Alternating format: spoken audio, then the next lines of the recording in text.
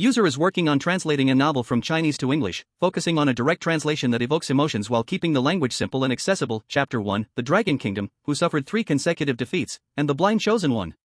Global announcement, the 10th round of the Blue Star National Luck game is about to begin.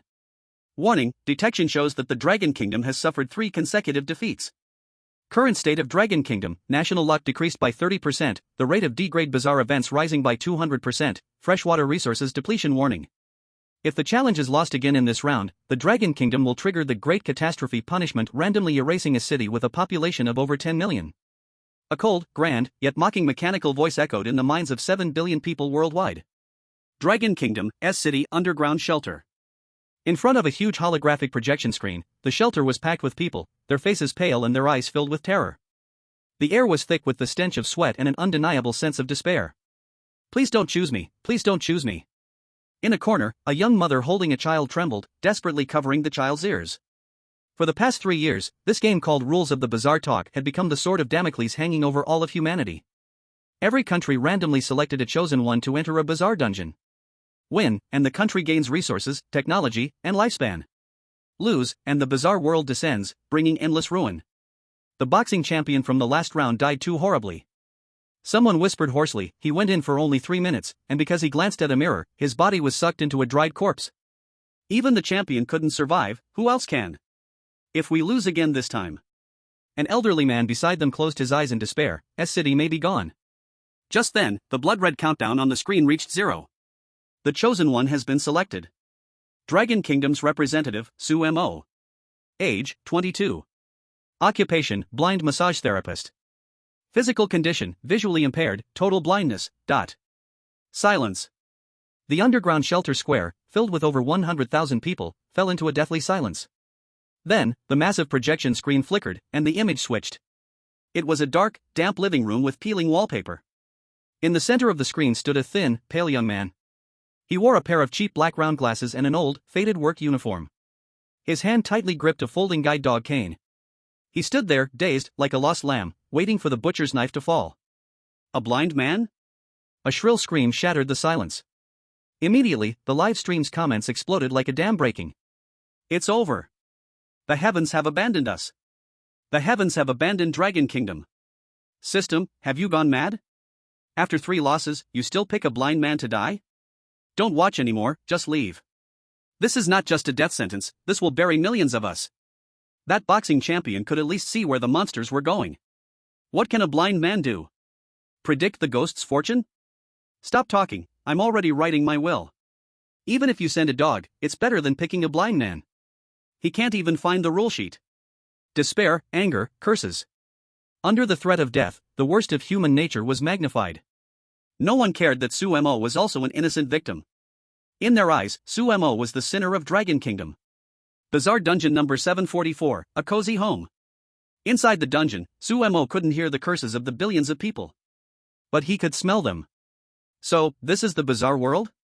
Su Mo tilted his head slightly, his nostrils flaring. The air was thick and sticky like glue, mixed with the scent of moldy wood, cheap strawberry air freshener, and a faint odor of raw meat that seemed to have fermented in the sewers for 3 days. As a blind man who had lived in the dark for 20 years, he was far more sensitive to his surroundings than most people. Every detail was crystal clear to him. He could sense the dampness in the corner of the room, the wear on the wooden floor, and even the unease in the air. More importantly, since the moment he entered, there were strange sounds in his ears. Like now. His guide dog cane tapped lightly on the ground. Tap, tap. A subtle vibration sound came from the tea table directly in front. It was as if something was breathing quickly on the paper. Su Mo did not panic and scream like the viewers had expected, nor did he tremble in place. He adjusted his sunglasses slightly, and although his grayish-white eyes, devoid of focus, couldn't be seen, they precisely locked onto the direction of the tea table. He walked over step by step, moving as calmly as if he were in his own home. What is he doing? How does he know there's a table there? Someone in the barrage exclaimed. Su Mo stretched out his pale, long fingers and felt for the cold, slippery piece of paper on the tea table. The moment his fingertips touched the paper, the sensation made him frown slightly. It didn't feel like paper, but like a freshly peeled, still damp human skin. There was raised braille on it. This was the only mercy the national welfare system provided to disabled people. Reading rules. Su Mo began to feel and read. At the same time, red rule text appeared on the livestream screen. Welcome home, my dear. For the harmony and safety of the family, please make sure to follow these house rules. Sumo's fingers brushed across the first line of Braille. Rule 1, Mommy loves you very much. She works hard to cook every day. Only Mommy's food is absolutely safe. No matter how hungry you are, please finish it without wasting. However, just as the system read this rule aloud, a sharp, mocking voice, full of dark amusement, suddenly exploded deep in Sumo's mind, with no warning. Pfft, ha ha ha. Safe? Yeah, after eating her food, your organs will become her collection, safely preserved in her stomach. It's a food offering for the dead. Want to try it?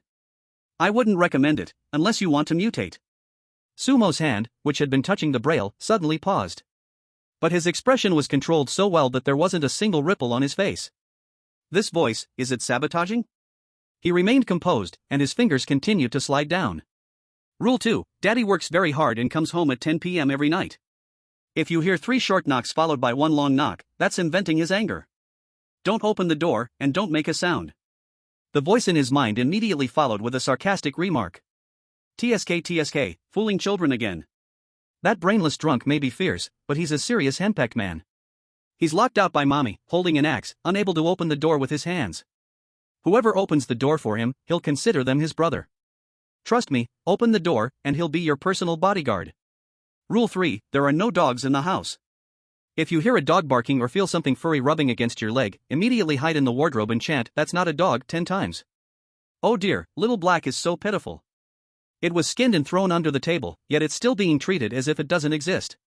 Hey, blind man, it's drooling right by your feet. Don't hide, give it some food. It's more loyal than anyone else. Reading complete. Sumo retracted his hand. Even with his sunglasses on, it was clear that the corner of his mouth formed a very subtle arc. The all-knowing ear. So this is the gift of being the chosen one? To hear the lies and malice behind the rules. This scenario seemed to offer rules, but in reality, they were all cognitive traps designed to lead the chosen one to death. If he followed the rules like that previous boxer, he probably wouldn't survive the night. At this moment. Slosh, slosh. A damp, heavy footstep sound came from the kitchen direction. With each step, it was as if someone was stepping in rotten mud. Darling, it's time to eat. A soft voice that sent chills down the spine of anyone who heard it. The livestream screen suddenly shifted, giving a close-up shot. Billions of viewers around the world gasped in shock. A middle-aged woman, wearing an apron stained with years of grease, appeared. Her face looked like a wax figure melted by high heat. The features twisted and squeezed together, the eye sockets empty, with only 2 flickering balls of ghostly fire. The mouth stretched back to the ears, revealing 2 rows of fine, shark-like sharp teeth. In her hand, she held a steaming plate of meat. It was red, still twitching slightly, with viscous brown corpse oil dripping over it. Damn! Mom's here. Don't eat it.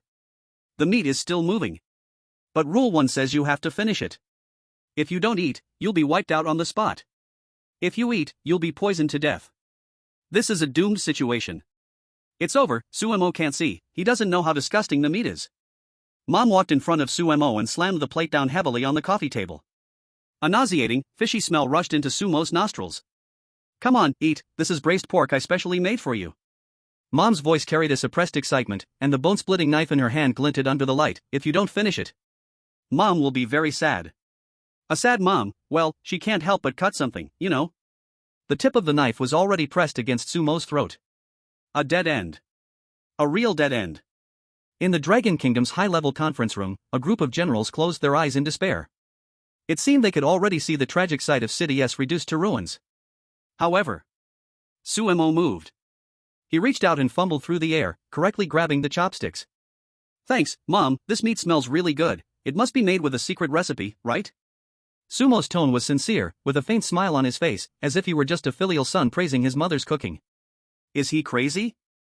Is he really going to eat it? Don't eat it. That's human flesh. Sumo picked up a thick piece of meat.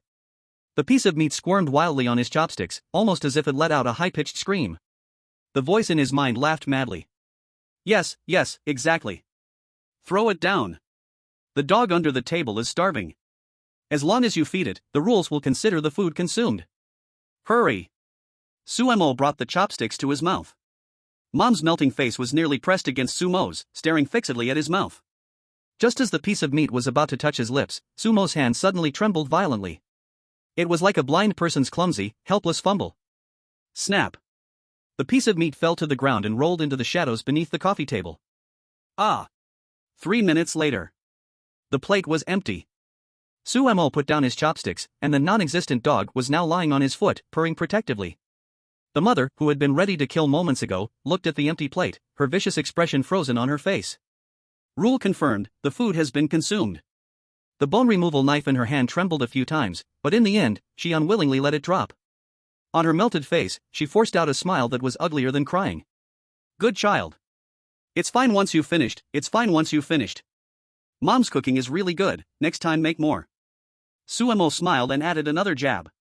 The mother jolted violently, then turned and dragged her heavy steps back to the kitchen, her back looking especially pitiful. Sumo sat on the sofa and lightly exhaled.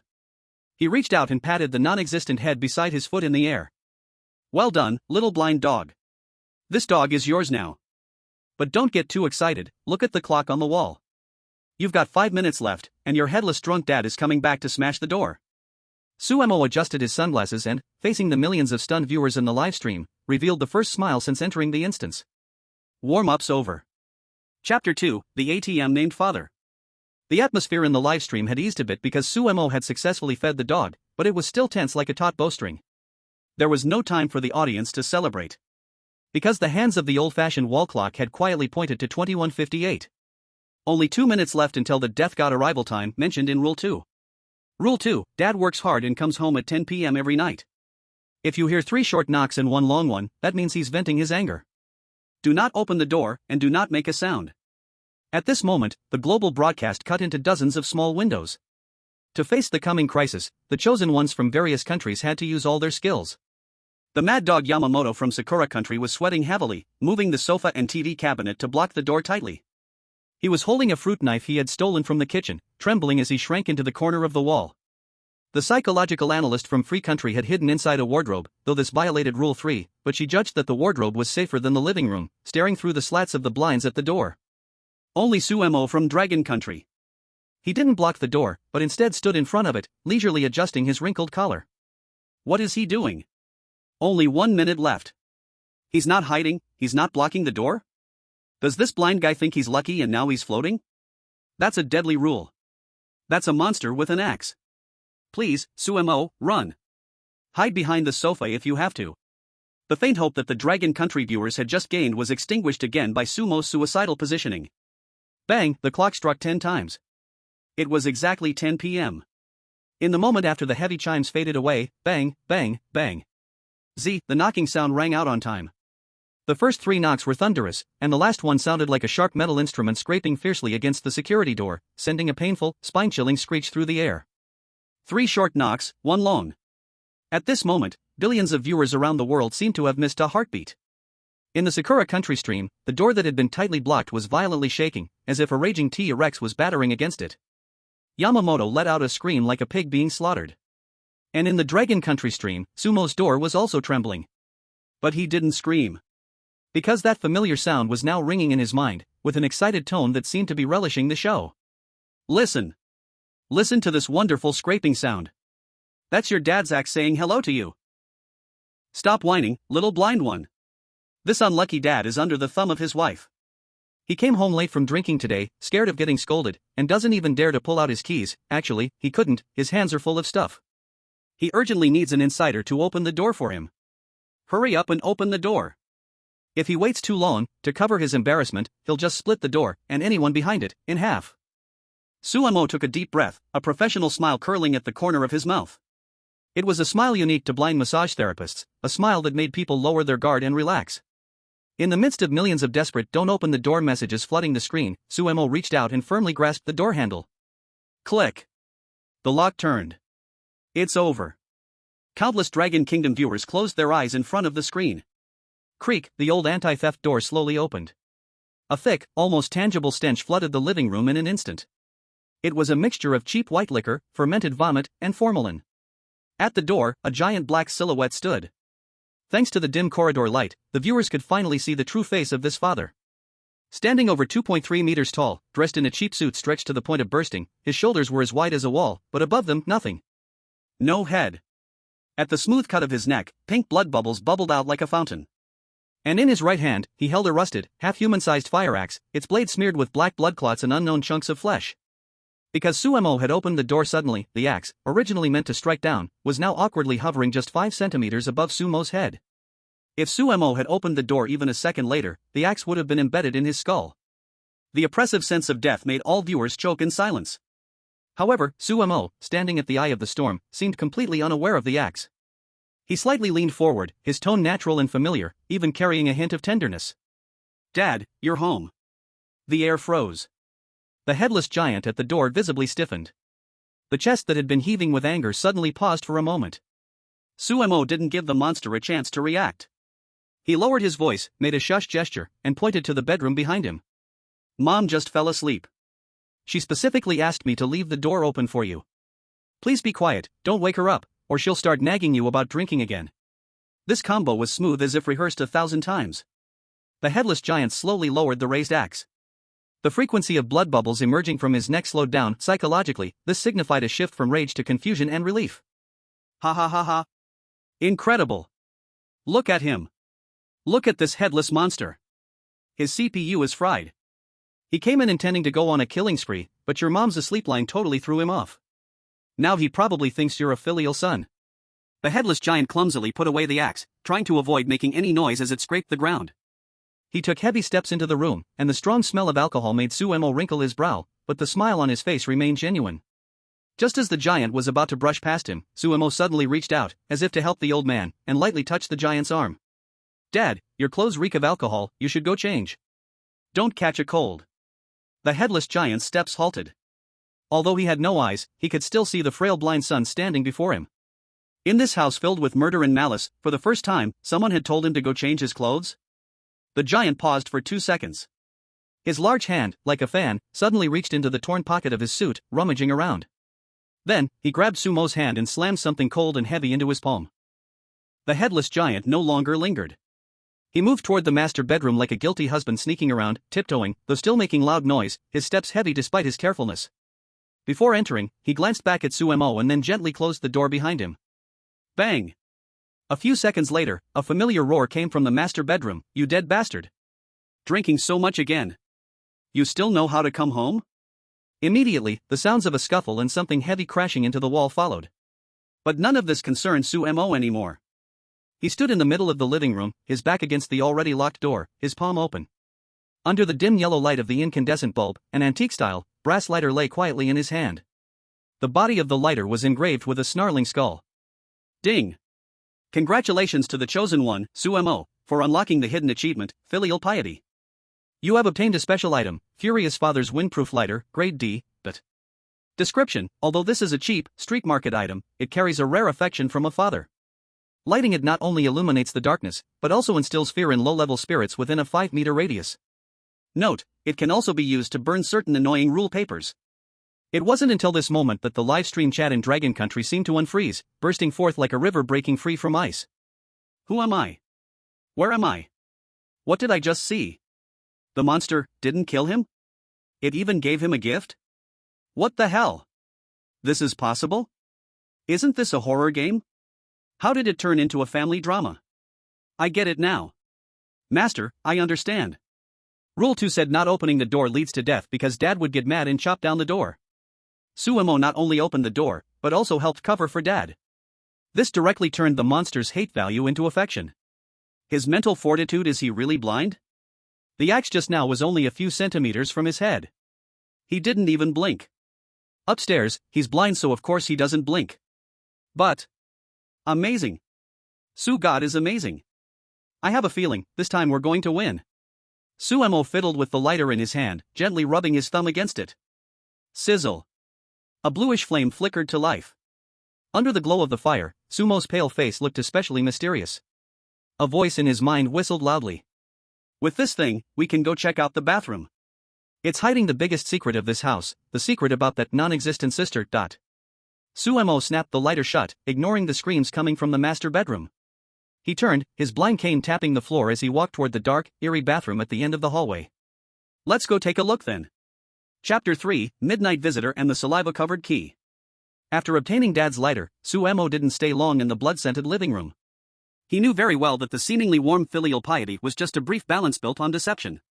Once that headless drunk in the bedroom was woken up by his wife or realized he'd been tricked, the consequences would be unimaginable. Suemo groped along the wall and entered the bathroom. This was the place with the heaviest negative energy in the whole house. The air was thick with the damp, musty smell, and the faucet, though tightly shut, still dripped with a drip, drip sound. Each drop of water falling into the porcelain basin sounded like a countdown in the still of the night.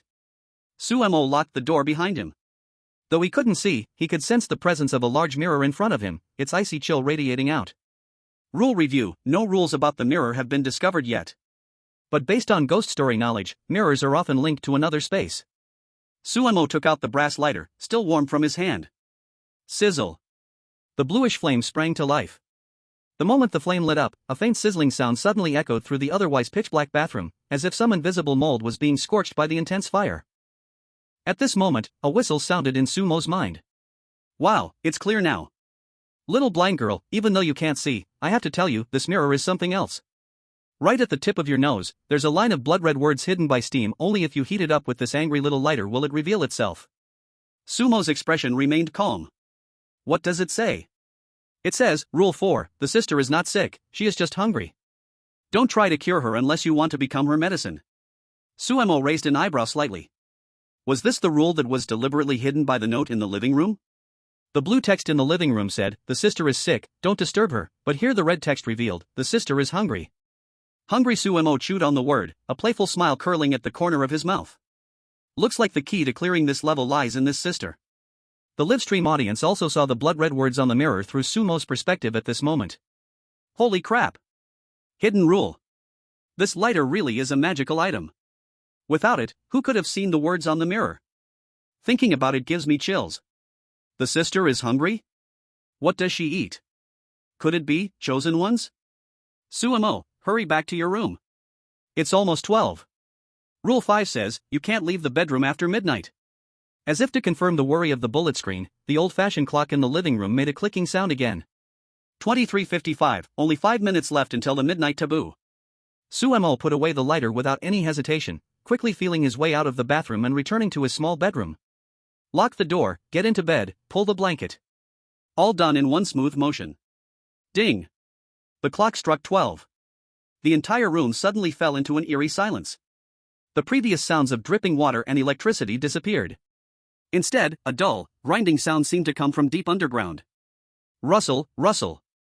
It sounded like countless soft creatures were crawling on the floor. Suemo lay in bed, eyes closed, although it wouldn't make a difference if he opened them. As a blind man, his sense of touch was magnified infinitely in the darkness. He could feel the temperature in the room rapidly dropping. Something had come in. There was no sound of the door opening. The thing had either slipped through the gap under the door or crawled out from under the bed. The live stream turned into a sickly green night vision mode. Billions of viewers held their mouths in terror. Sumo's bed was rising little by little at the foot of the bed. A dark, irregular shape was slowly crawling up his legs, heading toward his chest. It's a bed pressure ghost. It's a bed pressure ghost. I knew it wasn't going to be that simple. Rule 5 said not to leave the bedroom, but it didn't say the bedroom was safe. It's over, it's over. Has Suemo been frozen? Why isn't he moving? Fight back. Burn it with the lighter. The raised shape got closer and finally stopped at Sumo's chest. A damp, fishy breath sprayed onto his chin. Suemo still didn't move. Not even his breathing was disturbed. Because in his mind, the voice was lazily yawning, don't worry, it's not a female ghost, and it's not a tentacle monster. It's your little greedy friend coming to repay its debt. Tisk, it's holding something dirty in its mouth, about to spit it out for you. Sumo's previously tense muscles instantly relaxed. He stretched out his hand under the blanket and accurately touched the furry little head. A damp nose, a rough tongue. It was the non-existent dog, Little Black. Wolf Little Black let out an extremely low whimper, seemingly enjoying Sumo's petting. Then, it opened its mouth and gently spat a cold, hard, slimy object into Sumo's palm. Ding! Congratulations, the chosen one Suemo, you have obtained the key item, spare key to the sister's room, sea level, but... Description: this key was once swallowed by the dog. It was the only thing that could open the sister's room from the outside. It was stained with dog saliva, and seemed to temporarily suppress some kind of curse. Suemo gripped the slippery key tightly. Even through the sticky slime, he could feel the intricate patterns on the key's handle, the shape of a tortured, twisted human face. Good boy. Suemo whispered softly, pulling out a broken bone he had secretly hidden from dinner, something he left on purpose when feeding the dog, and shoved it into the dog's mouth. The black dog took the bone, happily rubbing its face against Sumo's hand, before its body twisted, slipping like smoke under the bed and disappearing. Crisis averted. The live stream's comments exploded once again. I'm on my knees, really on my knees. Is this the cycle of fate? Because in the first chapter, he didn't kill the dog but fed it, so now the dog brought him the key to progress? Is this the big shots plan? One step ahead of everyone? Wait. The key is obtained, but what does he plan to do? The rules clearly say, do not disturb sister. Does he want to open the sister's door? As if to respond to the viewer's speculation, Suemo didn't, like others, obediently sleep through the first night. He held the key tightly, his face showing no trace of sleepiness. Instead, he wore the excitement of a hunter about to trap his prey. The voice in his mind echoed again, this time with a tempting tone, "Haha, the key is in hand." Do you know what that means? It means you can meet the real boss of this scenario, the one locked in the room, starving and wanting to eat people, that little cutie. Only by finding her can you find the exit to leave this home nut. But, let me remind you. She is not the same little girl who only knows how to act cute. Are you sure you want to go? If you go now, the mortality rate is 90%, if you wait until tomorrow morning when mom realizes you took the key, the mortality rate is 100%. A 10% chance of survival? Suemo got off the bed, put on his shoes, and tightly gripped his cane. That's enough for a blind man like me. Before the horrified gaze of all humanity, Suemo violated the no leaving the room at night rule, turning the bedroom door handle quietly. The living room was eerily silent, with only the sound of chewing coming from an unknown place. Suemo relied on his cane, taking one step at a time toward the red wooden door at the end of the hallway, his sister's room. With each step, blood seeped from the floor. With each step, the live stream's popularity skyrocketed by 10 million. When Suemo stood before the red door, he inserted the saliva-coated key into the lock. He stopped. He looked into the void, or perhaps at the billions of people in front of their screens, and said softly, since rules are meant to be broken, then. Click. The lock turned. A thick, suffocating stench of blood poured out from the crack in the door, accompanied by the sound of a young girl's silver bell-like laughter. Brother, you finally came to play with me? Suemo smiled faintly, pushing the door open. Yeah, brother is here to cure you. Chapter 4, The Furious Sister and the Blind Masseuse's Special Service. Click. As the door behind him shut, Suemo completely cut off his retreat. Because this room was too beautiful. Unlike the moldy, bloody living room outside, this room was decorated in a dreamlike pink. Pink wallpaper, a pink princess bed, and stuffed animals filling the room. If you ignored the occasional red slime seeping out from the wallpaper and the stuffed animals with their eyes gouged out, this could almost be the room of an ordinary little girl. But Suemo couldn't see any of this. All he could feel was a chilling coldness. His work uniform was instantly frozen through. It was a malice purer and crazier than facing the headless father. He. A chilling laugh spread from all directions in the room. It was as if countless shadows were roaming the walls. Brother, you're really disobedient. The rules clearly say, don't disturb your sister. Do you want to become my doll? The voice finally stopped right in front of Suemo. On the pink princess bed, a petite figure slowly sat up. She held a teddy bear missing its head in her arms, wearing an exquisite lace nightgown, but the exposed skin was like a puzzle, covered in rough black stitches. The most terrifying part was her neck. It was bent at an eerie 90-degree angle, as if her cervical spine had already snapped, with her head forcefully hanging from it. Warning. Detected S-class anomaly source, the assembled sister. Current survival rate, 0.01%. The live stream room exploded. This is S-class? Why is there an S-class monster in a beginner's dungeon? We're done for. Sumo's lighter can only scare D-class monsters, it's useless against this boss. Run, Suemo. While she hasn't made her move yet. Run? Sumo's fingers tightened slightly around his cane. He didn't move. Not because he was scared silly, but because the voice in his head was conducting a live broadcast. Don't be scared by her appearance, little blind man. This little girl may look fierce, but she's actually a defective product. Her body was stitched together by those perverted parents, and her bones are completely misaligned. Listen to the sound of her bones grinding, creak, creak. Every second she's enduring excruciating pain. She's not trying to kill, she's just trying to vent her pain. A flash of light passed under Sumo's sunglasses. Pain? That's easy to handle. Isn't this just perfect for him? Roar! The sister suddenly let out a monstrous scream. She had lost her patience. Countless strands of black hair shot out like sharp swords from her back, piercing straight toward Sumo's forehead, throat, and heart. Life or death in an instant. Suemo didn't try to block it with his lighter, that tiny flame could never stop this. He simply made one extremely simple motion, sidestepping and squatting down. The blind man's unique sensitivity to air currents allowed him to find the only gap in the dense assault. Thud, thud, thud. The hair stabbed into the door behind him, splintering wood everywhere. Suemo was unharmed. He even used the momentum of his squat to step forward, directly reaching the bedside. This action completely baffled the sister. It was always humans running away, but she had never seen anyone actively dive into the monster's embrace. Brother, do you want to dive faster? The sister tilted her broken head, her pitch-black eye sockets glaring fiercely at Suemo. Suemo put away his cane. He stretched out both hands, his face showing that signature, gentle, harmless smile. Sister, I see you keep tilting your head. Your neck must hurt, right? At that moment, the livestream viewers' CPUs were about to burn out. What is he saying? Is he asking if the ghost girl's neck hurts? Dude. It's broken. Of course it hurts. Is this his last words? This is crazy. The sister froze. On her face full of stitches, a hint of surprise appeared, followed by a more sinister rage. Hurt, of course it hurts. It hurts so much. I'm going to twist your head off, and you'll know just how much it hurts. Her black hair flailed wildly, about to tear Suemo into pieces. Don't move. Sumo's voice suddenly became deep, commanding, with an undeniable professional tone. I'm a doctor, specializing in neck pain and fractures. Before the words finished, Sumo's hand shot out like lightning. Left third cervical vertebra, tilted 15 degrees to the right. Seventh thoracic vertebra reversed. Make a move. The voice in his head precisely guided him. Sumo's fingers accurately grasped the broken neck vertebra connection of the sister. It was cold, slippery, like the touch of dead flesh. If it were anyone else, they would have been paralyzed by fear. But Suemo was a blind massage therapist.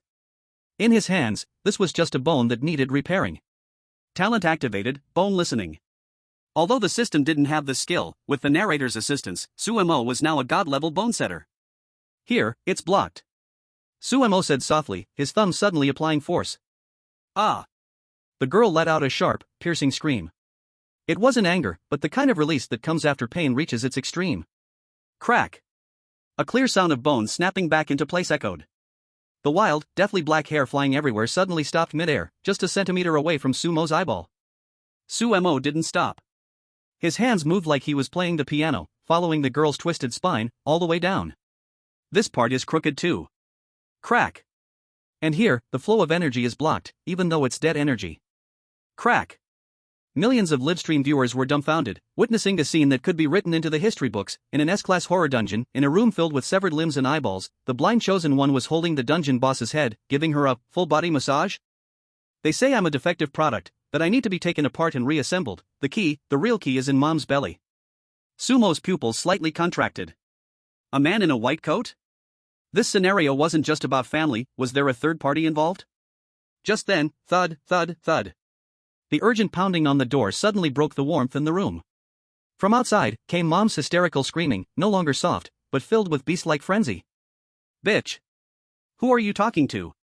Open the door. It's time for your medicine. And that blind one. I know you're in there. Come out. I'll peel your skin and make a lantern out of it. The door shook violently, as if it would be smashed open any second. The viewers in the live stream had their hearts in their throats again. Damn. Mom's gone berserk. It's over, the noise earlier was too loud, we've been found out. Now there's a wolf in the front and a tiger in the back, we're trapped. But Suemo remained calm. He held his sister's cold little hand in return and the corners of his mouth curved into a crazed smile. Sister, do you want to get revenge? Sumo's voice was filled with temptation. Now that your neck's healed, how about we go out and loosen mom's bones? His sister lifted her head, and in her pitch-black eye sockets, two ghostly green flames instantly flared up. She grinned, revealing a mouth full of sharp teeth, her smile dazzlingly bright. Okay, brother. Ding. Congratulations to the chosen one, Suemo, for unlocking the hidden achievement, the Devil's Bargain. S-Class Series sister has temporarily joined your team. Current task changed, hunt time. Chapter 5, The Sword in the Mother's Hand, the Strike on the Traveler's Body. Boom. It was Mom. But no longer the middle-aged woman in an apron. Now, her body had swollen 3 times in size, like a bloated corpse bag. A massive tear had opened up in her abdomen, and countless undigested human hands were wildly flailing inside, like the tentacles of hell. Two huge, bone-white blades had replaced her arms, raised high, carrying a nauseating, bloody stench. Give her back to me, give my sister back to me. Her voice was like iron scraping against iron, painfully loud. Warning! Boss, the gluttonous mother enters stage 2 rampage. The global audience held its breath. Even through the screen, the pressure of this S-class monster made people's legs go weak. However, at the center of the storm, Su-mo didn't even adjust his sunglasses. He merely tilted his head slightly, as if listening to a symphony. In his mind, the annoying narrator spoke at lightning speed, almost screaming with excitement, "It's here! Top left, 45-degree angle. Heavy slash. This old woman's strong, but her stance is unstable. 3 years ago, her left meniscus was torn, that's the fatal spot." Sumo's lips curled slightly, and he softly uttered one word, "left." Swish. A small black shadow suddenly shot up from his side. Got it. Countless black hairs, sharp as steel needles, shot out, precisely wrapping around the falling bone blades. Then, his sister, like a ghost, passed through Sumo's armpit, her pale little hand turning into claws, ruthlessly grabbing at the swollen knee. Crack. The crisp sound of breaking bones was even more delightful than thunder. Roar.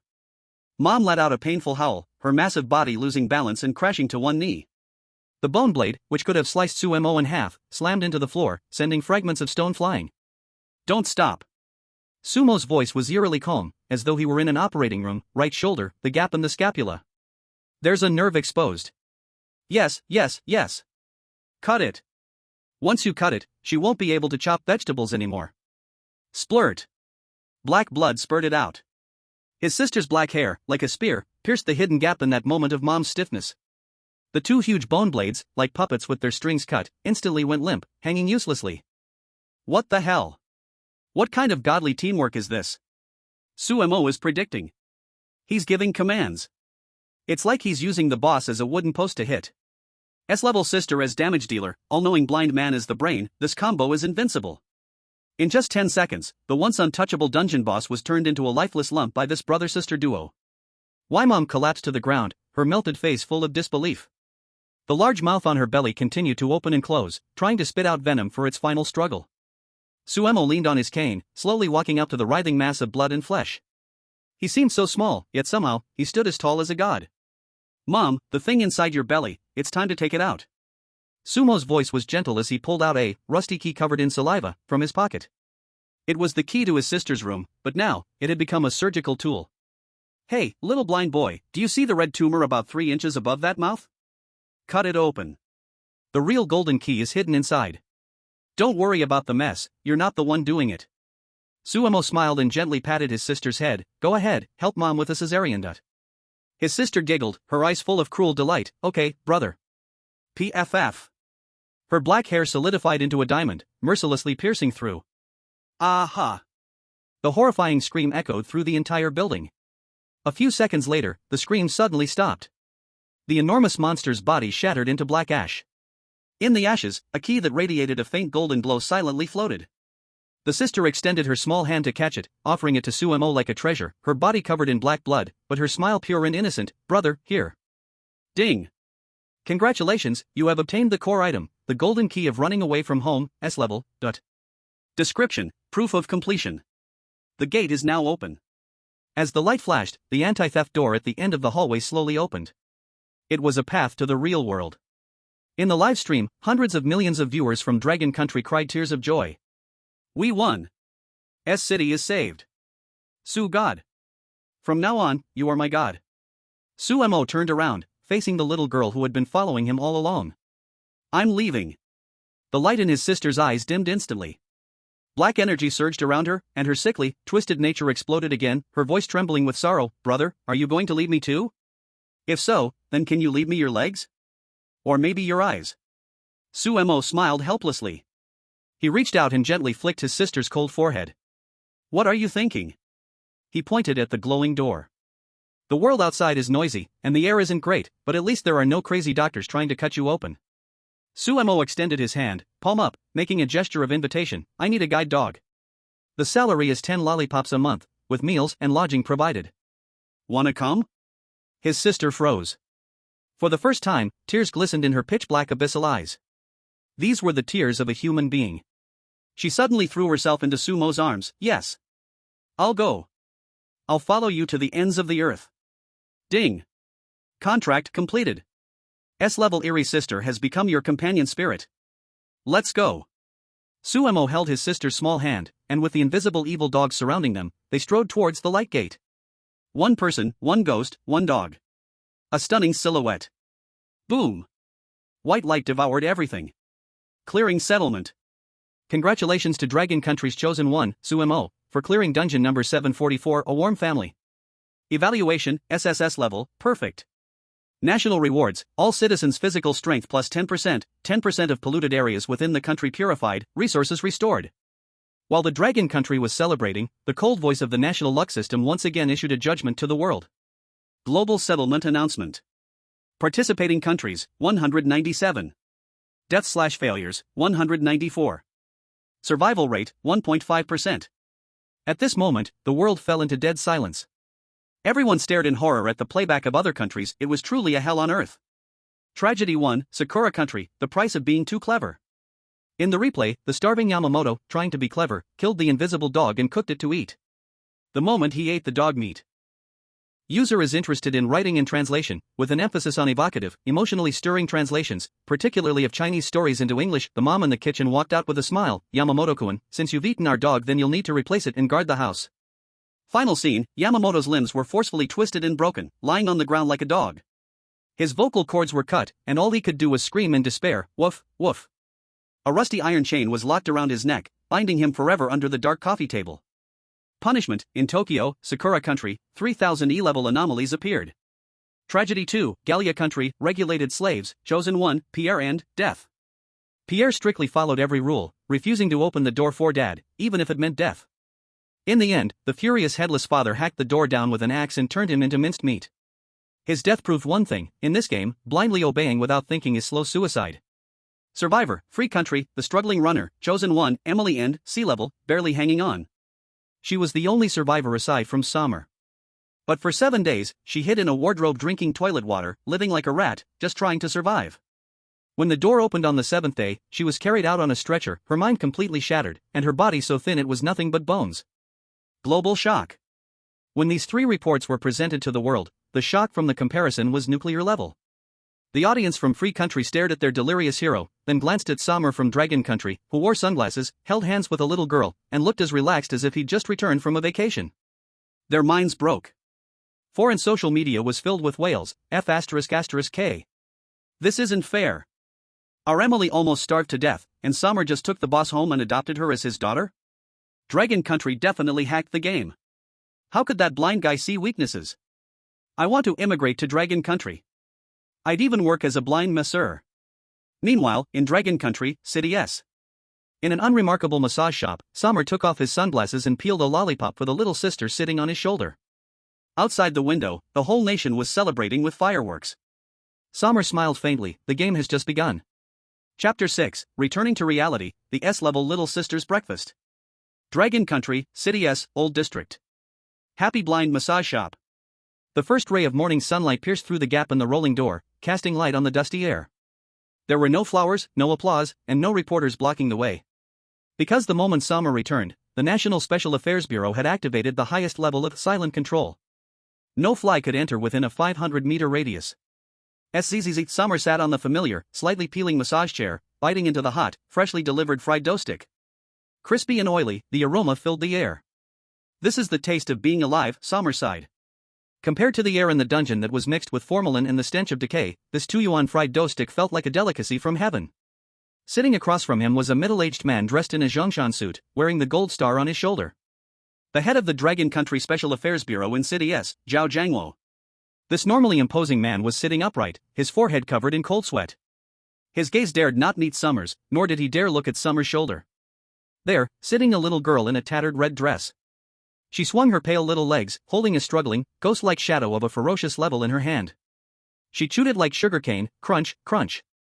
And under the table, there were occasional, chilling growls. The invisible vicious dog Little Black was gnawing on bones. Sue, Mr. Sue. Zhao Jiangwo wiped his sweat, his voice dry. If it's not to your taste, we can have the national banquet chef fly over right now.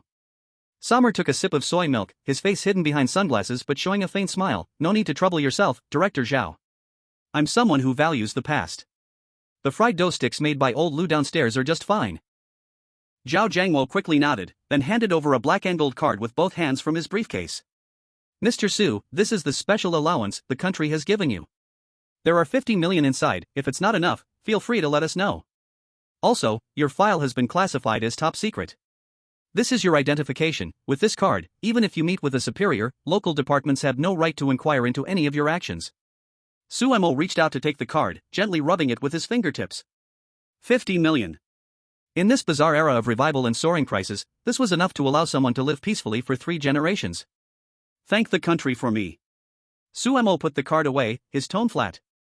And this? Zhao Jiangwo waved his hand. 2 agents immediately walked in, carrying a large, cold-insulated box.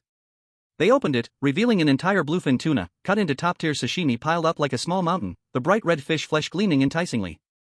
According to your request, it's all raw, with blood. Zhao Jiangwo swallowed hard. Su Mo patted his sister's shoulder. Sis, stop gnawing on that junk, dinner's ready. Wow.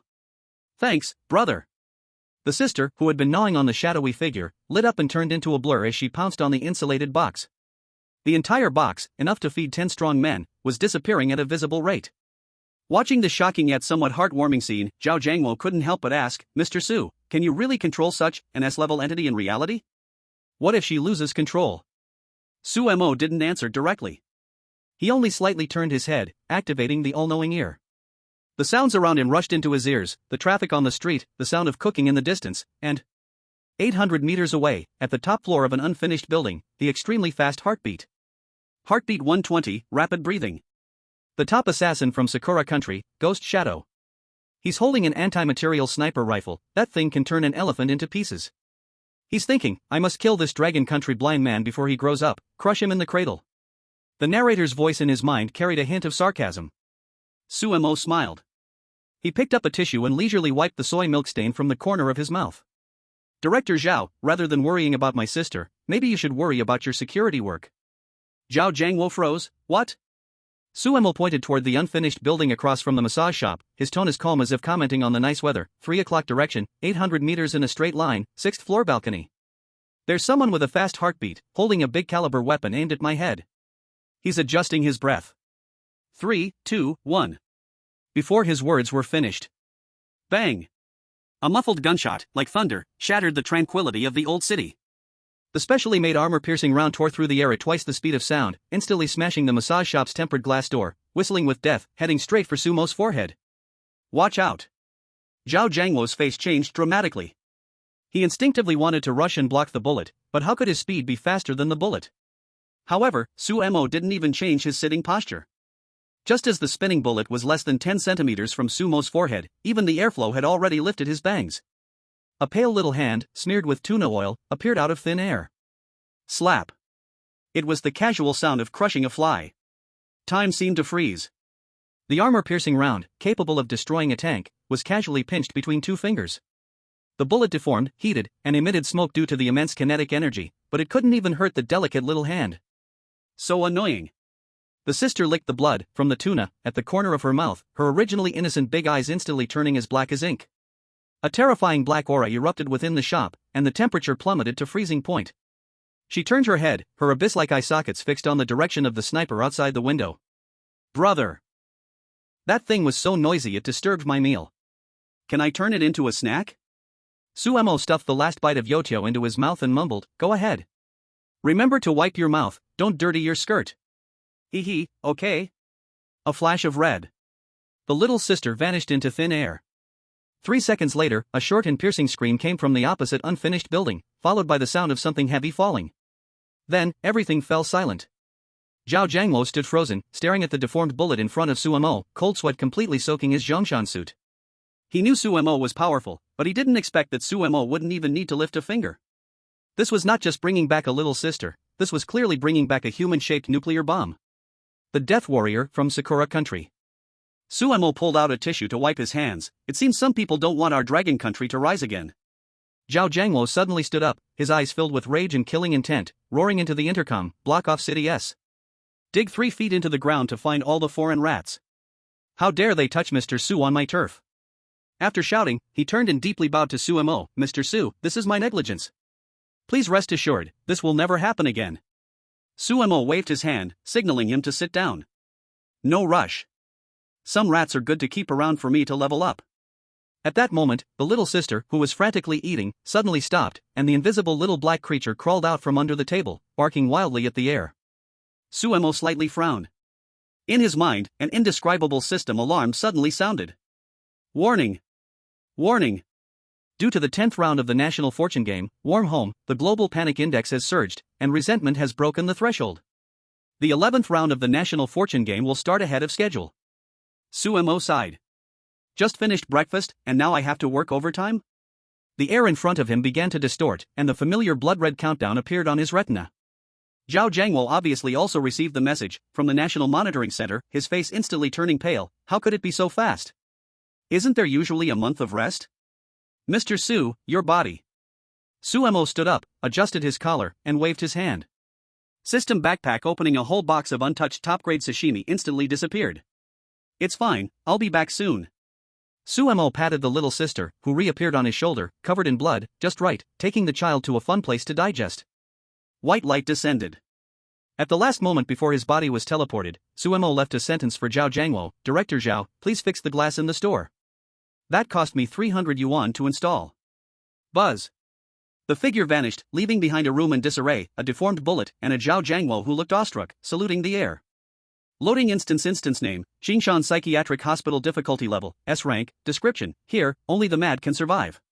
Chapter 7 Room 404, with patients harboring their own secrets. Global announcement, the 11th round of the National Fortune game officially begins. Instance mode, multiplayer team battle, 4 people/group. Instance name, Qingshan Psychiatric Hospital. Clear condition, obtain the discharge certificate and survive for 7 days.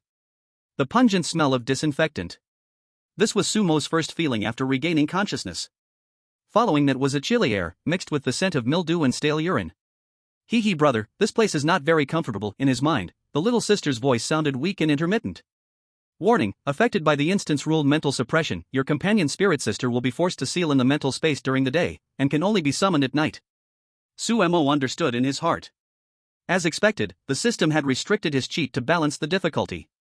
During the day in the psychiatric hospital, it seemed he could only rely on himself and teammates. He groped under himself. A hard iron frame bed.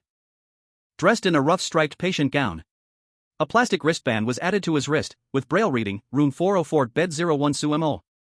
Damn, what the hell is this place? A gruff, bass-like male voice sounded from the right side of the room. Based on the voice, this person weighed at least 200 pounds. Shut up, you stupid bear. This is an S-level instance, and your loud voice will attract monsters. Another voice came from the left, with a tone that was arrogant and calm, carrying the superiority of someone in authority, speaking fluent American English. Baka, why am I stuck in the same group with someone from Dragon Country? A third voice hissed from the corner, soft like a snake grinding its teeth. Sumo slightly tilted his head, adjusting his sunglasses on the bridge of his nose. The all-knowing ear activated. In an instant, 3 distinctly different heartbeats and inner voices flooded into his ears. Target 1, Andre, Bear Country. Location, Bed 02. Features, former underground boxer, 2 meters tall, muscular. Inner voice, damn it, without vodka, I want to kill. Those bastards from Lighthouse Country sold my brother Ivan last round, this time I'll crush this 4-eyed frog's head. Target 2, Smith, Lighthouse Country. Location, Bed 03. Features, Wall Street actuary, gold-rimmed glasses, a refined scoundrel. Inner voice, I'm lucky, I ran into that blind guy from Dragon Country. According to big data analysis, he was just lucky last round. This time, I'll use his hearing as a scout, pushing him into danger when needed. As for that bear, I need to find a way to trick him with the rules. Target 3, Sato Jiro, Sakura Country. Location, Bed 04, in the corner. Features, a nerd, gloomy, the younger brother of last round's deceased Mad Dog Yamamoto. Inner voice, brother, I will avenge you. This blind man caused your death, and within the rules, I will slowly torture him to death. Where should I start? Hide his cane? A playful curve appeared at the corner of Sumo's mouth. Well, a hot-tempered tank, a sly old fox, and a revenge seeker. This is not a hospital room, it's a breeding ground for plots. Sumo slowly sat up, lightly tapping his cane, a basic equipment returned by the system, on the ground twice. Tap, tap. The crisp sound attracted everyone's attention. Hey, isn't this the hero Suemo from Dragon Country? Smith spoke first, his tone laced with hypocritical enthusiasm. I am Smith from Lighthouse Country. Since we're in the same ward, it's fate. I'm a mental type player, and to clear the game, I suggest everyone listen to my command. Listen to your command? Andre jumped down from the bed, shaking the floor. Listen to you and die? You people from Lighthouse Country are all black-hearted. Rude. Smith adjusted his glasses, shifting his gaze to Suemo. Mr. Su, you are blind and have difficulty moving. If you don't cooperate with me, this mad bear might accidentally hurt you. As for that friend from Sakura Country. Satojiro shrank in the shadows, staring intently at Suemo, saying nothing, only playing with a sharpened toothbrush handle in his hand. Facing Smith's coaxing and the hostility of the other two, Suemo simply replied lightly, cooperation is fine. But I'm not used to listening to others' commands. A glimmer of malice flickered in Smith's eyes, but he quickly covered it up. No problem, we can negotiate. At that moment, ding dong, the broadcast from the ceiling of the ward suddenly sounded, accompanied by a strange electrical noise. Attention all patients in room 404. The head nurse is about to come for rounds and distribute medication. Ward Rule 1, nurses like obedient patients. Please keep smiling when taking medicine, do not refuse, do not hide medications. Ward Rule 2, if you find the medicine too bitter, you can help each other. But remember, each person must eat at least one pill. Ward Rule 3, no loud talking or fighting in the ward. Violators will be sent to the electrotherapy room for a cooling-off period. The broadcast ended. The previously tense atmosphere instantly solidified. Medicine? Andre frowned. Can the medicine here be eaten? It must be poison. Smith's eyes flickered, clearly calculating quickly. The rules say everyone must eat at least one, and also say you can help each other. There's a loophole here that can be used. His gaze subtly swept over Summer. Inner voice, that blind man can't see the color of the medicine. If there's red poison, I can trick him into eating it and take my share. Summer's face was expressionless, but the inner commentary in his mind had already started to go wild. Listen. This white-headed eagle wants to turn you into a trash bin. When the nurse comes in, the tray will have red, blue, and white medicines. Red is a mutagen that turns people into monsters, blue is a sedative that makes one sleepy, and only white is a vitamin pill, though expired. This guy will definitely stuff the red one in your mouth. Clang. The heavy iron door was pushed open. An intense smell of blood rushed in. The nurse who walked in was nearly 1.9 meters tall, wearing a pink nurse outfit that was tight to the point of bursting. The most terrifying part was her face. There were no features, just a wide gash filled with sharp teeth. She held a tray with 4 cups of water and a pile of pills of various colors. Babies in room 404, it's time to take your medicine. The nurse's voice was sweet to the point of making one nauseous, her slit eyes scanning the 4 men in the room. If you don't eat, nurse sister might just flush you down the toilet. Smith was the first to step forward, wearing a standard professional fake smile. Nurse sister, you've worked hard, I love taking medicine.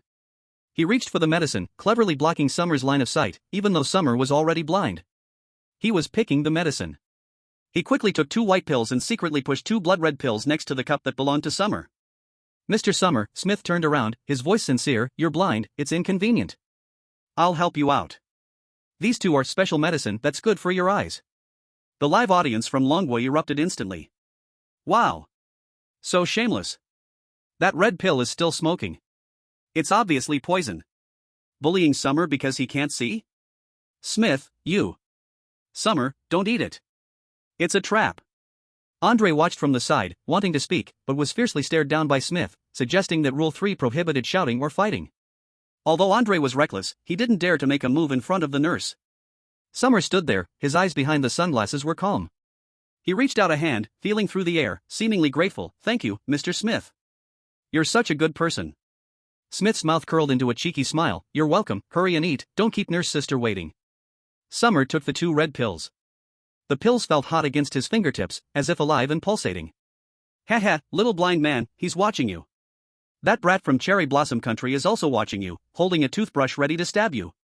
As for that bear, he's debating whether to help you block it. Summer smiled. He held the pills and stepped towards Smith. Mr. Smith, you said this medicine is good for the eyes? Oh, of course, Smith replied impatiently, hurry up and eat. But suddenly, Summer slipped, a classic blind man's fake fall.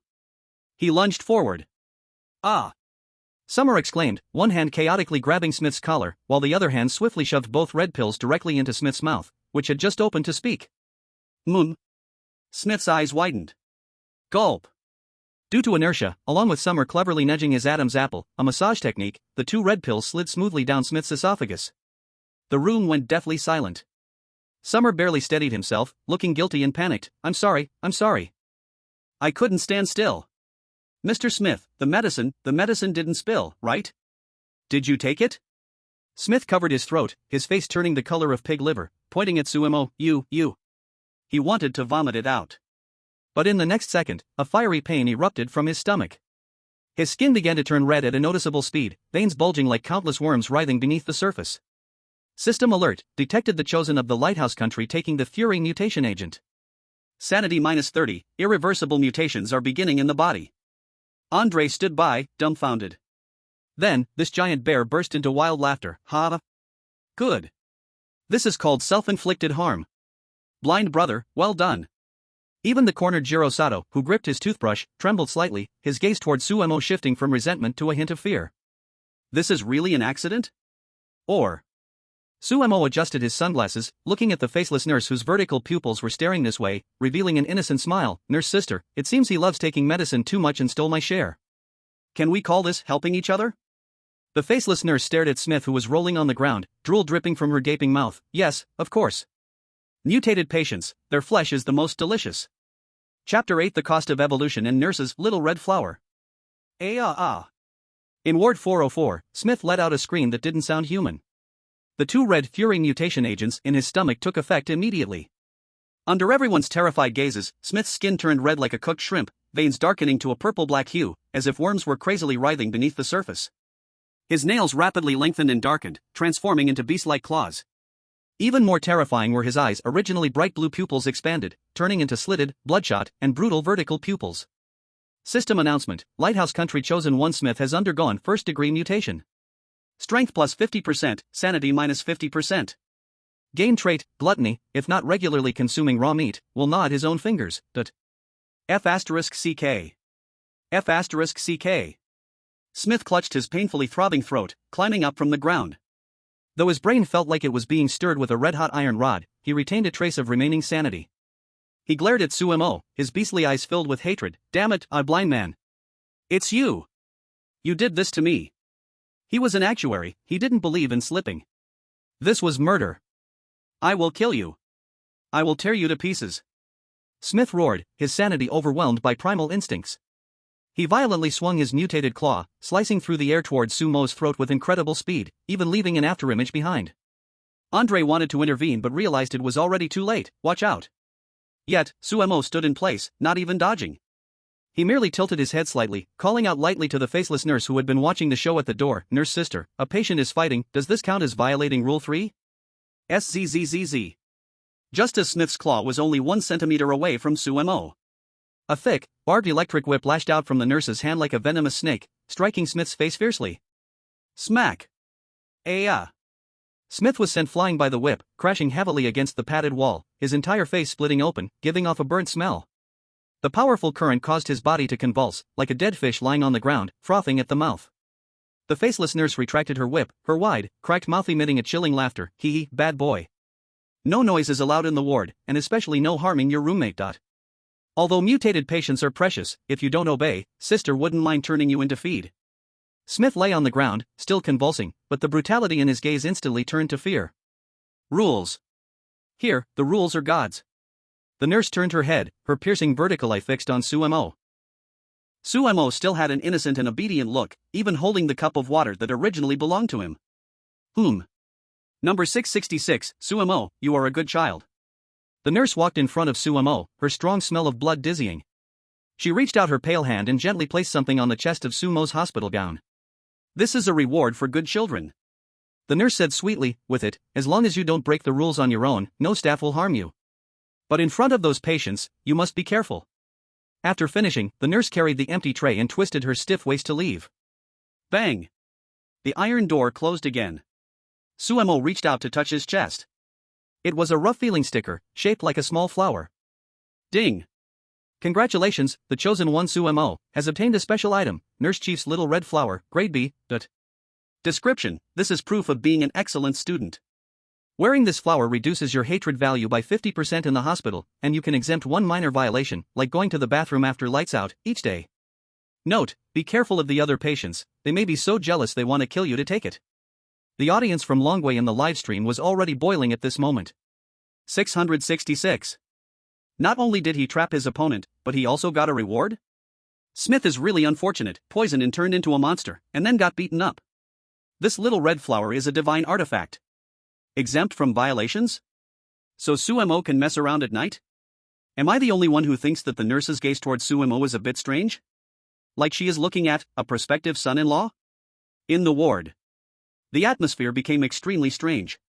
Smith curled up in a corner, madly licking his wounds. His body trembled, not from pain, but from hunger.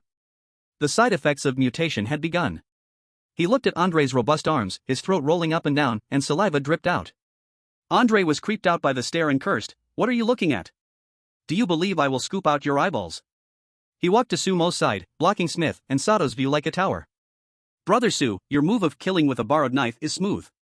Now this white-headed eagle has turned into a white-headed lizard, it's finished." Suemo shook his head and lowered his voice, "Not finished. It's actually more troublesome." The all-knowing ear heard that Smith's heartbeat is adapting to that mutation. His strength has increased, and there's a new voice in his head teaching him how to eat people. Just then. Ding dong, the broadcast rang again. Early medication time is over.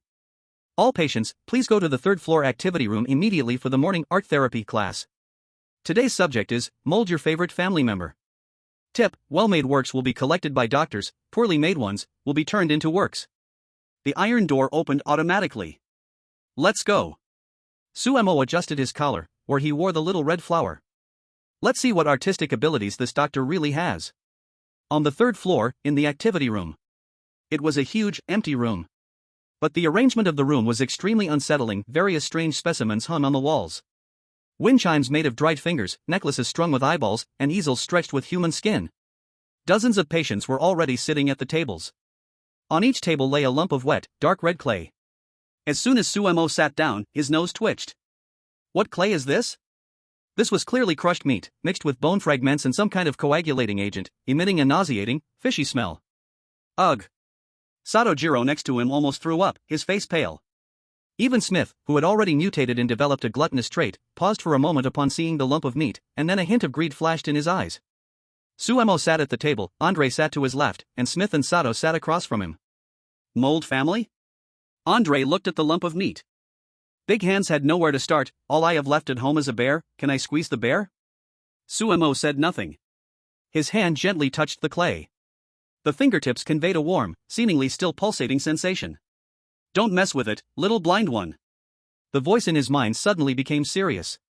This lump of meat paste is alive. It is made from the gathered resentment of those patients who failed to leave the hospital. If you squeeze your sister, this lump of meat may turn into a low-quality monster and attack you.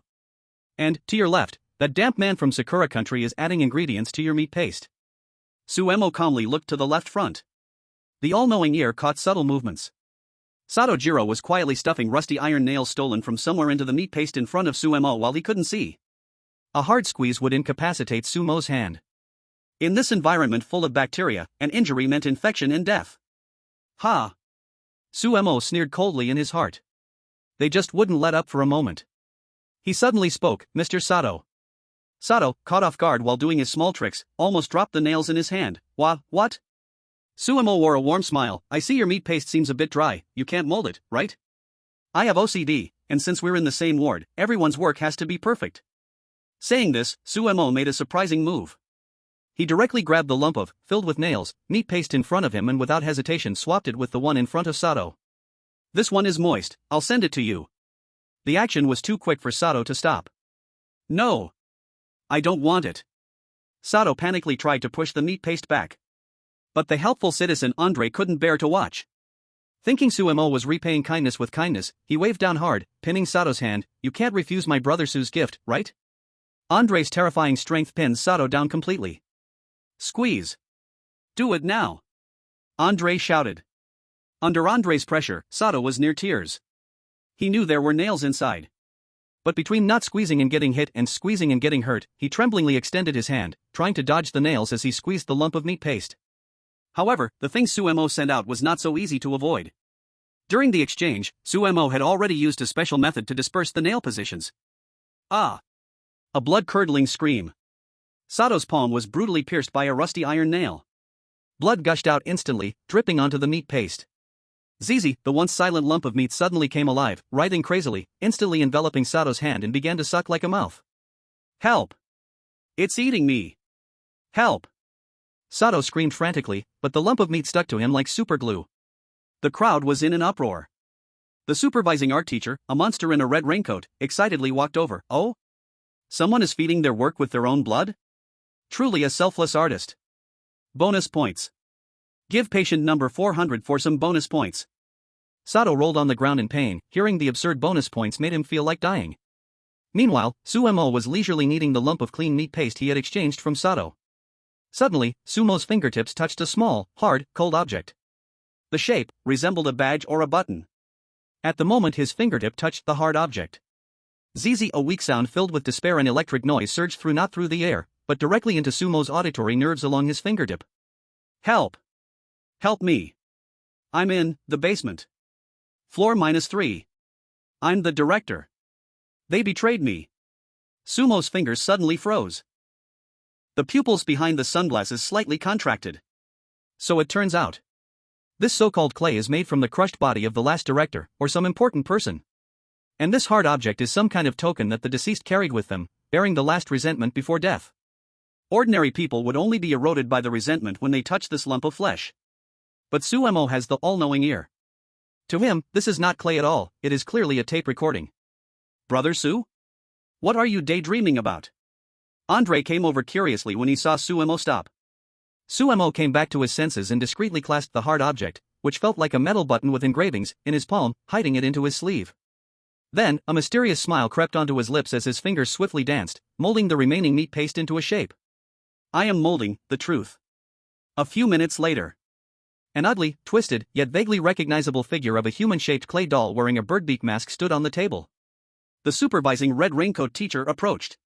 It looked at the birdbeak doll, and its previously numb face suddenly twitched, seemingly sensing some deep-rooted fear from its soul.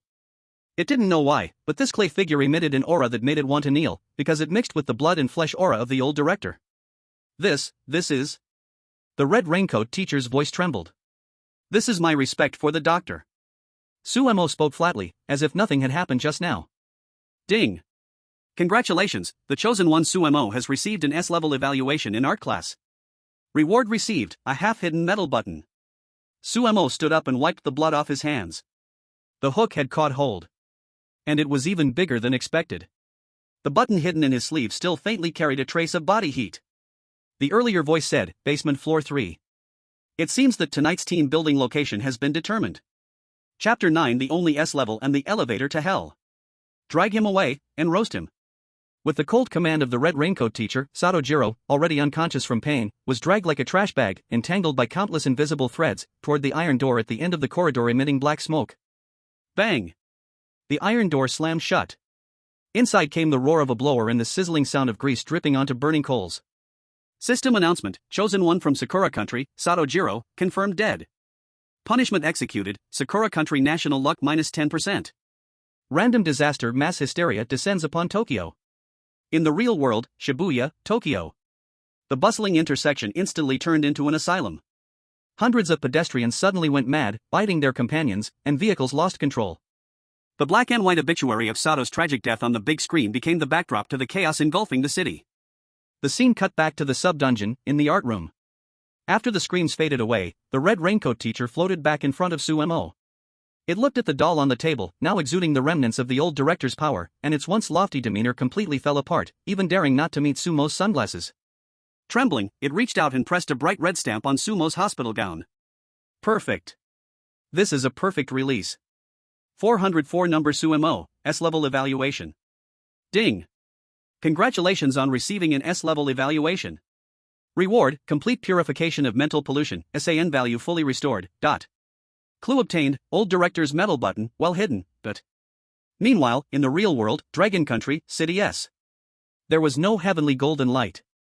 But the moment Sumo got the S-level, the monitoring screen of the Special Bureau displayed a red curve representing mental pollution index, which seemed to be pressed down by an invisible hand. Outside, the gray haze that had shrouded the city for years cracked open a gap. The long mist sunlight poured onto the streets. Countless citizens who had felt suffocated suddenly found their breathing easier, as if the heavy stone pressing on their hearts had been lifted. Stay steady. Zhao Jiangwo looked at the shaft of sunlight. His eyes were slightly red. He is fighting hard inside, truly capable of bringing us peace. In the bullet comments, the pride of the Dragon Kingdom audience reached its peak at this moment. Without comparison, there is no pain. Looking at the miserable state of the neighboring Cherry Blossom Nation, this ray of sunlight seemed incredibly precious. Inside the instance, time flowed. It was 10 p.m. Suemo returned to room 404 with Andre and Smith. Sato's bed was already empty, leaving only a pool of not completely wiped blood. Brother Su. Andre sat at the door blocking it, holding a removed bed leg in his hand, his expression tense. The broadcast just said that the doctors will do rounds tonight. Are we really going out? Suemo sat by the bed, his fingers rubbing the metal button in his sleeve. The doctor's rounds are for patients. We are going out to raid. He stood up and walked to Smith, who was shrunk in the corner. At this moment, Smith, lizardified, was so hungry that he was nearly losing his mind, frantically gnawing on a pillow, feathers all over his mouth. Don't eat that. Sumo's voice was deep, full of temptation. Come with me. There is plenty of fresh meat downstairs, soaked in jars, enough to fill you up. Hearing meat and enough to fill you up, Smith's murky slit pupils instantly brightened. Meat. I want meat. He obediently crawled up, following Suemo like a well-behaved big lizard. Click. Suemo touched the little red flower on his chest, opened the door. The lights in the corridor had turned a dreadful green. Blood was seeping from the walls, and the sound of slippery crawling came from the ceiling. However, because of that little red flower, those scrutinizing gazes did not turn into attacks. Instead, they retreated into the shadows in fear. The 3 people and 1 ghost, invisible little black, passed through the dead-silent corridor and arrived at the elevator. Suemo pressed the button. Ding! The elevator door slid open, and inside was empty, but their reflections were not shown in the mirror. Entering the elevator, Andre stared blankly at the panel. Brother, this elevator only goes from the 1st to the 5th floor. Where's the basement? A path is made by walking. Suemo pulled out the blood-stained metal button. The all-knowing ear activated. Amid the noisy electrical current, he heard the specific frequency of the gears engaging inside the elevator panel. Holding the button, he pressed hard on a red-painted area under the panel. Ziz. The metal touched, sparks flew. That red-painted area cracked open like skin, revealing a hidden black button inside. It was marked with a twisted symbol, -18. Found it. The express way to hell. Without hesitation, Suemo pressed down on it. Boom. The elevator shook violently, the cables cried out under the burden. Immediately after, a sense of weightlessness hit. The elevator did not rise but instead fell downward at a frantic speed. Ah. Andre was so scared that he grasped the handrail tightly, his face as white as a sheet. But Smith was excited, lying on the ground, sniffing crazily at the doorway, drooling all over the place. The smell of meat, so strong the smell of meat. They fell for a full half a minute. Clang. The elevator stopped. The numbers on the electronic screen turned into a string of garbled code. Ding, level -3, core specimen repository has arrived. Warning, no entry for living beings. The elevator door slowly slid open. A suffocatingly strong smell of formaldehyde mixed with the stench of long-dead corpses rushed at them. In front of them appeared a deep, damp corridor. On both sides of the corridor, there were hundreds of huge glass cylindrical containers densely arranged. Each jar contained a floating organ. A still-beating heart, a brain connected to a spine, countless unblinking eyes. They floated in green liquid, as if watching this group of uninvited guests. And at the very end of the corridor, there was a gigantic bronze door locked with thick iron chains. On the door was a yellow talisman with a line of blood written on it. This holds the wrong past. Do not release it. Gurgle. Andre swallowed, his legs a bit weak. Brother Su. Is this the truth we are looking for? Suemo stepped out of the elevator, his blind cane striking the rusty iron plate, producing an ethereal echo. He took off his sunglasses, and his gray-white pupils looked toward the bronze door at the end. In his ears, a heavy, dignified, yet filled with hatred heartbeat sounded. Thump. Thump. Thump. Suemo smiled slightly, pulled a pack of cigarettes from his pocket, and lit one. This is not the truth. This is the preparation room. He patted the restless Smith's head and pointed at the bronze door. Go on, Smith. Behind the door is the buffet I promised you. Roar. Smith, driven by hunger, let out a bestial roar. He dropped to all fours and, like a cannonball, wildly charged at the bronze door plastered with charms. Boom. The charms burned, and the iron chains broke. That night, the taboo of Chang Mountain Psychiatric Hospital was shattered. Chapter 10, The Last Surgery, Please Leave in Style. Boom! With the bronze giant door being shattered open, a wave of decay rushed out. That smell was not just the stench of death, it was more like the bitter taste of fermentation. Roar! Meat! Smith, now completely beastly, rushed into the darkness. In his eyes, there was only food. But the next second. Pop! A soft sound, like a fly hitting a mosquito. Accompanied by a sharp cry of anguish, Smith's mutated body, weighing nearly 300 pounds, flew out at twice the speed he had entered. He crashed heavily onto the iron plate in the corridor, a portion of his scales shattered, his chest caved in, lying on the ground, convulsing and coughing up blood, unable to get up again. This. Andre's hand gripping the bed leg trembled violently. He knew the power of Smith after mutation, he could tear iron sheets apart with his bare hands. But in front of this thing, he couldn't even last a second? In the darkness, heavy footsteps echoed. Thud, thud, thud. A massive figure slowly stepped into the eerie green glow of the emergency light. It was a mountain of flesh. No, to be precise, it was a sewn giant. Its body was brutally stitched together from countless corpses, with numerous hands flailing on its back, and countless faces wailing from its abdomen. But the most chilling was its head. It was an aged, corpse-marked skull still wearing that iconic birdbeak mask, with a stethoscope hanging around its neck. Despite its body twisted into a monster, it still attempted to maintain an upright walking posture, tightly holding a huge, blood-stained scalpel. Warning! Face the final boss of the copy, former Dean Lin Zhenghua, Collective of Resentment. Who disturbs my surgery? The old dean's voice was murky, like hundreds of people roaring simultaneously in his throat.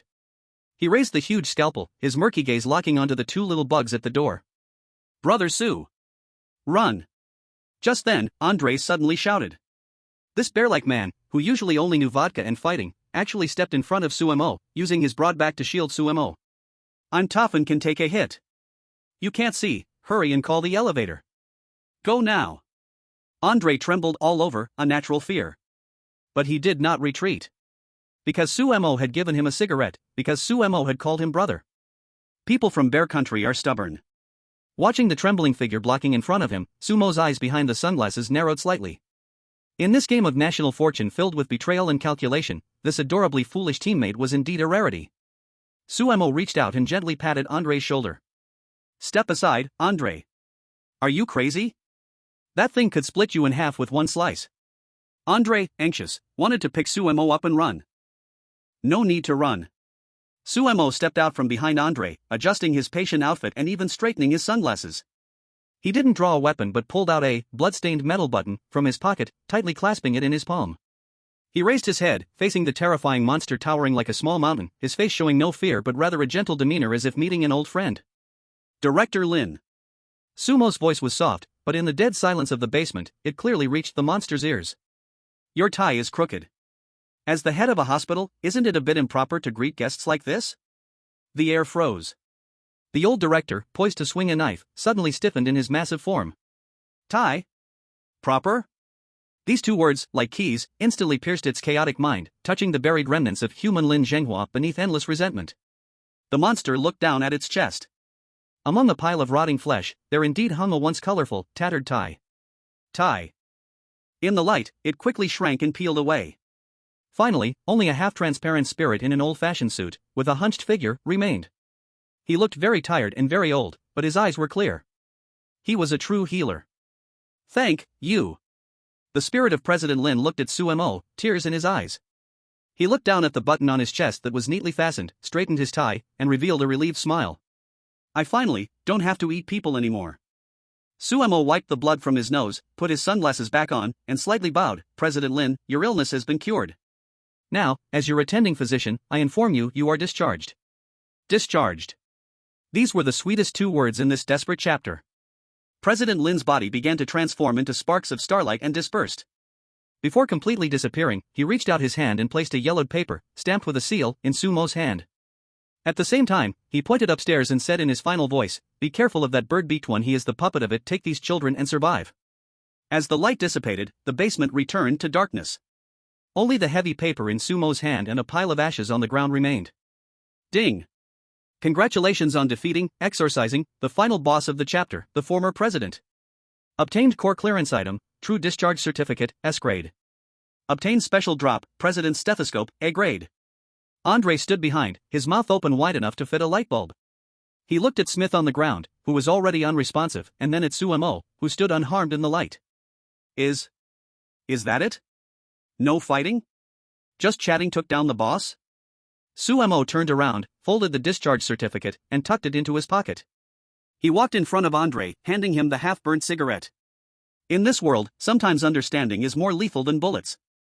Sumo smiled, and although his face was pale, the aura of control he exuded made people want to kneel. Let's go, Andre. With this paper, we can go upstairs and kick that fake president out of my position. Andre dumbly took the cigarette and took a deep puff. Then, he straightened his back suddenly, his eyes filled with enthusiasm. Brother Su. From now on, you are my real brother. Who you say to kick, I will kick. Dragon Country live broadcast barrage, tears in my eyes, brothers. Please exit with dignity, that sentence hit me hard. This is the pattern. Other chosen ones are still thinking about how to kill monsters, Sumo is thinking about how to save people. Andre, this silly guy is also so cute, that moment when he blocked the knife really earned him fans. This is not a horror movie, this is clearly a redemption story. Look. Sumo is about to counterattack. That bird-beaked fake doctor is going to be in trouble. The elevator doors in the basement opened again. Sumo, with his believer Andre, his pet sister, and the half-dead Smith being dragged as a backup food source, stepped onto the path back to the surface. Chapter 11. Your term is over, now it's President Su's rounds. Ding, top floor, President's office has arrived. The elevator doors slowly slid open. There was no blood smell, no moldy smell, instead, a thick red carpet covered the floor, and the air was filled with the aroma of expensive cigars and strong disinfectant. Room 504, President's office. The heavy redwood door was tightly closed, with dim red light seeping through the gap. Brother Su, is this it? Andre, carrying the bed leg smeared with black blood, stood at the elevator entrance like a responsible bodyguard. He glanced at Smith, who was dragged out like a dead dog, and kicked him in disdain. Can this thing still move? Smith had now completely transformed into a half-human, half-lizard monster. His chest was sunken, but the thirst for flesh and blood still made him squirm and crawl on the ground. Sumo adjusted his collar and pinned the old president's button to the first button of his patient's outfit. At that moment, his aura changed. He was no longer the submissive blind masseur, but rather a king about to ascend the throne. Andre, Sumo spoke faintly. Yes. Go tell the one inside, the vice presidently, that it's time for the rounds.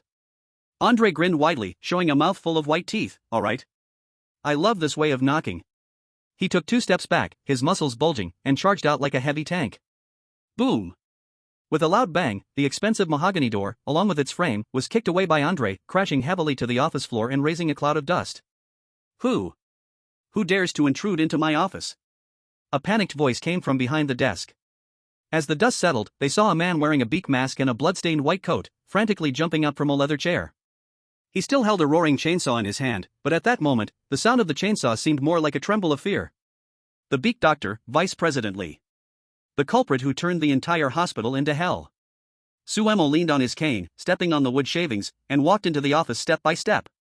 Dr. Lee, still working so late? You must be exhausted. Sumo's tone was gentle, as if he were comforting a subordinate. The Beak Doctor stared at Sumo, momentarily stunned, before letting out a sinister laugh through the mask. It's you, that blind man? Heaven has paths you don't walk, and hell has no door you force your way into. I was just worried about not finding a perfect specimen. Buzz. The chainsaw's roar intensified. The Beak Doctor raised the chainsaw and was about to charge over. However, Sumo didn't even dodge. He simply took out that principal stethoscope from his pocket and hung it around his neck at a leisurely pace. Dr. Lee, your heartbeat is very fast. Sumo's fingers gently tapped on the stethoscope's probe. Item activated, principal stethoscope, a rank, dot. Effect, forcibly listen to the target's guilt and impose medical orders. Boom. A heartbeat sound, like a great bell ringing, magnified through the stethoscope, exploding directly in the Beak Doctor's mind. The Beak Doctor's movements froze suddenly. The feeling was as if he were being targeted by a natural enemy. He felt utterly exposed, standing naked on the operating table, all his sins, fears, and secrets laid bare before Sumo. What are you holding? The Beak Doctor retreated in terror, his voice cracking. That belongs to the old principal. How do you have it? Sumo smiled slightly but did not answer. He simply waved to the figure behind him. Smith, it's time to eat. Roar. The originally half-dead Smith on the floor responded instantly to the words time to eat, like a command embedded in his genes. His murky vertical pupils instantly locked onto the Beak Doctor. In his eyes, that was not a doctor, it was a large, fragrant piece of fresh meat. Oh, whoa. Smith erupted with his last ounce of strength, pouncing like a mad dog and sinking his teeth deep into the beak doctor's thigh. Ah! Get off! You disgusting insect! The beak doctor screeched, swinging the chainsaw in a desperate attempt to cut Smith free. But Sumo did not give him the chance. Sister, hold him down. A red shadow flashed.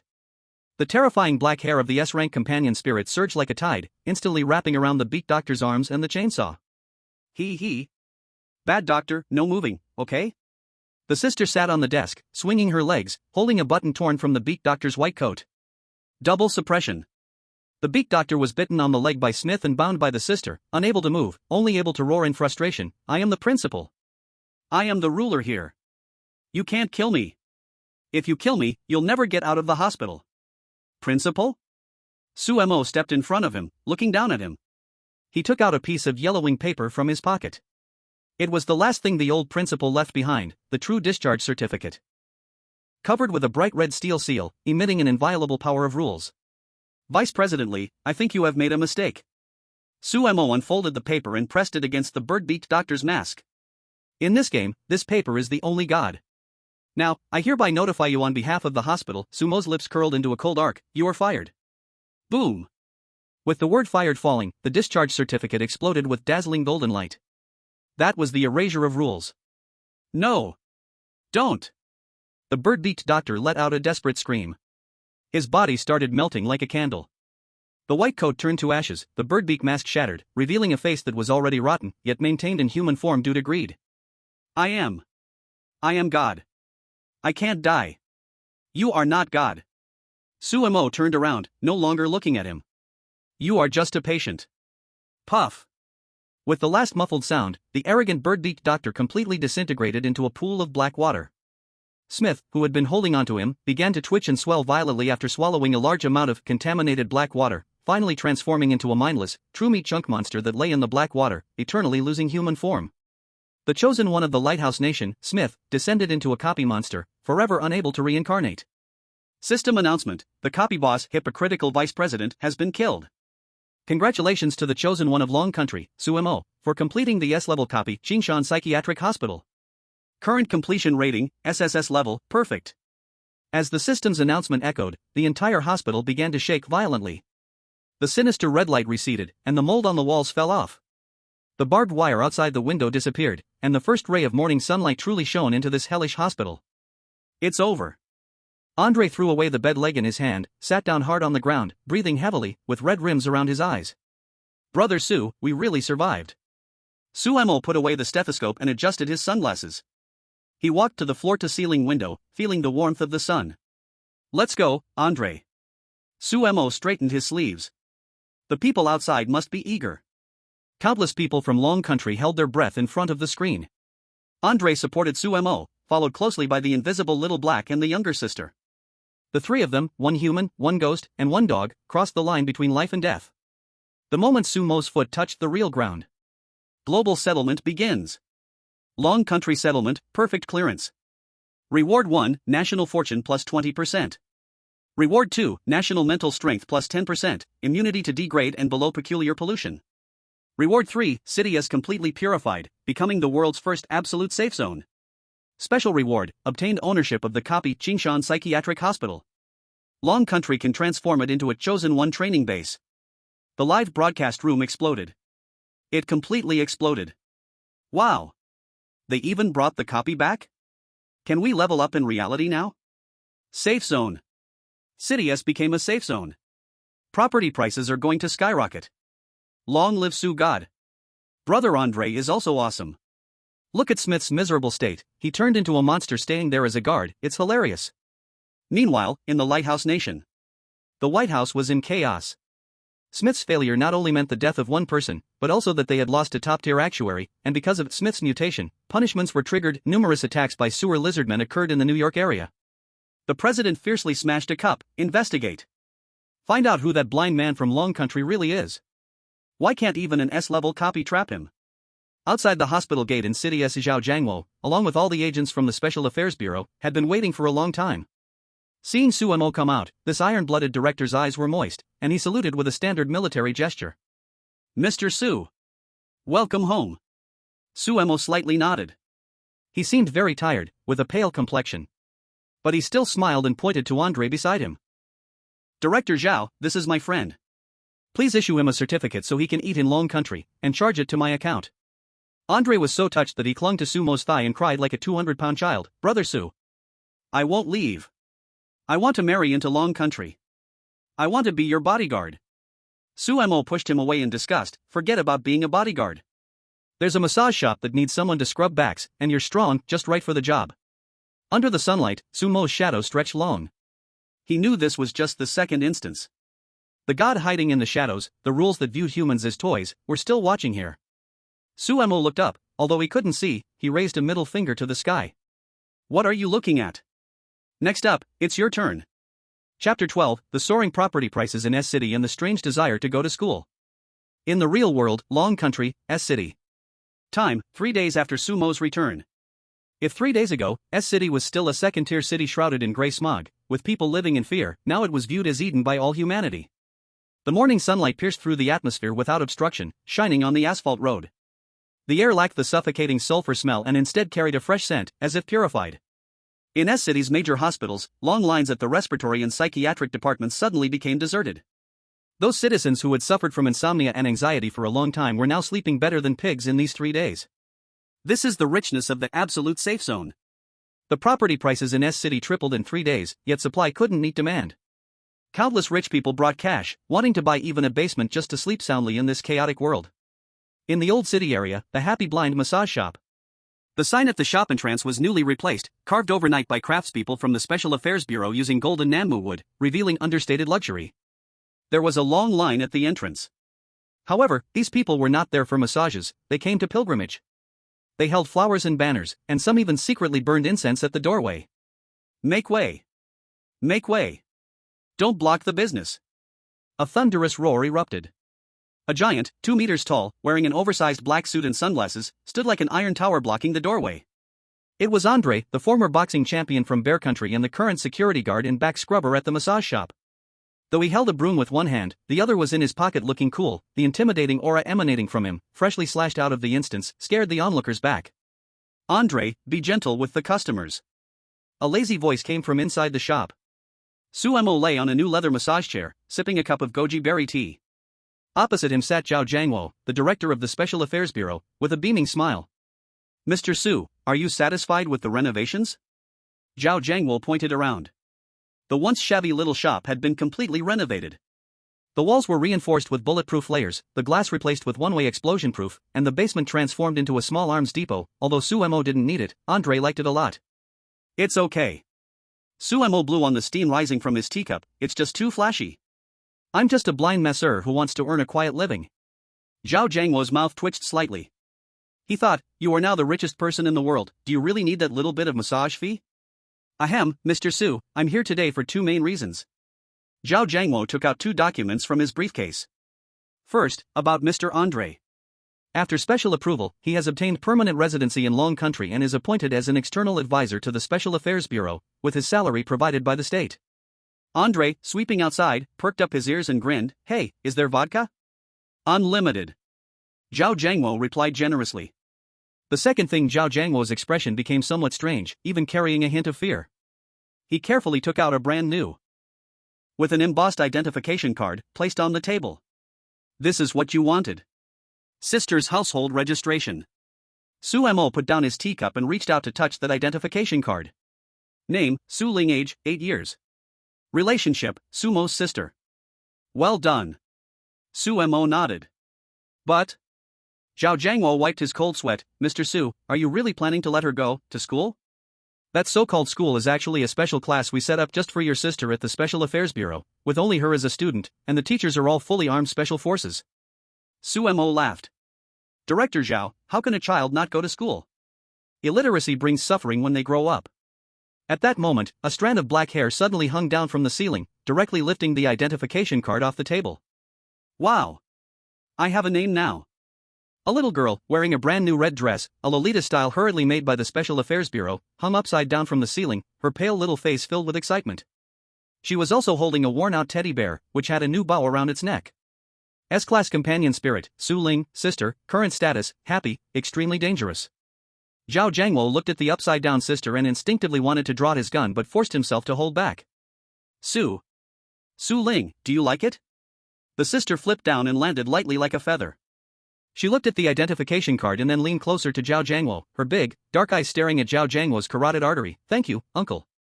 The smell on you, it smells like black coffee from working late, a bit bitter, but I don't mind. Zhao Jiangwo. Help! She is commenting on my taste. Linger, do not be rude to guests. Suemo gently tapped his cane. The sister immediately withdrew her predatory gaze and nuzzled Sumo's arm obediently. Got it, brother. As long as they do not bully brother, Linger won't eat them. Suemo patted her head and stuffed a lollipop into her mouth. From now on, when you're outside, this is your medicine. Suck on it when you feel like eating someone. MHM. After sending away the trembling Zhao Jiangwo, the massage parlor returned to calm. Andre closed the door and hung up the closed sign. He walked up to Suemo, his expression becoming serious. Brother Su, I didn't want to say it when Director Zhao was here. Although a city is now a safe zone, I can smell a disgusting rat smell mixing in. Andre's beast instinct, although not as powerful as Sumo's omniscient ear, was extremely sensitive to killing intent. Suemo slightly tilted his head, listening to the noisy voices outside the window. The sounds of traffic, vendors calling, footsteps. Among these numerous sounds, there was a very faint, ghostly heartbeat, moving quickly. Heartbeat at 40 beats per minute, turtle breath technique. Footsteps fall silently, seeming to weigh no more than a cat. Strong scent of corpse oil mixed with the fragrance of cherry blossoms. He is looking for a high ground. He is setting up a barrier. Sumo's lips curled up into a cold smile. An old friend. The Sakura country has really invested heavily this time. Suemo took out that metal button, the old dean's token, from his pocket, playing with it between his fingers. Andre, there's no need to keep watch tonight. Suemo stood up and walked toward the basement entrance. That was the entrance to the real-life Qingshan Mental Hospital. As a reward for clearing, he could project that instant space to any corner of reality at any time. Open the door. Since the guest has come from afar, how can we not invite him in for a seat? In S-City, on the rooftop of a half-finished building, 1.5 kilometers away from the massage parlor. An androgynous man dressed in black hunting attire and wearing a tall hat sat cross-legged on the rooftop. In front of him were 5 paper figurines, inscribed with Sumo's birthdate, though it was fake.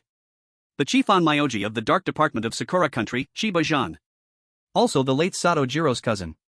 Baka, the barrier in S-City is too strong, my Shikigami can't get in at all. Xianye Zhan bit his finger and let the blood drip onto the paper figure, his expression dark. The fate of the Dragon Kingdom protects me. Since cursing won't work, I can only use that dot. He pulled out an ancient box wrapped in black cloth from his chest. The box opened. Inside was a dry, blackened finger. This was a forbidden object taken from an S-level dungeon by the Sakura Nation, finger of the dual-faced Shikigami, replica. Although it was a replica, once activated, it could summon an S-level great demon for a short time. Go! Xianye Zhan's eyes sparkled with madness. Devour that blind man and that damned little girl. I want to turn the Dragon Kingdom's safe zone into the biggest joke. However, he did not know. Right in front of him, in the air, a transparent hellhound with 3 heads, little black, was crouching on the railing, tilting its head to look at him. And behind him, the staircase leading down had unknowingly turned into a bronze door covered with talismans. From the crack of the door, the heavy sigh of the old dean came through, along with the roaring prelude of a chainsaw. Welcome to Aoyama Psychiatric Hospital. Chapter 13, New Patient in the Emergency Department, a critical patient from the Sakura Nation. In City S, on the rooftop of an abandoned building. The night wind howled, carrying an unusual, sweet smell. Come out. The resentment of the dual-faced Shikigami. With a fierce shot from Xianye Zhan, the dry, blackened finger suddenly exploded. There was no explosive fire, only endless black mud surged out. The black mud twisted and piled in mid-air, instantly transforming into a 3-meter-tall dual-faced demon. It had 4 arms, covered in black runes, and although it was merely a replica projection of an S-level great demon, the nauseating pressure it exuded was enough to send an ordinary person spiraling into madness with just one glance. Go! Tear that blind man apart! The dual-faced demon let out a roar, preparing to leap from the high building. Suddenly. Zzz like the static noise from an old TV with a bad signal. The scene before Xianye Zhan suddenly jumped frames. The brightly lit night view of City S disappeared. The rough concrete beneath his feet had turned into cold, damp, rusty metal plates. The howling night wind stopped, replaced by a strong, acrid smell of formalin. Nani? Xianye Zhan was stunned. He rubbed his eyes. Indeed, the rooftop was gone. At this moment, he found himself standing in a deep, dim corridor. The corridor was lined with green organ jars, and the flickering light bulb above emitted a buzzing electrical sound. Illusion? Xian Yezhan sneered, trying to trick me with an illusion in front of a Onmyoji? He controlled the dual-faced demon and slammed a fist toward the wall. Break it! Bang! A loud sound. The wall remained unchanged, while the dual-faced demon's fist was shaken, causing its black gas to dissipate. Can't break it? Xian Yezhan's expression finally changed. This isn't an illusion? At that moment, from the darkness at the end of the corridor came a series of crisp tap, tap, tap sounds. It was the sound of a blind man's cane striking the ground. A man wearing a white coat, originally a patient uniform, but automatically transformed within the domain, and sunglasses slowly walked out. Behind him followed a giant man dressed in an oversized security uniform, with a little girl in a red dress swinging her legs on his shoulder.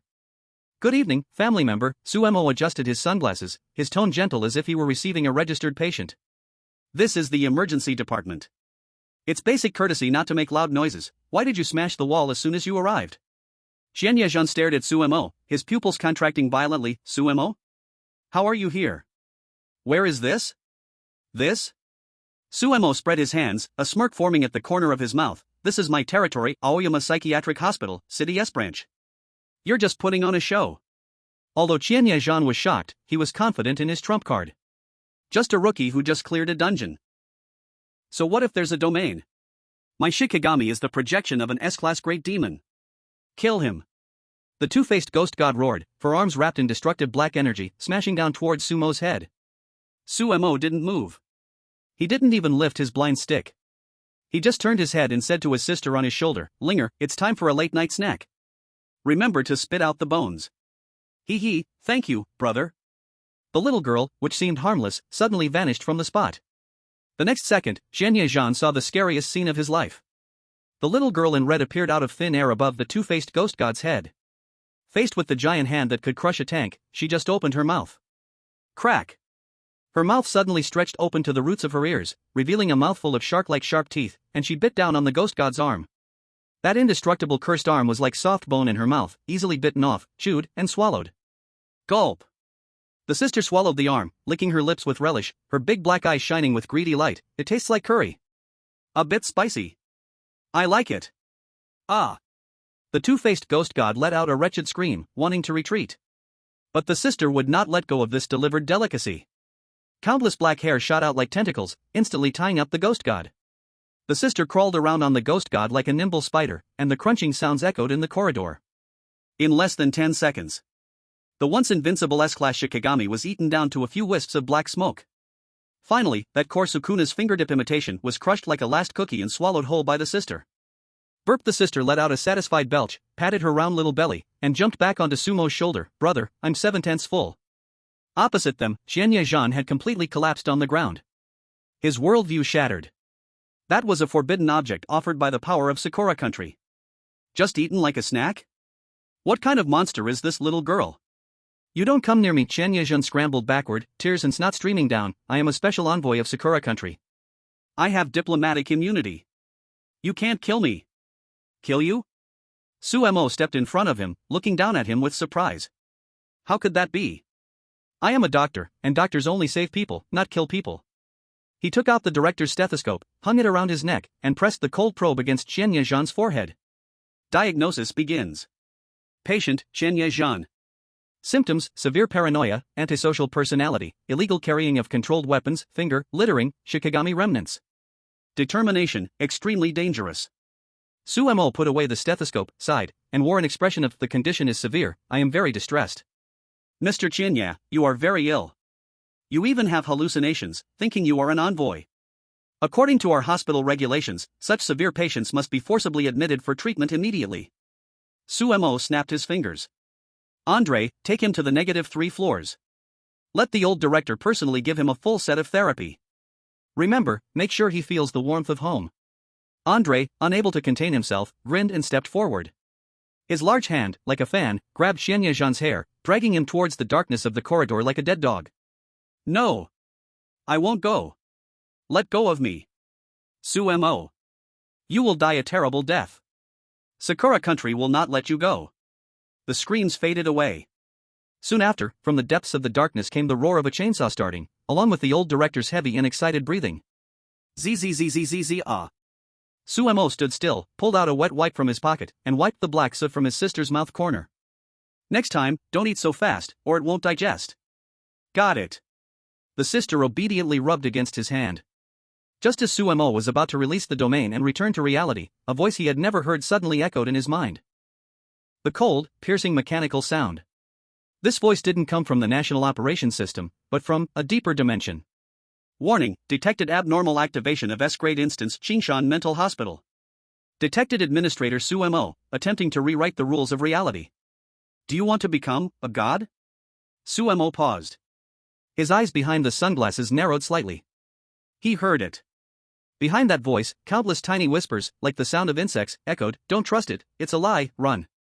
Before Sumo could listen more carefully, the voice disappeared. What replaced it was the global announcement from the National Operations System, this time with a hurried and blood-red warning. Global emergency notice. The third round of National Operation instances is about to begin. Mode change, faction combat, red side versus blue side, but instance name, K444 Ghost Train. Dragon Country's chosen one Sumo, you have been designated as the red side, human, leader. Please note, in this instance, false humans have infiltrated. Do not trust any passengers without a heartbeat. Sumo stood in the dimly lit hallway, slowly twisting the damp tissue in his hand. A ghost train, huh? He turned his head, as if seeing through layers of space, staring into the unknown distance. Seems like that late-night snack earlier was just an appetizer. Chapter 14, Fighting for a Seat? That seat has a bad temper. Instance loading complete. Current location, K444 Ghost Train, Carriage 4. Departure countdown, 10 minutes. Who? A sharp, mournful whistle pierced through the fog. This sound didn't resemble steam, it was more like a woman's scream. On the platform, the wind howled. In front of Sumo was an old-fashioned green train. But the train wasn't made of iron, it was covered with a layer of dark red skin, like dried blood scabs. The windows looked like murky, dead fish eyes, occasionally flickering with shadows inside. Rule 1, please sit according to your ticket number. Standby passengers are prohibited from occupying seats for extended periods. Rule 2, there are no priority seats on this train. Do not give your seat to elderly, pregnant, or anything that looks human. Rule 3, after the lights go out, no matter what sounds you hear, never look back. Sumo held 2 damp red tickets in his hand. Seat numbers, Carriage 4, 14A/14B. Brother Sue, this train smells off. Andre followed behind, sniffing the air. The air was thick with the scent of burnt coal, mixed with something like grilled meat. Get on the train. Sumo didn't waste words. He tapped his cane and stepped onto the footboard. Inside the carriage, the lights were dim. 2 rows of seats faced each other, with bright red velvet seat covers that were almost blinding. By now, a few people had already taken seats. Some were reading newspapers, the newspapers were bleeding, others were combing their hair in front of the window, holding their own heads in their hands. Sumo walked straight to row 14. However, someone was already sitting there. A bald man with a face full of rough flesh was lounging with his legs crossed in the window seat, 14A. He was wearing a vest that read B Country, a chosen one from the stick country, Park Daeong. He was also notorious for being a cheater, barely surviving the last round by pushing his teammate in front of a blade to take the hit. Hey, move. Andre walked over like an iron tower, gruffly saying, "This is my big brother's seat." Park Daeong glanced up. A blind man, a big fool. He scoffed and lifted his legs even higher. Did it write your name? Whoever sits first gets it. Blind fool, get out of the way, don't block my view. Andre was instantly enraged, his fists cracking. You're asking for it? Andre. Sumo suddenly stretched out his hand, stopping the furious bear-like man. He adjusted his sunglasses, not angry at all, but instead, he smiled at Park Daeong with an extremely polite grin. Sir, are you sure you want to sit in this seat? Based on my hearing, the temper of this seat doesn't seem very good. Park Daeong seemed to have heard a joke. Ha! The seat has a temper? Who are you trying to scare, you blind fool? I'm sitting here today. If you have the guts, try to move me. He calculated that fighting could not happen before the bus started. In the live stream, the audience from the stick country began to flood the screen with mockery. Ha! Brother Park is awesome. This is how you be tough. The Dragon Kingdom people are cowards. They don't even dare to say a word after getting their seats stolen. Isn't this blind man pretty arrogant? Why is he softening up now? However, Sumo just nodded. All right. Respect others' fate. After saying that, Suemo pulled Andre and sat directly in row 15 across from them. Brother Su. Can you endure this? Andre's face turned red with anger. Suemo lowered his voice and pointed at his ear. Listen. Crack, crack. A very tiny sound, like chewing soft bones, was coming from under Park Dae-on. Park Dae-on didn't notice. He was too busy preening his hairstyle in the window. Suddenly, he felt something wet and warm underneath him. What the hell? Who spilled water on the seat? Park Dae-on cursed, wanting to stand up. In the next second, his expression changed. He couldn't get up. His butt felt like it was glued to the red velvet seat. What's going on? Park Dae-on panicked and struggled hard. But not only did he fail to get up, his body started to sink instead. The red cushion seemed to open like a big mouth, becoming soft and sticky. Countless thin red tentacles drilled out from the fabric, piercing through his pants and into his thigh. Ah! Help! This chair is biting me. Park Dae-on let out a heartbreaking scream. Blood flowed all over the floor. Help me! Blind man! Save me! I'll give you back your seat. He desperately reached out to Suemo across the aisle. But Suemo slowly took out a bag of sunflower seeds, brought from reality, from his pocket and shared half with Andre. Andre, according to Rule 1, strictly sit according to the ticket seat. He took my position, which means he violated the rule. Since he violated the rule, he is no longer a passenger but feed now. Zizizizi, under the horrified gaze of everyone, Park Dae-on's lower body was completely swallowed by the seat. Then came his waist, chest, and neck. He was devoured by that seemingly ordinary seat, as if he were swallowed by a swamp. In the end, only a twisted human skin remained, lightly covering the red chair back, becoming the new chair cover. The color was even brighter than before. System announcement: Stick Country's chosen one Park Dae-on, for violating rules by stealing a seat, has been digested by the gluttonous chair. The live stream from the Stick Country goes black. The entire bus fell silent. The passengers who had just been watching the show turned pale, clutching their backs tightly, fearing their own seats might suddenly open their mouths. Dragon Kingdom livestream comments: What the hell? Is that it? Suemo, I warned you, this chair has a bad temper. I'm dying of laughter. Park Dae-on insisted on being feed. Is this S-class hearing? Su-ga definitely heard the chair's stomach growling. Full now. Suemo clapped the sunflower seed shells in his hands and stood up. He walked to the recently finished and now spotless seat 14A and sat down calmly. At this moment, the chair was as docile as a kitten, even adjusting the backrest angle to make Suemo more comfortable. After all, it had just eaten and wasn't hungry now. Sit down, Andre. Suemo pointed to the adjacent 14B. Andre swallowed hard and cautiously poked the chair with his finger, confirming there were no teeth before daring to sit down. Brother Su, you are really amazing. Suemo didn't speak. His sunglasses turned towards the bus connection. There, a man in a deep blue uniform, pale-faced, holding a hole punch, was stumbling in. His uniform was covered in black grease, his hat pulled low, and his voice was hoarse like sandpaper rubbing. Tickets, checks. No ticket. Get off. Suemo touched the ticket in his pocket. The all-knowing ear activated. He heard the train conductor's heartbeat. There was none. But he heard a metallic clinking from the conductor's pocket. It was the sound of keys. A smile tugged at Sumo's lips. Andre, get ready to work. The conductor has the good stuff we need. Chapter 15, Conductor, your lumbar disc is seriously protruding. Crack. A sound that made one's teeth ache. It wasn't the sound of a hole punch piercing paper, but metal penetrating bone. In the front row, an unfortunate passenger, too anxious to hold his ticket steady, felt the pale-faced conductor pierce his palm. Blood splattered against the train window. The conductor didn't even glance, using his greasy finger to rip half of the bloody ticket and chewing it in his mouth. Ticket, valid. The conductor's voice was hoarse, and his grayish-white eyes rolled slightly to lock onto row 14. Andre's muscles tensed up, the bed leg in his hand, though it had turned into an ordinary wooden stick, it still felt like a weapon in his grasp, lifted slightly. He could sense that this conductor's aura was much stronger than that Park Dae-on. Danger level, B+, elite monster. Put down the stick. Suemo calmly peeled a sunflower seed, placing the shell neatly on the small table. We are civilized passengers, we don't fight. In the midst of speaking, the conductor had already stood before them. A strong scent of machine oil mixed with rotten stink assaulted the senses. Take it. The conductor extended the hand holding the hole punch, while the other hand quietly moved towards the walkie-talkie at his waist. If these two dared to resist, he would immediately call for the conductor police, the red-robed monster. Andre was about to take out his ticket. But Suemo suddenly stood up. He didn't take out a ticket, instead, he reached out directly to the conductor. However, what he held was not a ticket but a cold, silver-glinting metal probe. Item, Dean's stethoscope, a grade, passive effect, naturally suppresses units under the medical system. Note, in the world of horror stories, the conductor is also viewed as the doctor of the transportation system. Sumo's actions were extremely natural, as if he were doing rounds in a hospital, directly pressing the stethoscope against the conductor's greasy chest. "Mr. Conductor, don't move."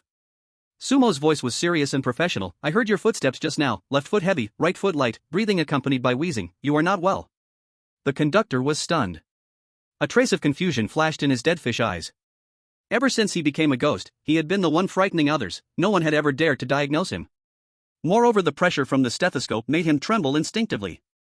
It felt like a subordinate encountering their superior. "I am not sick." The conductor instinctively wanted to back away. "Nonsense." Sumo's face darkened. Although his eyes were hidden behind sunglasses, they exuded an undeniable authority. 0 heartbeats per minute, of course, he's a ghost, but your soul core is trembling. "And your waist." Sumo's hand suddenly slid down, accurately pressing on the conductor's lower back, then forcefully pushing down. Massage technique, dislocating and misaligning hands, improved version. A little girl hung upside down above him, holding a teddy bear, drooling onto his big cap. "Brother, this hat looks chewy, can I eat it?" S-level aura locked on. The conductor's legs instantly went weak. In front, there was a blind director, above, an S-level red-cloaked ghost. These weren't passengers, they were clearly two ancestors. Doctor. The conductor shrank back, his voice trembling. "What should I do to treat it?" Suemo smiled gently, putting away the stethoscope. "It's just a small ailment, acupuncture and massage will fix it." But he paused, extending 2 fingers and rubbing them together, an internationally recognized gesture. "We need to settle the consultation fee." The conductor was stunned. He searched his entire body. Apart from the hole punch, he had nothing left. Sumo's fingers accidentally brushed against the keys hanging at the conductor's waist. Clink. "I think this looks good." Suemo grabbed the bunch of keys and gave them a light tug. The conductor instinctively tried to protect them. "No. This is a master key. It can open every carriage door, even the driver's cabin." The girl above suddenly whitened her mouth, revealing a full set of sharp teeth. Andre, in sync, cracked the wooden stick in his hand, grinning viciously. "My big brother wants your keys, that's a sign of respect." The conductor swallowed an imaginary gulp. Faced with the choice between being eaten and giving up the keys, he decisively chose the latter. Here you go." The conductor trembled as he slowly released his grip. Ding. "Congratulations, you have obtained the key item, K444 Train Master Key, B-level. Description: with it, this train will be completely transparent to you. No matter the locked VIP carriage or the mysterious driver's cabin." Suemo happily stowed the keys and handed over his 2 train tickets. Ticket inspection. With tears in his eyes, the conductor punched holes in the tickets with the hole punch, then limped away like he was escaping for his life, clutching his waist. He even ignored several passengers nearby who hadn't had their tickets checked. Dragon Country livestream bullet screen. Ha ha ha. I'm dying of laughter. The conductor: "I was so scared back then." What the hell, lumbar disc herniation. Did Suemo open a massage parlor on the haunted train? This is the textile. Stethoscope suppression plus sister intimidation plus massage technique, he made the NPC limp. Got the master key. Now Su God can walk sideways on the train. The chosen one from the lighthouse country is still hiding in the bathroom, afraid to come out for ticket inspection, while Suemo directly robs the conductor. What a difference. Inside the carriage, Suemo played with the heavy keys, sharing a handful of sunflower seeds with the stunned Andre. "Brother Su, what are we going to do with this key?" Andre asked foolishly. Suemo squinted his eyes behind his sunglasses. He used his omniscient hearing to catch the rhythm of the train moving, and a very faint cry for help coming from the connection of this carriage. K444 train, a total of 18 carriages. Usually, in such an infinite looping scenario, the key to breaking the cycle isn't found at the finish line. Suemo pointed towards the front of the train. But in that driver's cabin where passengers aren't allowed to enter. Just then, ZZZ, the loudspeaker in the carriage suddenly crackled to life, filled with the noise of an old record. "Attention, passengers. We are about to arrive at the first stop, Huangquan intersection. Stop duration, 5 minutes. Passengers needing to get off, if you're not afraid of death, you can try getting off. Special reminder, some special passengers will board here, so please protect your internal organs." Suemo stood up, hanging the master key at his waist. "Let's go, Andre." While the train is stopped, let's go change the driver of this train. Chapter 16, The Salesperson at Huangquan Intersection and the Profit of Fare Evasion. Screech accompanied by the harsh friction sound of the brake pads, the K444 train slowly came to a stop. Outside the window lay a gray, desolate wasteland, with no platform, only a few red lanterns swaying in the wind, hanging from withered trees. Site, intersection of Hades Road. Stop time, 5 minutes. Fresh, just picked. As soon as the car door opened, a nauseating smell of blood rushed in. Several vendors dressed in tattered funeral clothes, carrying bamboo baskets, swayed their way onto the bus. What filled their baskets were not local specialties, but still beating hearts, writhing intestines, and pairs of eyeballs. Warning, encounter with organ salesman, sea level. Rule update: if you show weakness or disability in front of the salesman, they will forcibly replace parts for you. Damn it, these fiends are force selling. Andre cursed under his breath, immediately straightening his back to show his muscles, comparable to a brown bear. Sue, your eyes. He looked at Sue Mo with some worry. After all, to these fiends, a blind person was the perfect customer. Indeed.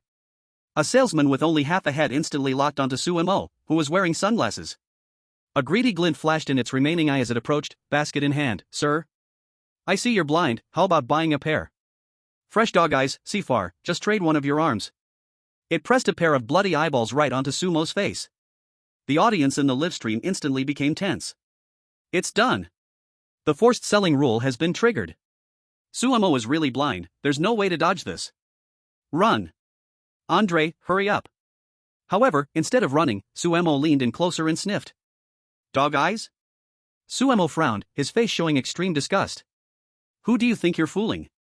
He reached out, deftly picked the eyeballs out of the basket, and squeezed hard. Pop. The eyeballs burst, but instead of blood, black corpse water flowed out. These are clearly the frozen eyes of a dead pig from 3 years ago. Suemo took out a handkerchief to wipe his hands and spoke sternly. I am the specially appointed quality inspector of this train. You are suspected of selling substandard organs and defrauding the disabled. According to the Underworld Consumer Rights Protection Law, 3 times refund. The salesman was stunned. Its remaining half of the face twitched. I didn't. Crash. Suemo didn't listen to the explanation at all and directly revealed the keychain hanging from his waist, the train conductor's master key. Her long fingers flipped over a tarot card. The card showed the Hanged Man. You're here. Alice's voice was cold, carrying an age-inappropriate weariness. My cards tell me that the only way out of this train lies with someone who cannot see the way. But I didn't expect that person to be a robber. She had clearly seen Suemo robbing the salesman earlier. Suemo raised an eyebrow. The all-knowing ear activated. He heard Alice's heartbeat steady, but her blood flowed with a sound of anxiety. Inner voice, damn it, the cards show that if I don't follow him, I will die in 3 minutes. But the little girl in red by his side is terrifying. Mississippi. Suemo leaned on his cane and walked up to her, his tone still carrying that I'm the boss here vibe. You're a passenger on this train, aren't you? Alice took a cautious step back. So what if I am? Since you're a passenger, Suemo extended his hand and pointed to the open iron fence door behind him, then shook the universal key in his hand. If you want to enter the VIP area, you need to pay extra. As a fellow human, I'll give you a discount. Give me the card you used to kill the ghost earlier, and I'll take you to the cockpit. Alice froze. The live stream viewers from the corrupt kingdom were also stunned. What the hell?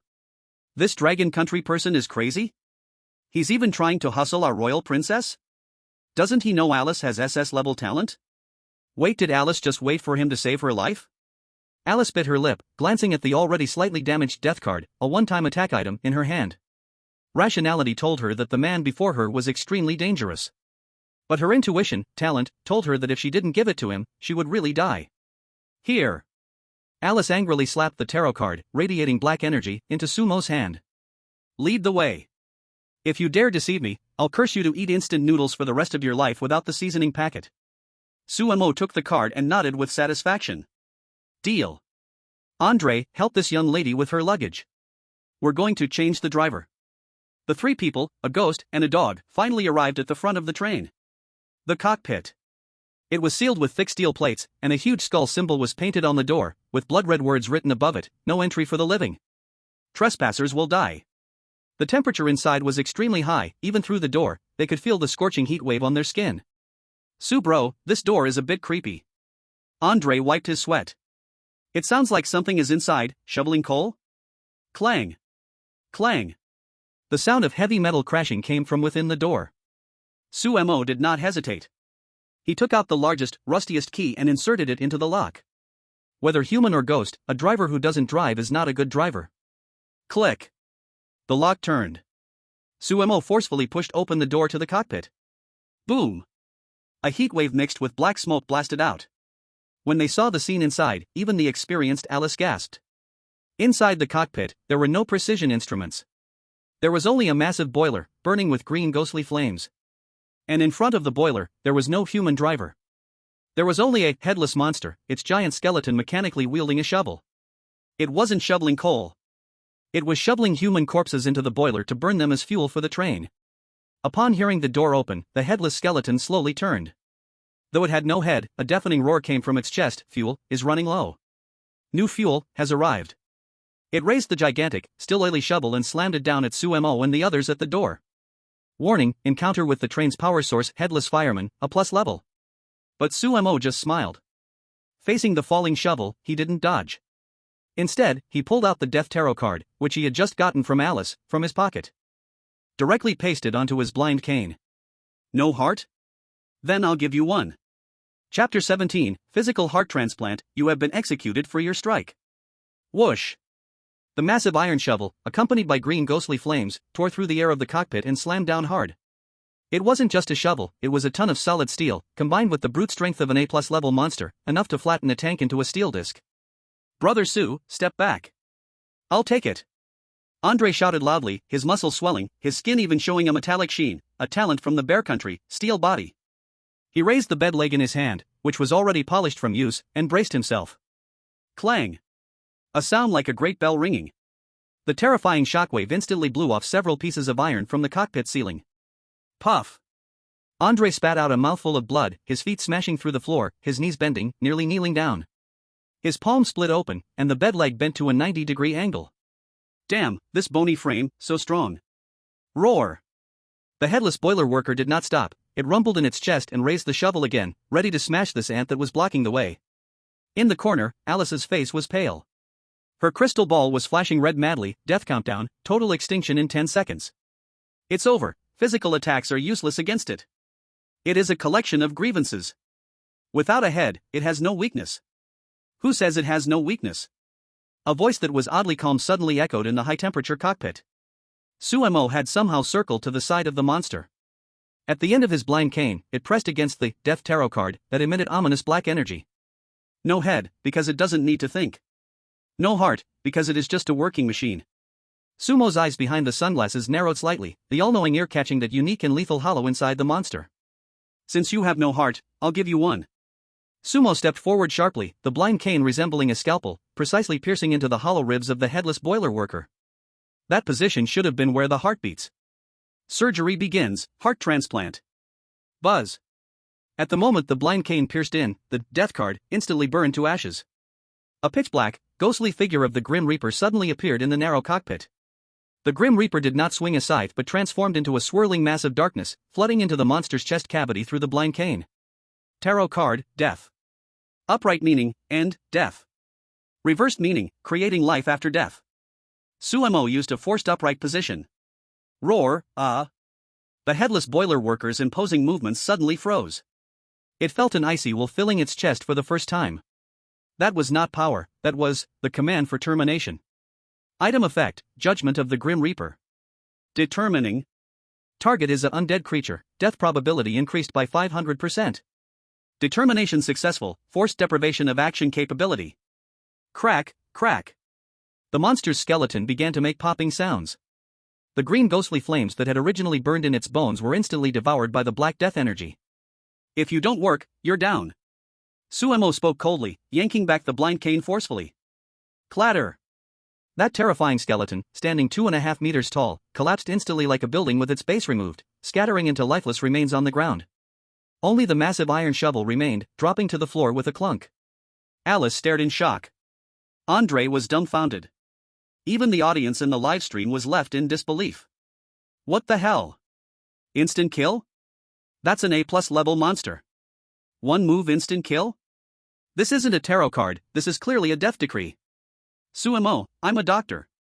If I say you have no heartbeat, then you must die. However, the crisis was not over. With the death of the boiler worker, the enormous green boiler in the center of the cockpit suddenly let out a mournful cry of dying flames. Woo! The flames extinguished, and the air pressure suddenly dropped. The train, moving at high speed, began to shake violently, and its speed visibly slowed down. Oh no! Alice exclaimed, the power is gone. If the train stops in the wilderness, the eerie tide outside will drown us. Don't panic, Suemo said as he dusted off the ashes on his hands and moved towards the huge boiler. He kicked the pile of the fireman's bones on the ground. Andre! Here! Shovel these bones into the furnace. This is high-energy fuel, don't waste it. Andre was stunned for a moment, then grinned, picking up the large iron shovel. All right. I'll get it fired up. Splash, the remains of the former fireman were shoveled into the furnace. Although there were no flames, Suemo pulled out a pack from his pocket. Great item, the lighter of the angry father. Snap. A flame leapt up, igniting the bones. Boom! The green ghost fire surged again, even more fiercely than before. The K444 train let out a roar, its speed instantly soaring, even faster than before. Suemo walked to the driver's station. There lay a large, oil-stained hat with a golden emblem. Conductor's hat, special authority item. Suemo picked up the hat, dusted it off with disdain, and solemnly placed it on his head. Although he was wearing a hospital gown and sunglasses, at that moment, the entire steel frame of the train seemed to emit a low hum of submission. Ding!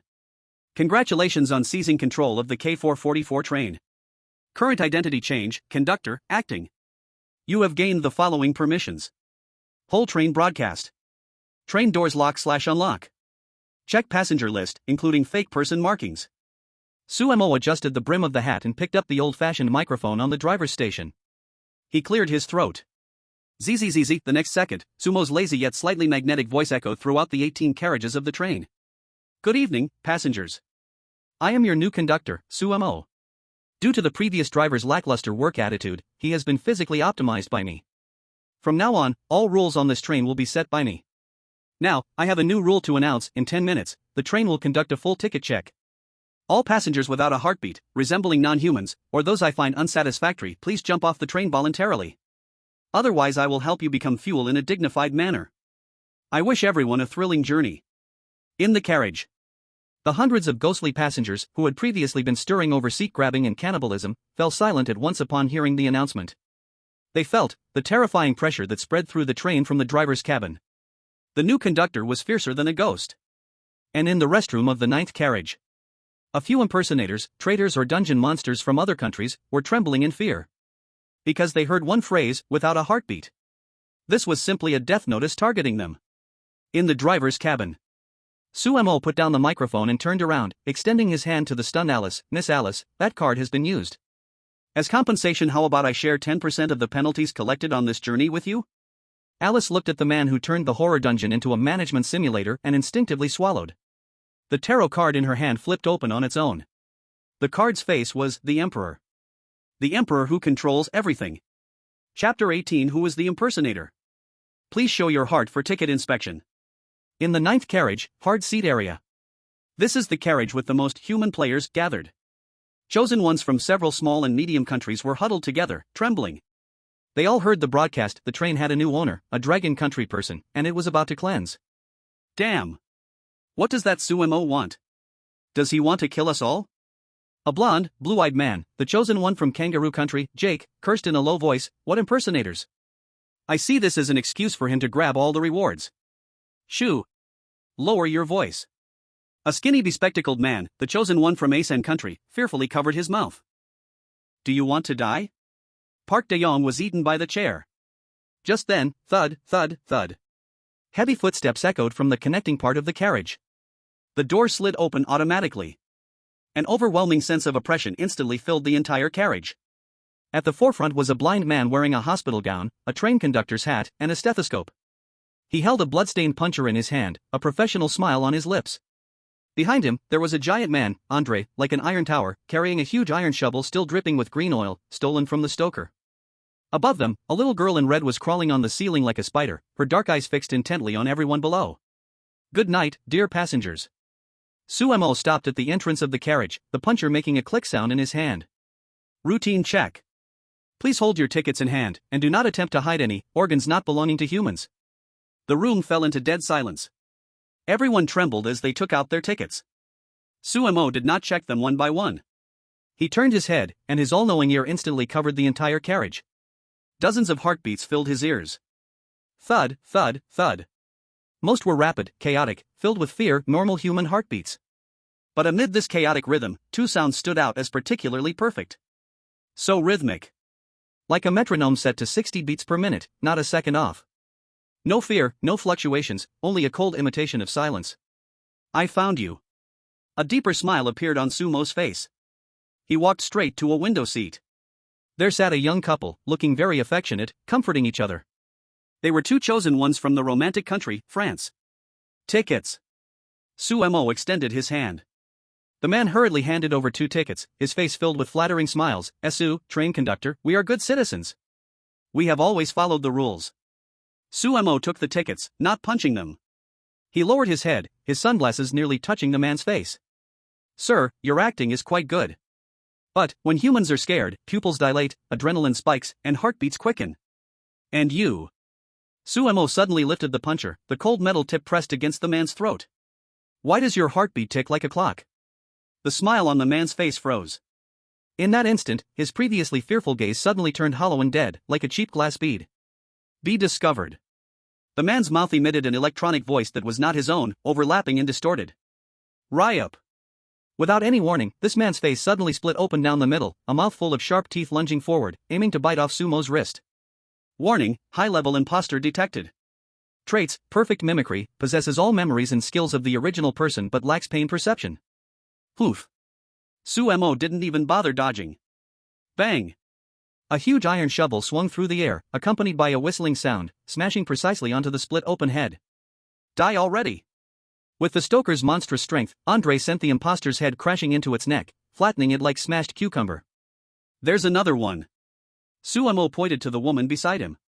Seeing this, the woman screamed and twisted like a snake, attempting to escape through the window. He, trying to run? The little sister above instantly dropped down, her black hair forming a net, directly binding the woman like a rice dumpling. Crack. The sister bit off the woman's arm, spitting disdainfully. "Tui. Tastes like plastic. Not good." In just 10 seconds, 2 deeply hidden imposters were executed on the spot. Their bodies turned into a sticky, gooey liquid, giving off a pungent chemical smell. The other players in the carriage were terrified to the bone but also relieved. So there were truly monsters mixed in among them. If it weren't for Sumo, they would probably be eaten while sleeping tonight. Thank you, God Su." Someone started to shout. Sumo waved his hand, his expression still tense. "Don't rush to thank me." He turned around, his unfocused eyes looking at Alice, who was standing at the back. At this moment, Alice was holding a crystal ball, her face looking as unpleasant as if she had swallowed a fly. "Sumo, we are in big trouble." She pointed to the crystal ball. The originally clear crystal ball had now turned into a sea of blood-red mist, within which 2 identical shadows faintly appeared. My divination shows. Alice's voice trembled. The 2 just now were only low-level fakes.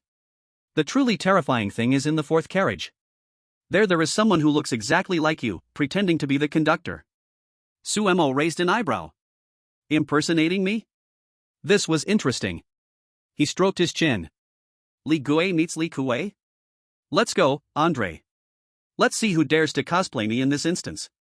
4th carriage. This was originally the place where Sumo had boarded the train. The atmosphere in the carriage was extremely strange now. A few passengers who had escaped from other carriages were fawning over a man. That man was wearing a hospital gown, sunglasses, and holding a white cane.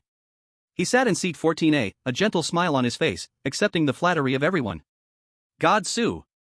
Your announcement just now was so cool. God Su, please take us along. The Sumo adjusted his sunglasses, his tone gentle. "No problem. As long as everyone hands over their props to me for safekeeping, I will ensure your safety. After all, I am the conductor." Just then. Bang. The carriage door was violently pushed open. The real Sumo, along with Andre and Alice, walked in. The whole place fell into silence in an instant. Everyone's gaze switched back and forth between the 2 Sumo. Identical clothes. Identical sunglasses. Even the curve of their smiles was the same. What is going on? 2 Sumos? Which one is real? The passengers panicked, retreating, afraid of standing in the wrong line. The Sumo sitting in the chair stood up. He looked at the Sumo at the door, his face showing surprise and anger. Who are you? Why are you impersonating me? Andre, take him down. That's a fake. He even commanded Andre. That tone and demeanor were identical to the real one. Andre scratched his head, looking left and then right. My goodness, this is too much alike. Sue, what do we do? The real Sumo stood at the door, not angry at all. He just listened quietly. The all-knowing ear activated. Heartbeats? The same. Breaths? The same. Even the sound of blood flowing was imitated perfectly. This was the terror of S-level fakes, concept-level replication. This is interesting. Sumo smiled. He slowly walked toward the imposter. Two blind men stood confronting each other in the narrow aisle. You say you are Sumo? Sumo asked. Of course. The imposter sneered coldly. I have system prompts, I have the all-knowing ear. If I am not Sumo, then who is? You, on the other hand, don't even have a follower. What are you pretending for? It seemed that this fake could not replicate Andre and the sister. But that was not enough to convince the already panicking passengers. Sumo nodded. Since you have the all-knowing ear, you should be able to hear a lot of things. He suddenly pulled something out of his pocket. It was not a weapon. Not an item. But a colorful lollipop. Sumo unwrapped the candy. The sweet, sticky strawberry flavor instantly spread in the air. Since you are Sumo. Sumo shouted into thin air, Sister, someone is stealing your brother's identity and even wants to take your candy. What should we do? The imposter was taken aback. Sister? What sister? He had not copied the memory about the companion spirit, because the sister was in existence outside the rules. The next second, the temperature in the carriage dropped to freezing point. Countless black strands of hair, like living venomous snakes, crazily burst forth from the imposter's head, feet, and even the back of the chair. A sinister, mournful voice, filled with endless greed, whispered in the imposter's ear, hee, fake. Brother wouldn't give candy to others. The smell on you is the stench of rotten mud from a sewer. The imposter's face changed dramatically. What is this? He wanted to resist, but his body was instantly wrapped tightly by the black hair, and bones made a crunching sound under the unbearable pressure. The real Sumo stuffed the lollipop into his mouth and mumbled, Remember. You can imitate my face, you can imitate my voice. But you must never. He took off his sunglasses, and the cold light in his gray-white eyes pierced through. Never pretend not to know her in front of my sister. Crack. With a bite from his sister, the head of that S-class doppelganger burst open like a watermelon. It was not blood and flesh. Instead, countless writhing, fat white maggots spewed forth from that decaying body. Ah! The passengers screamed and retreated. It turned out that the god Su who had been chatting and laughing with them was actually a nest of maggots? Sumo adjusted his sunglasses and waved at Andre behind him, Clean up. It's too dirty. Also. He looked out the window, the train had entered a blood-red fog zone. The next station is the terminus. Get ready, we are going to meet the true owner of this train. Chapter 19, The Red Wedding Dress at the Terminus and the Reluctant Marriage of the Conductor. Woo! The K444 train let out its last long whistle, like the lament of a dying person. The carriage shook violently and then came to a complete stop. The blood-colored fog outside the window dissipated, revealing the true appearance of the terminus. It was not a station. It was an ancient house adorned with red lanterns, strewn with paper money. On the black plaque, 3 bloody words were written, Mandarin Duck Building. Tick-tock, tick-tock. The mournful sound of a swan echoed through the night sky, playing The 100 Birds Greet the Phoenix, but the tune was played backward, sending chills down people's spines. Station, terminus of boundary between yin and yang.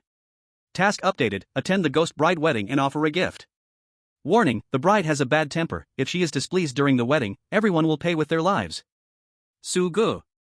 Andre looked at the countless pieces of white paper money fluttering outside, gulping, This scene doesn't look like a good thing. Sumo adjusted the conductor's hat on his head and calmly said, Red and white celebrations are, of course, happy occasions. Let's go, get off the train. Since we are here, we must show our respect. The train doors opened. The surviving 20 or so chosen ones stepped off the train, trembling. Welcoming them were not ticket inspectors, but a row of faceless paper maidservants. The paper figures, with 2 strange puffs of blush on their cheeks, stiffly bowed, the auspicious time has come. Welcoming the groom, into the bridal chamber. Groom? The crowd looked at each other in confusion. Who was the groom? At that moment, the gates of the courtyard burst open. A cold, bloody wind rushed over, making everyone squint. In the wind, a figure dressed in a phoenix crown and palanquin robe slowly emerged, flanked by 4 headless ghost servants. She was wrapped in a bright red wedding dress, her head covered by a red veil, obscuring her face. But the terrifying oppressive aura emanating from her made everyone's knees tremble. An S-class eerie entity, Ghost Bride. She stopped in front of everyone, tilting her head slightly as if searching for something. Finally, her invisible gaze locked onto Sumo, who wore the conductor's hat. Husband. A haunting, sorrowful call echoed directly in Sumo's mind. You finally drove the train back. I have waited so long for you. The crowd was in an uproar. So the conductor of the K444 train was actually this Ghost Bride's husband? And Sumo had just stolen the conductor's hat and identity, now it was no longer robbery but a marriage proposal. The livestream chat went wild, holy cow. Sumo has become the groom? This is a forced marriage situation. It's over, this Ghost Bride is clearly an S-level boss. If Sumo dares to refuse the marriage, he will definitely be torn apart. If he doesn't refuse the marriage, does that mean he really has to consummate with a ghost? That scene is too beautiful for me to look at. Andre panicked and stood in front of Sumo. Hey! That one in the red dress. My brother doesn't do this type of thing. You got the wrong person. Get lost. A cold snort came from under the red veil. Boom! An invisible force directly sent Andre flying over 10 meters, smashing heavily against the wall. The Ghost Bride approached Sumo step by step, extending her pale, jade-like hand, with black nails. Husband. The auspicious time has come. Let's get married. Sumo stood still, not retreating. His sister on his shoulder exploded in anger. Suling's big, dark eyes were full of jealousy and murderous intent, her black hair waving wildly. Bad woman. Dare to steal my brother? I will eat you. Just as his sister was about to pounce, Sumo pressed down her head. Don't rush, linger. This is a great event. Sumo adjusted his sunglasses and voluntarily reached out to hold the Ghost Bride's cold hand. The touch felt like touching a piece of eternal ice. Wife. Sumo's voice was tender, his acting skills suddenly on display. I also want to get married. But? The Ghost Bride paused her movements. But? Sumo sighed, looking troubled. But I have no money. Look at this dilapidated train, I can't even offer a decent betrothal gift. If we get married like this, wouldn't that be unfair to my wife?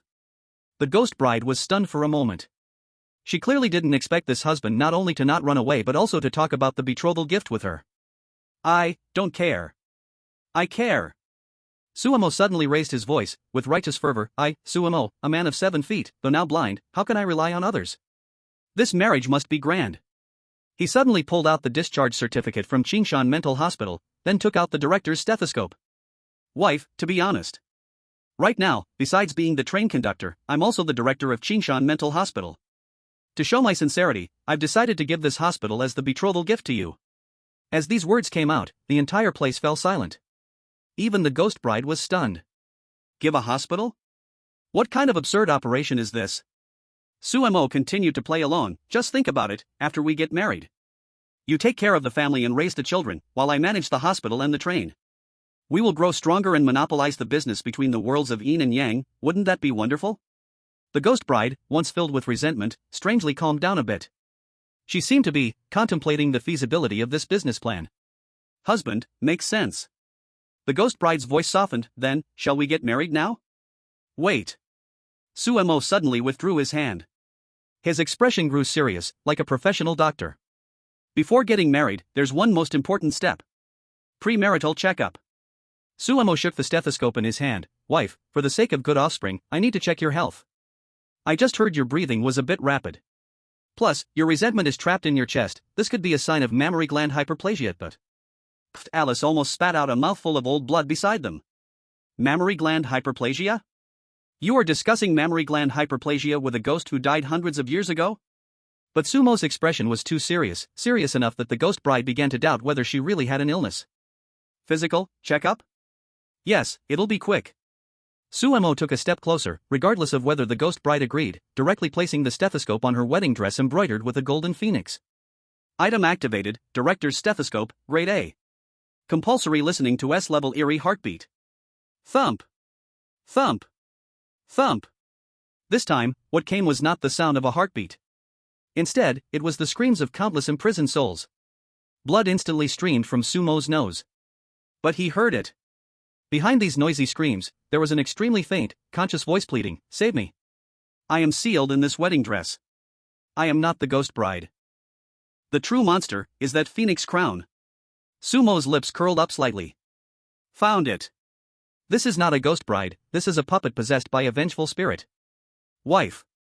Sumo put away the stethoscope, wiped the blood from his nose, and his expression became somewhat pained. Your illness is very serious.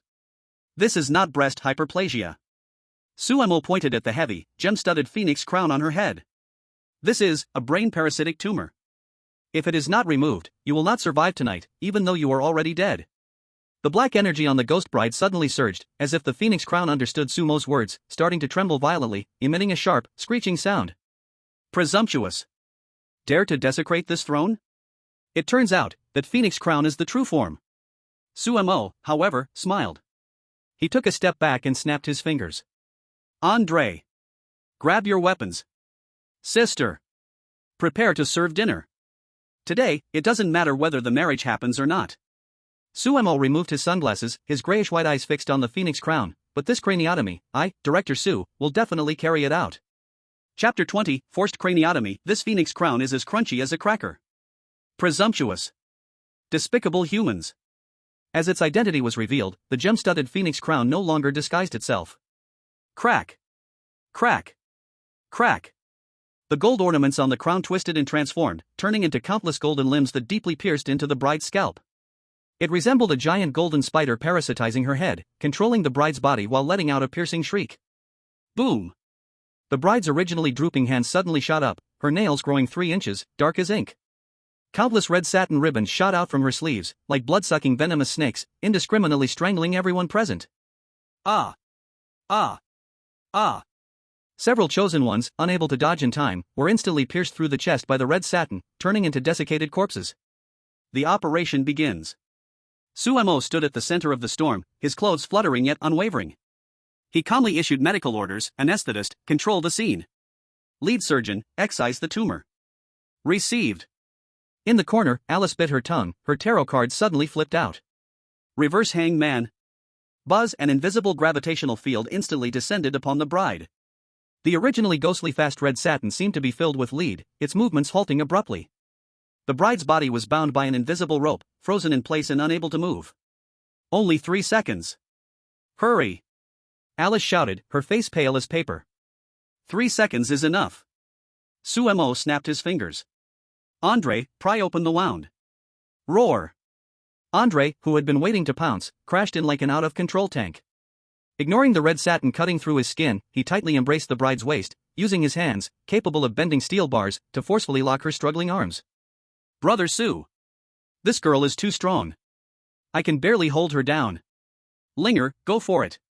Sumo's voice was cold, devoid of any warmth. Hee, time to eat.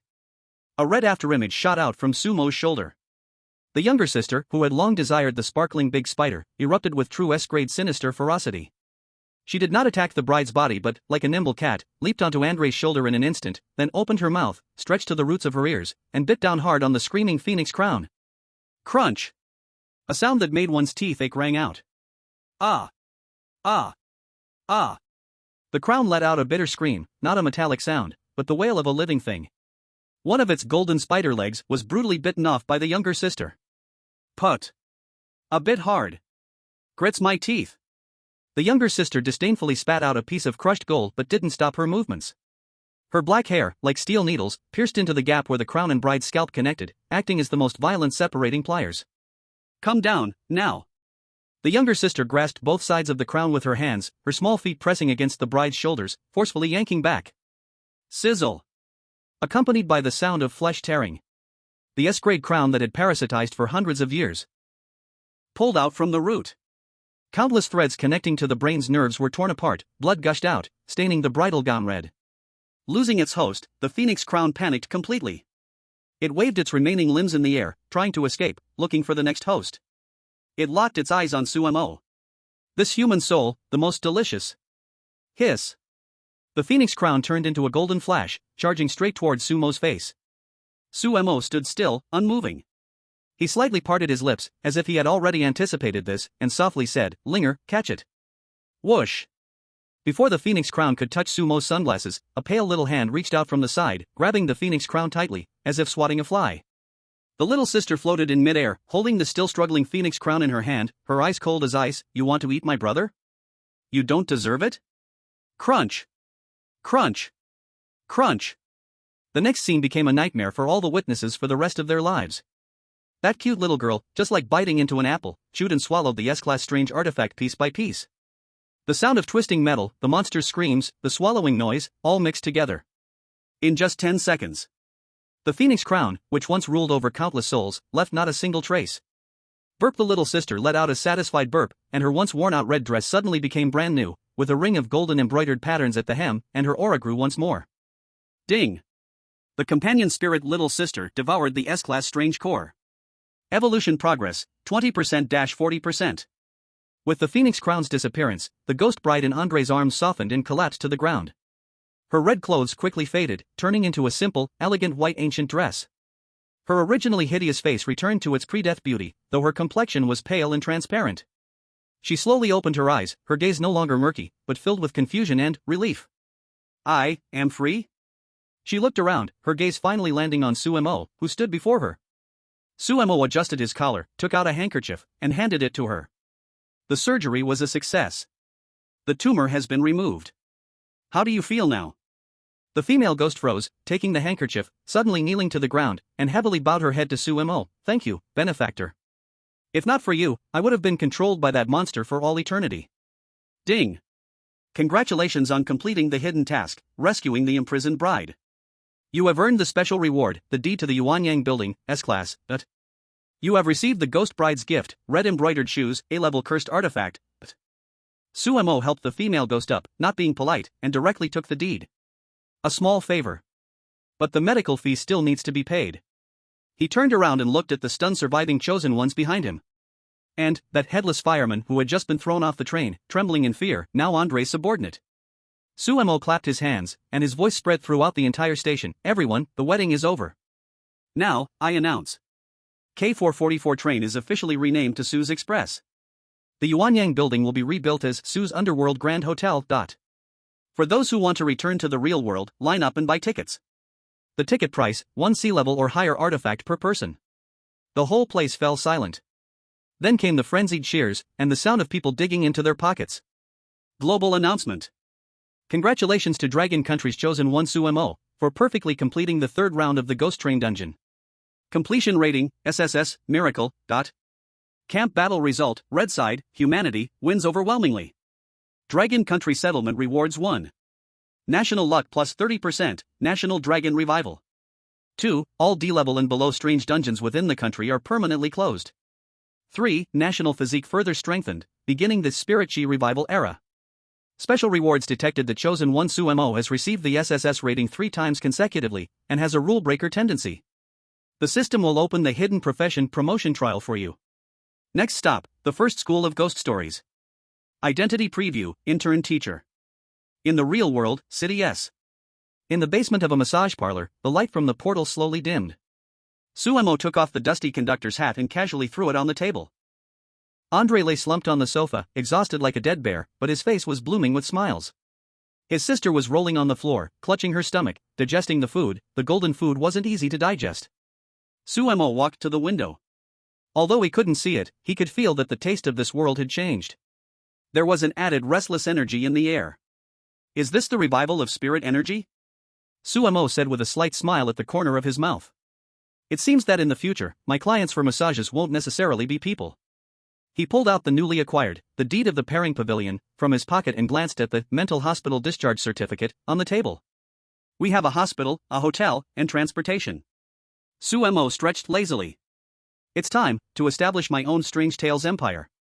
Chapter 21, The Side Effects of Spirit Energy Revival and the Acceptance Letter for the Intern Teacher Position. In the real world, Dragon Country, S City. Time, the morning after the return. The air had changed. The air before was just air, but now it felt as if it was mixed with a stimulant. The wild grass by the roadside had grown half a meter overnight, and the eyes of stray cats and dogs had become as sharp as wolves. Even the old man practicing Tai Chi in the park could stir up a small whirlwind with a single palm push. This was the SSS level clearing reward, ***, revival of spirit energy for all, ***. The Happy Blind Massage Shop. The shop door was tightly shut, but the inside was bustling with activity. Ugh, a childish burp broke the tranquility. Su Ling, the sister, was sprawled on the sofa, her belly round and full. That S-level phoenix crown was simply too nourishing. She had been asleep for a day and a night, and her red dress had become even more vibrant, the once faint presence now solid like a real person. Su Ge, is this really okay? Andre squatted beside her, holding a tape measure, measuring his biceps. I slept for a night yesterday, and my arms got thicker. One punch could shatter that bulletproof glass. Have I mutated? Suemo sat in front of the tea table, polishing the master key he snatched from the train conductor. This is called evolution, not mutation.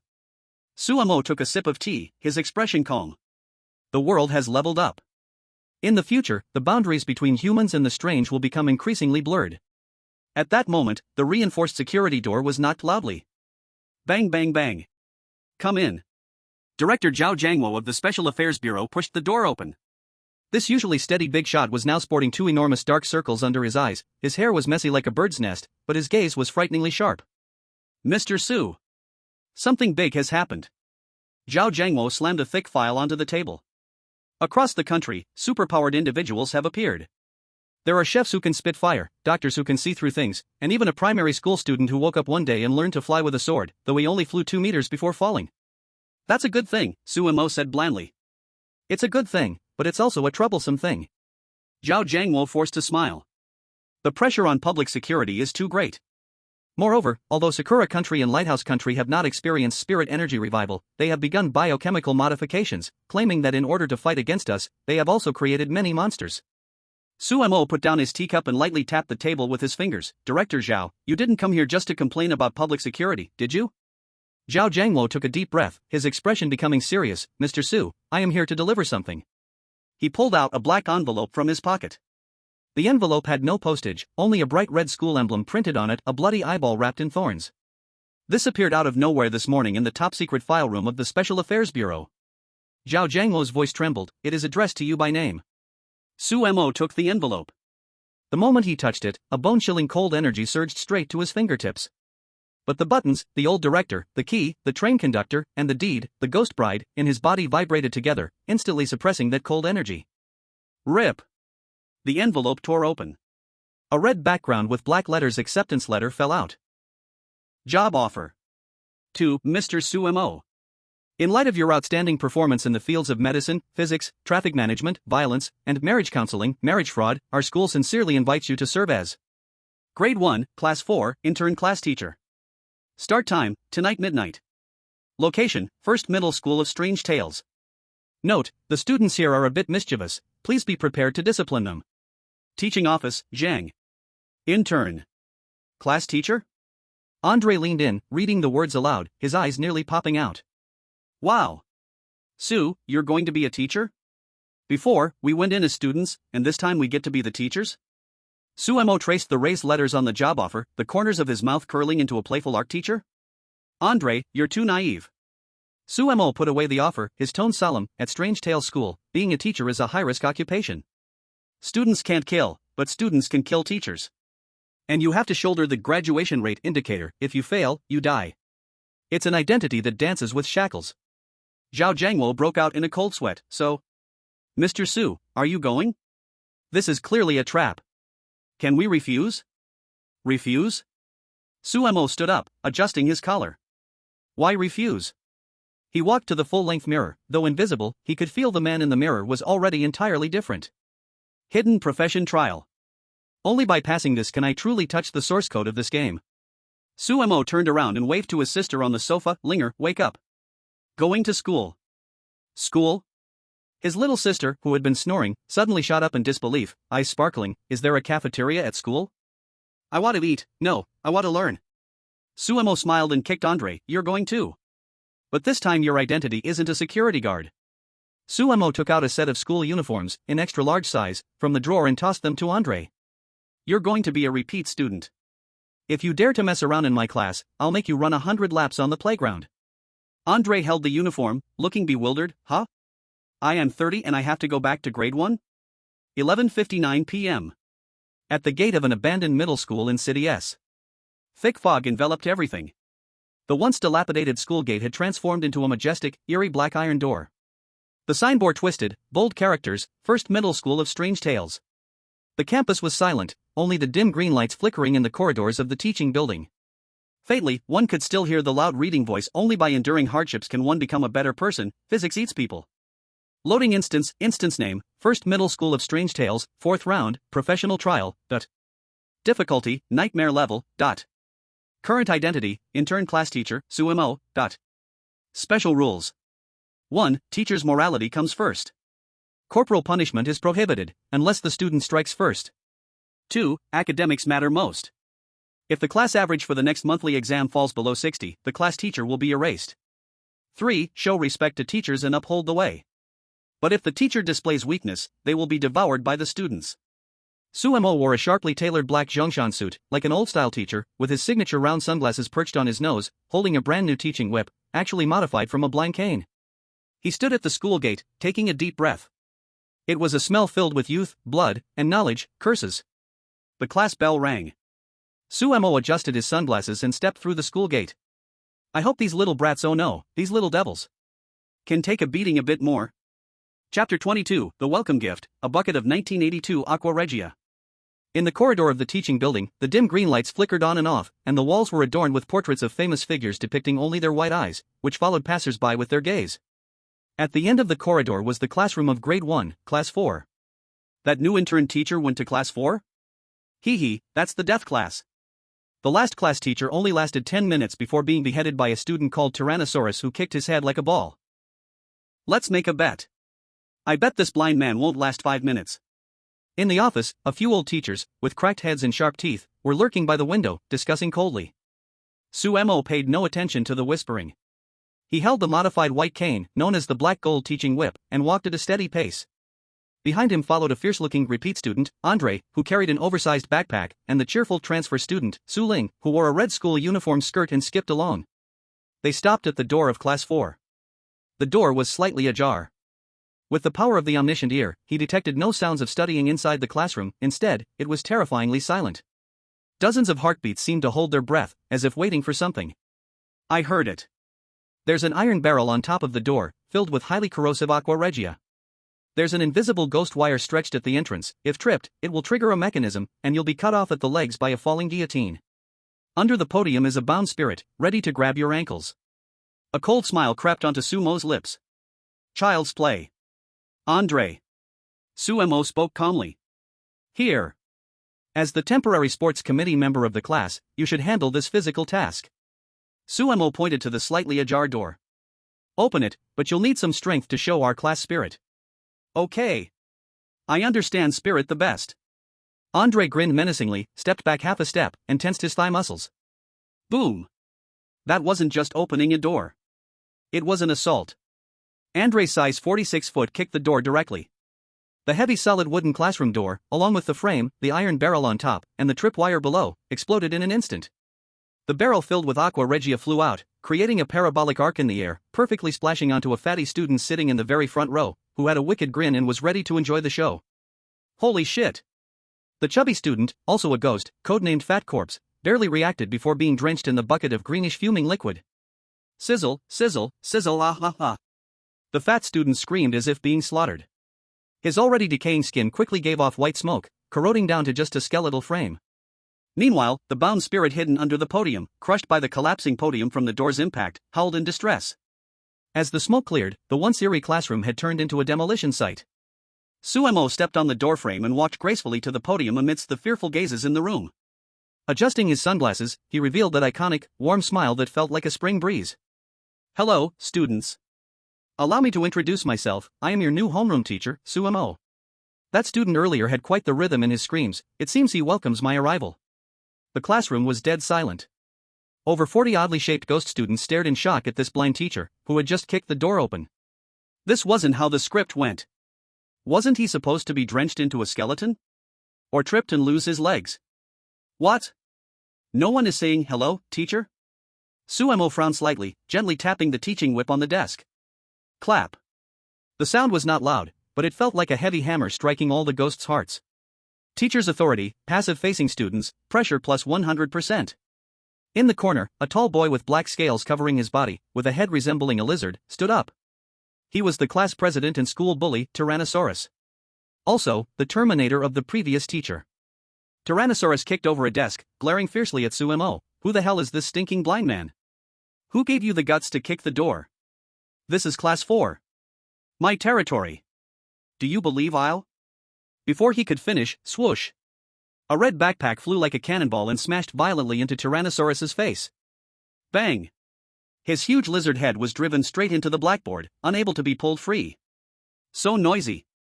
Su Ling, the sister, walked in casually with her hands behind her back. She approached Tyrannosaurus's desk. Reach out a small hand, grasp the Tyrannosaurus's tail, and pull him out of the blackboard like pulling a radish, casually throwing him next to the trash can. Then, she sat in the best spot, took a lollipop out of her pocket, popped it in her mouth, and smiled sweetly at the whole class. I am the new transfer student, Su Ling. I also like to eat. Oh no, I like to make friends.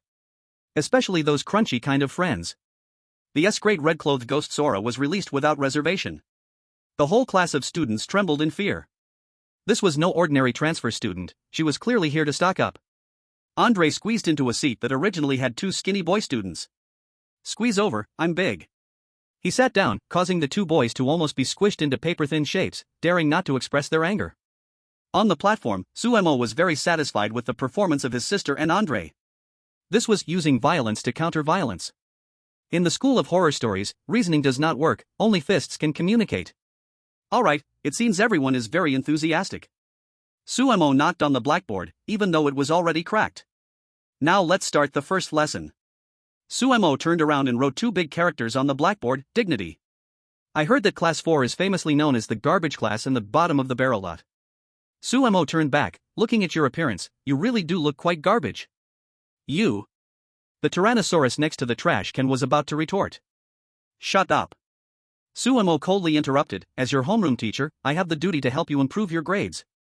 My teaching philosophy is very simple, as long as you don't die from studying, study as hard as you can. Sumo took out a stack of test papers, an emergency print of 5 years of simulated 3 years of college entrance examination, Supernatural edition, and slammed it heavily on the desk. Today's first assignment, a surprise quiz. Students who fail. Sumo's teaching stick suddenly turned into a sharp scalpel, spinning around his fingertips, glinting ominously. After school, stay behind to be my teaching tool. The teacher is currently lacking a skeleton specimen. In front of the podium. Looking at the scalpel, then at the little girl in the red dress drooling next to it. These ghost students, who usually ran wild, were experiencing for the first time what it felt like to be dominated by the fear of knowledge. A timid girl student shakily raised her hand, Teacher. I want to go to the bathroom. Sumo looked at her. Hold it. Good kidneys mean a good brain. Chapter 23, Hell-Level Surprise Quiz, The Fate of Cheaters is Sashimi. Crash. A stack of test papers, emitting the smell of ink, actually the smell of blood, was roughly distributed to each of the ghost students by Andre. Everyone be honest.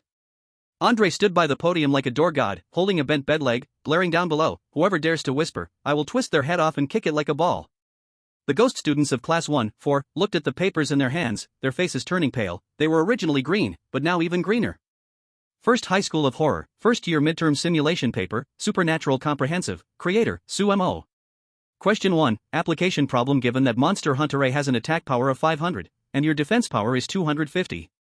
Question, how many companions do you need to eat to withstand one of his blows? Please show your calculation process, and determine the area of psychological shadow. Question 2, ethics question. When you are scaring someone in the bathroom, you find that your homeroom teacher Sumo comes in. Question, you should choose A, bow down and beg for mercy, B, immediately take your own life, C, a hand over toilet paper and shout, teacher bless you? What the hell kind of questions are these?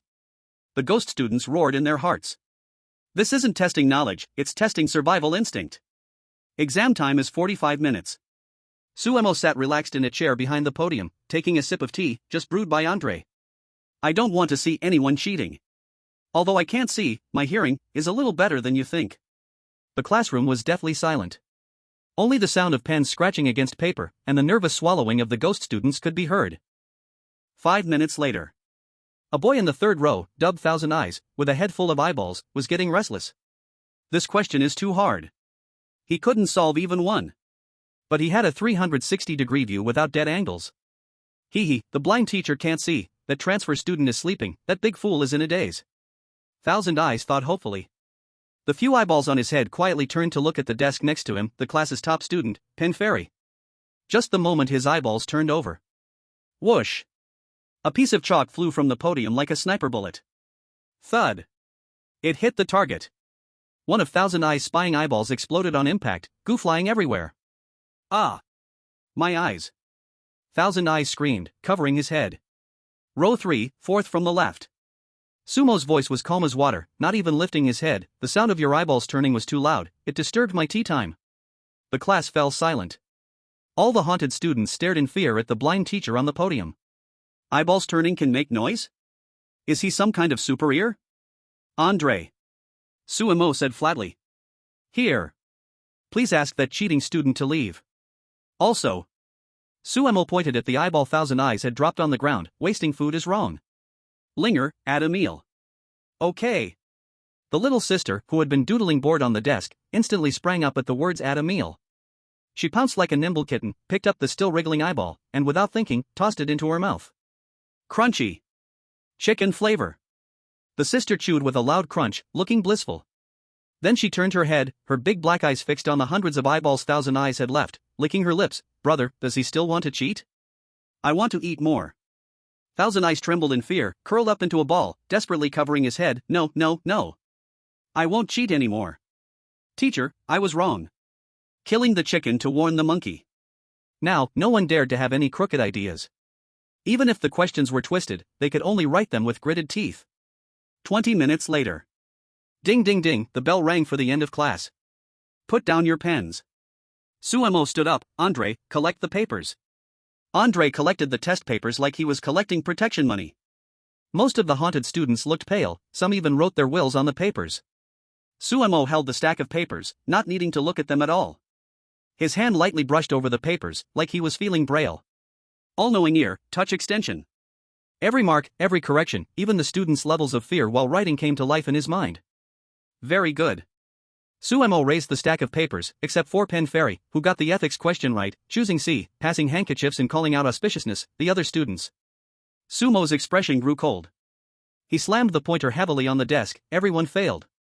Boom! The classroom erupted in wails. What does failing mean? It means being turned into specimens. Teacher. Give us another chance. We'll definitely work hard next time. Sumo pushed his sunglasses up, a hint of a nuclear kindness smile on his lips. Opportunities are for ghosts who are prepared. However, seeing as it's the first day we met, I can change the punishment. He pointed to the row of empty lockers at the back of the classroom. All boys who have failed, each of you run 50 laps on the playground.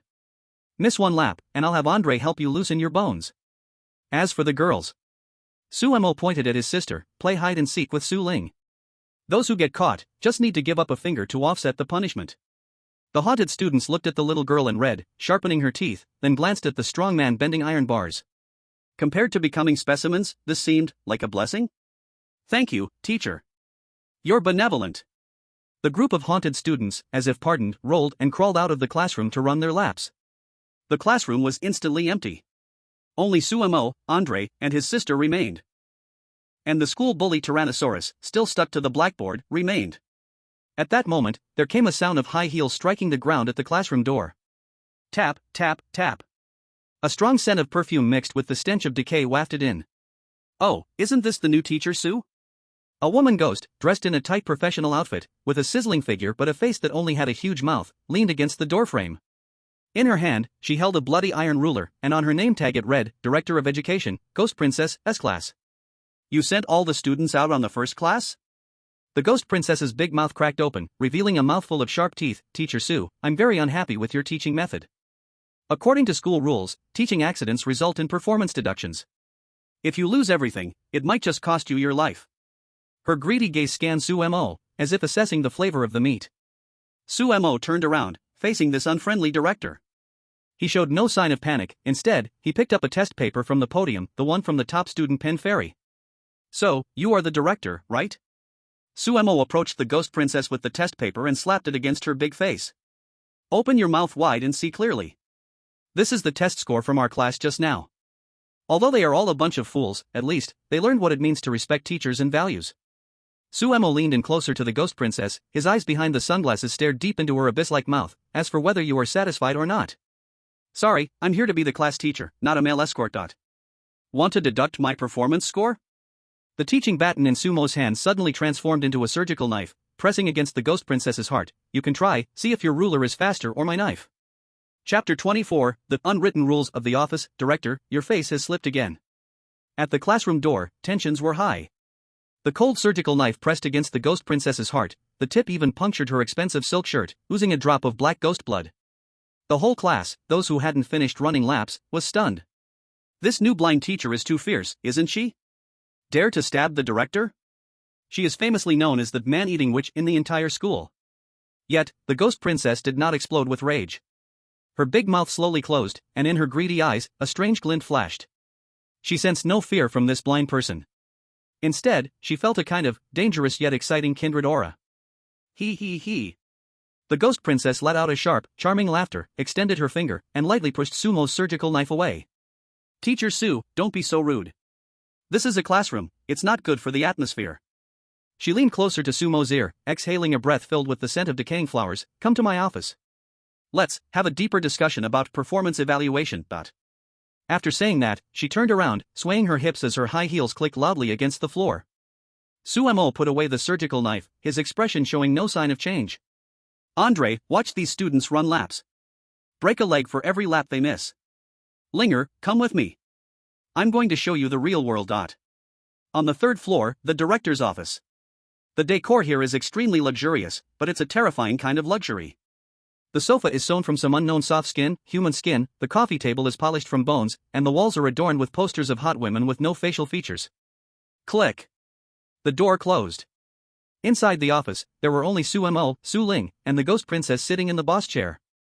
Make yourself comfortable. The ghost princess crossed her legs, her long legs encased in black stockings swaying in the air. She picked up a glass of crimson liquid and shook it. Teacher Su, do you know what you need to thrive in this school? Sumo did not sit. He stood in front of the desk, turning his sunglasses towards the ghost princess. Depend on teaching quality? Uffed, the ghost princess laughed wildly, her ample chest heaving violently. Teaching quality? That's for dead people to see. Here, if you want to live long, you have to learn to please your boss. She put down her wineglass, leaned forward, and her beautiful but strange face approached Sumo. Teacher Su, I think you look good. Although you're blind, I really like this cold aura you have. As long as you stay with me tonight? Don't talk about performance evaluations, even the position of vice principal, I can fight for you. This is a blatant hidden rule. And it comes with the deadly temptation of an S-class female ghost. Su Ling, sister, was on Sumo's back, holding a skull pen holder she had just snatched from the table, chomped down and crushed it. Brother, this woman is so seductive. I want to tear her mouth apart. The killing intent of the S-class locked onto the ghost princess in an instant. The ghost princess changed her expression slightly, but she was not afraid. In this office, she had the advantage. Sumo patted his sister's hand, signaling her to calm down. He was neither angry nor rejecting. Instead, he suddenly took a step forward and reached out, directly touching the ghost princess's face. The ghost princess was taken aback but then felt ecstatic. Humph, he's indeed a man. No matter how serious he pretends, he can't resist the meat delivered right to him? However, in the next second, Sumo's fingers were not flirting. They pressed hard on her jawbone, cheekbone, and the corner of her eye. The technique, bone resetting, violent version. Ah! The ghost princess cried out in pain and tried to push Sumo away. What are you doing? Don't move. Sumo's voice was cold as a knife. If you don't want your facial skin to fall off, behave. The ghost princess froze. Facial skin? How did he know? Sumo retracted his hand, took out a handkerchief, and disdainfully wiped the foundation and corpse oil off his fingertips. Director, if I heard correctly. Every 10 minutes, you secretly touch your left cheek. You can't open your mouth too wide because the stitches on the corner of your mouth have popped. The strong perfume you spray is to cover up the rotten smell of your decaying tissues. Each word from Sumo struck at the ghost princess's heart, pinpointing her weaknesses. Your face is stitched up, right? And the expiration date seems to have passed. Crash! The ghost princess suddenly stood up, knocking over the wineglass. Her originally beautiful face twisted in extreme fear and anger. As her emotions surged, a crack actually appeared on her left cheek, revealing dark red muscle fibers inside, just like peeling wall paint. You, stop talking. The ghost princess covered her face and screamed. As a ghost who loved beauty to the extreme, this was more painful than being killed. I can help you. Sumo casually threw out the bait. The ghost princess's scream stopped abruptly. She suddenly looked up, her murky eye fixed on Sumo. What did you say? Suemo took out a set of glimmering surgical tools, dungeon reward, from his pocket. He slowly put on a pair of white gloves, and his aura instantly transformed from the subservient victim of hidden rules to the renowned plastic surgeon who holds life and death. I'm a professional. I can help you with a full facial reconstruction surgery. It's not that low-quality stitching, but perfect permanent modeling. Sumo's voice was full of allure. After it's done, you can even open your mouth wide to eat people without worrying about your skin tearing. You'll become the most beautiful ghost at this school. The ghost princess wavered. Completely wavered. She had sought countless ghost doctors, but none could cure her rejection reaction to the painted skin. Yet this man before her saw through the root of the problem at a glance. If you lie to me, I will tear you apart. The ghost princess gritted her teeth, her voice trembling. Suemo smiled. Lie down. Half an hour later. The surgery ended. There was no complex anesthesia. Suemo directly used 2 silver needles to seal the ghost princess's facial nerves. Then came a smooth flow of excision, lifting, and stitching. He even used the ghost bride's red embroidered shoes, extracted resentment, to perform a collagen filling for her. Suemo took off his gloves and handed Ghost Princess a mirror. Take a look. Ghost Princess shakily took the mirror. The face in the reflection had smooth, tight skin and perfectly symmetrical features. The cracks and rotting marks from before had completely vanished. Even the smell of death was gone, replaced by a faint fragrance. Oh my god, is this me? Ghost Princess touched her face, trembling with excitement. Beautiful. So beautiful. This was simply the cosmetic surgery pinnacle of the ghost realm. She suddenly looked at Suemo, her eyes now devoid of greed and murderous intent. Instead, they were filled with almost fanatical admiration. Dr. Su, no, Su Divine Doctor. Ghost Princess grabbed Sumo's hand. This time, she was truly grateful. It's perfect. I don't know how to repay you. Suemo calmly pulled his hand back. Repayment is simple. He pointed to the door. From now on, in the school, the matters of Class 4, I call the shots. Also, stop talking to me about any unspoken rules. Suemo straightened his collar and spoke with indifference. I'm not interested in the faces of cosmetic surgery. Ghost Princess didn't get angry. Instead, she nodded like a little fangirl. Yes, yes, yes. I'll do as you say. If anyone dares to cause trouble for Class 4, I'll tear them apart. Ding. Congratulations on recruiting the S-level Director of Education, Favorability, Worship, You have gained special rights, campus network surveillance viewing rights. Suemo turned and walked out of the office with his sister. As they reached the door, Ghost Princess suddenly chased after them, handing Suemo a black duty schedule. Teacher Su. Wait a moment. Here, take this. It's tonight's evening self-study proctoring schedule. Ghost Princess lowered her voice, her face filled with mystery. Originally, the principal arranged for you to proctor the senior year 1 class, the devil class with a 100% death rate. But I swapped it for you. Tonight, you can just drink tea in the office. I'll go proctor for you. Suemo raised an eyebrow and took the schedule. So, this was how it was going to start? It seemed that possessing the core technology, cosmetic surgery, made one influential everywhere. No need to swap. Suemo shoved the schedule back into Ghost Princess's hands. Senior year 1, right? I heard it's full of top students, troublemakers. Suemo adjusted his sunglasses and a hint of excitement crossed his lips. Perfect, my scalpel hasn't been wiped clean yet. Chapter 25, Cross-Class Proctoring, Senior Year Seniors Welcome Ceremony. Midnight 0:30. Top floor of the teaching building, in front of Senior Year 1 class door. The air here was thick like glue, and the walls no longer had mold stains, but instead pulsating dark red muscle-like veins. Even before entering, a strong, inescapable formalin scent could be smelled. Subro, something's wrong here. Andre carried a bed leg, frowning. I feel like the breath of every student here is 10 times stronger than that Tyrannosaurus. I might not be able to handle it. It's fine. Suemo adjusted his white gloves, holding the black proctoring schedule in his hand. You stay by the door. No flies are allowed to leave without my permission. Linger, you stay outside too. Suemo patted his sister's head. Huh? Why? Su Ling pouted in displeasure. I want to go inside and play. The ingredients inside are too old and will get stuck in your teeth. Suemo smiled, his eyes behind his sunglasses flashing with a hint of coldness. And this is the teacher's main show. Adults work, kids don't watch. Click. Suemo pushed open the door to Senior Year 1. There was no noise, no traps.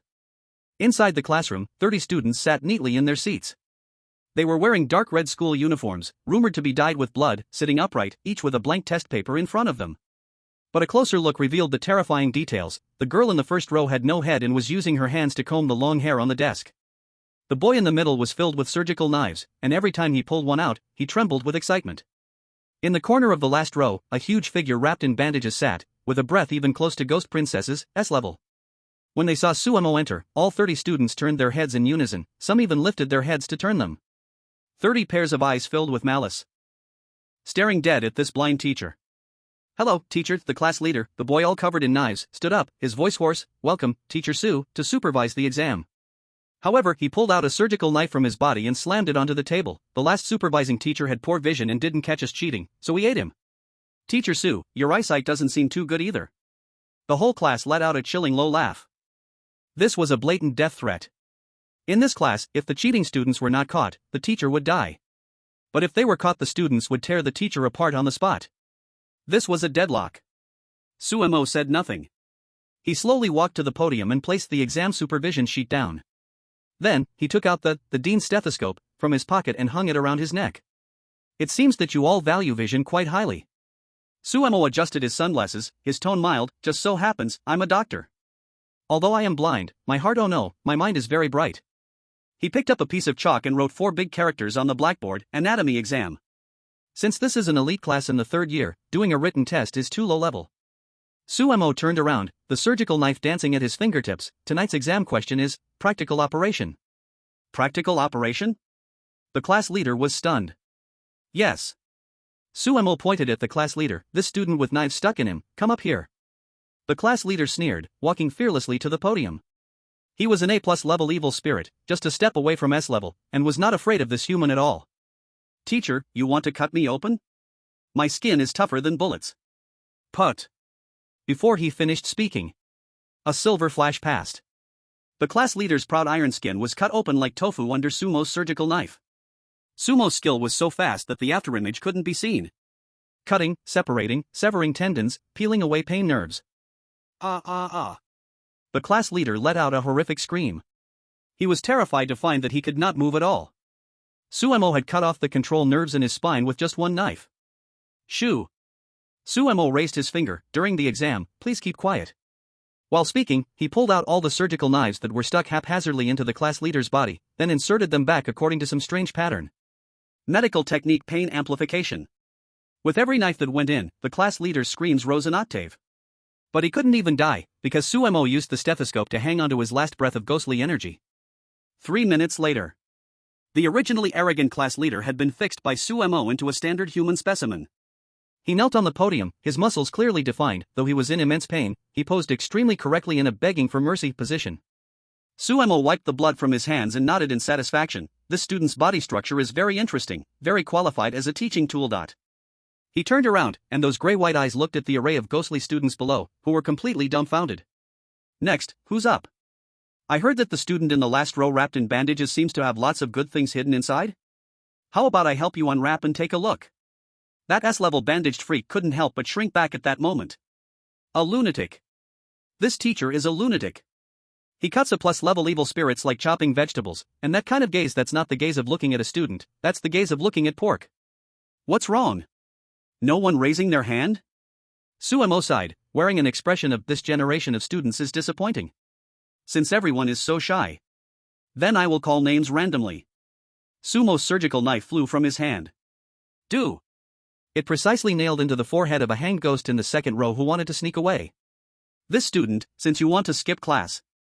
Sumo's mouth curled up slightly, revealing a mouth full of white, sharp teeth. "Then leave your head as a leave note." Boom. Class 3-1 completely exploded. This was no exam supervision at all, this was clearly a slaughterhouse. This group of evil ghosts who usually eat people without spitting out bones. Tonight, they finally met their natural enemy, Su Pervert Dr. Mo. Outside the classroom, Andre shuddered as he heard the horrific screams coming from inside. All the screams were from ghosts. "Wow, what on earth is Su brother doing in there? Making dumpling filling?" Su Ling squatted on the ground, counting the blood seeping through the door crack, licking her lips. "Brother said the ingredients are too old, but it smells so good." At that moment, the familiar cold, mechanical voice suddenly echoed through the loudspeaker. "Warning! Warning! A serious teaching accident has occurred in Class 3-1. Detecting that the class teacher, Su-mo, is performing physical reshaping on students. Given that this behavior severely severely aligns with the werewolf culture of haunted high school. Special announcement.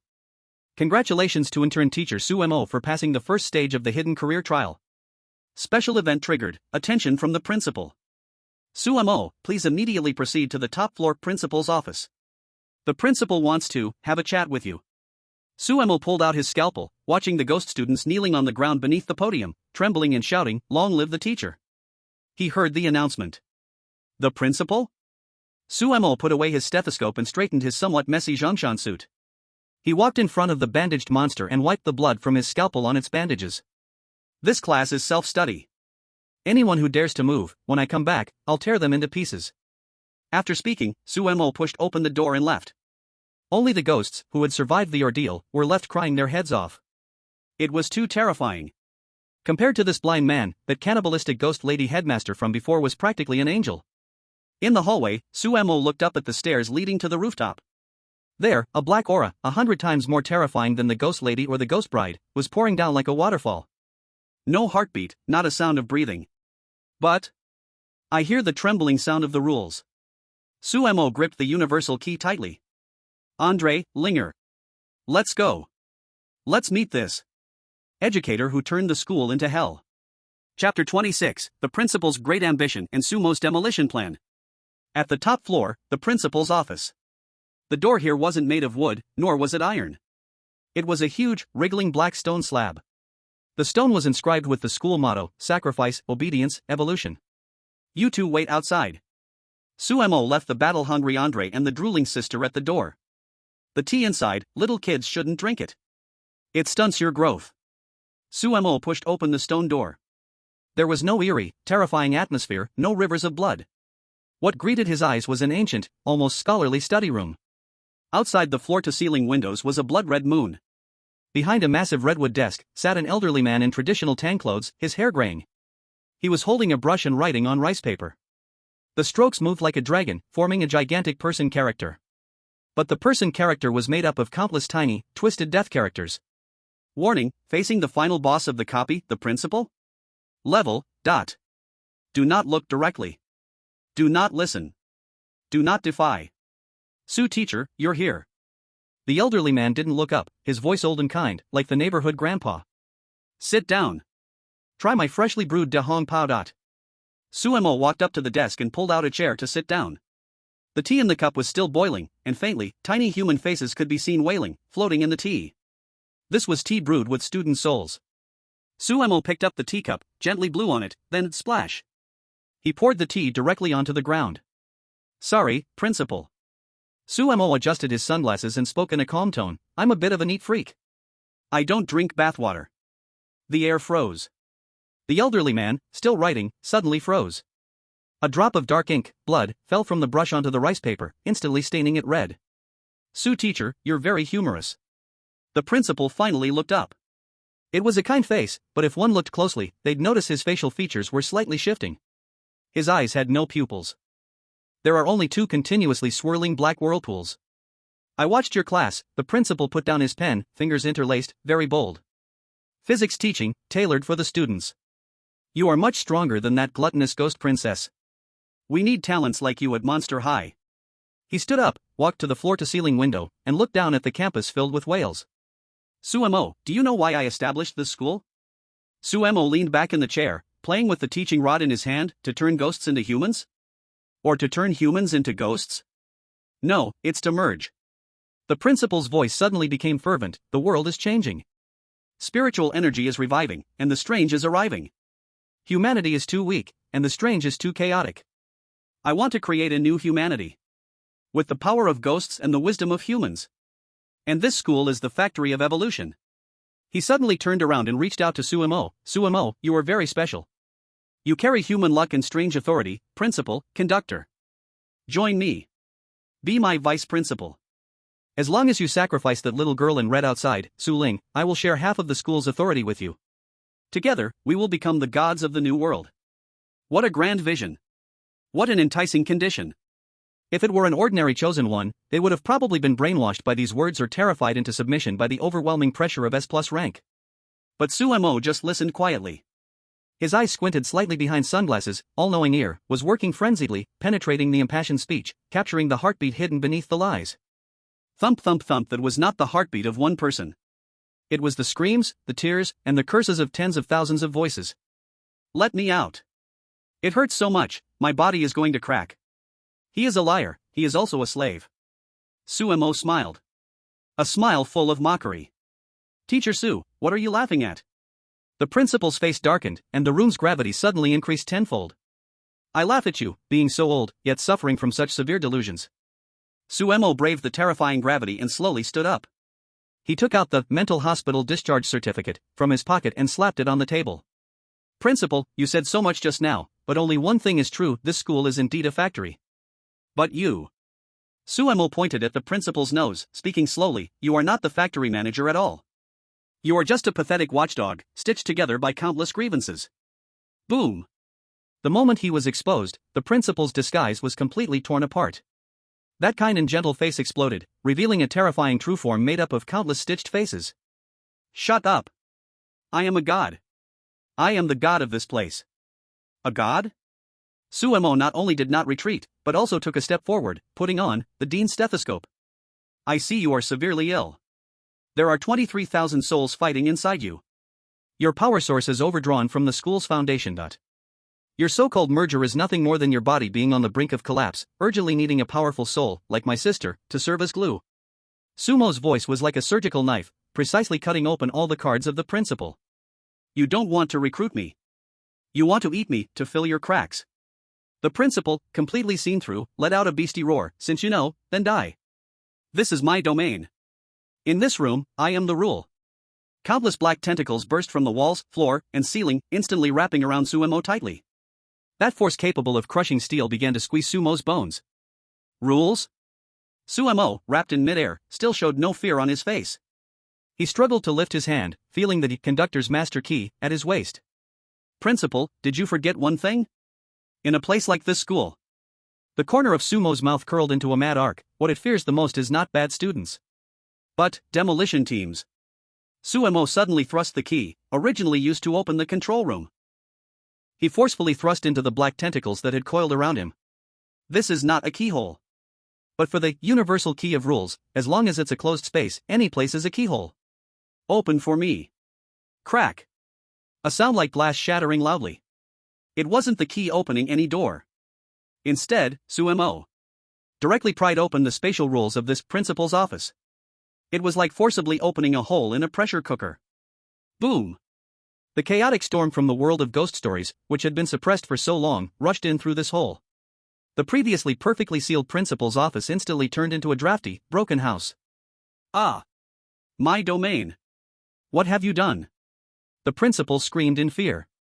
He felt his power draining rapidly. Nothing.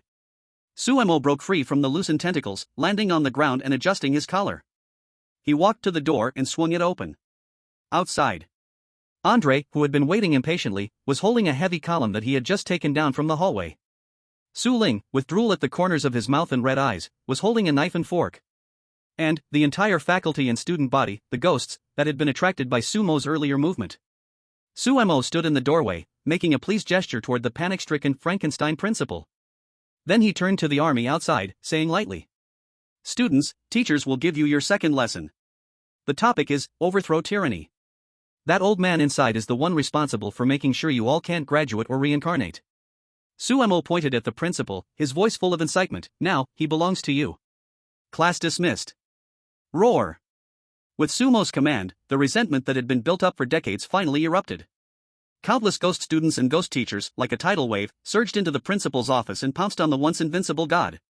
"No! I'm the principal. You can't." "Ah!" Sumo closed the door, trapping the chilling screams inside. He leaned against the doorframe, lighting a cigarette, a gift from Andre, who, the smoke ring was blown out. Sumo listened to the chewing sounds coming from inside and said to Andre beside him, "See, this is the closed loop of education."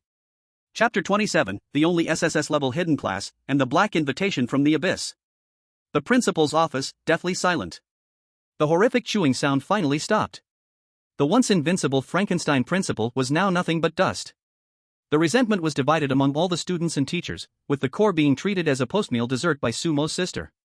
Creak, the door opened. Bloody ghost students, drenched in the principal's blood, walked out. If it had been before, they would have looked ferocious after killing. But now, when they saw the man in sunglasses standing in the doorway, they all lowered their heads, trembling uncontrollably. That was the awe from the depths of their souls. This man had, in just one lesson, removed the greatest mountain above their heads. "Hello, teacher." The class leader, the boy who had been turned into a specimen and pieced back together by Sumo, led the call. "Thank you for your hard work, teacher." The thousands of ghost teachers and students of the school shouted in unison, their voices almost toppling the teaching building. Sumo leaned against the doorframe, a half-smoked cigarette in his hand, his expression indifferent. He didn't speak, only waved his hand. Class dismissed. The simple 2 words were like a pardon. The ghosts instantly scattered like birds and beasts, terrified that if they were slow, this twisted teacher would make up a lesson for them. Ding. Hidden class trial completed. Calculating. Your actions at haunted high school, corporal punishment of students, threatening colleagues, murdering the principal, inciting a riot, severely violated the teacher's code of conduct. But you successfully established a completely new, efficient order based on fear and violence. Judgment, your compatibility with order is highly aligned. Congratulations on your successful job change.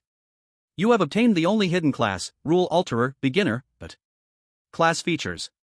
1. Lie Insight, passive. Your all-knowing ear has evolved, and now it not only hears thoughts but also detects loopholes and rules. Red Correction Pen, active. You can modify 1 D level or below rule every day, or temporarily block 1 C level rule, for 1 hour. Territory Aura, in your territory, mental hospital, Mandarin Duck Building, Ghost Talk High School, you are a god, all attributes increased by 500%. Sumo felt the strange power surging within him. Unlike the ghost energy before, this was a cold, meticulously precise power of rules. Modify the rules, huh? Sumo's mouth slightly raised. Although he can only alter low-level rules now, it meant he was no longer a pawn manipulated by the game but had the right to flip the table. At that moment, the ghost princess, the beautified director, walked over, swaying her waist. She held in her hands the principal seal, that represented the school's power, her eyes wild as she knelt before Sumo, Principal Su. This is your trophy. From now on, Ghost Talk High School will be your private garden. Sumo did not take the seal. He found it dirty. Ghost Princess, you take this principal position. Sumo said lightly. I don't have time to manage this group of little ghosts every day. I just want results. Turn this place into a Dragon Kingdom Chosen One training base. I don't want newcomers from the Dragon Kingdom to be afraid to kill even a chicken. The Ghost Princess was taken aback, then ecstatically bowed her head. Yes. I will follow Principal Su's orders. I will definitely train them into the fiercest warriors. Sumo nodded. Andre, Linger, let's go. It's time to collect rented home. A flash of white light passed. In the real world, S-City Massage Parlor. Sumo was back in his familiar leather recliner. Andre excitedly practiced a set of military boxing beside him, not feeling tired at all, instead feeling an overwhelming burst of energy. He had also gained experience in the instance. His sister, Su Ling, curled up into a red kitten, snuggling in Sumo's arms, sound asleep. Just as Sumo was about to close his eyes to rest and sort out this harvest, there was a thud, thud. It was not a knocking sound. Instead, something landed directly on his tea table. The sound was dull, like a wet piece of meat slamming onto the wooden board. Sumo frowned slightly. This was a safe house heavily protected by the Special Affairs Bureau, and there was a barrier set up by him. What could enter out of thin air? He sat up straight and activated his all-knowing ear. No heartbeat.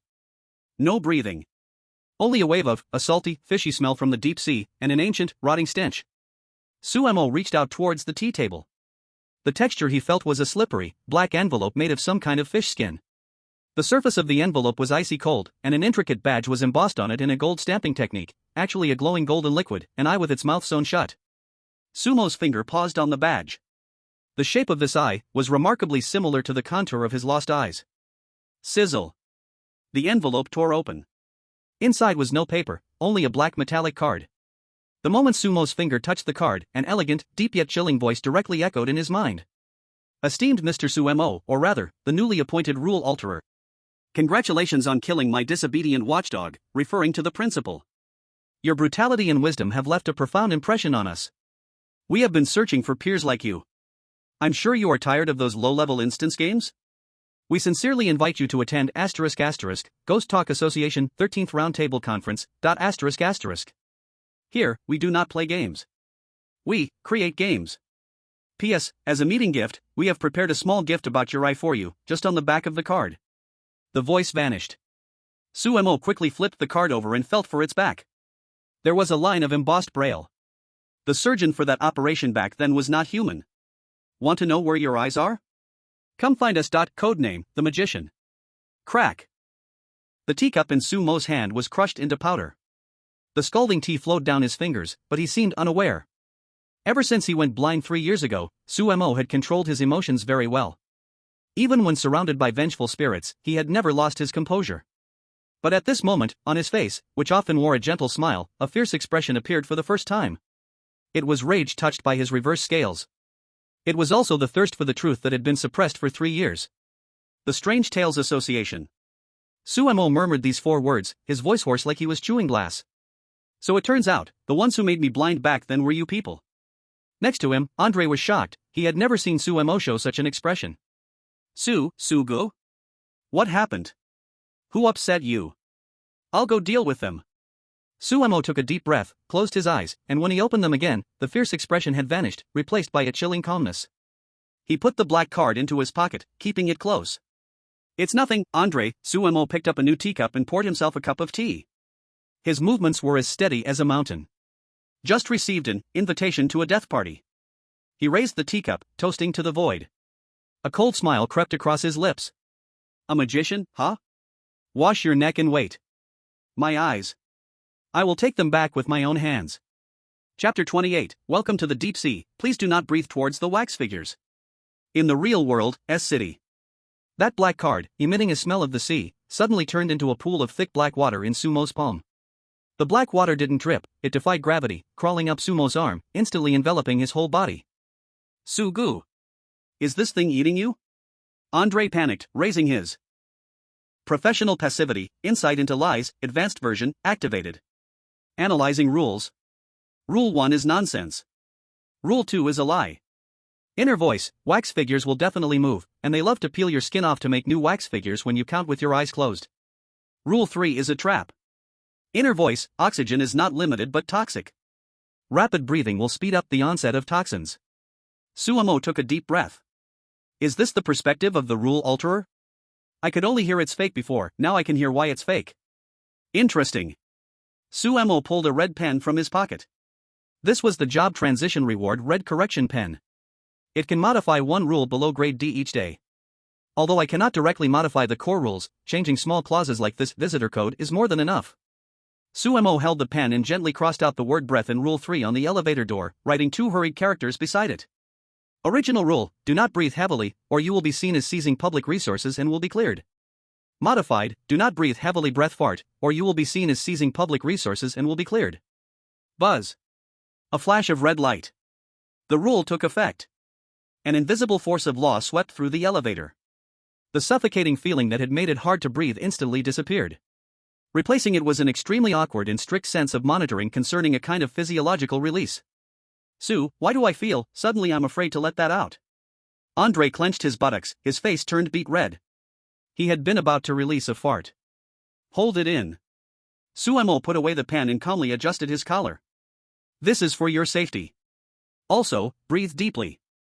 Although the air here is toxic, as long as we don't fart, the rules can't determine we've violated anything. As for the toxins? Suemo has S-level physique and the director's halo, not afraid of this little poison. Ding. The elevator stopped. 3,000 meters deep in the sea, we have arrived. The huge metal door slid open to both sides. A strong smell of formaldehyde mixed with perfume rushed to meet us. Before my eyes was a dazzling hall.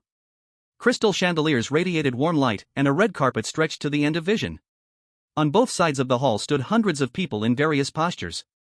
They wore magnificent gowns, some held glasses, some danced, some smiled.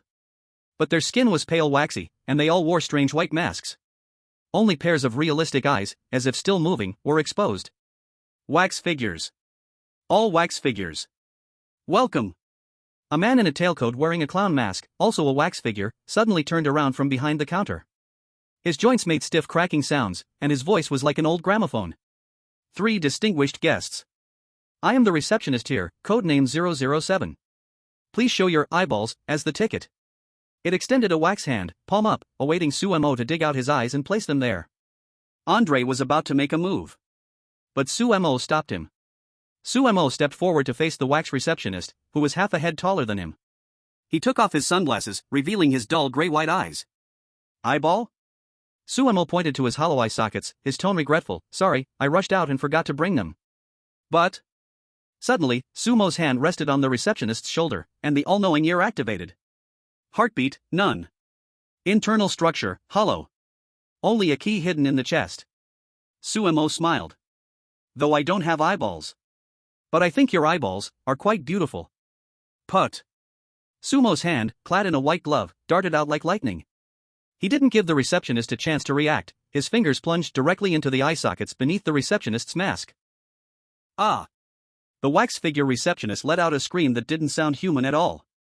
Since it is a work of art, it should understand sacrifice. Sumo suddenly dug in. 2 glass-like eyeballs were forcefully removed, making a crisp sound like a pop in this elegant hall. Sumo casually slapped the 2 wax oil-covered eyeballs into the outstretched palm of the receptionist. Here, your ticket. Sumo pulled out a handkerchief to wipe his hands and smiled slightly at the now blind, physically, receptionist. No need for change. Chapter 29, The Waltz of the Dead, and the Art Appraiser with a Hammer. Deep Sea Wax Museum, Hall 1. My eyes. The wax figure receptionist with no eyeballs was still rolling on the floor, its screams echoing sharply in the empty hall. Sumo stepped over its body, acting as if nothing had happened, wiping his hands with the waxy handkerchief before casually discarding it. Andre, keep up. Don't step on the garbage. Andre, squeezing his butt, due to the no farting rule, carefully bypassed the receptionist, carrying a large iron shovel behind him. Sue, why is this place so cold? It was indeed cold. Not a temperature cold, but a chill that pierced to the bone. In the hall, those hundreds of wax figures dressed in splendid gowns were originally motionless. But with Sumo's violent ticket purchase, the atmosphere changed. Crack crack, the subtle sound of joints rubbing began to rise. The heads of the wax figures slowly and eerily turned towards Sumo. Hundreds of glass eyeballs stared intently at these 2 intruders.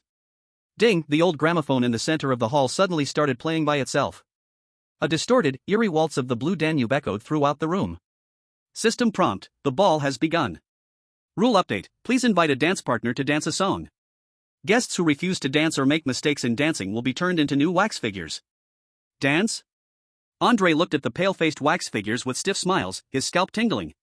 Sue, I only know how to do folk dances, not waltzes. As soon as he finished speaking, several wax figures closest to them suddenly moved. A female wax figure in a red evening gown awkwardly glided in front of Sumo. She extended her pale hand and made a clack-clack inviting sound. First gentleman dance. At the same time, other wax figures surrounded them, forming an airtight encirclement. If the invitation was not accepted, they would stick their fingers into the intruder's veins in the next second. Sumo stood still, his eyes slightly squinting behind his sunglasses. The all-knowing ear activated. Under the cover of the elegant waltz, he heard the truth. The heartbeat, very weak, sealed deep within the wax shell. That is the heartbeat of a living person. They are not wax figures, they are living people, poured into boiling corpse wax, sealed here. Inside each wax figure, a suffering soul is hidden. Inviting me to dance? Facing the outstretched hand of the wax figure in red, Sumo did not take it. Instead, he reached out and grabbed the wax figure's throat. Madam, your neck seems a bit crooked. Sumo's voice was calm, like a strict form teacher. As a work of art, such a flaw is intolerable. The wax figure was stunned, if it had an expression. Dance had mechanically repeated the rule. Dance what? Sumo's fingers suddenly exerted force. Medical skill bone adjustment. Crack. A crisp sound. The wax shell on the neck of the red dress wax figure instantly shattered, exposing the decomposed and blackened flesh inside. Sumo did not stop, it was as if he was dismantling a broken toy. With his other hand, he grabbed the wax figure's shoulder and yanked. Rip! The entire wax arm was forcefully torn off. There was no blood, only yellow corpse fluid gushing out. Ah! A woman's piercing wail echoed from the wax figure. That was not a mechanical sound, but the cry of a living person. Look, how terrible the sound is. Sumo disdainfully tossed away the severed arm in his hand. Andre, take action. The quality of the artworks here is too poor, we need to help the curator, to keep the real and discard the fake. Got it. I've been wanting to smash these ghostly things for a long time. Andre yelled loudly, while also holding back a long-held fart, swinging the S-class iron shovel as he charged into the crowd of wax figures like a bulldozer. Bang! Boom! Clang! This was a one-sided massacre. Oh no, art correction. Andre was responsible for smashing the shells. This one is too fat. Smash. This one is too ugly. Smash. Each swing sent bits of wax and black blood flying everywhere. As for Su Ling, the younger sister, she was in charge of recycling. She whirled like a little red whirlwind through the shattered wax figures. This one is chocolate. This one is strawberry flavored. She particularly chose to eat the vengeful spirits that crawled out from the wax figures, her mouth getting greasy. As for Su Mo, he was like an elegant conductor, walking leisurely through the chaotic battlefield. No matter which wax figure tried to ambush him, he could hear them accurately. Left, cervical spine forward, correct. Crack. One ambusher's neck snapped. Right, scoliosis, amputate. Thud. The scalpel flashed, and a wax figure was cut in half. In just 3 minutes, the originally magnificent ballroom turned into a junkyard of fragments. The beautiful waltz was still playing, but there was not a single person left standing to dance. Su Mo stepped on a floor covered in wax chunks and walked to the end of the hall. There stood a gigantic double door painted with a clown's smiling face. But by the door stood the last wax figure. It did not attack or flee. It just quietly stood there, holding a golden mask in its hand. This wax figure was different from the others. It was made so realistically. So realistic that Su Mo could hear the strong heartbeat inside it, belonging to an S-class powerhouse. Su Mo stopped, signaling Andre and his sister not to move. He walked up to the wax figure and took off his sunglasses. Long time no see. Su Mo suddenly spoke to the wax figure, Thor. The wax figure did not move. But its eyes suddenly turned slightly, shedding 2 streams of blood tears. Andre leaned over for a look and exclaimed, "What the hell? Isn't this the one who went missing 2 years ago, the 5th-rank chosen one of the Lighthouse Nation, Thor? How did he also become a wax figure?" Su Mo reached out and gently tapped Thor's wax chest. Thud, thud. A dull echo came from inside. Not only has he been turned into a wax figure. Sumo's expression darkened, but also, his eyes are missing. Thor's originally majestic face now only had 2 hollow sockets filled with inferior glass beads. It was exactly the same as Sumo's situation. At that moment, the large door painted with the clown's smiling face suddenly opened a crack by itself. A strong, mocking applause came from inside. Clap, clap, clap. A sharp, manic voice rang out, "Wonderful. Truly wonderful. As expected of my rule bender. Compared to that musclehead Thor who only plays with electricity, Mr. Su's destructive power is more artistic. Please, come in. I can't wait to make you my most perfect collectible." Su Mo wiped the wax oil off his hands and adjusted his sunglasses again. He patted Thor's stiff shoulder. "Don't worry, I will make him spit out everything he ate." Su Mo stepped over the threshold. "Andre, take the shovel. This next act is a magic show. Remember, don't blink." Chapter 30, Visual Deception? Sorry, I don't have vision. Ladies and gentlemen, welcome to the Mirror World. As the mad clown's voice fell, the moment Su Mo and the others stepped through the door behind them vanished. Instead, it is countless mirrors. Up, down, left, right. Everywhere the eye can see, there are mirrors. Countless Su Mo, countless Andre, countless Su Ling, layered in the mirrors, extending infinitely, like a vast kaleidoscope. Ugh. After just one glance, Andre felt dizzy, his stomach churning violently. Sugu, so many people, which one is me? Which one is you? He reached out to steady himself against the wall, but his hand went straight into a mirror. The mirror rippled like water, and a large hand covered in black hair reached out from inside, gripping his wrist tightly. Hee, I'm the real one. The fierce-looking Andre in the mirror grinned, swinging a shovel made of mirror at the real Andre's head. Ah! Andre instinctively stepped back in fear, but he found himself surrounded by mirrors, unable to distinguish north from south, east from west. It wasn't just Andre. In front of Su Ling, a dark Su Ling with sharp teeth poked out of the mirror, holding a pair of scissors made of mirror, trying to cut Su Ling's hair. Hee, so hungry, want to eat you. Warning, trapped in S-level area, Infinity Mirror Realm. Rules, every reflection here could be real or a killer. Find the exit in 10 minutes, or be lost forever. The magician's voice echoed from all directions, now near, now far. "Mr. Su, I hear your hearing is excellent? But in this maze, sound can also be refracted, you know. Come guess, which mirror am I behind?" The air was filled with mockery. If it were an ordinary S-level powerhouse, even Thor would break down here due to the dual interference of sight and sound. Because the mirrors here can refract perception. However, Suemo simply stood quietly in place. He adjusted his sunglasses and did not panic like Andre. Andre, close your eyes. Suemo commanded calmly. Ha? If I close my eyes, I won't be able to see. Andre shouted while blocking the attack from the reflection. I said close them, so close them. Sumo's voice left no room for doubt. With gritted teeth, Andre shut his eyes. A magical scene unfolded. The moment he closed his eyes, the reflected Andre attacking him suddenly froze, its shovel falling down but passing through him like the wind. Fake. All visual deception. The so-called magic, to put it simply, is just a trick. Suemo leaned on his cane and walked forward step by step. He didn't even look at those overlapping mirrors or the clawing monster reflections. Bang! A reflection wielding a knife lunged at Sumo's heart. Suemo didn't even dodge. The knife tip pierced through his body, no blood, just the ripples of shattered light and shadow. Magician, your biggest mistake was preparing this level for me. Suemo walked and sneered, you want to trap a person who can't see to begin with? All-knowing ear, activate. Not to listen to the direction of the sound, because the sound is refracted. Suemo listened for texture. On the left, the echo of glass, empty.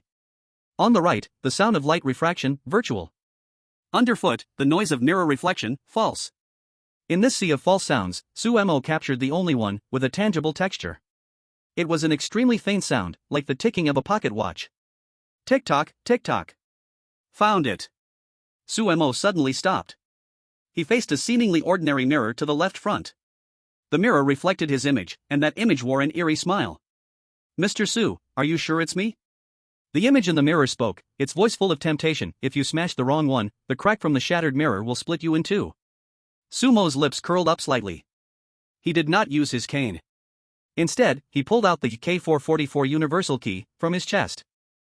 This is the loot he snatched from the train conductor. Who said I was going to smash the mirror? Suemo inserted the key into the emptiness of the mirror, as if inserting it into an invisible keyhole. I am here to dismantle the stage. Click. The key turned. Rule tampering activated. Modification target, mirror maze. Modification content, all mirrors transparent glass. Crash. With a crisp, loud sound, it felt as if the entire world had shattered. The mirrors that could reflect countless illusions instantly transformed into ordinary transparent glass. The illusions disappeared. The maze was gone. Through the layers of transparent glass, Suemo clearly saw a man in a tailcoat, wearing a top hat, and painted with thick makeup, awkwardly stood there. He held a microphone in hand, maintaining the posture of someone who had just been speaking. Surrounding him were numerous speakers, projectors, and a dry ice machine. The so-called infinite mirror realm was just a filming studio filled with high-tech equipment. The magician was stunned. He looked at the props that had turned into transparent glass, and the smile on his heavily made-up face gradually stiffened. This was like a magician performing a trick with a living person, only for someone to suddenly dismantle the compartments of the box, revealing the hidden passage inside. A social death scene. Look. Suemo put away the key and waved at the magician through the last layer of glass. Without this layer, you are just a juggler. Andre.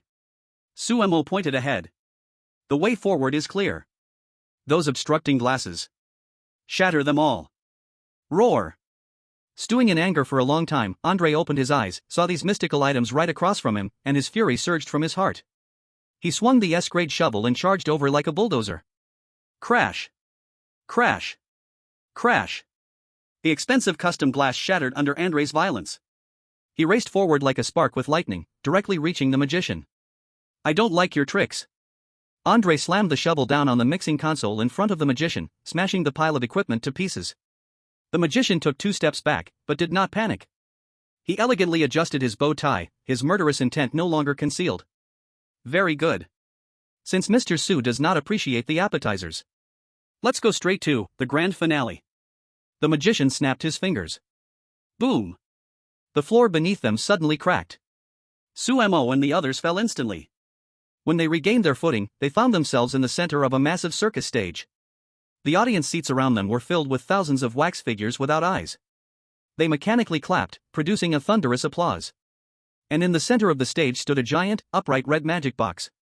A human anatomy diagram was painted on the box. The magician stood beside it, holding several gleaming electric saws.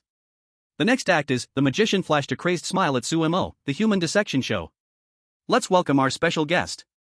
Mr. Sumo, into the box. Chapter 31, Amateur Dissection Show versus Professional Surgery.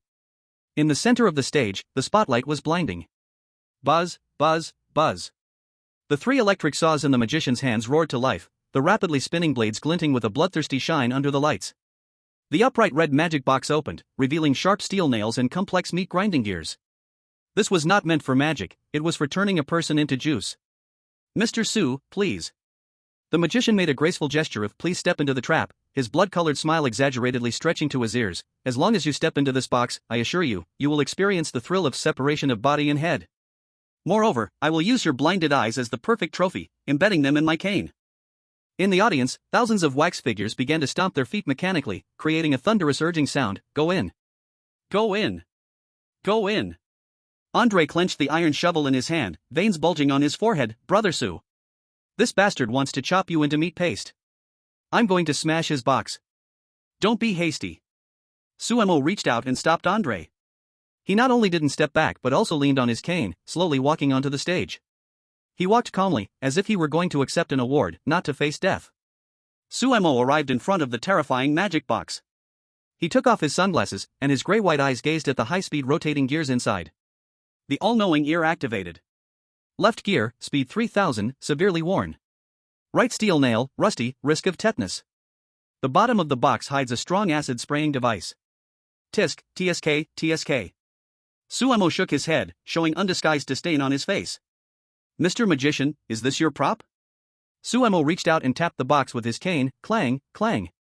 Aging equipment, unsanitary conditions, and not even the saw blades have been disinfected. Sumo turned around to face the magician, his tone like a top surgical professor scolding an unqualified intern. You call this human dissection? To me, it's nothing short of slaughter. There's no sense of beauty. Rough, too rough. The magician was stunned. He had imagined Sumo begging for mercy, resisting, or fleeing. But he never expected Sumo would be nitpicking. What do you know? This is art. The magician was enraged, roaring as he waved the chainsaw in his hand. Since you refuse to cooperate, I'll personally cut you open. Boom. The magician's figure flashed, bursting forth with S-class speed. He spun like a top, wielding 3 chainsaws, slicing toward Sumo's neck, waist, and legs from 3 deadly angles. Die. Brother Su, be careful. Andre exclaimed. However, Sumo still stood in place. He merely sighed softly. Since you love cutting so much, then I'll show you what professionalism looks like. Professional skill activated, red correction pen, remaining uses today, January 1st. Sumo's fingers quickly swiped through the air. Modification target, stage rules. Original rule, this is a magic show. Modified to, this is a surgical demonstration.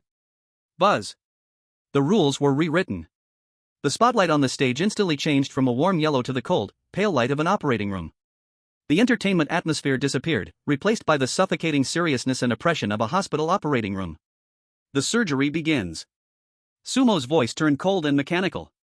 Facing the chainsaw coming at him, Sumo flipped his wrist. A surgical knife, only 10 centimeters long and as thin as a cicada's wing, appeared at his fingertips. This knife was small, appearing insignificant against the enormous chainsaw. But... ding! Ding! Ding! The 3 crisp sounds of metal clashing echoed. Time seemed to stand still.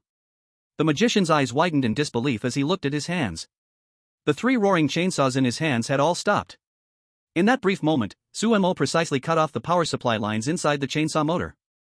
That precision was like excising a tumor from a tangle of blood vessels, without a miss. How is this possible? You're blind. The magician stepped back in terror.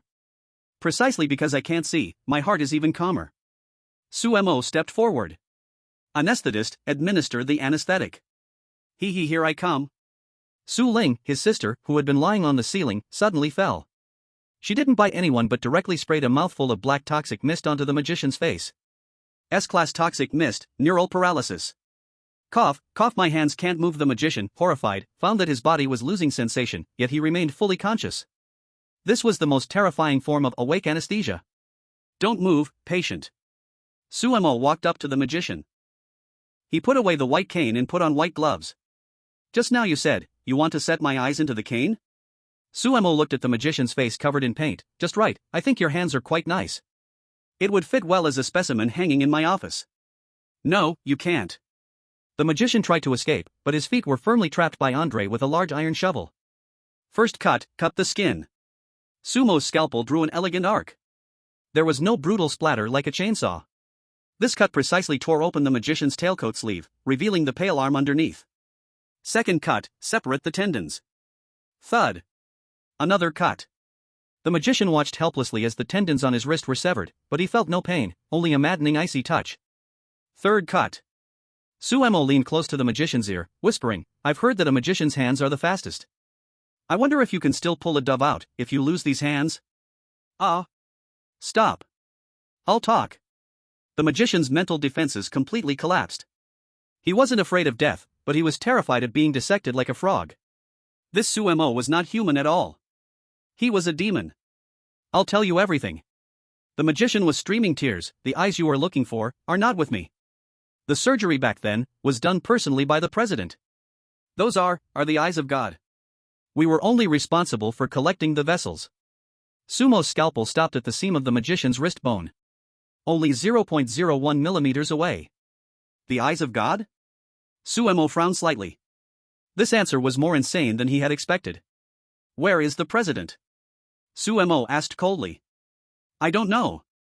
No one knows where the president is. The magician trembled as he spoke, but I know the location of the next roundtable conference. As long as you take my magic hat, you can get in. Suemo was silent for 2 seconds. Then, he put away the scalpel. Good, this information has saved your hands. Suemo took off the white gloves and threw them onto the magician's face. However, while you may escape death, you'll still suffer punishment. Suemo snapped his fingers. Andre, stuff him into that magic box. Ling Air, go turn on the switch. No. Don't. The magician let out a desperate scream. That was the meat grinder he had prepared for Suemo, now it had become his coffin. This isn't slaughter. Suemo turned his back and walked toward the edge of the stage. Behind him came the dull sound of the magic box closing, and the roaring sound of gears turning again. This is the fate of art. Sizzle, thud. Blood stained the red magic box. The thousands of wax figure audiences below still applauded mechanically. The applause was thunderous, as if celebrating the grand finale of a great performance. Ding. Congratulations on clearing the S-level instance Deep Sea Wax Museum. Obtained key item, Magician's High Crown Top Hat, ticket to the Odd Tail Association. Obtained clue, Eyes of God. Suemo stood at the edge of the stage, holding the bloodstained top hat. His mood did not lighten because of clearing the game. On the contrary, it felt heavier. The eyes of God, huh? Suemo touched his sunglasses.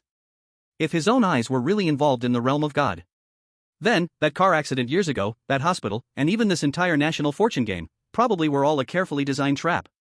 Interesting. Suemo placed the top hat on his head, a mad smile curling at the corners of his mouth. Since you want to create a god, then I will smash this altar to pieces. Chapter 32, the 13th member of the Round Table Conference, codename, Grim Reaper. Void, unknown dimension. The moment Suemo put on that bloodstained, magician's hat, the Deep Sea Wax Museum vanished. Andre and his sister also disappeared, left in the instant settlement space. This time, it was his solo one-man meeting. There was no teleportation light effect. It suddenly went quiet all around. That kind of silence felt like lying in a sealed coffin. When Suemo once again sensed the surrounding environment, he discovered that he was seated upon an icy, towering black iron throne. Before him stood a massive circular stone table. Around the table were 13 chairs in total. This was the Urban Legend Association Round Table Council, the highest authority governing all paranormal instances across the world. At this moment, every seat around the round table was already occupied by people. The quotation marks were necessary. They possessed humanoid forms, but their auras, every single one of them, started at S-rank monsters. Seated at position number 3 was a puppet wrapped head to toe in bandages, holding needle and thread, carefully stitching its own mouth shut. Codename, Puppeteer. At position number 7 sat a gigantic mass of rotting flesh. Countless flies swarmed above it, producing a deafening buzz. Codename, Glutton. At position number 9 was a burly man wearing a bloodstained butcher's apron, casually toying with a human thigh bone in his hand. Codename, Butcher. And Suemo sat in position number 13. This seat originally belonged to the magician. Whoosh! The instant Suemo appeared, the low murmurs filling the round table vanished. 12 terrifying gazes, like tangible blades, shot straight toward him. The butcher at position number 9 crushed the thigh bone into powder, his voice rumbling with suspicion. Old magician? Your look today seems awfully plain. And why do you smell like something disgusting? Like a living human. The moment his words fell, murderous intent erupted throughout the hall. At a gathering composed entirely of anomalies, the scent of a living human was like a wolf appearing among sheep. Or perhaps a sheep wandering into a pack of wolves. Suemo sat calmly upon the lofty throne, fingers interlaced on the table, his expression placid as still water. He did not remove his sunglasses. Facing 12 monsters capable of leveling cities, his heartbeat did not accelerate even slightly. Magician? Suemo let out a soft chuckle, his voice echoing through the deathly silent chamber. He reached into his coat, took something out, and casually tossed it onto the center of the round table. Pata! It was a shattered white glove, still smeared with corpse wax. The very glove the magician had cherished most while alive. Don't misunderstand. Suemo adjusted his sunglasses, speaking as casually as if discussing the weather. That trick-playing clown was too noisy. I found him annoying, so I took him apart. Boom! The entire council erupted. Every monster's aura exploded outward as the candle flames atop the table flickered violently under an icy wind. You killed the magician? The puppeteer at position number 3 sprang to her feet, countless invisible threads shooting from her fingertips and locking onto Sumo's throat. You're that human chosen one? How dare you? To barge in here of all places. Eat him. Amid the overwhelming killing intent, Suemo remained unmoved. He even poured himself a glass of the red wine on the table. Though it was clearly blood. Eat me? Suemo lifted the glass and gently swirled it. Isn't the rule of the Urban Legend Association the strong take the seat? He took a sip, frowned slightly, too metallic, and continued. That piece of trash couldn't even withstand a single surgical scalpel of mine. Letting him occupy this seat was an embarrassment to all of you. What? You want to avenge that useless thing? Suemo set the wine glass down. Clang. The crisp sound echoed. At the same instant, a terrifying pressure erupted from Sumo's body. The authority of a SSS-rank rule rewriter? Mixed with the resentment of the old asylum director. The curse of the ghost bride. And the domineering presence of the train conductor. It burst forth from him like a storm. An aura that transcended S-rank. The presence of a manager. Sit. Suemo spoke softly, just 2 words. The puppeteer, who had been ready to strike, froze stiff. She felt her threads severed by some higher law. And a soul-deep terror forced her to sit back down instinctively. The other monster's eyes flickered with shock and uncertainty. He had killed the magician. Sat here openly with his token. And lived to tell the tale. This human was not simple. More importantly, that rule-like aura about him made them wary. He. At that moment, from the long vacant position number 1, the main throne. Suddenly, a faint and ethereal laugh echoed. There was no one there, only a vague black mist. Chairman, projection. Interesting. The chairman's voice was indistinct, neither male nor female. Indeed, the magician was outmatched, and he deserved to die. Since you could kill him, you are qualified to sit in this position. Human, state your name. Suemo looked up, his gray-white eyes gazing at the black mist. He felt, within that black mist, there was the essence of his own eyes. Suemo suppressed the killing intent in his heart, a graceful arc of a smile forming on his lips. I am a doctor, specializing in sending disobedient patients to their end. You can call me the Undertaker. The Undertaker? Good name. The chairman seemed satisfied. Welcome to the 13th roundtable meeting. Now that everyone is here, let's begin today's agenda. The projection in the center of the table lit up. A photo floated in the air. The person in the photo was wearing a patient gown, sporting sunglasses, and holding a white cane. It was none other than Suemo himself. Today's agenda is simple. The chairman's voice turned icy and sharp. Hunt down the Dragon Kingdom's chosen one, Suemo. This human is growing too fast, posing a serious threat to our plans. Moreover, he holds the clue to the Eye of God. The chairman surveyed the monsters around the round table. Who is willing to go to Sidious and bring back his head? Reward, a fragment of divine essence. Roar. The whole room exploded with excitement. A fragment of divine essence. That was a treasure that could evolve an S level to SS level. I'll go. The butcher slammed his bone on the table. I want to pick his bones and make soup. Let me go. The puppet master screamed. I want to turn him into the perfect puppet. He is mine. The glutton drooled. I'll savor his flesh. For a moment, the round table was in chaos, everyone fighting to kill Sumo. Only the Undertaker Sumo, sitting in position 13, remained calm. The association will not let you fight alone. The president waved his hand. Buzz. From the darkness around the round table, two terrifying monsters emerged. On the left, there was a massive black shadow without a solid form, slithering on the ground like a snake, holding two pitch-black daggers. Codename, Shadow Demon, S-rank, dot. Ability, Stealth, Backstab. He is the best assassin in the association and has successfully killed top chosen ones from 3 countries. On the right, there was a 3-meter-tall stitched giant corpse, covered in rotting flesh, dragging a thick iron chain. Codename, Corpse King, S-rank, dot. Ability, Flesh Shield, Corpse Poison. He is the proud work of a butcher, tough-skinned and meaty, able to withstand missile bombardment. These two are the elites of the association. The president said flatly, the Shadow Demon is responsible for infiltration, and the Corpse King is responsible for a frontal feint. Undertaker, you are in charge of command. Make sure to bring back the head of that Sumo. Sumo glanced at these two teammates. A fragile assassin and a heavy meat shield. It was simply a perfect delivery for his sister and Andre. No problem. Sumo stood up, adjusted his magician's hat, and a cruel smile appeared on his lips. I will arrange for them the most suitable positions.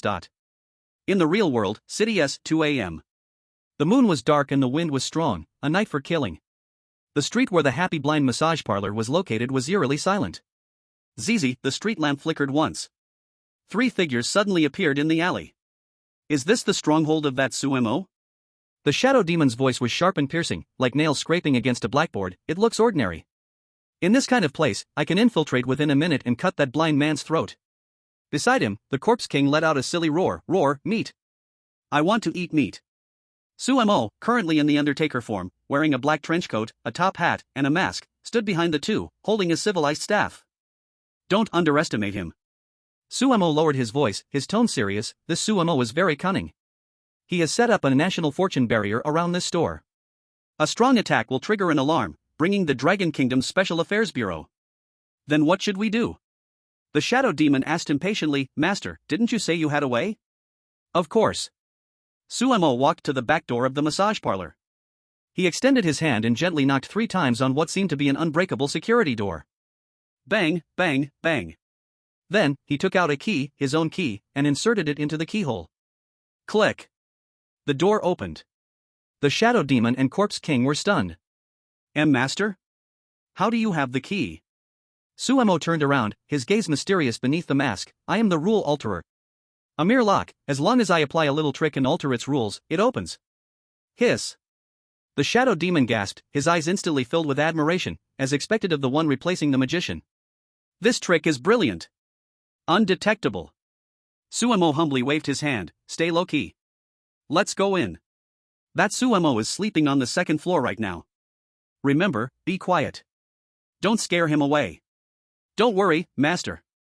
The Shadow Demon licked his dagger, his eyes gleaming with ferocity. I will make him die in his dreams. The 2 S-rank monsters, under Sumo's cover, swaggered into Sumo's lair. They even cast grateful glances at Sumo as they entered. In the massage parlor, the 1st floor hall. It was pitch black, and one could not see their hand in front of their face. A faint lavender scent lingered in the air, the smell of Su Ling's shower gel. The Shadow Demon turned into a pool of black shadow, gliding close to the ground. The Corpse King tried to hold back his presence, walking on tiptoe, even though the floor still vibrated with a buzzing sound. Master, where is he? The Shadow Demon turned around and asked quietly. Sumo stood at the door, casually locking it behind him. He also hung up a sign, currently open, pig slaughter. Right in front. Sumo pointed to the massage table in the middle of the hall. On the bed, there was a bulge under the blanket, suggesting someone was lying there. The Shadow Demon rejoiced. Got it. This so-called top person of the Dragon Kingdom. How can someone be so careless? Not even noticing that someone entered the house? Die. The Shadow Demon no longer hesitated. It suddenly sprang up from the shadows, its pitch-black dagger, infused with S-rank lethal rules, stabbed fiercely toward the heart of the person in the quilt. This strike could pierce through not just flesh, but even steel. Thud. The dagger plunged into the quilt. The sensation was wrong. It was too hard. It felt like piercing into a slab of granite instead of flesh. A deep, lazy grunt mixed with morning grumpiness came from under the quilt. With a whoosh, the quilt was suddenly thrown off. The shadow demon was horrified to see that lying in bed was not the frail Suemo, but a 2-meter-tall, muscle-bound giant from the bear country, bare-chested. Andre rubbed his sleepy eyes, looking at the shadow demon who still held the dagger, confused. He looked down at his chest. There was only a shallow white mark, steel body plus Sumo's enhanced defense buff. Damn! Andre's morning anger erupted. You come here in the middle of the night to give me a massage? Do you know I have to get up early for school tomorrow, to be a repeat student at the Ghost Talk #1 high school? Boom! Andre's huge palm grabbed the shadow demon's head as if it were a little chick. Get out of my way! Bang! The shadow demon was slammed hard to the ground, shattering the tiles into pieces. It was dazed. Is this really Suemo? Isn't he blind? This guy looks totally like a berserker. The intel is wrong. Retreat quickly! The shadow demon screamed as it tried to turn into a shadow to escape. But in the next second, it found itself unable to move. Not only it, but even the corpse king who was preparing to charge in was also unable to move. Because the lights in the hall suddenly came on. Click! The switch was pressed. Suemo stood at the door, still holding the switch. But he had already removed his mask and top hat, put on his round sunglasses again, and replaced his expression with a warm and welcoming smile. Now that you're here, why are you in such a hurry to leave? Suemo pointed to the ceiling. My little sister has been waiting for you for a long time. Her stomach has been growling for a while. The shadow demon and the corpse king stiffly looked up. They saw a little girl in a red dress hanging upside down from the ceiling. She held a knife and a fork, drool flowing like a river, staring intently at the corpse king, who had the most meat. Wow! What a big meatball! Long live brother! Is this takeout? S-rank accompanying spirit gluttony form, fully unleashed. No! Undertaker! You double-crossed us! The shadow demon finally reacted. The Undertaker who brought them in was none other than Suemo himself. This was a trap. A complete black-eat-black scheme. Bingo, you got it right. Suemo snapped his fingers. Unfortunately, there is no reward. Linger, Andre. Don't be polite, dig in. Roar. Hee hee. The massage parlor instantly turned into a scene of brutal slaughter. If it were a one-on-one fight, the shadow demon and the corpse king might struggle a bit. But with Sumo's domain aura, all attributes plus 500%, boosting them, plus the advantage of closing the door on the dog. This was a one-sided buffet ***. 10 minutes later. The screams ceased. The shadow demon became a black skin, used by Andre as a new carpet. The corpse king was reduced to a single iron chain, too hard to bite. Suemo sat on the sofa, looking at the messy room, calmly took out his phone, the communication device for the Ghost Talk Association. He dialed the president's number. Hello? Is this the president? Sumo's voice became weak, urgent, with a hint of anger. The mission, cough cough, failed. What? The president's voice darkened on the other end. Those two useless fools you sent me were too weak.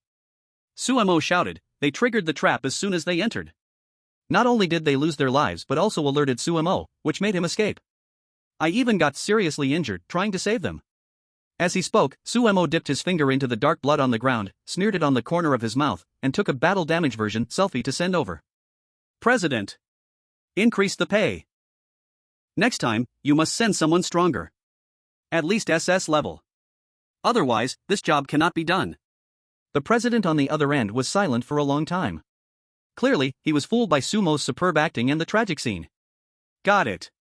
Thank you for your hard work, Gravedigger. Stay put to recover. I will arrange new support as soon as possible. The call ended. Suemo wiped the blood from the corner of his mouth and threw the phone on the table. Done. Suemo looked at his sister, who was picking her teeth, and Andre, who was testing a new carpet. The next wave of delivery is already on the way. Andre gave a thumbs up. Subro, you are really something. But I like it. Chapter 34, Transfer Student from the Cherry Blossom Country. Your Shikigami didn't get vaccinated. Guayton First High School, Class 4 of Year 1. The bell for morning reading just rang. Today's atmosphere in the classroom was especially strange. The ghost students were not fighting. Instead, they were sitting upright, holding Sumo's self-cultivation of being a ghost, shaking their heads and reading aloud. Being a ghost requires civility and manners. When you see a teacher, you should greet them. When you see a human, first ask if they are a friend of Principal Sue. On the podium, Andre, wearing a school uniform almost bursting from his muscles, with a red armband, discipline committee, held a single bar pulled from the playground, glaring at the students below. Just then, the classroom door was pushed open. The ghost lady, the head of discipline, walked in, swaying her hips, followed by an arrogant-looking boy. The boy was wearing traditional hunting clothes from the cherry blossom country, holding a folding fan, with an air of undeniable arrogance.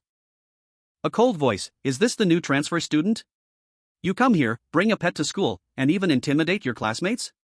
Suemo walked in at a leisurely pace, dressed in a fitted black Zhongshan suit, wearing sunglasses, and holding a teaching stick. Upon seeing Suemo, the entire class of ghost students, including the Tyrannosaurus, instantly stood up, bowed 90 degrees, and shouted in unison, "Hello, Principal!" The roar shook the heavens, frightening in Bei Bo Ren's ghost dog, which tucked its tail and whimpered back into its talisman.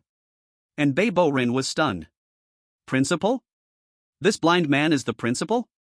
The information said the principal of the Haunted High was an S+ level terrifying monster. How could he be a Dragon Country person? You are Suemo? And Bei Bo Ren reacted quickly, immediately assuming a fighting stance, gripping 3 golden talismans in his hands. Humph, so you are here. Good, saves me the trouble of finding you. I heard you are the #1 in Dragon Country? Today, I will defeat you with Yin-Yang technique and prove the might of my Sakura Empire. Smack! A crisp whip crack sound. The teaching stick in Sumo's hand had, without anyone noticing, struck in Bei Bo Ren's wrist. The speed was so fast that not even an afterimage could be seen. Ah! And Bei Bo Ren cried out in pain, dropping his talismans all over the floor. This student, Sumo adjusted his sunglasses, his tone serious like an old stickler. School rule #1, no fireworks, no burning paper money, and no littering in the classroom. These talismans of yours are flammable and explosive items. Confiscated. With a wave of his hand, the S-level talismans on the ground flew into his hand automatically. He didn't even glance at them, directly handing them to Su Ling beside him. "Take them and fold them into paper airplanes." You! And Bei Bo Ren was both furious and astonished. Those were his family's inherited 12 Divine Generals' talismans. How could they be used to fold paper airplanes? I will kill you. And Bei Bo Ren completely went berserk. He bit his tongue, made hand seals, and a huge shadow of a black armored warrior, 5 meters tall, appeared behind him. Shikigami, Ibaraki Duji, S-level. Tear him apart for me. The giant black armored warrior raised its ghostly blade and swung down at Suemo. The terrifying pressure made the desks and chairs in the classroom tremble. However, Suemo didn't even lift his head. He simply took out a red correction pen from his pocket. Bringing a controlled weapon onto campus, that's an even heavier offense. Suemo lightly drew a line in the air. Target of modification, and Bei Bo Ren's Shikigami. Original rule, S-Class Combat Shikigami. Modified to, School's Logistics Department, Cleaner. Buzz. The rule modification took effect. The once imposing black armored warrior, who was about to strike, suddenly froze mid-air. Following that, its ghostly blade twisted and turned into a huge mop. Its black armor changed into a gray cleaner's uniform. The previously murderous gaze instantly became dull and obedient. It glanced at the dust on the ground, immediately bent down, and started to frantically mop the floor. Swish, swish, swish. It was so professional that it even cleaned every dirt in the tile joints. How is this possible? And Bei Bo Ren's eyes were about to pop out. His strongest Shikigami. That Ibaraki Duji, who had once slain countless fierce ghosts. How did it turn into a floor mopper? What kind of sorcery is this? And Bei Bo Ren shouted in a breakdown. This is not sorcery. Suemo walked up to Bei Bo Ren, lightly tapped his forehead with the teaching stick. This is school rules. Suemo turned to address the entire class. Everyone, do you see? This student in Bei is very caring. He specially brought a cleaner to help us with the cleaning. Everyone should learn from him. Thank you, and Bei student. The ghost students burst into laughter, the laughter filled with mockery and ridicule. Suemo lowered his head, looking at the already questioning life in Bei Bo Ren. As for you violating school rules, disrespecting teachers, and carrying prohibited items. Although you are an exchange student, I will not give you special treatment. Suemo pointed to the garbage area at the back of the classroom, next to the Tyrannosaurus. Go stand over there and listen to the class. If you're tired of standing, go help your Shikigami mop the floor. You can return to your seat only when the entire building's toilets are clean. Abe Hiroto trembled all over, wanting to fight back, but found he couldn't move even a finger under Sumo's domain aura pressure. That was the absolute suppression of a god over a mortal. Why yes, Principal. Abe Hiroto shed tears of humiliation. He, a genius from the land of cherry blossoms, had fallen to cleaning toilets in Dragon Country's dungeon. Suemo nodded in satisfaction and walked up to the podium. Alright, class is starting. Today we will discuss how to elegantly handle. Oh no, rehabilitating foreign invaders. Suemo picked up chalk and began writing on the blackboard, a faint cold smile creeping at the corners of his mouth. A genius from the land of cherry blossoms? Since you are here, don't think about leaving. Perfect, the school's sewage pit is missing a cleaner. Chapter 35, The Perfect Model Student and the Body Teacher in Biology Class. In the hall of the Ghost Story High. Swish, swish, swish. Once invincible, the Cherry Blossom Nation's Onmyoji Abe Hiroto now wore a gray janitor's uniform, his face filled with humiliation as he wiped windows with a cloth. And beside him, the once majestic S-class Shikigami Ibaraki Doji was diligently dragging a mop made from his demonic blade, moving so skillfully that it was painful to watch. Baka, baka. Abe Hiroto cursed as he wiped, tears welling up inside him. He wanted to rebel, but the moment he thought about it, the blind principal's voice echoed in his mind, followed by an electric shock punishment from his very soul. That Suemo was truly a devil. Just then, a group of people walked down the hallway. Leading them was Director Oki, followed by a timid girl with twin tails. The girl wore an oversized school uniform, her head down, holding books in her arms, looking like a little white rabbit lost in a wolf pack. Abe Hiroto glimpsed at her, scoffing inside, another one heading to her doom. This school even accepts fragile-looking girls like her? However, as the girl walked past him, the cloth in Abe Hiroto's hand suddenly froze. An extremely subtle, yet soul-chilling killing intent pierced his awareness in an instant. S-class. No, close to S-plus class. This little white rabbit was a monster even more terrifying than he was. The girl stopped, turned her head, and displayed a sweet yet stiff smile to Abe Hiroto. Cleaner brother, the windows are very clean. After saying this, she bounced joyfully into the classroom of Class 1-4. Class 1-4. Ding ding ding, the class bell rang. This period was biology class. Suemo, wearing a white lab coat, doctor's skin, sporting gold-rimmed glasses, gentlemanly villain style, and holding a gleaming dissection knife, entered the classroom. Hello, students. Good morning, teacher. Everyone stood and saluted. The current Class 4 had terrifying discipline. Suemo stepped onto the podium, his nose twitching slightly. The all-knowing ear captured a strange and very skilled at disguising heartbeat. That heartbeat even mimicked the frequency of the surrounding ghost students, trying to blend into the environment. But unfortunately, under Sumo's domain aura, any external disguise was transparent. Codename, Painted Skin, Chameleon. Level, Peak S-Class. Association Evaluation, the most perfect infiltrator who has disguised as a partner to assassinate a president of a certain country. Sumo's lips curled up slightly. This was the strong support that the president sent? Certainly stronger than those two useless ones, but still limited in strength. Today we have a new student in class. Suemo looked towards the girl with twin tails sitting in the corner of the third row. The girl immediately stood up, nervously twisting her fingers, her voice as soft as a fly. Hello, everyone. My name is Bai Lian. I am very stupid, and I hope everyone can take care of me. That pitiful look instantly ignited the protective instincts of many male ghost students. Don't worry. I'll protect you from now on. Who dares to bully the new student? I'll twist his head off. Only Su Ling, sitting in the front row eating spicy strips, rolled her eyes and mumbled softly, a smell of green tea, it must taste bad. Suemo knocked on the blackboard. Bai Lian, I see your complexion doesn't look too good. Are you feeling sick? Bai Lian froze. This was the perfect corpse makeup, how could her face look bad? But she immediately took advantage of the situation, clutching her chest and weakly nodding, yes. Yes, teacher. I've been in poor health since I was a child, with angina. Inner voice, perfect, I'll get close to you under the pretense of illness, and then stab you in the heart. If you're sick, you need treatment. Sumo's smile grew more benevolent and kind. Coincidentally, today we're talking about human anatomy and camouflage studies. Bai Lian, since you're not feeling well, how about you come up here and be the teacher's model? I'll give you a thorough checkup. Bai Lian's heart soared with joy. This was too easy to get close to her target. This Suemo was truly a quack. She obediently walked up to the stage and stood next to Suemo. In the sleeve of her hand, a transparent, shadowless poison blade had already slipped to her fingertips. Just one more step. Lie down. Suemo pointed to the podium, temporary operating table. Bai Lian obediently lay down, her eyes fixed on Sumo's neck. Die. For the divine fragment.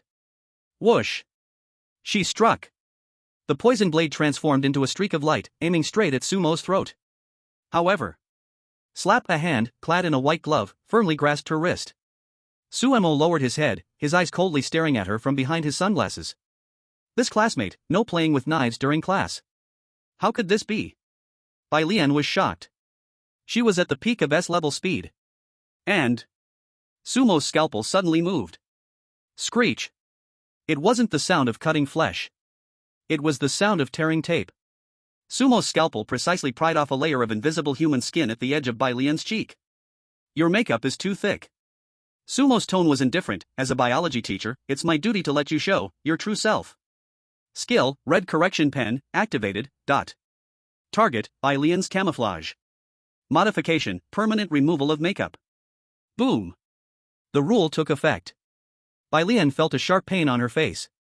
That delicate girl's face was like a mask, being brutally peeled off by Suemo. Ah! Bai Lian screamed as she covered her face. Without that layer of skin, her true form was revealed, a terrifying monster with no facial features, only a massive blood-red mouth. True form of the skin-scraping ghost. The whole class was shocked. Holy shit! This new student looks more sloppy than me? Who was the one saying they'd protect her? Come out and walk a few steps. Identity exposed, Bai Lian completely lost control. Suemo. I'm going to kill you. Countless tentacles erupted from her body, attempting to crush Suemo to pieces. Too noisy. Sumo's scalpel turned into an afterimage. Butcher's knife, Monster Edition. Swish, swish, swish. Tentacles snapped off, bones separating. Suemo moved like a graceful artist performing a show called dismantling. This muscle is fake, remove it. This bone is stitched together, take it apart. The heart. Oh, it's black, let's take it out and use it as a specimen. In just 1 minute. The S-level peak assassin was reduced to a pile of parts. She hadn't died, as Suemo deliberately avoided vital areas. Suemo picked up the layer of skin that had been peeled off from Bai Lian's face and casually threw it into the trash. Then, pointing at the bloody skeleton still twitching on the podium, he said to the class. Students, do you see this clearly? This is the deep structure of the human body. Anyone who dares to play camouflage in my class again, this will be your fate. Andre. Yes. Hang this Bai Lian student at the back of the classroom. From now on, she will be our cadaver teacher for biology class, a body specifically used for dissection teaching. Remember to bow to her before class every day in honor of the teacher. All right. I'll hang her now. Andre excitedly carried the skeleton to the wall. The skeleton still let out weak whimpering sounds. Kill me, please, kill me. Break time. Principal's office. Suemo closed the door and dialed the president of the Strange Tales Association again. Hello? The Undertaker? The president's voice was filled with a hint of expectation. Is that Suemo dead this time? Suemo held the phone, once again displaying his award-winning acting skills. His voice sounded frantic, even a bit desperate. President. You tricked me. That face painting was discovered as soon as I entered the classroom. That Suemo was simply inhuman. He peeled the skin off the face painting and hung it on the wall as a teaching tool. What? The president's voice trembled noticeably on the other end. The S-level pinnacle of face painting, used as a teaching tool? What kind of monster is this Suemo? President, I can't handle this anymore. Suemo shouted, this task is too dangerous. I've already exposed my marginal identity and almost got caught for dissection. If you don't send an SS-level elder, I can only apply to withdraw. This job is impossible to complete. The president was silent for a long time. It was a fear of the unknown and a deep dread of the name Suemo. Even S-level elites were helpless. Did they really need to invoke their foundation? Calm down, Undertaker. You've done well, you've provided the most crucial information. It seems S-level is ineffective against him. In that case, the president's voice turned extremely cold, I will activate that plan. You continue to lurk. Next wave. I will turn the entire S-city into his grave. The call ended. Suemo looked at his phone, the look of frantic vanished in an instant. In its place was a playful cold smile. SS level, ha? Suemo rubbed his chin. I hope this time the takeout can help me elevate my level, once again. He turned to look out the window. On the playground, Abe Boren was crying while sweeping the ground. In the classroom, Bai Lian was screaming while being used as a teaching tool. This school is getting livelier and livelier. Chapter 36, The Blind Man's Dumplings and the Parent-Teacher Meeting for Ghosts. S-City, second floor of a massage parlor. It was raining outside, and the water was boiling inside. Gurgle, gurgle. Suemo wasn't wearing sunglasses, just an old sweater with the sleeves rolled up to his elbows. He grabbed the dough, scooped a spoonful of meat filling, and squeezed with both hands. It formed a shape, and he tossed it onto the lid. The movements were quick, like a production line. On the small stool beside him, the 2-meter-tall Andre curled up, struggling with the dumpling skin in his hands. His big hands, capable of crushing ghost heads, were now shaking like he had Parkinson's. With a pop, the skin broke and meat filling squirted all over his hand. Damn! Andre cursed, throwing the lump back into the bowl. Sue, this thing is targeted at me. I might as well go chop meat. On the sofa, Su Ling was gnawing on the TV remote with a crunching sound. She wore a teddy bear pajama, her legs swinging. I'm hungry. This broken TV isn't tasty at all. Let it go. Suemo didn't even look back. That's for changing channels, not a teething stick. Su Ling made a TCH sound, threw the saliva-covered remote aside, jumped off the sofa, and tiptoed to the stove, sniffing the air. Mushroom pork? Suemo put the dumplings into the pot and nudged them with the back of a spoon. Andre, get the vinegar. Linger, grab the bowls. Andre felt as if he had been granted amnesty and hurried to grab the bowls and chopsticks. The only sounds were the clinking of utensils and the rain outside. At this moment, Suemo was not the Undertaker or a rule manipulator. He was just a blind man living with a silly little brother and a crazy little sister. The dumplings were out of the pot, steaming hot. The three of them sat around the small table.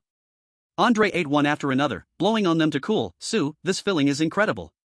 It's 1,000 times better than the mashed potatoes I had in Bear Country. Suemo ate slowly. He couldn't see, but that didn't stop him from enjoying the moment.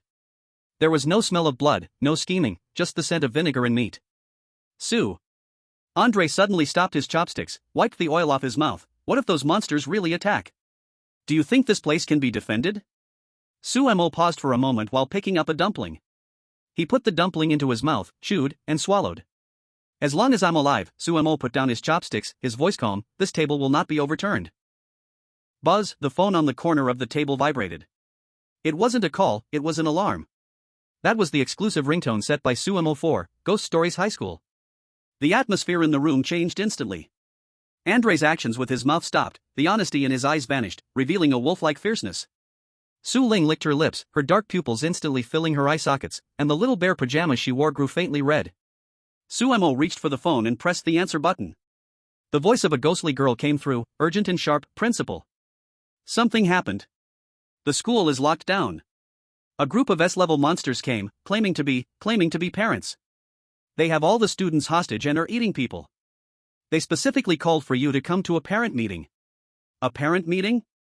Suemo ended the call. Where would parents come from in a ghost story? Unless someone dug up the old ones from their graves. What a mood killer. Suemo stood up and put on the black windbreaker from the hanger. The gentle blind young man had vanished. Andre, put the remaining dumplings in the fridge.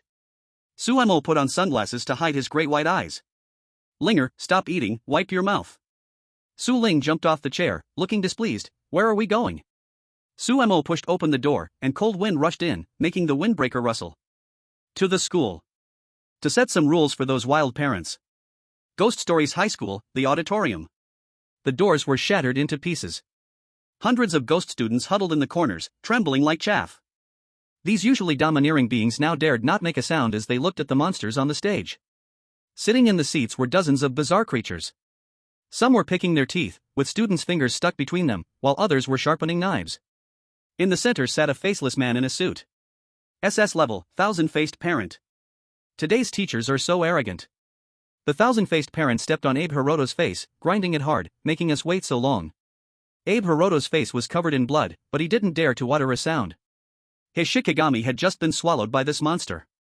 This was not a parent, this was a threat to their lives. If you don't come soon, I'll eat this kid's other leg too. The 1,000-faced parent grabbed Abe Hiroto's leg, opening his mouth filled with jagged teeth. Bang! A muffled sound echoed. It wasn't a knock on the door, but the sound of a cane striking the ground. At the doorway stood a person.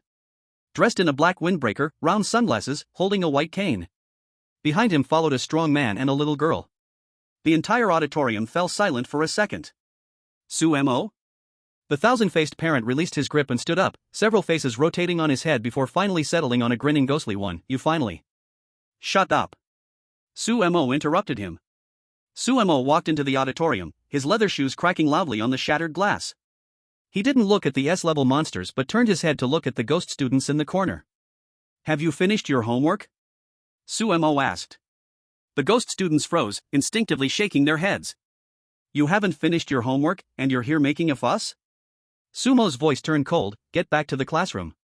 The ghost students felt as if they were granted a great reprieve, scrambling to rush towards the back door. A few S-level monsters tried to block them, just as they stood up. Bang! Andre swung the large iron shovel in his hand straight at them. It was pure strength without any fancy moves. The two S-level monsters didn't even have time to scream before being slammed into the wall, unable to peel off. My big brother said to roll. Andre rested the shovel on his shoulder, looking like a guardian deity. All the students had fled. Only Suemo, the strong man, and the bewildered parents remained in the auditorium. Suemo walked to the front of the stage, looking up at the towering thousand-faced parent. "You just said you wanted to eat my students?" Suemo took off his sunglasses, his lifeless eyes fixed on the other. The thousand-faced parent felt a chill run through him under this gaze, but he was still an SS level. "I am a parent. I have the right." Slap. Sumo's hand shot out like a whip. It was a distant strike. But the thousand-faced parent's face turned sideways, two teeth flying out. Rule modification, teacher's authority. In school, when a teacher hits someone, that is education. This is a school. Suemo took out a handkerchief smeared with dumpling oil. Wiped his hands. "Since it's a parent-teacher meeting, let's listen to the teacher." Suemo pointed to the pile of shredded meat on the ground, the monster that Andre had just slapped to death. Those two parents left early. "As for you all." Sumo's lips curled into a cold arc. "I see you haven't paid the tuition. Then leave your lives behind." Chapter 37, The so-called parent-teacher meeting is about power. The so-called parent-teacher meeting is about power. In the auditorium, it was dead silent. That slap was too loud. The thousand-faced parent covered his face, and the dozens of faces on his neck were stunned at the same time. He was SS-rank, an elder of the Ghost Stories Association, invited to wipe out trouble. Instead, he was slapped in the face by a blind man in front of hundreds of little minions. "You're seeking death!" The thousand-faced parent roared. His suit burst open with a ripping sound. There was no need for any build-up. Countless black tentacles shot out from his body, each tipped with a screaming human face. Field expansion, collective voices can forge gold. This move could kill an S-rank with curses, shattering their soul. Blind fool. Terrible teacher. Misleading students. Thousands of mouths cursed in unison, their voices crashing into the podium like a physical wall. The S-rank monsters below got excited. The boss is serious now. Tear him apart. Suemo stood at the center of this roaring wave, his hairstyle untouched. He didn't use any earth-shattering ghost energy, he just slowly took out a red pen from his pocket. Red correction pen. So noisy. Suemo drew a line in the air. Modification target, this meeting. Original rule, parents have the right to complain. Modified to, parents must unconditionally cooperate with the teacher. Buzz. A red light flashed. The countless tentacles and deafening curses ceased abruptly, like a tape cut by scissors. The thousand-faced parent's thousands of mouths closed simultaneously. Not only did they close, but he also felt a servitude from deep within his soul. Upon seeing the teacher, he had to stand straight. Thud. The 2-meter-tall body of the thousand-faced parent knelt straight before Suemo. His kneecaps shattered the floor tiles. The S-rank monsters below had just stood up wanting to charge but froze, uniformly sitting back in their chairs. With hands behind their backs, they sat up straight. Even though they were still holding knives, even with their faces filled with fat, they now looked as obedient as kindergarten children. This scene was both ridiculous and terrifying. Suemo put away the red pen, tucked his cane under his arm, and walked up to the kneeling thousand-faced parent without even looking at him, instead glancing at the half-dead Abe Horan in the corner. "This child, is he yours?" Suemo asked, revealing a mouth full of white teeth. He swung the big iron shovel in his hand. "This road is blocked." Bang! The fastest headless ghost was directly smashed into a two-dimensional plane, stuck to the wall. Bang! Bang! 2 more shovels. 2 rotten meat monsters trying to squeeze through the window were broken in half. "Get back and sit tight." Andre roared, his voice like a thunder. "My brother didn't say class is over, who dares to move?" This was one-sided bullying. At the front door was Suemo, the rule monster, at the back door was Andre, the physics monster, and in the middle was Su Ling, who was eating. These monsters had really run into bad luck. 5 minutes. Just 5 minutes. The auditorium was quiet. The ground was covered in minced meat and black blood. The few surviving monsters cowered in the corners, already scared silly. The thousand-faced parents were left with only skins, floating lightly on the chairs. Su Ling burped, wiped the blood from the corner of her mouth, and looked satisfied. A bit old, got stuck in my teeth. Su Mo walked to a monster that still had half its breath left. He squatted down and poked at its eyeball with a pointer. Who sent you here? Su Mo asked. The monster trembled. It was the president, who activated the night parade of 100 ghosts. Tonight all the S-level dungeon instances will go out of control. They will come for you. S-City is doomed. After listening, Su Mo said nothing. He stood up and crushed this monster's head under his foot. Crunch. Night parade of 100 ghosts? Su Mo adjusted his collar, his face showing little expression. No fear, not even a hint of disgust. Just right. Su Mo turned and walked outside, his leather shoes stepping into the pool of blood without picking up a drop. The school just expanded. We are short on security guards. Since they've come to our door, let's not let them leave. He pushed open the big door. The sky outside was as red as blood. In the distance, countless eerie ghost howls echoed. The whole S-City seemed to have turned into a huge graveyard. Su Mo stood on the steps, feeling the overwhelming sinister energy. He took off his sunglasses. Those gray-white eyes looked into the distance. Andre. Here. Andre ran over, carrying the shovel, covered in blood, panting with excitement. Notify all teachers and students. Sumo's voice was soft, but it carried a hint of madness. No sleep tonight. Open the school gate. We will enroll new students. Chapter 38, Night Parade of 100 Ghosts? No, it's new student registration. S-City, Special Affairs Bureau Command Center. The alarm blared loudly, red lights flashing dizzying the eyes. On the big screen, the monitoring images of the entire city were shaking. Streetlights exploded, sewer covers flew everywhere, and the sinister energy swallowed the streets like smog. Everywhere there were ghosts. Director Zhao Jiangwo's hair was a mess as he yelled into the phone. Team 3. Hold the West District. Don't let that thing into the residential buildings. Team 5. Fall back. That's S-level. Are you looking to die? The other end of the line was filled with screams and static. Zhao Jiangwo's hands trembled. It was over. Completely in chaos. The Supernatural Talk Association had really gone all out, unleashing decades of accumulated dirty things in S-City. At this moment, his private phone rang. Caller ID, Su Mo. Zhao Jiangwo grabbed the call like it was a lifeline. Mr. Su. Where are you? The Special Affairs Bureau can barely hold on. We need support. The other end of the line was chaotic. There were heavy metal collision sounds, the laughter of a little girl, and the music of morning exercises. Old Zhao, Sumo's voice drifted lazily over, even with a hint of echo, as if in an open space. Don't yell, I can hear you. I just finished a parents' meeting, and I'm preparing for expansion. Expansion? Zhao Jiangwo was dumbfounded. What time is it and you are still? There are too many ghosts in S-City, running around and affecting the city's appearance. A loud smack came from Sumo's side, like something was flattened. Inform everyone to lure all the ghosts that can't be handled to the west of the city. I've set up a table at Supernatural Talk High School. What for? Su Mo chuckled. To collect waste. At Supernatural Talk High School, the entrance. The originally eerie large iron gate was wide open. A rickety desk was set up at the entrance, covered with a red cloth. On the table was the principal's great seal, along with a stack of overnight printed enrollment application forms. Su Mo sat behind the desk, crossed his legs. A cigarette in hand. Two door gods stood behind. On the left was Andre, an S-level big iron shovel stuck in the ground, like a bandit collecting tolls. On the right was the ghost princess, the head teacher, holding a bloody iron ruler with a fake professional smile on her face. As for Su Ling, she was clearing inventory. Some ghosts were too ugly or lacking arms and legs, not meeting the enrollment standards, so she dragged them to the greenery to snack on. Whoa, from afar, the streets howled with a chilling wind. The first wave of 100 ghosts had arrived. It was a funeral procession. Money was scattered in front, while a coffin was carried behind. Leading was a 3-meter-tall white banner ghost, S-level, faceless, only having a large mouth upright.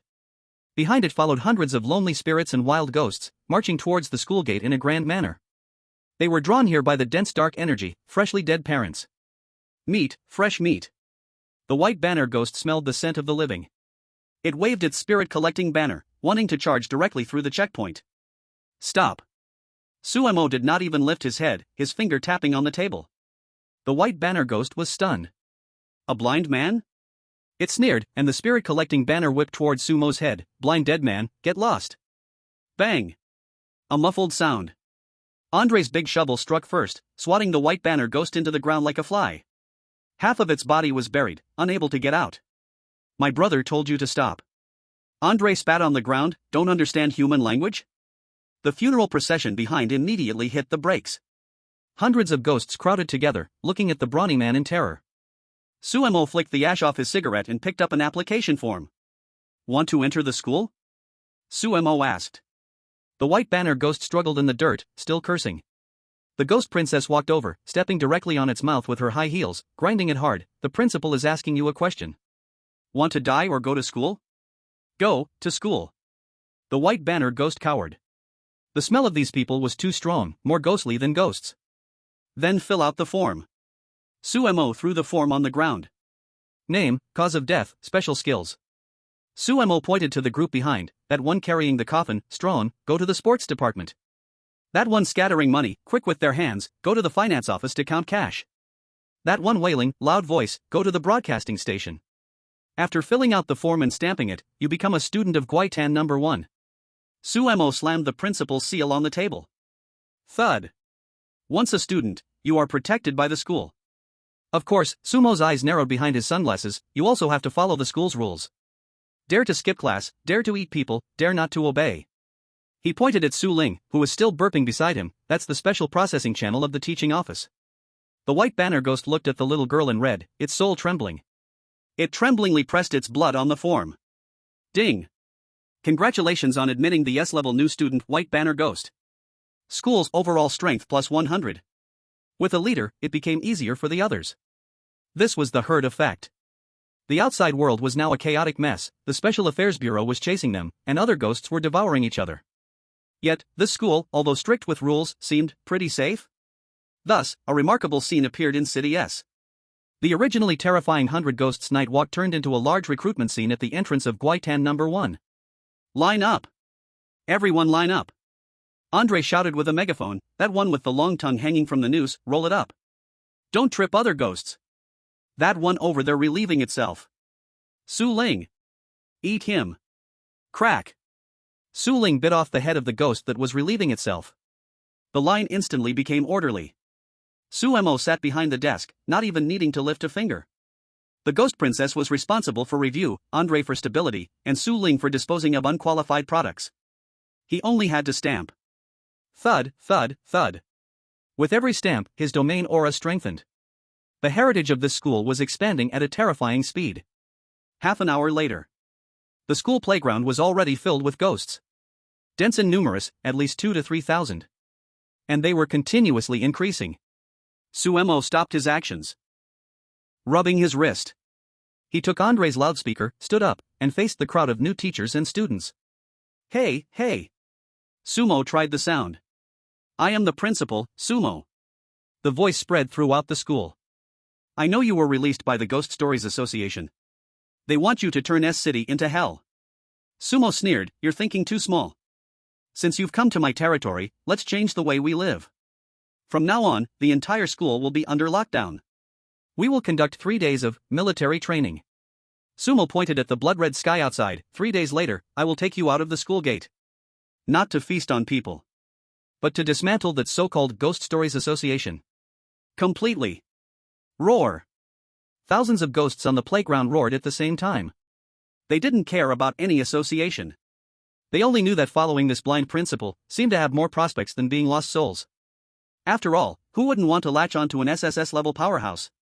Sumo put down the loudspeaker and turned to the ghost princess. Call Zhao Jiangwo. Tell him I've finished dealing with the trash in the West District.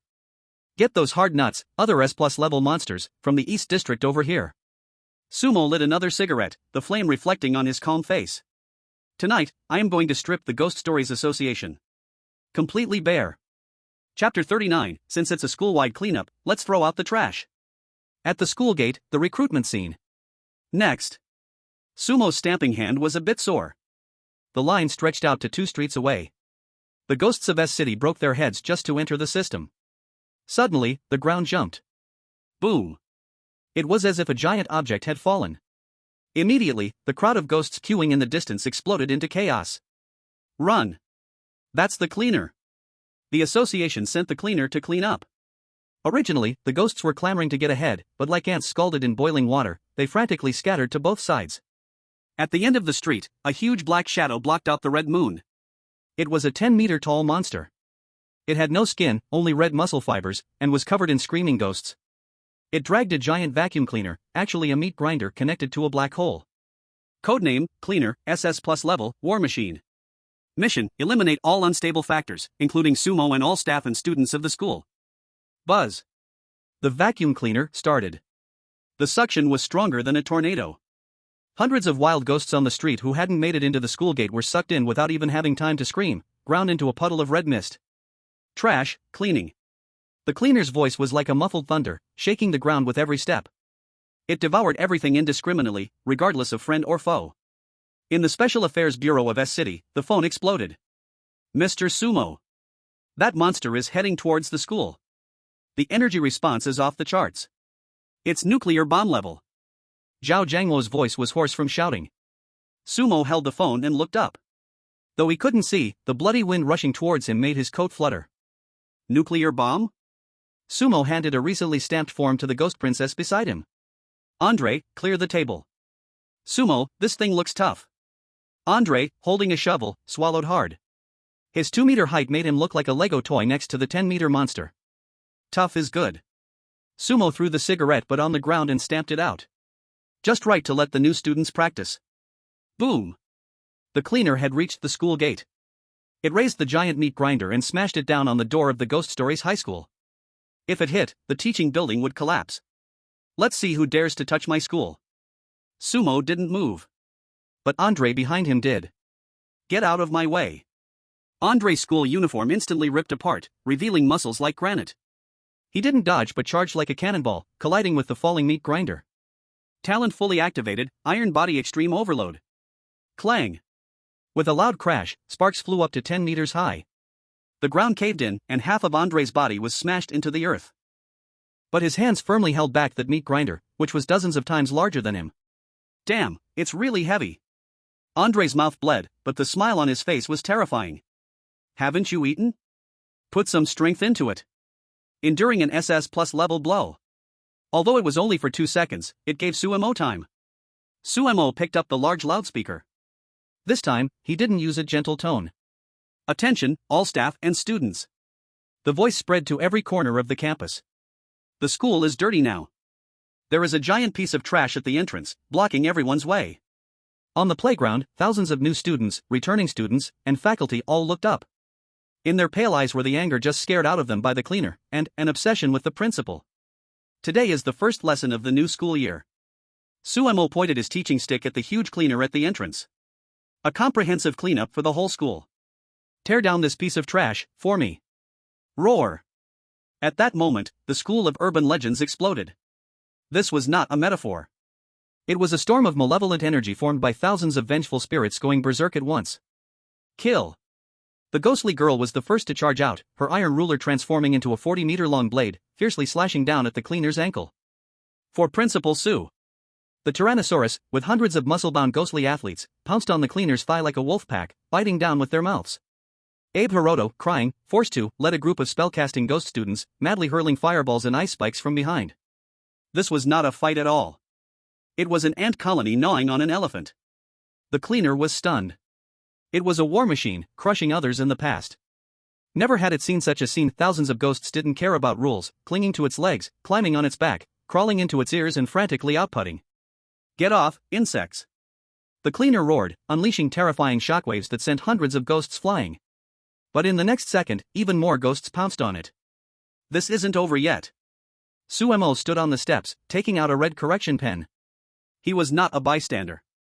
He was there to provide tools for this great cleanup. Sumo drew in the air. Target, the cleaner's meat grinder. Original rule, devour everything. Modified to, can only suck in air. Buzz. Just as the cleaner was about to activate the meat grinder to suck in the ghosts on its body, the machine ran idle, stirring everyone's hair messily, but it was useless. The greatest weapon was rendered useless. Before the cleaner could react. It proves that a monster of SS plus level has just been here. Andre crawled out of the dirt pit, spitting out a mouthful of bloody mud. Brother Sue, this big cleanup is thrilling. Sumo stood on the steps, watching this group of students, mouths covered in blood, yet excitedly howling. He picked up the loudspeaker. The cleanup is over. Good job. Now, everyone rest for an hour. 1 hour later. Sumo turned around, his guiding cane pointed towards the city's center, the direction of the Horror Tales Association headquarters. We're going to clean up their nest, too. Chapter 40, It's easy to go blind when seeing the world through others' eyes. Downtown S City, the landmark skyscraper. This building, once the pride of the city, has changed. The outer wall melted like a candle, black goo flowing down the glass facade. At the top of the building floated a giant, blood-red eyeball. It spun, and each time it scanned, a section of the street below collapsed. Horror Tales Association headquarters. Thump, thump, thump. The sound of footsteps. So orderly, like one person was walking, but this sound shook the ground. At the end of the street, a dark mass surged forward. Leading was a blind man. Behind him were a 2-meter-tall strongman, a little girl in red, a woman in professional attire, a headless athlete, and thousands of newly enrolled ghost students from Horror High School. No cries, no running.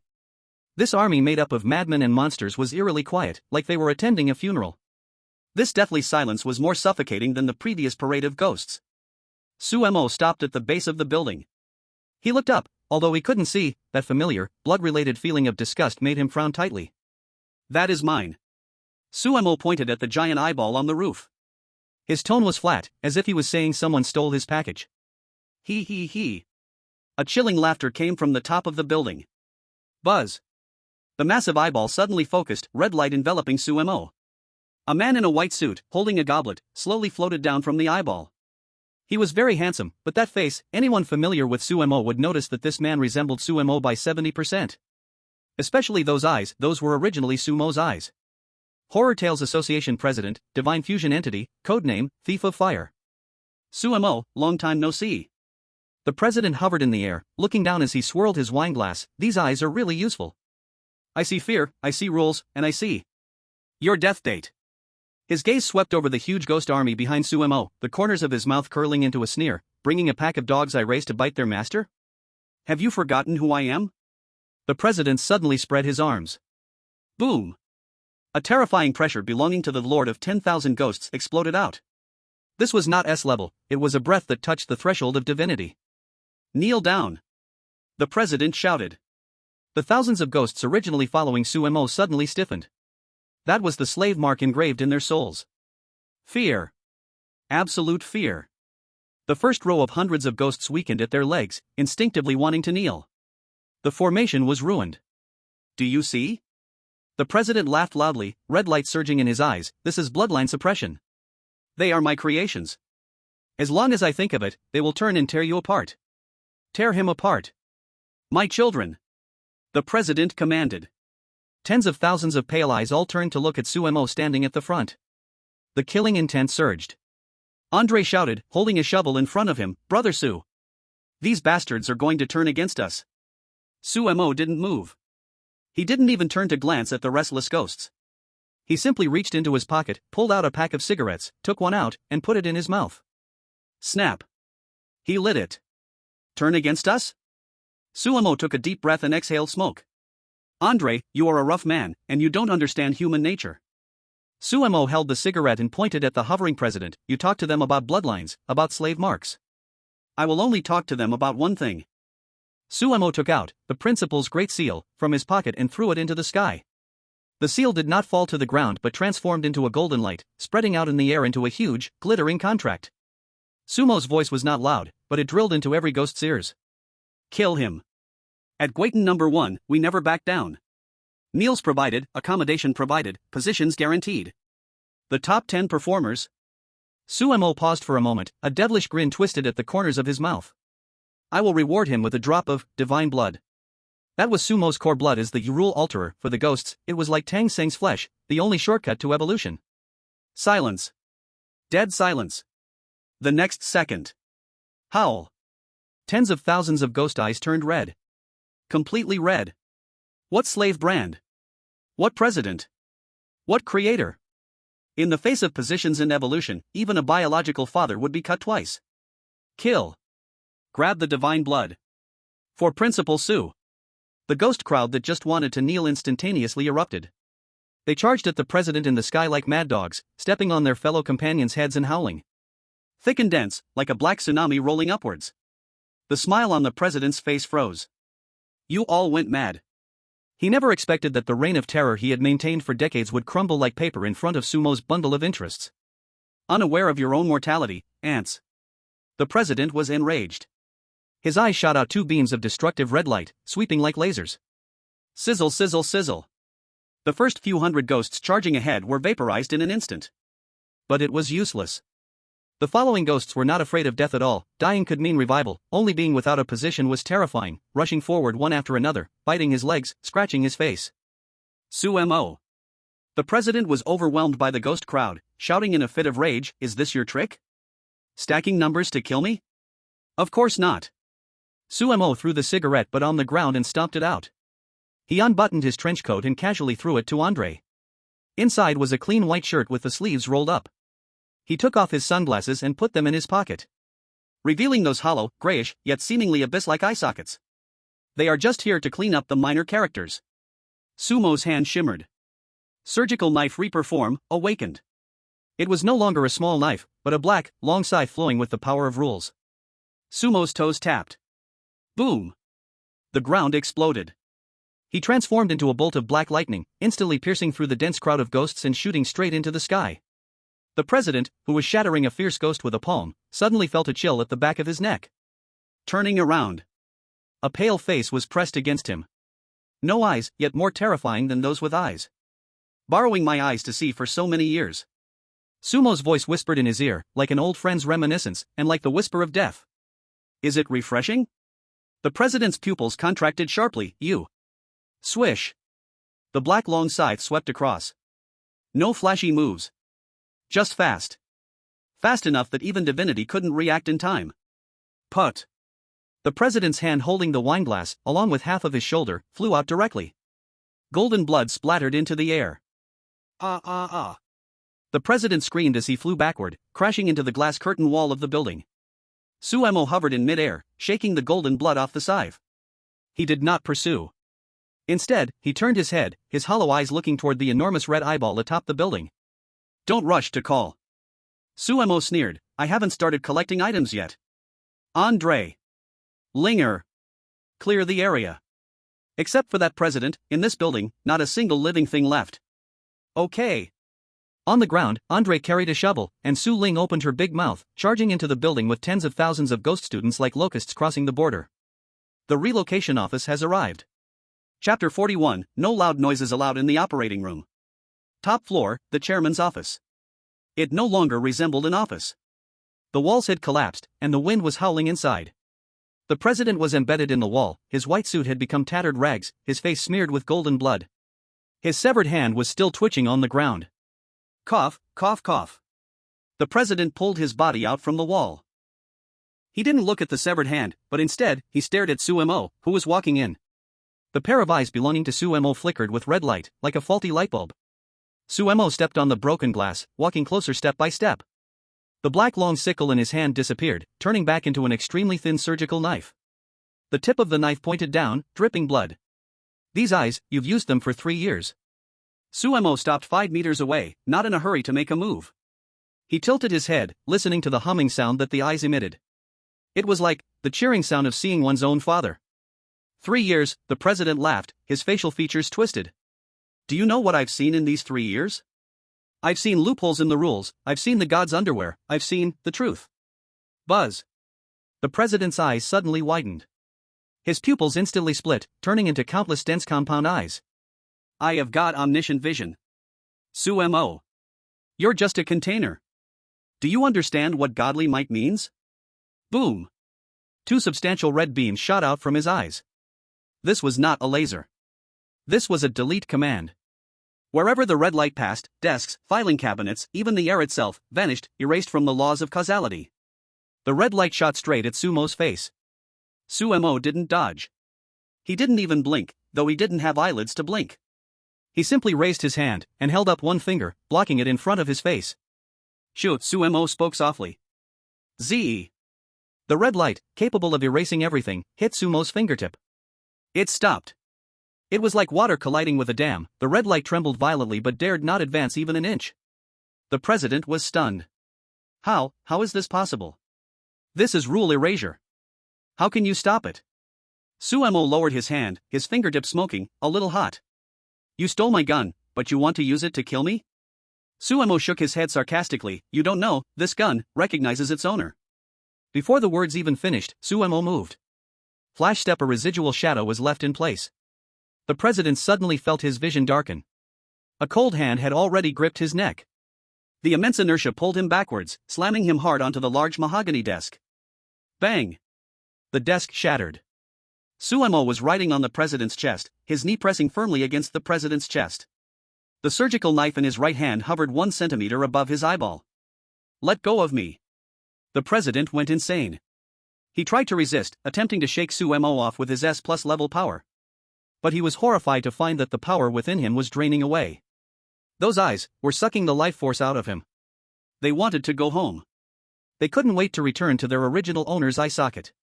Ah! The president screamed in agony, blood tears flowing from his eyes. It wasn't from injury, but from the excruciating pain of being drained. Don't move, patient. Suemo pressed down on the president's head, his voice as cold as ice. He took out a red correction pen and drew a line in the air. Modification target, current space. Original rule, president's office. Modified to, sterile operating room. Buzz. The sound of wind around them stopped. The noisy fighting sounds were gone. The entire space became deathly quiet, with only the pale white light shining down on the two of them. Do you understand the rules? Suemo tapped the president's face with the surgical knife. During surgery, no loud noises allowed. Suemo. I am a god. You can't, the president continued to roar. Put. Suemo slashed his vocal cords with the knife. The world became quiet. The president opened his mouth, blood and foam spraying from his throat, but only a hissing sound of leaking air escaped. God? Suemo sneered, in my world, there's only the chief surgeon. He stretched out his left hand, gloved in white, and opened the president's eyelid. The eyes were still frantically turning, filled with fear, pleading, and a hint of joy at seeing their master. Suemo didn't dig directly. He was a doctor, he had OCD. He wanted to take them out completely, perfectly. Step 1, sever the optic nerve connection. Sumo's knife moved so fast it was impossible to see. Following the edge of the eye socket, he cut, rotated, and severed. The president convulsed in pain, his nails tearing up the floor. But Sumo's knee pinned him down like a nail. Hold on. Suemo said lightly, back when you dug out my eyes, you didn't give me any anesthetic. This is called reciprocity. Wave. A light sound. The left eyeball was completely removed. It floated in Sumo's palm, still pulsating slightly, emitting a warm light. Next was the right eye. Wave. Both eyeballs in hand. From the chairman's 2 empty eye sockets, a rush of black dead air surged out. Without the suppression of the eye of God, the ghostly resentment that had been forcibly fused within him rebounded instantly. Ugh. Ugh. The chairman's body began to swell and twist. Countless human faces crawled out from under his skin, biting his flesh. Suemo stood up, holding the pair of regained eyes. He didn't take another glance at the rotten flesh on the ground. The surgery is over. Suemo turned and walked towards the floor-to-ceiling window. Outside the window was the battlefield, filled with fierce battles. Suemo took a deep breath and raised his hand to remove the round sunglasses he had worn for 3 years. He tossed them aside. Crack! The sunglasses were shattered underfoot. He slowly pressed the 2 eyeballs into his hollow eye sockets. Zzzzz, nerves connected. Blood vessels reconnected. A massive flow of information capable of bursting an S-rank anomaly surged into Sumo's brain in an instant. Pain. A piercing pain. But Suemo didn't make a sound. He just closed his eyes, standing quietly, waiting for the world to restart. 3 seconds later. Whoosh! Suemo opened his eyes. No longer gray and white. The left eye was as black as ink, that was, the abyss, able to swallow all rules. The right eye was brilliant as gold, that was, divinity, able to perceive the truths of the world ***. The world changed in his eyes. No longer dark. Not the colors ordinary people could see. But countless moving lines and codes. Every ghost, every building, even every speck of dust in the air, turned into editable data in his sight. So that's it. Suemo looked out the window. The corner of his mouth curled into an unprecedented arrogance. Is this the real world? Behind him, the chairman, now a puddle of mud, was still squirming, letting out weak hisses. Sumo didn't look back. A flash of golden light in his right eye. Delete. Poof. The mud on the ground vanished into thin air. Like a pencil drawing erased clean by an eraser. Not a trace was left. Sumo turned around and looked towards the door. Andre and Su Ling rushed in, covered in blood, other people's blood. Brother Su. It's done. The scum downstairs has been cleaned up. Andre shouted excitedly, hey? Brother Su, your eyes. Andre froze. He looked at Sumo's different eyes, feeling his soul tremble. Those were not human eyes. They were divine eyes that, upon a glance, would explode, not explode, but make one feel like they might burst. Sumo blinked, the peculiar phenomenon in his eyes receded, returning to clear black and white. It was a long-lost clarity. Do they look good? Sumo asked. Andre swallowed hard. They look good. A bit creepy.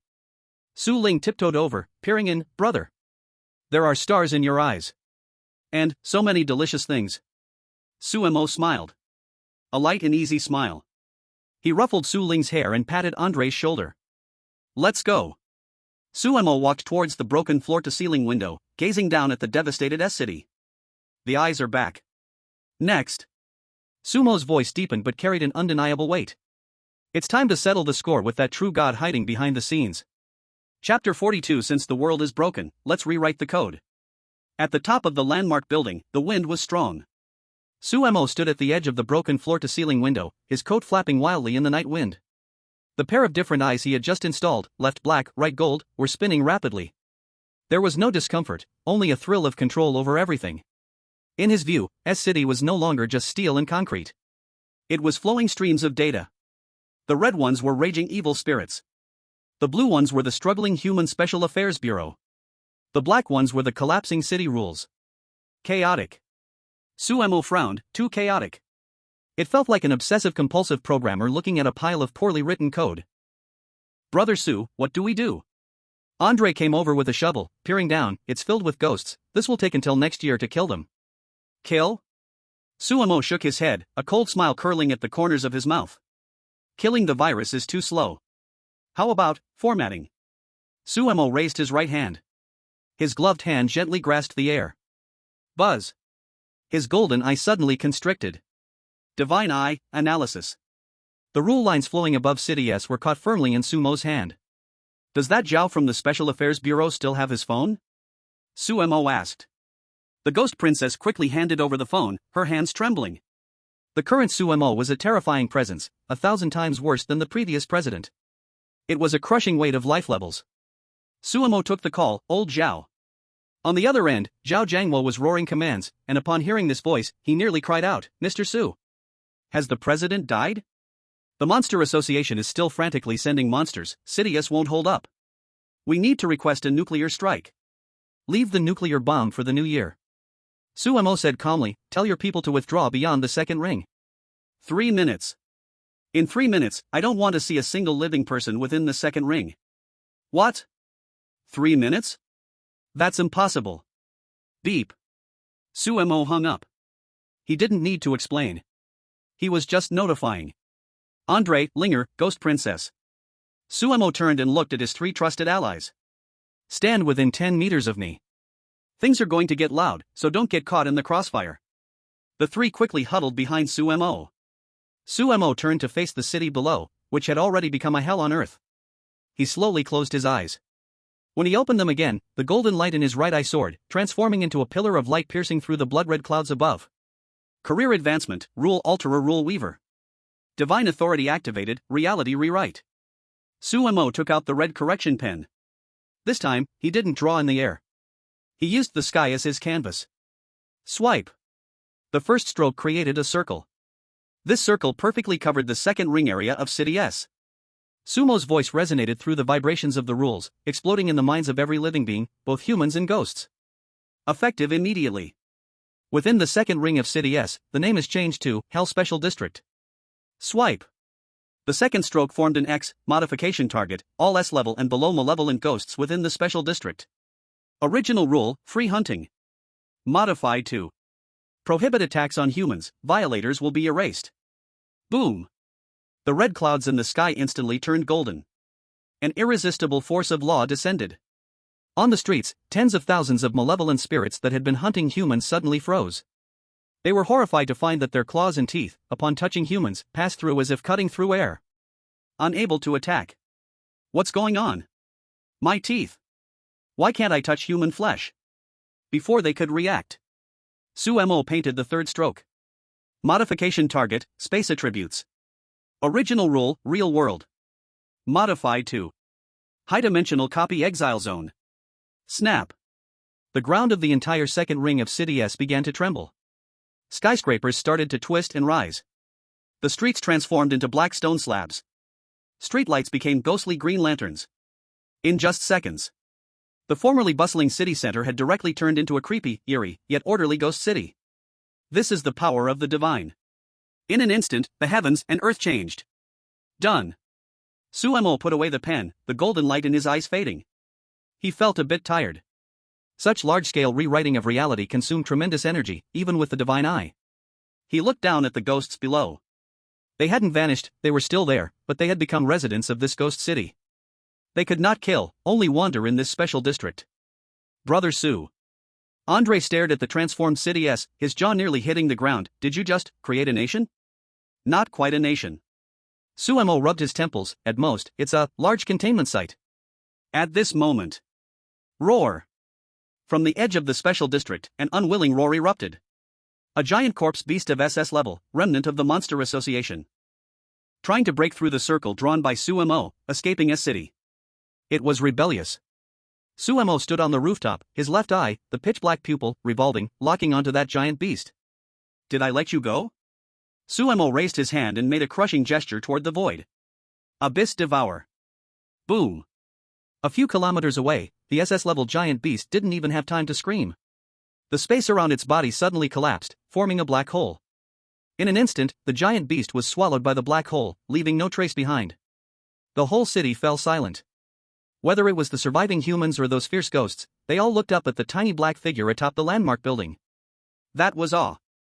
Awe for the new god. Sumo lowered his hand and turned around. The office door was pushed open. Zhao Jiangwo, along with several elites from the Special Affairs Bureau, gasped as they climbed up. The elevator was broken. They looked at the scene outside and then at Sumo, each one looking as if they had seen a ghost.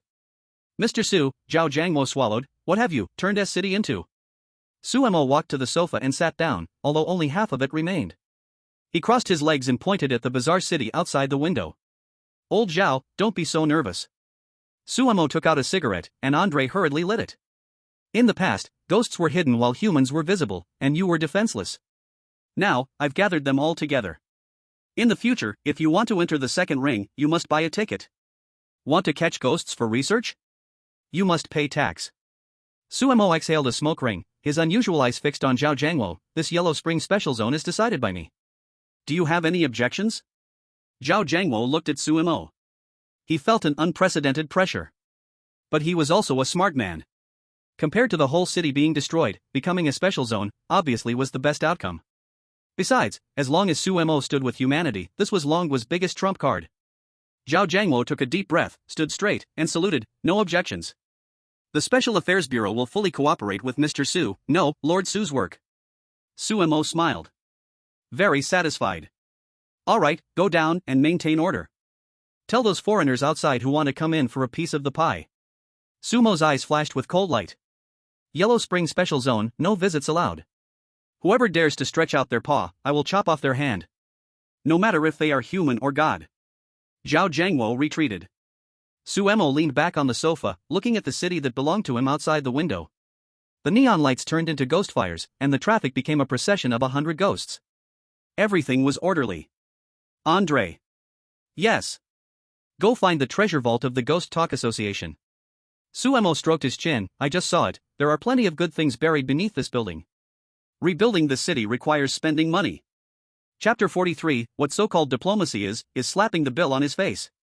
Yellow Spring Special Zone, 8 o'clock in the morning. There was no sun. The sky of the special zone was covered by a thin film of light gold, a barrier set by the eye of God, filtering the outside sunlight into a dim yellow, like an old photograph. The streets were bustling. Boom, boom, boom. The streets that were originally destroyed were being rebuilt. There were no excavators, only dozens of robust strength ghosts, swiftly carrying cement slabs. There were no cranes, only long-tongued ghosts hanging in midair, using their tongues to send steel bars upstairs. The supervisor was Andre. He held a megaphone, squatting on a stone stump by the roadside, munching on a meat bun, that headless one. Don't move the bricks and bump your head. And that hanging ghost. Pull in your tongue. You tripped over the old lady, Mengpa. The breakfast stall by the roadside was also open. They sold human blood buns, made of duck blood, used to trick ghosts, and Mengpa soup, actually expired cola mixed with some incense ashes. Ghosts were lining up, and even a few brave employees from the Special Affairs Bureau mixed in to buy breakfast. Suemo sat in an outdoor cafe. The table was dug out from the ruins, only had 3 legs, and a brick was placed underneath. He sipped tea while holding a newly delivered newspaper. Of course, he didn't need to read it, his right eye flashed with golden light, and the information entered his mind directly. Lord Su. Zhao Jiangwo, sporting 2 huge dark circles under his eyes, rushed over. Hair was messy like a bird's nest. He held a satellite phone in his hand, hot like a branding iron. What's wrong now? Suemo put down his teacup.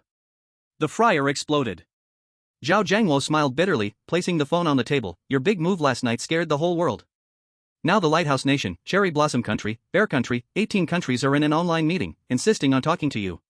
They say S-City is a common property of humanity, and you're illegally occupying it. They demand an immediate international investigation team be sent in. Illegal occupation? Suemo laughed, his smile a bit cold. I didn't see them sending anyone to help clean up last night. He picked up the satellite phone. The other end was filled with a noisy mix of languages, with the translator crackling away. Mr. Suemo. An arrogant English voice came through, laced with the habitual condescension. I am Smith, the director of the Special Affairs Bureau of the Lighthouse Nation. We seriously suspect that you have been placed under S-rank mental control. Please lift the blockade of S-City immediately and accept international oversight. Otherwise, we will consider you an enemy of all humanity and activate the God Staff space-based weapon to strike. Threat. A barefaced threat. The Lighthouse Nation was used to being bossy, and even though spiritual energy had revived, they couldn't shake off this bad habit. Zhao Jiangwo looked nervously at Suemo. The space-based weapon was like a sword hanging over their heads. Suemo said nothing. He just looked up, his heterochromatic eyes peering through the pale golden barrier, gazing into the sky 10,000 meters high. His right eye turned.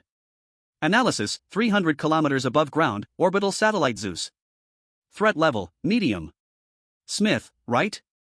Suemo spoke into the phone, his tone as calm as chatting about daily life. Isn't your God Staff right above my head?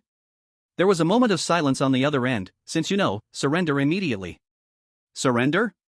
Suemo interrupted him. He extended a finger, pointing at the sky. Divine right activated, remote manipulation. Modification target, Zeus satellite fire control system. Original rule, lock onto S-City coordinates. Modified to lock onto the Lighthouse Nation White House coordinates. Buzz. The satellite far in space suddenly turned around.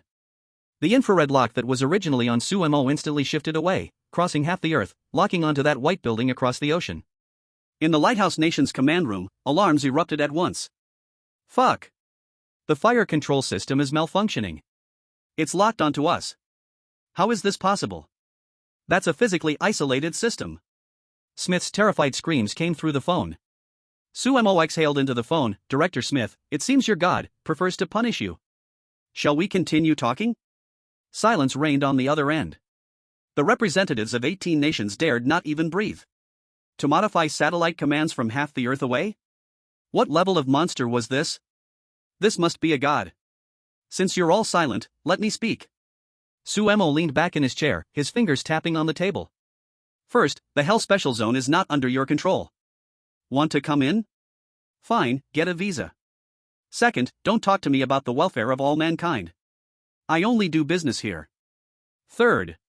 Suemo paused, looking at Zhao Jiangwo. Old Zhao, isn't there a dungeon called Yamada no Orochi in Sakura country that's about to go out of control? Zhao Jiangwo was taken aback and quickly nodded, yes. I heard it's about to go out of control, and several Inyan masters have died. Suemo spoke into the phone. Is the representative of Sakura country here? A trembling voice responded, yes, yes. Su sang. I heard that's the birthplace of Yokai Night March? Suemo took a sip of his tea. My school just opened and needs textbooks. Send over the dungeon with those 8 snakes, and I won't hold your lighthouse nation's threat against you. What? The representative from Sakura country was dumbfounded. Sending the national fortune dungeon away? That was treason. No way. That's our great Sakura empires. No way? Sumo's right, I sparkled with golden light, then I'll make that thing in the sky, God's staff, drop right into your Mount Fuji's crater? Fine. We'll give it to you. The representative from Sakura country immediately kneeled. Compared to being wiped out by a volcanic eruption. What's a copy anyway? Suemo nodded with satisfaction. Alright, the morning meeting ends here for today. Old Zhao, send them the account. The maintenance fee for the satellite just now, and the depreciation cost for this building, let's have them split it among themselves per person. If there's even a penny missing, I'll head to their capital for team building. Beep. The call ended. Suemo threw the hot satellite phone into the trash can. Zhao Jiangwo stood beside him, sweating. This was it? With just a few words, he extorted a copy of a nation's fortune and collected protection fees? This wasn't diplomacy, it was simply interstellar piracy. City Lord Su, can you really control that satellite in the sky? Zhao Jiangwo asked cautiously. No, Suemo spoke the truth, it's too far. Just now, I only changed a display screen parameter to scare them. If it really were to fall, I'd have to run too. Zhao Jiangwo, wow. Pulling the wool over their eyes, he really knows how to play. Su Gu. We have a situation. Andre, who was supervising, suddenly shouted. He pointed at the barrier at the edge of the special zone. There, the air rippled like water. An old man in a black tailcoat and monocle walked out of thin air. He held a ruby-studded cane, followed by 2 vampire servants. That was pure Western aristocratic style. British Empire blood prince, S+ level, dut. The old man ignored the laborers moving bricks around him and walked elegantly in front of Suemo, slightly bowing, Honorable City Lord Su. I come on behalf of the Western Dark Council. We heard that a new order has been established here and specifically came to inspect. Inspect? Suemo looked at the old vampire. The smell of blood was unmistakable, it couldn't be hidden. Yes. The old man smiled, showing his sharp teeth. If it's unsatisfactory, according to the Dark Covenant, we will take over this territory. Suemo laughed. He had just scared off those playing with technology, and now another one playing with magic appeared. These people wouldn't cry until they saw the coffin. Andre. Suemo called out. Here. Andre ran over, shovel in hand, his muscular build startling the vampires behind the old man. Suemo pointed at the old man. This old thing says he wants to take over us. What do you think we should do? Andre grinned, his smile creepier than a ghost. Take over? Sure. Just right, we need a pile driver at my construction site. With a large hand, Andre grabbed the old man by the collar, hefting him like a small chick. The S+ level blood prince had no power to resist against Andre's brute force reinforced by Suemo. What are you doing?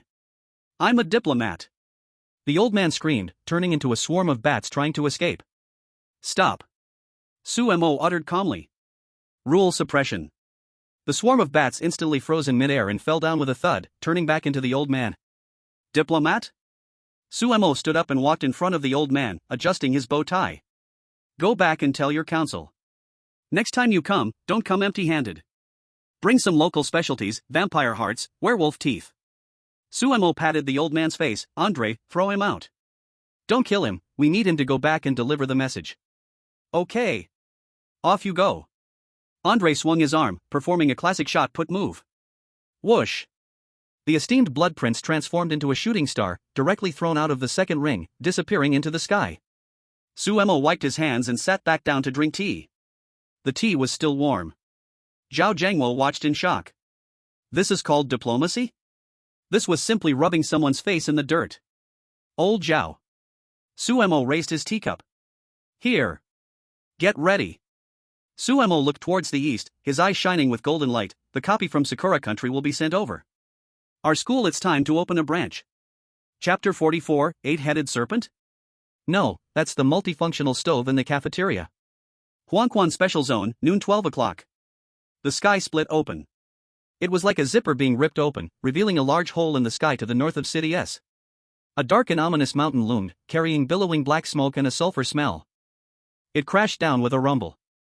Boom! The earth trembled. The newly repaired playground was smashed down halfway. That was not an ordinary mountain, it was the fortune copy of the cherry blossom country, Mount Fuji, Demon Realm. Cough, Cough, cough.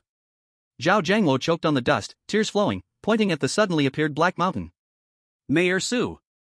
Is this the teaching material sent by the cherry blossom country? This is clearly like they threw a bomb. On the mountain, demonic energy surged into the sky. Countless Tengu, Kappa, and one-eyed monks rushed down like ants. Leading them was a giant snake, twice the size of the cleaner from last night. It had 8 heads, 8 tails, and eyes like 16 red lanterns. World-destroying beast, Yamada no Orochi, S+ grade.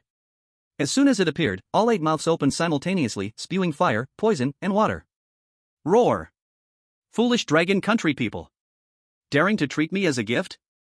Today, I will swallow this city and turn it into an enclave of the cherry blossom country.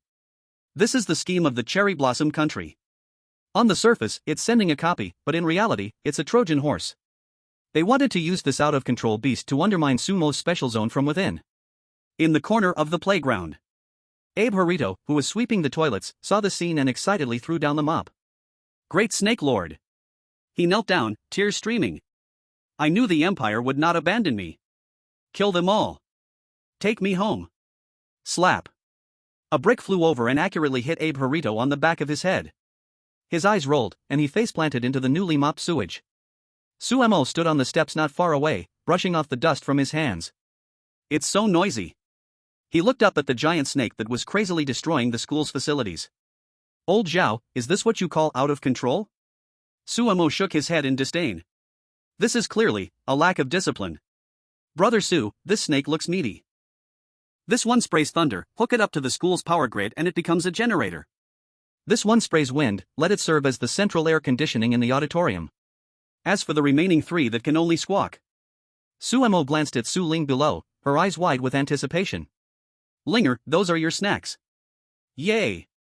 Su Ling cheered, pouncing on the 3 extra heads and giving one a big bite. Crunch! She bit it down like she was chewing on a sugarcane. Ah! The big snake rolled on the ground in pain. This dignified guardian beast of Sakura country was reduced to a household appliance platter. Killing with cruelty. It was humiliating. Do you surrender? Sumo pressed his pen against the main head of the big snake. If you don't, I'll skin you alive and turn your hide into the school's red carpet. The big snake looked at the little girl with blood on her face and then at the cold-eyed man. It felt the absolute crushing pressure from the realm of rules. This man was a god. Much stronger than its fake god status. I surrender. The big snake shed tears of humiliation, high-pressure water jets. The blue flames always flickering near its mouth looked particularly round. 10 minutes later. At the back kitchen of the Haunted Tales High School. It had been transformed. The massive Yamada no Orochi was coiled in the basement, with 8 heads sticking up from the floor. A 2-meter-wide iron pot was balanced on the first head. The plump chef ghost was flipping stir-fried dishes with a spatula. Turn the heat up. Yes, yes. This is the right heat. This Japanese imported stove is so useful. The second head was spraying water towards the dishwashing sink, washing dishes efficiently. The third head was connected to a pipe, generating electricity for the school. As for Sumo, he was standing at the cafeteria door, holding the phone left by the Sakura country representative. Moshi Moshi? Susan? The Sakura country representative's voice came through, full of hesitation. How is our Yamada no Orochi? Did it hurt you? In his heart, he thought, it definitely must have destroyed the city. Please tell me some good news. Sumo glanced at the big snake working hard as a stove. Pretty good, he replied sincerely, the fire is strong, the water flows quickly, and it's energy efficient. Please thank your emperor for me. I'm very satisfied with this batch of kitchenware. Nah, Nanny? On the other end of the phone, the Sakura country representative's mind short-circuited. Kitchenware? What kitchenware? That's Yamada no Orochi. By the way, Suemo added, are there any more of these big snakes? I'm opening a branch school and still need a toilet plumber. A coughing sound was heard on the other end of the line. Then came a chaotic flurry of urgent sounds. Suemo hung up the phone and threw his phone to Zhao Jiangwo. Old Zhao. Yes. Zhao Jiangwo was in complete awe of Suemo now. Pass it down. Suemo looked at the still incomplete Black Mountain, a replica of Mount Fuji. This mountain will be our school's practical training base from now on. Let those new ghost students go up the mountain for drills every day. Whoever catches a Tengu will get an extra chicken leg for dinner. Yes. Suemo walked out of the cafeteria, watching the clouds gradually dissipate above his head. The first wave of international probing had been successfully caught. And he did it beautifully. But he knew this was just the appetizer. The real trouble was in the west. Suemo rubbed his right eye. A sudden sharp pain shot through. Alarm, divine resonance detected. Coordinates, Europe continent Vatican. Target, angel descent. Angel? Suemo sneered. Just bird people. Andre, pack your things. Sumo's fighting spirit rose in his eyes. We are going to blow up heaven. Chapter 45, Visa? My face is the visa. In the Yellow Springs Special Zone, at 2 p.m. In the cafeteria's back kitchen, Yamada no Orochi was crying. The 8 heads spewed fire to cook and sprayed water to wash dishes, while tears, that finally combined into soup, streamed down. It was a world-ending beast, now a non-stop kitchen lady. Suemo stood on the playground, too busy to care about the snake's emotions. He clutched a rusty brass key. K444 train conductor's key. Old Zhao, keep an eye on the house. Suemo tossed the principal's seal to the nearby ghost princess. Who dares to cause trouble, close the door and unleash the snakes. Zhao Jiangwo held the scorching large seal, looking at the expeditionary force ready for action behind Suemo. There weren't many of them, just 3. Suemo, Andre, Su Ling. But the destructive power of these 3 was greater than a nuclear bomb. Lord Su, don't you need to bring an army? Zhao Jiangwo wiped his sweat. That's the Vatican over there, that's their home ground, with a legion of angels. More people are useless, they're a burden. Suemo inserted the key into the empty space in front of him. He twisted it. Crack. The space shattered. Woo. A piercing whistle sounded, as if coming from the depths of hell. Immediately, iron tracks floated into view, rusty ties spreading across the ground like snakes. An old steam train, entwined with thorns and emitting black smoke, crashed through the void, stopping on the playground. A massive skull hung on the front, its eye sockets burning with ghostly flames. Train K444, S-Class Growth Vehicle. Current status, International Special Train. Get on board. Suemo pulled open the train door, like a tour guide. Andre, go shovel coal. Linger, don't chew on the window, it's bulletproof. The 3 boarded. Suemo entered the driver's cabin, sitting in the seat covered with human skin. A golden light flashed in his right eye. Modification target, train navigation. Destination, Europa continent Vatican City. Operating mode, violent collision. Hold on tight. Suemo pulled the whistle. Boom. The train shot out a strong, bloody steam, its wheels instantly accelerating to a blur. It didn't run along the ground but lifted its front, charging into the clouds. Like a massive black dragon, it tore through the atmosphere, howling towards the west. Europa continent, border defense line. This is the boundary between light and darkness. Although the spiritual energy has revived, the territory of the Holy See is still shrouded in a layer of faint golden, holy light barrier. Anything with an evil aura that collides with it will turn to ash. At this moment, outside the barrier, a team of silver-armored temple knights, wielding light swords, was patrolling. Leading them was a golden-haired, blue-eyed great knight, S-Class, named Arthur. Everyone, stay alert. Arthur looked at the radar screen, his brow furrowed. A great demon has appeared from the east, just extorted the Lighthouse Nation and the Cherry Blossom Nation. His Holiness the Pope has ordered us to guard against Eastern invasion. One of the knights laughed. Don't worry, Captain, our wall of size is a divine defense, not even a human, let alone the Eastern Demon King, could break through. Beep beep beep. The radar suddenly erupted with sharp alarm sounds. On the screen, a massive red dot was rapidly approaching from the east at a scientifically impossible speed. Speed, 10 Mach. What is that? A missile? Arthur was taken aback, looking up at the eastern horizon. He saw the clouds rolling, a black line rapidly enlarging. Then, it was a train? A train flying in the sky, spewing black smoke? Enemy attack. Activate maximum power shield. Arthur shouted. Hum. The golden holy light barrier instantly thickened, becoming a wall 100 meters thick. The sacred runes on it flashed madly, radiating the power to purify everything. However, the train did not slow down. In the driver's cabin, Suemo held the joystick with one hand and a cigarette with the other, looking at the golden wall ahead. A roadblock? Sumo's right eye rotated. Analysis, high concentration light element aggregate. Fancy stuff. Suemo took out a red correction pen. Through the train window, he virtually drew a line towards that wall. Modification target, wall of size. Original rule, absolute defense. Modified to, bubble wrap. Woo. The whistle sounded long. Boom. in the terrified gaze of Arthur and hundreds of temple knights. That black smoke-emitting train crashed into their proud holy light barrier like a black meteor. There was no explosion. No deadlock. Like a hot knife cutting through butter, or a finger poking through window paper. The so-called wall of size, which claimed to defend against nuclear bombs, instantly shattered into countless golden fragments. This is impossible. Arthur's eyes nearly popped out. The train, wrapped in fierce wind, howled past above their heads. Suemo opened the car window, leaned out, and flicked off the ash to the bewildered knights below. "Excuse me." Sumo's voice drifted in the wind. "Next time you set up a roadblock, remember to put up a under construction sign." Whoosh, the train sped away. It left behind broken holy light and a group of knights doubting life. Vatican, St. Peter's Square.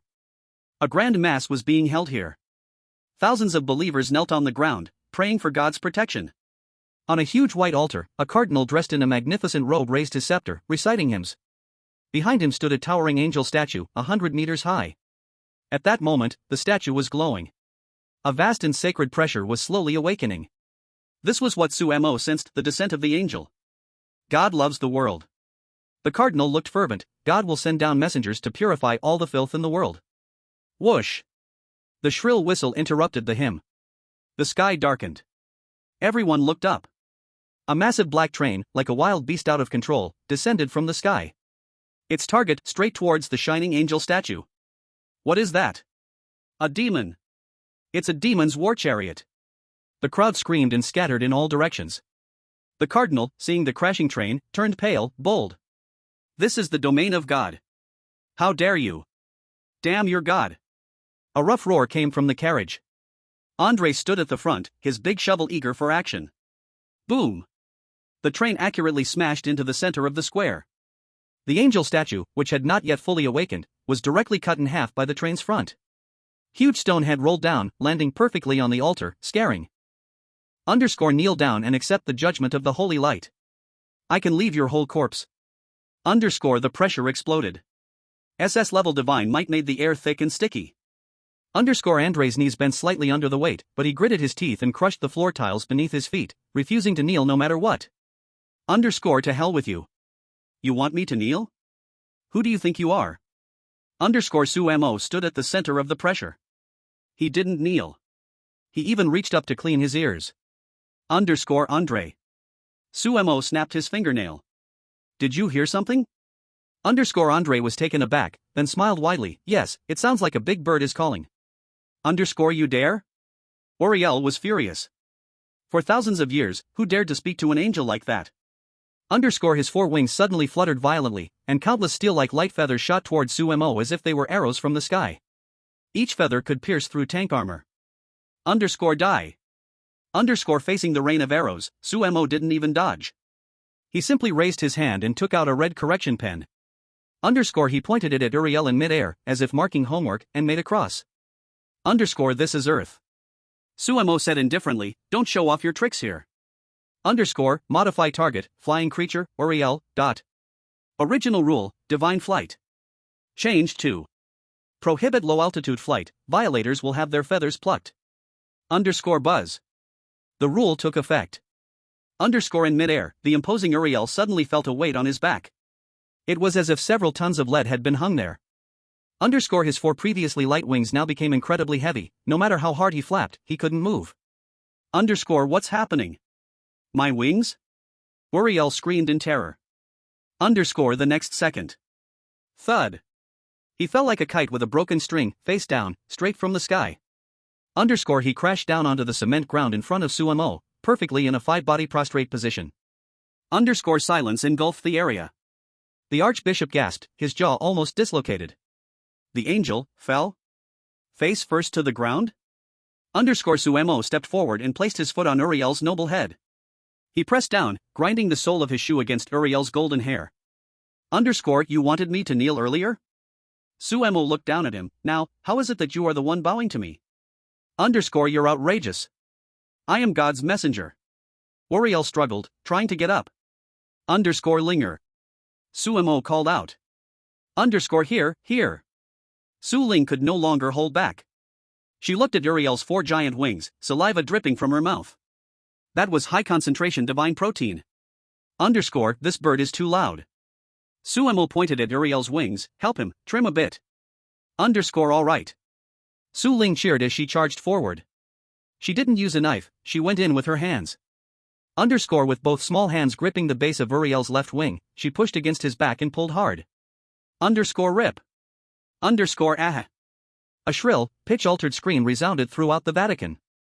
Golden divine blood spewed out, splattering Su Ling's face. A huge, tendon-connected white wing was brutally torn off. So delicious. Su Ling hugged the still-twitching wing and took a big bite. Crunchy, like chicken meat. You are devils. Uriel was driven insane with pain. He was an angel. An immortal being. And now being treated like a snack in front of thousands of believers? Devils? Suemo laughed. He crouched down and looked at the crying Uriel. In our East, there is an old saying. A phoenix that loses its feathers is not as good as a chicken. Suemo reached out and grabbed Uriel's remaining wing. With a squelch. Another pull. Since you've come down, don't think you can fly back. Suemo tossed the bloody wing to Andre. This one's for you, roast it.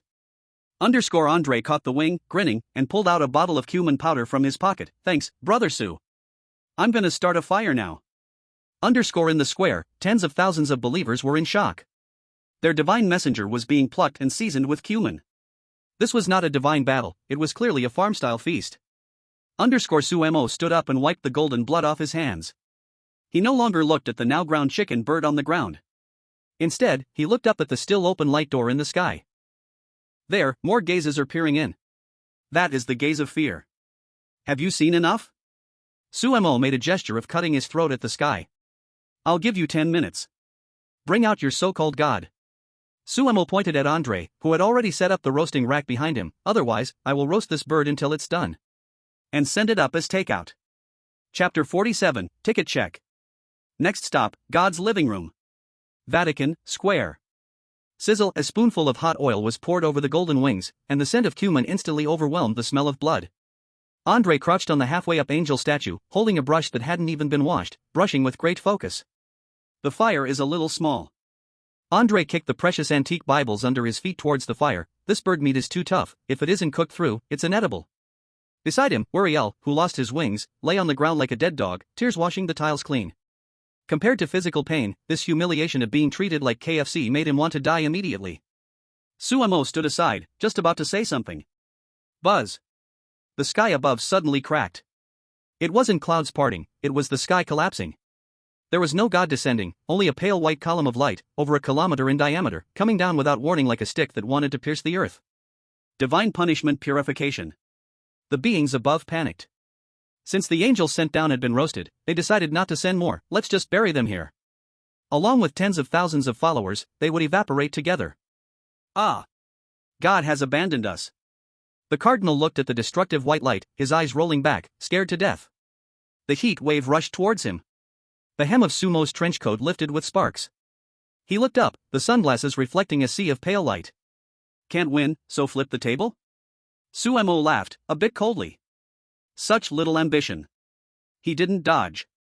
Such an overwhelming strike was useless to avoid. Besides, why should he hide? Andre, stop roasting. Suemo shouted, pack it up. Let's take it away and eat. All right. Andre grabbed the dripping halfwing with one hand and lifted Uriel off the ground like a chick with the other. Woo! Train K444 let out a roar as if coming from the abyss. The train doors sprang open.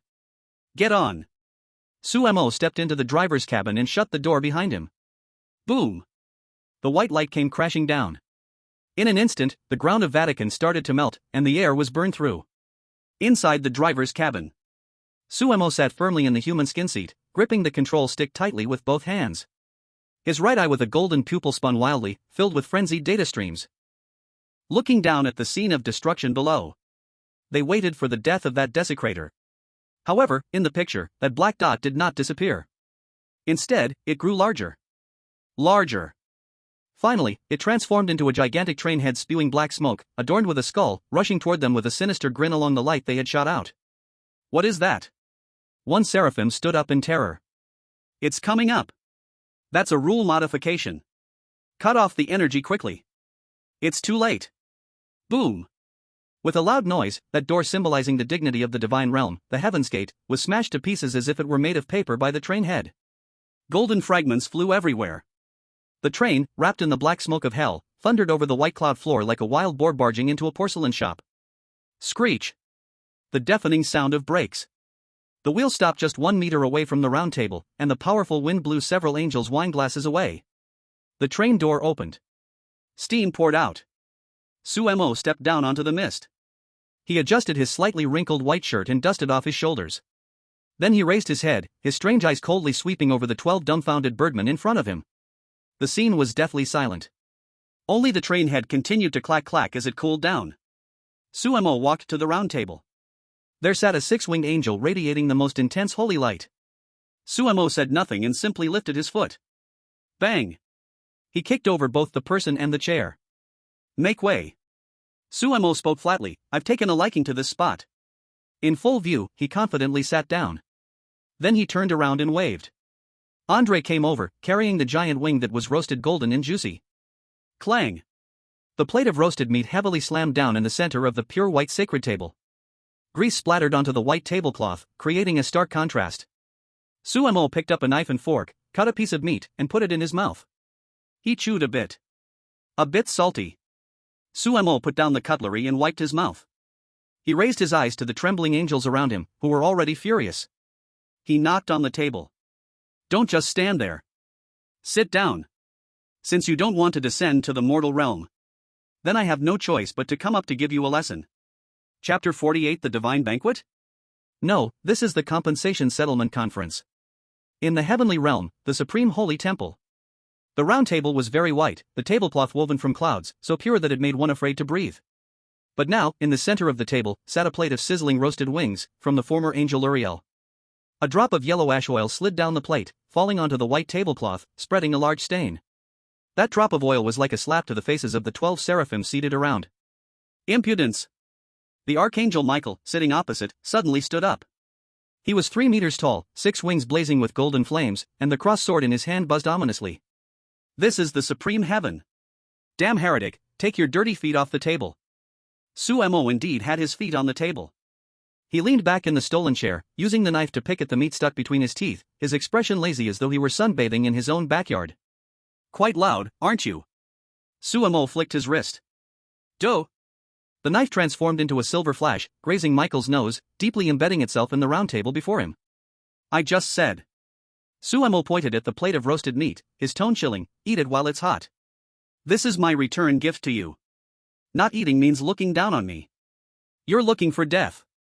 Michael was furious. That was Uriel's wing. To make them eat a comrade's flesh? This was rubbing the dignity of angels into the dirt. Boom! The 12 seraphim erupted simultaneously. 12 SS-level pressures converged into a golden sea, powerful enough to crush mountains. The entire holy temple shook violently, the murals depicting the creation mythology began to peel off, and the air filled with a suffocating smell of sulfur and killing intent. Andre took a step forward. A large iron shovel lay across his chest, his muscles tense all over, blood oozing from the corner of his mouth, yet his gaze was fierce like a wolf. Want to fight? Come on. I'm just not full yet. Sumo stretched out his hand, pressing down on Andre's shoulder. He didn't unleash any earth-shattering evil energy. He just slightly opened his golden right eye. Eye of God rule rewrite. Sumo picked up a red correction pen and casually wrote a few words in the air as if writing a menu. Eating is for eating well. Flipping the table is a sign of poor upbringing. Modified target, roundtable conference room. Original rule, sacred domain, everyone's fighting power increased by 200%. Modified to peace hotel, all are prohibited from fighting, violators will be muted. Buzz. An invisible ripple swept across the entire venue. Clang. The cross sword that Michael had just lifted suddenly felt like it turned into 1,000 pounds, crashing down onto the table. The holy light on the other angels instantly extinguished, like light bulbs that had lost power. The urge to kill still lingered, but their bodies were firmly pressed down in their chairs by the rules, unable to move even a finger. What kind of sorcery is this? Michael looked at Sumo in terror, his pupils contracting sharply. Word of law following intention? This is a power only the Father God possesses. How could this human possibly master it? Sumo put away the pen and picked up a piece of meat, throwing it to Su Ling who was lying at his feet. Good, eat more, don't learn from them, be picky and you won't grow tall. Then, he raised his head, his unusual eyes coldly scanning the circle of gods who dared not speak out. Now, can we talk properly? Suemo pulled out a crumpled piece of paper from his pocket. It was the packaging paper he casually ripped in the car, and slapped it on the table. Since you are not eating, let's talk business. Suemo pointed at the paper. This is the bill. Bill? Michael widened his eyes, thinking he had misheard. Exactly. Suemo seriously calculated, his fingers tapping on the paper. First, your divine punishment light pillar scared my citizens, emotional distress compensation, 2 divine artifacts. Second, my train had to travel against the wind to come up here, burning quite a lot of fuel, transportation fee, 2 divine artifacts. Third, Uroriel fell at my doorstep, polluting the environment, environmental fee, 1 divine artifact. Suemo wiggled 5 fingers in front of Michael, a total of 5 SS-level divine artifacts. If one is missing, I will dismantle a palace of yours. Now, it's time to settle the bill. Cash or card? The venue fell silent. The angels were stunned. This is extortion. Moreover, he came to heaven, sitting at their table to extort them. What is this human thinking? Does he not know how to write the word death? Absurd! Michael trembled with anger, his golden hair standing on end. Only mortals ever offer sacrifices to gods. How can gods compensate mortals? You are insulting the glory of the Most High Heaven. We will make sure you don't live. Glory? Suemo laughed. The laugh was light, yet piercing. He suddenly stood up, and his black left eye instantly turned into an abyss. Splash! He grabbed the greasy platter of grilled wings in the middle of the table. Then, in the horrified eyes of all the angels, Sumo's figure appeared like a ghost in front of Michael, holding the platter and pressing it directly against Michael's handsome and proud face. Slap! In that moment, time seemed to freeze. Hot grease flowed down Michael's high nose and into his mouth, charred meat bits smeared over his eyes that were used to looking down on the clouds. Michael's brain went blank. He was the Vice Lord of Heaven, the leader of light, a being worshipped by billions. Never had anyone dared to look directly at his brilliance, let alone smear this dirty, lowly food on his face. This humiliation was 1,000 times more painful than having a sword pierced through his heart. His faith, his pride, shattered to pieces before this platter of wings, not even leaving a trace. Michael wanted to dodge, wanted to roar, but the rules of the Peace Hotel only allowed him to be pressed down in his chair like a puppet. Honor, my foot. Suemo pressed Michael's head down, rubbing his face hard against the table, his voice cold as if it came from the depths of hell. Only if you can fight can it be called honor. If you can't, then it's called being beaten. Suemo released his grip, disdainfully wiping the grease from his hands onto Michael's pure white wings. He looked down at these high and mighty birdmen, his eyes like knives. I will count to 3. Either pay up. Or. Suemo pointed to the K444 train poised behind him. I will drive this train into your palace, let your father god experience the mud truck form. 3. Suemo began to count down. 2. Andre cooperated by blowing the whistle, woo. The angels panicked. They realized this madman was really daring. The rules of the Peace Hotel could suppress them, but could not suppress the one who made the rules. Just as Suemo was about to count to 1. Enough! An ancient, weary voice, yet carrying endless majesty, suddenly echoed from the deepest part of the hall. It wasn't the voice of an angel. It was God. The void at the end of the round table suddenly split open. 5 terrifying artifacts, the Holy Grail, fragments of the Lance of Longinus, the Crown of Thorns, etc., floated out, clattering down onto the table, making a crisp sound. Take these things. Get lost. The voice contained a deep sense of dread, and a helplessness of not wanting to stir up trouble. It saw through the origin of Sumo's eyes. It didn't want to struggle with the inheritor of that existence at this critical moment. Even gods fear a crazy fight.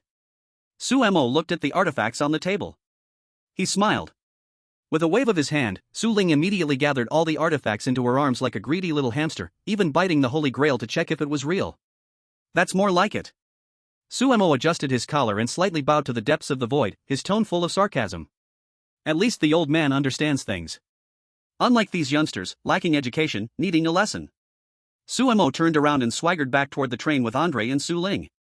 As he reached the door, he suddenly stopped, looking back at Michael, who was covered in grease, wanting to die from shame. By the way. Suemo pointed at his own eyes, his voice echoing throughout the heavenly realm. Tell those old phobies from the other pantheons. If they want to fight, I'm always up for it. But next time. Sumo's lips curled into a bloodthirsty smile. The ticket won't just be 5 artifacts so cheap. I will take your divine rank. Bang! The train door closed. Boom! The black train reversed and turned around, smashing through another wall of the temple, and left, disappearing into the distance.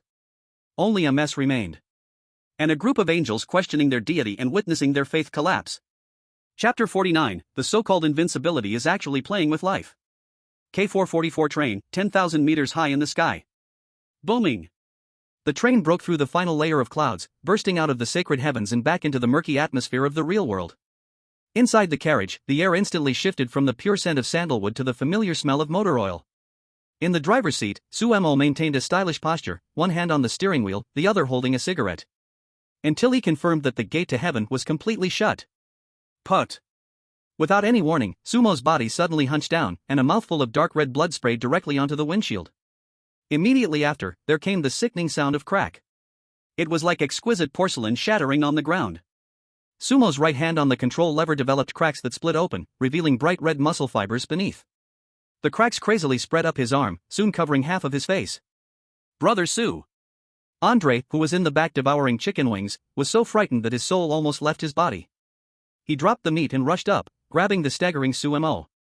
Don't sway.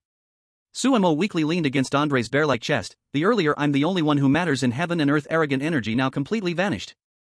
The pair of awe-inspiring, otherworldly eyes, gold and black, were now shaking wildly, two streams of blood tears rolling down the corners, unable to stop. Warning, divine power severely overdrawn. Warning, physical collapse progress 30%, 40%. Brother Su. What happened to you? Andre's eyes were red with anxiety. You just disciplined those birdmen like they were kids. How come you're like this the moment you step outside? Su Ling was also shocked, curled up in a corner with a pile of artifacts, crying out loud, "Brother is breaking. Brother is going to fall apart. What are you crying for? Can't die." Suemo gasped, each breath filled with blood froth. His trembling hand reached for the cigarettes in his pocket, only to find his fingers stiff and unresponsive. Do you think God is a fool? Suemo grimaced, blood staining his white shirt like a map. That old thing is ridiculously strong. The rule of the Peace Hotel just now, I can only maintain it for 10 seconds at most. 10 seconds? Andre's eyes widened. Yes, just 10 seconds. Suemo closed his eyes, the overloaded eyeballs could no longer see anything, plunging the world into darkness. If he doesn't pay, or if he drags it out for another second. What collapses isn't his desk, but my body. This is a high-stakes gamble. It is a strategy of an empty city. Suemo gambled that God becomes more afraid of death the older he gets and becomes more suspicious. He used the original aura emitted from his eyes to frighten God into submission. If Michael had truly rushed in recklessly to stab just now, Suemo would have already been a puddle of mush. So, is this a scam? Andre swallowed hard, his back drenched in cold sweat. This is called psychological warfare. Sumo's voice grew softer, the cracks on his body still expanding. Hurry. Linger. Suemo pointed at the pile of things in Su Ling's arms. Bring me that holy grail. Su Ling hurriedly handed over the golden cup. Brother, it's for you. All for you. Suemo took the legendary artifact that once held holy blood. He had no intention of performing any ritual. He brought the holy grail to his lips as if a dying man in a desert had found water. Gulp, gulp. The vast divine power contained within, capable of exploding a mortal's body, was chugged down by Suemo like it was Red Bull. Ziz, ziz, ziz, the golden divine power crashed within, repairing the shattered blood vessels and meridians. The cracks on his face finally stopped and began to heal, leaving only faint red traces. Huff, Suemo breathed a sigh of relief, slumping back in his chair. His life was saved. But his eyes were temporarily blind. Return to the special zone. Suemo closed his eyes and issued commands. Notify old Zhao, the whole city is under martial law. I will go into seclusion these days. No one is to see me. At the same time, in the heavenly realm. At a messy round table. The greasy plate of roasted wings sat in the middle of the table, like a huge mockery. Michael knelt in the void, his face smeared with grease, gripping the carpet tightly, full of unwillingness and humiliation. Father God. Why? That heretic was clearly at the end of his strength. I felt it, his life fire was just flickering. If you act, even with just a glance, he is doomed. Foolish. From the depths of the void, an old voice echoed again, carrying a trace of subtle trembling. Michael, you only see his weakness. But you haven't seen what connects to the back of those eyes. What? Michael was stunned. God's voice turned ominous and fearful. That is the source code. We are the administrators of this world, with the power to modify parameters. But the eyes in his hands belong to the developer of this world. Killing him is easy. But if we kill him and awaken that developer, God paused, a deep fear seeping into his tone, the entire supreme heaven will be formatted. Then, is it just going to end like this? Michael gritted his teeth. End like this? God scoffed coldly, of course not. Let him cause a stir. The filth in the abyss is about to wake up. Since he took those eyes, it's like raising a torch in a dark forest. Those indescribable things will want to devour him more than we do. Using a knife to kill someone is the wisdom of the gods. The scene cuts back to the train. The train is passing through the clouds. Suemo is lying on the seat, tightly holding the empty Holy Grail. Although he cannot see, he suddenly feels a chill. A wave of coldness. It does not come from the low temperature of the high altitude, nor from his injuries. It comes from the depths of these divine eyes, a warning from his soul. After obtaining the eyes, he indeed became stronger. But he also turned into a huge signal tower. In a dimension invisible to ordinary people, some things more terrifying, older, and unreasonable than gods have already set their sights on him. Suemo touches his eye sockets, a weak yet crazed smile curling at the corners of his mouth. Andre. What's up, Subro? Drive faster. Suemo turns his head, though his eyes are closed, he seems to be staring at some direction in the void. Something big seems to be following us from behind. Chapter 50, Don't be afraid, when the sky falls, there's a big fool to hold it up. Hades Special Zone, 4:30 p.m. Boom. A deafening roar, like a heavy hammer striking everyone's heart. The K444 train did not come back, it crashed back. This steel beast, which once rampaged through heaven, now like a dead dragon with its tendons pulled, choked with rolling black smoke, slammed hard into the school playground. The tracks flew apart, and that skull logo symbolizing terror and speed shattered into a heap of bone fragments. The ghost students training on the playground were dumbfounded. The ghost princess rushed over in high heels, her voice sharp and altered, "Principal." The train door was severely deformed and kicked open from the inside. Andre, covered in blood, frantically rushed out while tightly holding Suemo in his arms, stumbling and wobbling. Doctor! Call a doctor quickly! Andre, this over 2-meter tall man who kills without blinking, now has a choked voice full of tears, shaking all over. In his arms, Suemo looks too miserable. That ever-composed, always neat and tidy Lord Su, now looks like a porcelain doll that has been smashed and barely glued back together. His skin is covered in tiny cracks, golden blood seeping out from the fissures, turning that white shirt into a shocking golden red. Those strange eyes that once made gods tremble are tightly closed, 2 streams of blood tears running down his cheeks, impossible to wipe clean. When the head of the Special Affairs Bureau, Zhao Zhangwo, arrives with his team, he sees this scene, and his legs weaken, almost kneeling on the ground. An unprecedented sense of despair envelopes everyone present. In their hearts, Suemo is invincible, a god without flaws, the heaven of this Hades Special Zone. But now, the god is shattered, the sky is fallen. Panic spreads through the crowd like a plague, and even the air turns icy cold. Shut up, it's too noisy. Sumo's weak voice sounds, light like a candle in the wind. He barely opens one eye, and what's inside is no longer an abyss or truth, but a chaotic black line. Take me to the principal's office. With every word Suemo speaks, another crack appears on his face, golden blood dripping onto Andre's arm, scaldingly hot. I want to sleep. Before I wake up, seal off the school. No matter what comes from outside. Sumo's bloodstained hand tightly grips Andre's collar, his knuckles turning white from the strain. That's his last instruction, don't let them into the teaching building. After speaking, Sumo's head tilts, completely passing out. An hour later, on the edge of the special zone. The sky has changed. It is not the arrival of night, but the world has broken.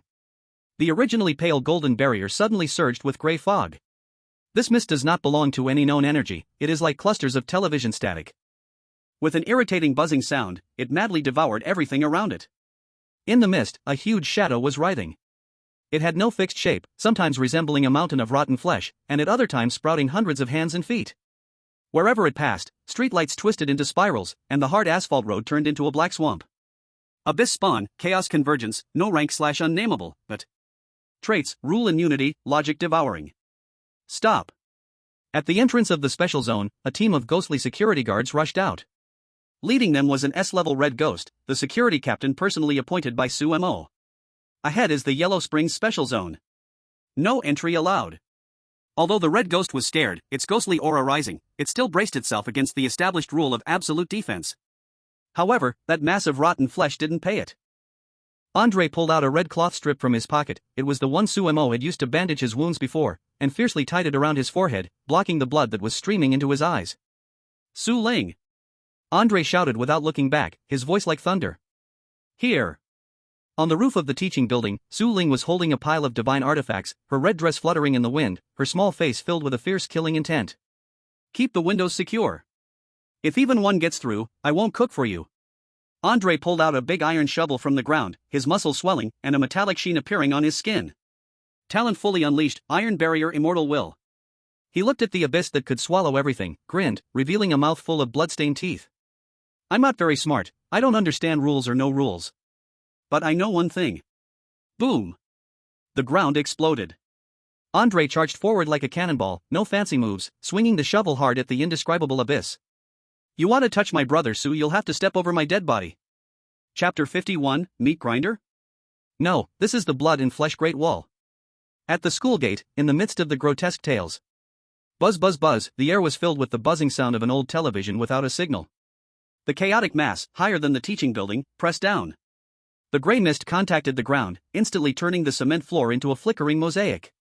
Andre charged forward. He was like a black bear lunging at a train, swinging the big iron shovel, stained with Sumo's divine blood and roasted angel wings, round and fierce. Get on the ground. Puff. The chaos mist, which could turn all matter into data, was forcefully split open by this shovel. The blade sank deep into the mass of rotten meat, producing the burnt smell of iron scorching pork. Roar the monster let out a meaningless low growl, it felt pain. This shovel bore high-level rule resistance. But the counterattack came the next second.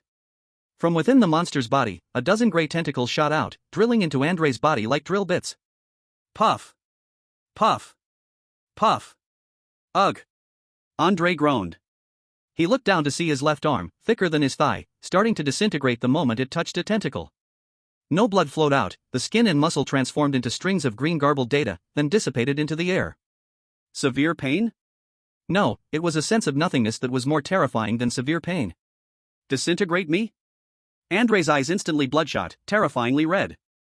Instead of retreating, he loosened his left hand, which was nearly gone, and gripped the shovel's handle tightly with his right hand, pushing forward a step using the force from the tentacles piercing his body. Crack! 3 ribs broke. Andre gripped the broken bones tightly with his chest muscles, preventing them from piercing his organs. With his only remaining eye, the other was covered in blood, he stared fiercely at the indescribable mass of rotten meat before him. I can't understand what you're buzzing about. Andre spat a mouthful of bloodied saliva at the monster's face if it had a face. I only know this way. Is blocked. Boom. Andre burned his life force. Immortal will overload, he was like a nail, even as his body gradually turned into garbled data, he stayed firmly pinned at the school gate, not retreating a step. On the top floor of the teaching building. Big guy. Su Ling lay on the windowsill, watching the figure below being submerged by gray, her eyes reddening. That was the big guy who cooked dumplings for her and roasted wings for her. Anyone who dares to bully me, Su Ling's small face turned extremely fierce, the precursor to the rampage of divine malice. She threw the big package she was holding on the ground. Clatter! Glimmering with gold. Those were SS-level divine artifacts snatched from heaven. This sharp one go die. Su Ling grabbed the remnant of the spear of Longinus, using it as a javelin, she threw it hard at the monster below. Whoosh! The holy spear, carrying a divine aura, accurately nailed into the core of the monster. Zee! The holy light erupted. The abyss monster let out a wailing scream. A thick white smoke emerged from the wound. And this? The spiked ring. Su Ling grabbed the crown of thorns and threw it like a frisbee. The crown enlarged in the air, digging directly into the monster's flesh, stopping its regeneration. This cup isn't of much use, it serves as a brick to smash. The Holy Grail was thrown like a slab of stone, whistling down onto the monster's forehead, creating a deep pit. Boom! Boom! Boom! This wasn't a battle, it was a reckless bombing. Heaven had accumulated wealth over thousands of years, yet this little girl in a red dress threw it all away in 1 minute. But the effect was outstanding. Holy light is the ultimate of order, perfectly restraining the chaos of the abyss. That invincible mountain of flesh was actually blasted back by more than 10 meters. On the playground. Silence. Thousands of ghost students stared blankly at the scene at the school gate. The human named Andre had already lost his left arm, half his shoulder turning into garbled text. But he was still swinging his shovel. That little girl named Su Ling, to protect them, was throwing divine artifacts like stones. And what about them? This group of ghosts, who usually prided themselves on being vicious, was now trembling in the back? A feeling called shame spread among the ghosts. It was worse than fear. Damn it! A furious roar broke the silence. The Tyrannosaurus, gym teacher, suddenly tore off his sportswear, revealing his scarred ghostly body. His eyes were blood red, pointing at the entrance. Damn it! I'm a ghost. A man-eating ghost. Let a human who's only a few decades old die for us? If this gets out, how will I survive in the ghost circle in the future? The Tyrannosaurus picked up a stone the size of a grinding wheel and roared as he charged out. Team sports. If you don't want to be a coward, follow me. Kill. Someone led the charge, and the powder keg exploded instantly. The ghost princess wiped the cold sweat from her face, her once trembling hand became incredibly steady. She raised the bloodstained ruler in her hand, her voice sharp and piercing. Class 4, Year 1. Everyone assemble. Lift the restrictions of school rules. Freedom to pray. Target that pile of rotting meat at the entrance. Eat it all. Roar. The earth-shattering ghostly howls resonated through the special district. Thousands of ghost students went mad. They no longer used magic and didn't care about tactics. It was just an ant swarm tactic. Hundreds of hanging ghosts flicked out their tongues and tightly tangled with the monster's tentacles. Powerful ghosts lunged forward, tearing into the monster's rotting flesh. Fire ghosts charged directly into the monster's body, exploding their ghostly cores. Boom! The monster that was originally torturing Andre was instantly submerged by a black tide of ghosts. It could delete one ghost, 10 ghosts. But it couldn't delete thousands of rampaging evil spirits. Roar! The monster struggled in the tide of ghosts, but these students were like maggots, biting and never letting go. At the school gate, Andre finally could not hold on. He staggered backward. A strong hand supported his back from behind. The Tyrannosaurus, covered in blood, grinned at him. Big guy. Take a break. Let me take over the front. 5 minutes later, the monster's assault completely halted. It was solidly blocked at the school gate, covered in biting ghost students. This was a wall made of flesh, ghostly energy, and madness. Andre leaned against the doorpost, feeling half of his body lose sensation. He watched the crazy scene before him, seeing those little troublemakers who usually gave him headaches, now fighting desperately for him. He grinned, teeth red. This school was worth building. At the same time, on the top floor of the teaching building, in the principal's office, Suemo lay on the sofa, broken like a porcelain doll. The finger that dangled at her side was covered in cracks. Amidst the deafening cries and clashes outside the window, it moved slightly, fading away bit by bit. But he was still crawling. He gripped the ground with his hands, biting down hard on a tentacle of the monster, refusing to let go even as his teeth shattered. Damn it, ugh. So disgusting. The Tyrannosaurus Rex had pixelated black blood all over his mouth, desperately glancing back at the ghost students behind him. Run. What are you all standing there for? Waiting to get deleted? It was useless. The ghost girl was half kneeling beside him, her iron ruler reduced to just a handle.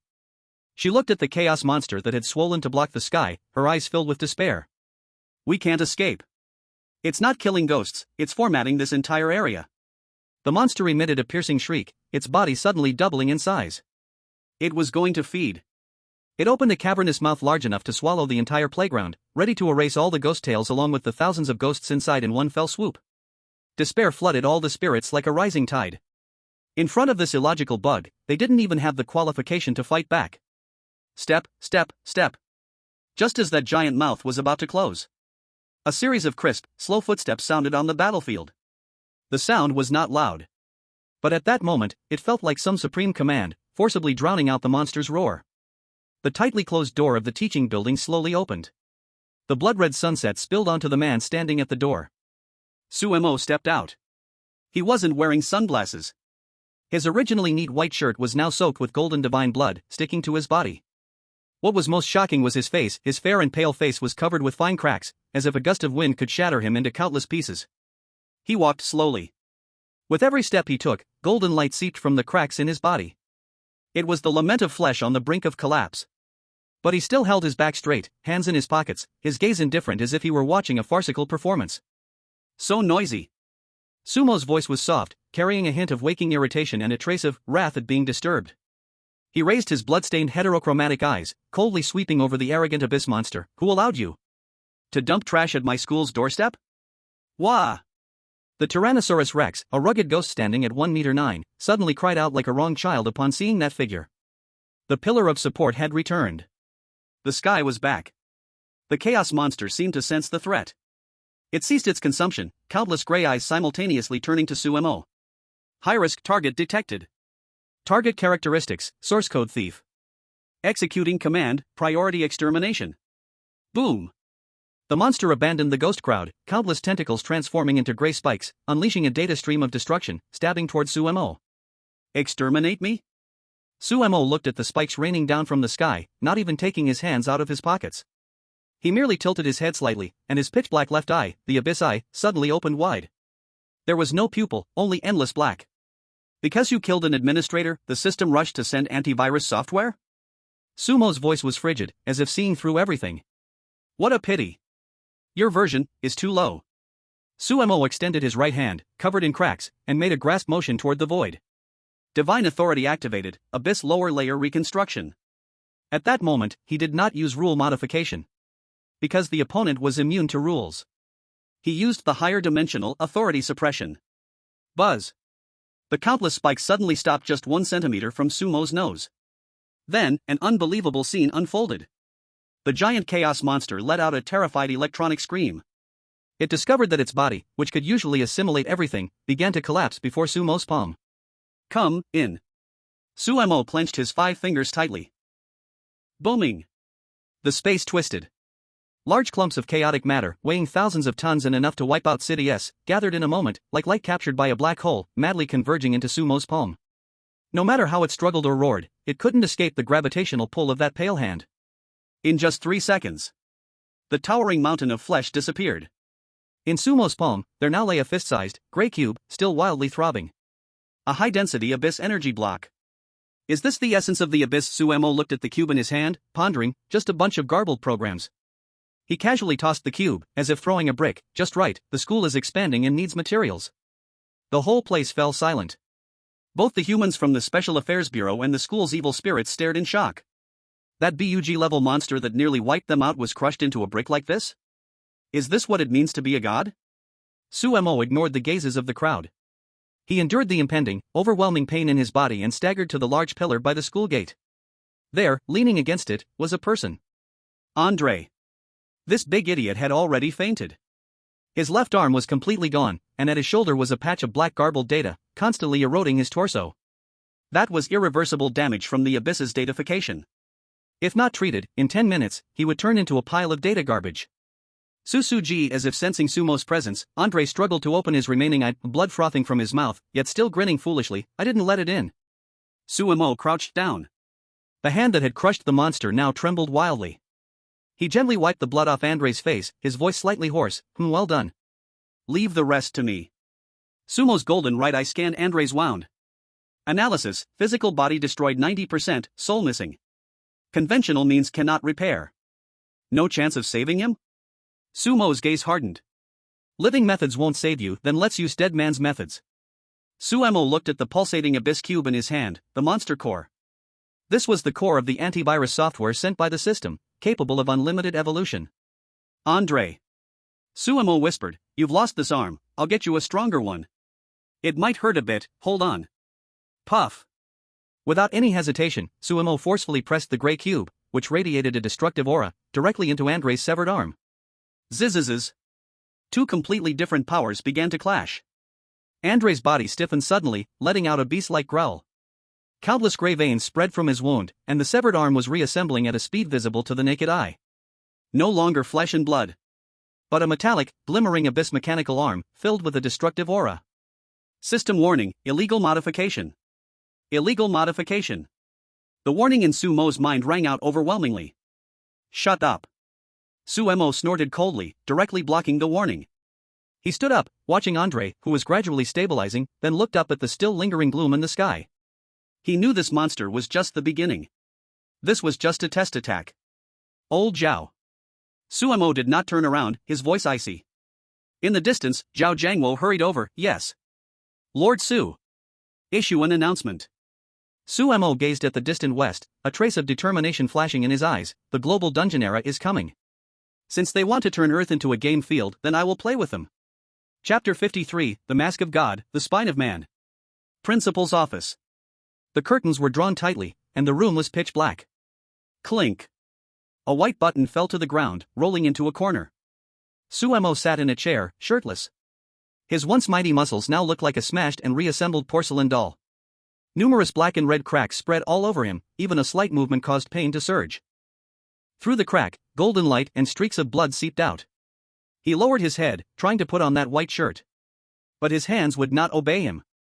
Those hands that once could wield a scalpel to dissect deities were now stiff like two withered branches, shaking uncontrollably. He fumbled with the first button 3 times, slipping it 3 times. Huff, Suemo breathed heavily, veins bulging at his temples. An unprecedented irritation surged within him. Snap. He suddenly threw the shirt to the ground, slumping back in the chair, tilting his head back to gasp for air. Cold sweat seeping into the cracks felt like salt rubbed into a wound, causing excruciating pain.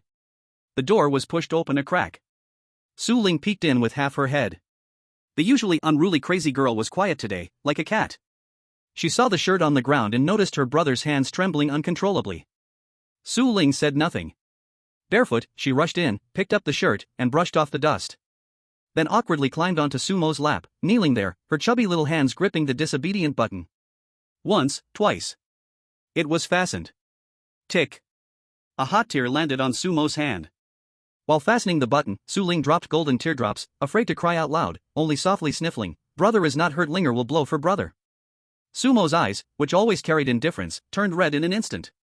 He forced that moment of vulnerability deep back into his eyes. With his bandage-covered fingers, he gently rubbed his sister's face. Don't cry. Suemo walked to the window and looked at the blood-red sky. His gaze gradually became cold. This was no coincidence. It was a conspiracy. The system, unable to kill him in the special zone, created this global instance. It used the lives of millions of people in S-City as hostages, forcing him to leave his base and go into the instance to die. Ha! Suemo sneered. Want to play? Then let's play big. Bang! The office door was slammed open. City Lord Su. You can't go. Zhao Jiangwo rushed in, his face filled with terror, papers scattered everywhere. This is a trap. The system wants to lure you out and kill you. Your body hasn't recovered yet. If you go now, it'll be suicide. Even if we have to risk our lives, we will defend the special zone. A second before Zhao Jiangwo entered, Suemo had already turned around. He put on his sunglasses, straightened his back, and a signature, cynical smile appeared at the corner of his lips. He looked like a flawless god. Old Zhao, why are you panicking? Suemo sat at the desk, his hand gripping his thigh under the table to stop the trembling. He took a cigarette with his teeth and lit it. If I don't go, are you going to let that S-level strike hit the school? Suemo exhaled a ring of smoke, his tone as relaxed as talking about dinner. If the newly repaired playground is destroyed, I don't have the money to fix it. But? Zhao Jiangwo's eyes reddened in desperation. No buts. Suemo interrupted him, picking up the invitation letter that had appeared on the desk, smelling faintly of blood. His finger traced the back of the invitation. There, the winner's reward list was written. Champion's reward. Sumo's gaze stopped at the third item. His pupils shrank slightly. Ha! Suemo laughed. His shoulders shook from the laughter. Old Zhao, look. Suemo pointed at the line of text. The system isn't so stupid. It knows I'm close to breaking down, it knows what I'm lacking most right now. It placed the medicine at the end to lure me into fighting to the death in the instance, draining my last bit of strength. It's bait. Zhao Jiangwo glanced at it, his face turning pale. Yes, it's a conspiracy. Suemo closed the invitation letter, his greed no longer hidden in his eyes. He had been hesitating before. But now, he had to go. His body couldn't hold out much longer, and since this was the only medicine, then he would not hesitate to fight for it. Suemo stood up, flicking his coat to cover his injured body. He adjusted his sunglasses, his lips curling into a defiant grin. Tell those gods. This bottle of medicine, it's mine. Anyone who dares to reach for it, I'll chop off their hand, and use it as bait. Suemo strode out of the office, his back tall and arrogant, as if he were invincible. Zhao Jiangwo stood frozen. For a long time, he leaned on the desk, trying to steady himself. His fingers brushed the armrest of the chair. It was made of hard wood, with 2 deep, claw-like marks where his fingers had dug in. Chapter 54, You're going to the competition, and you brought a whole entourage? Yellow Spring Special Zone, South City Central Square. There was no solemn oath ceremony, only chaotic madness. Tens of thousands of vengeful spirits crowded around the square, howling and wailing as they sent them off. Principal is mighty. Take everything. The Tyrannosaurus, P-teacher, leaned on 2 rusty iron crutches, his legs still hadn't fully healed, and was directing a group of strong ghosts to hang a banner. The banner read 8 bloody characters: eat everything. Take everything. Buy a house there. Zhao Jiangwo, along with the special agents of the Special Affairs Bureau, stood to the side, watching the banner. His eye twitched violently. Was this really going to represent the country in a life-or-death competition?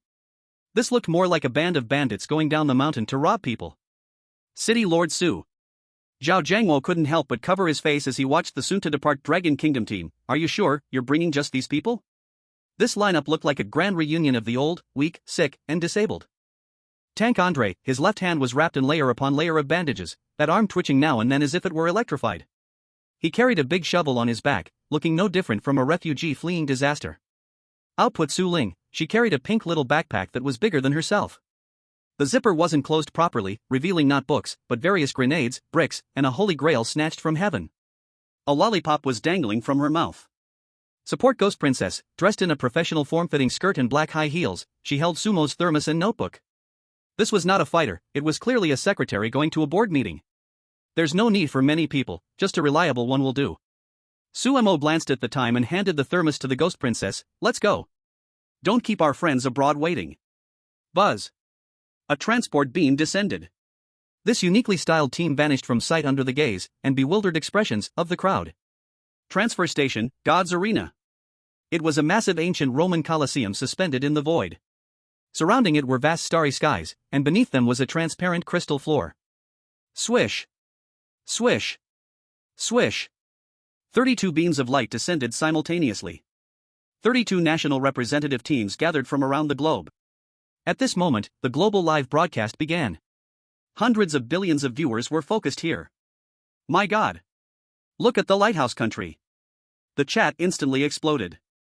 Lighthouse Country, Mechanical Ascension Team, all were exoskeletal mech warriors. The captain, Adam, had half a head of silver metal, with a red electronic eye radiating S-level energy waves.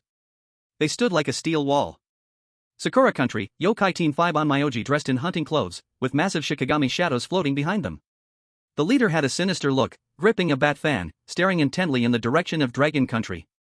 The Holy Sea, Knights Templar Team Silver Armored Knights, surrounded by holy light. Their gazes at Sumo could slice him down on the spot as if wanting to turn him, the demolition office director, into minced meat. Looking at the Dragon Country team when Sumo landed, his feet buckled, nearly causing him to fall. Fortunately, Andre was quick to catch him. The global audience fell silent. The chat rolled a wave of candles. It's over. Is this the legendary Godslayer? Can't even walk straight? What kind of fighting is this? This is just serving up a head. At that moment. Click, click. A heavy metallic footstep echoed. Lighthouse Country Captain Adam approached with his steel squad. Looking down on him, that red electronic eye scanned Sumo. Ding. Scanning result, target life signs weak bone crack coverage 80%. Extremely fragile. Sumo? Adam let out a scoffing laugh that crackled with electricity, the one said to have overturned God's table. Is that you? He extended a finger covered by armor and pointed at Sumo's chest from a distance. Right now, you're like a low-quality porcelain doll that shatters at a touch. That, blood of titans, is mine. Don't go to your death, go lie in your ICU. What did you say?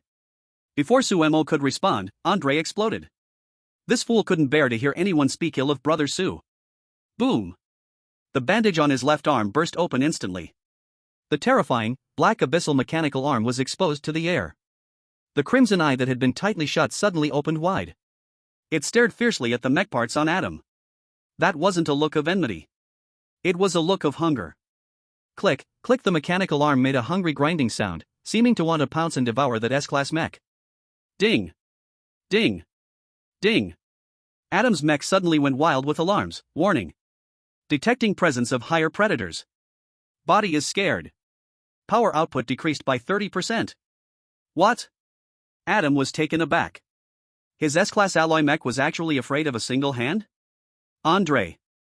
Sumo extended a finger, gently pressing down on the restless mechanical arm.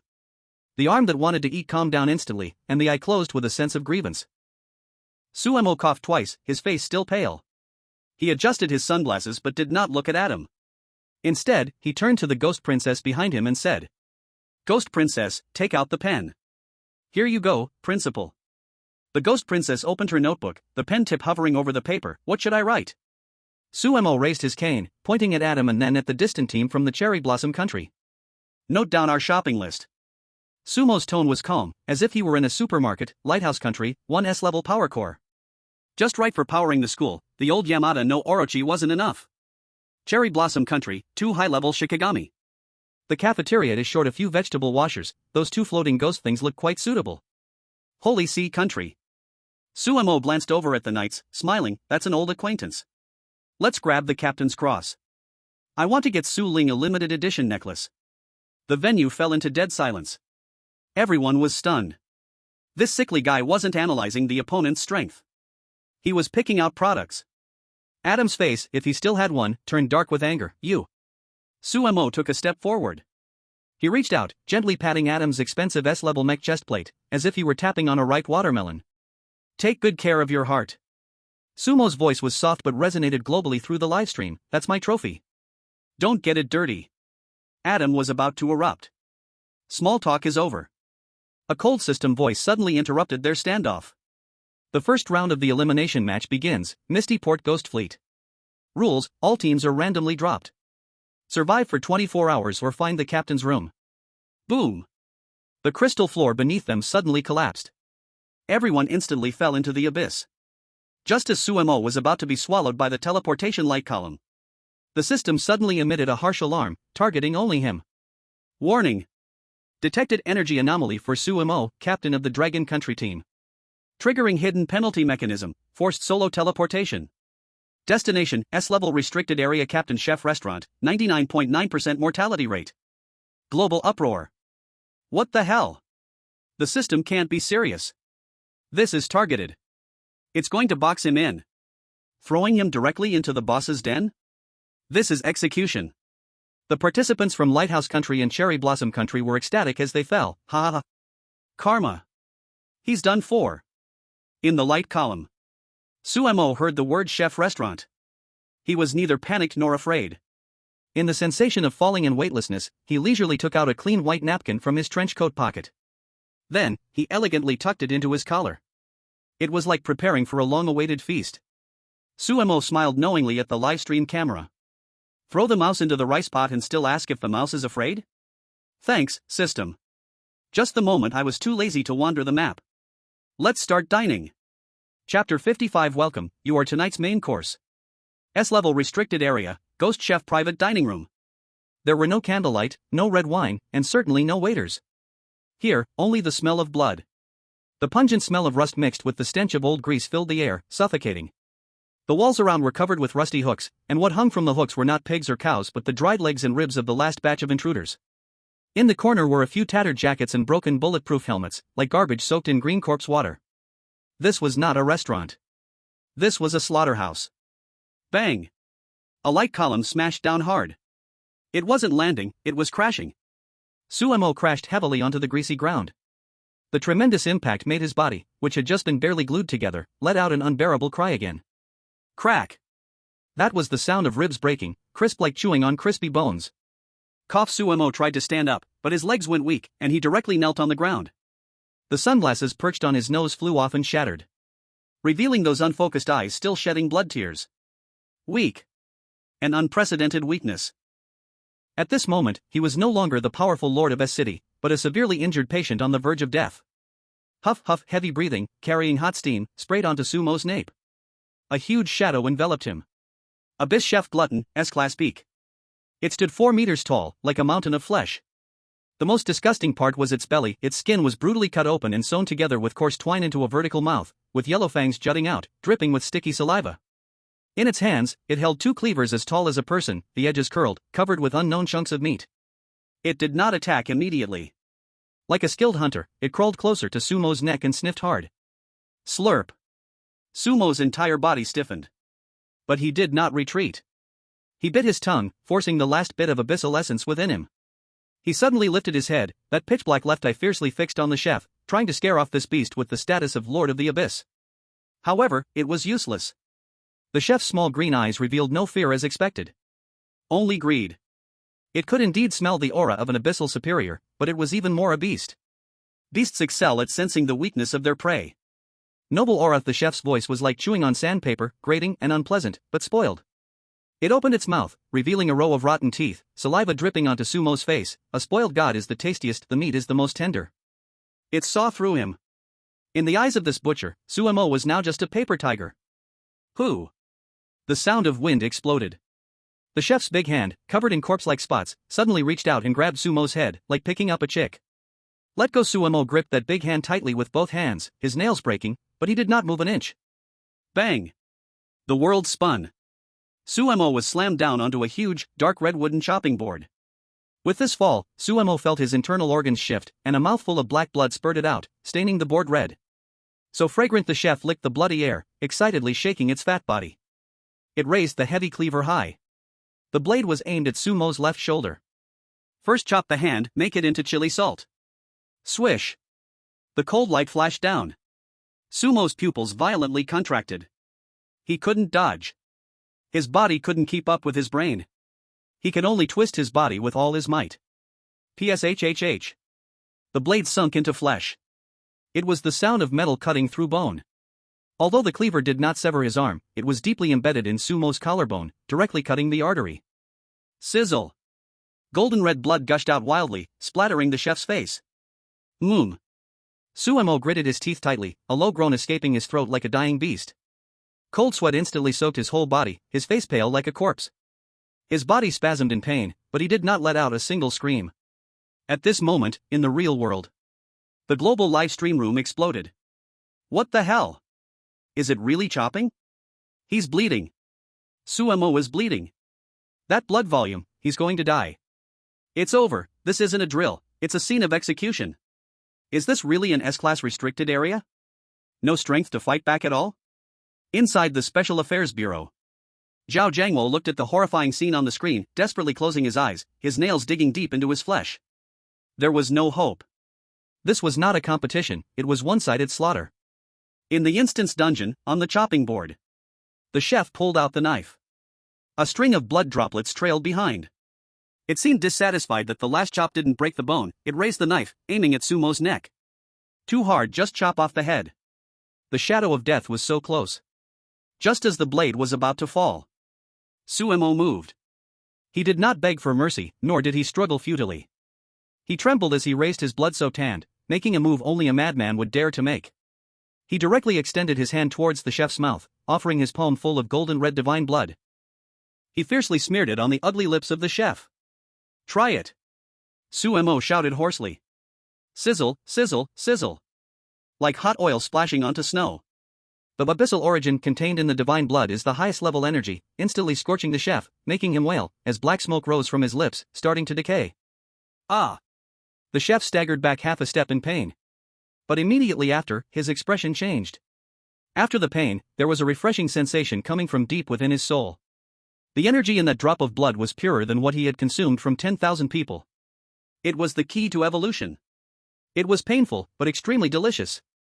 The chef's eyes turned red, fixating intently on Sumo on the chopping board, as if gazing at an elixir of life. Huff, huff. Sumo lay in a pool of blood, gasping heavily.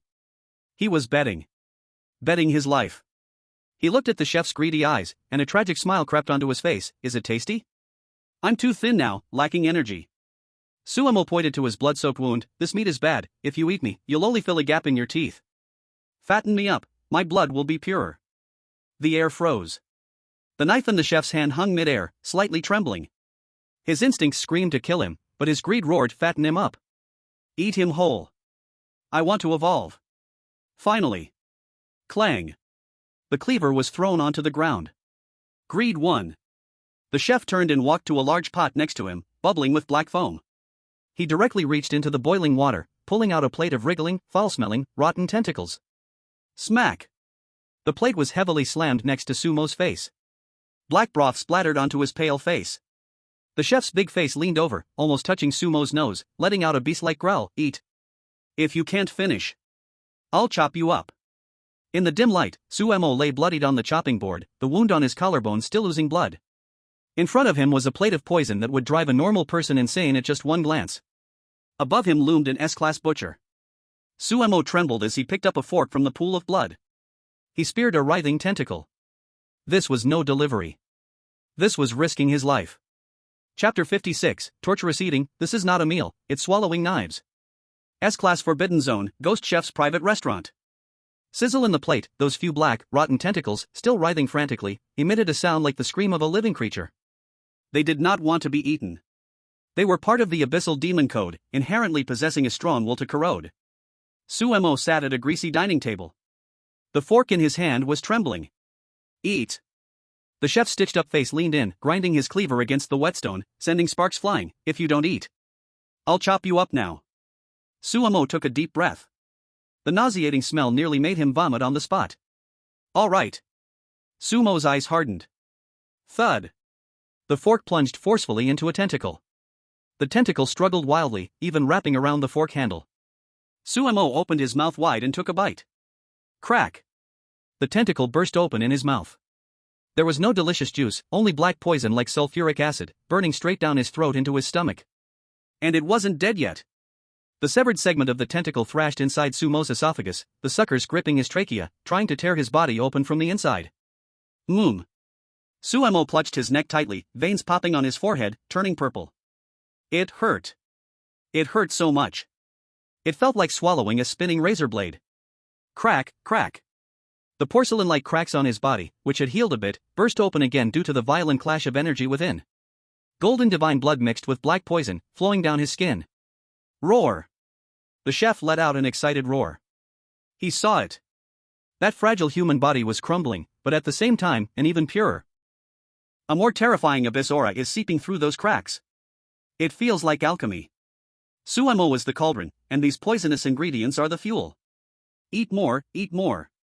The head chef greedily urged, pushing the plate closer to Suemo. Sumo's mouth was full of blood.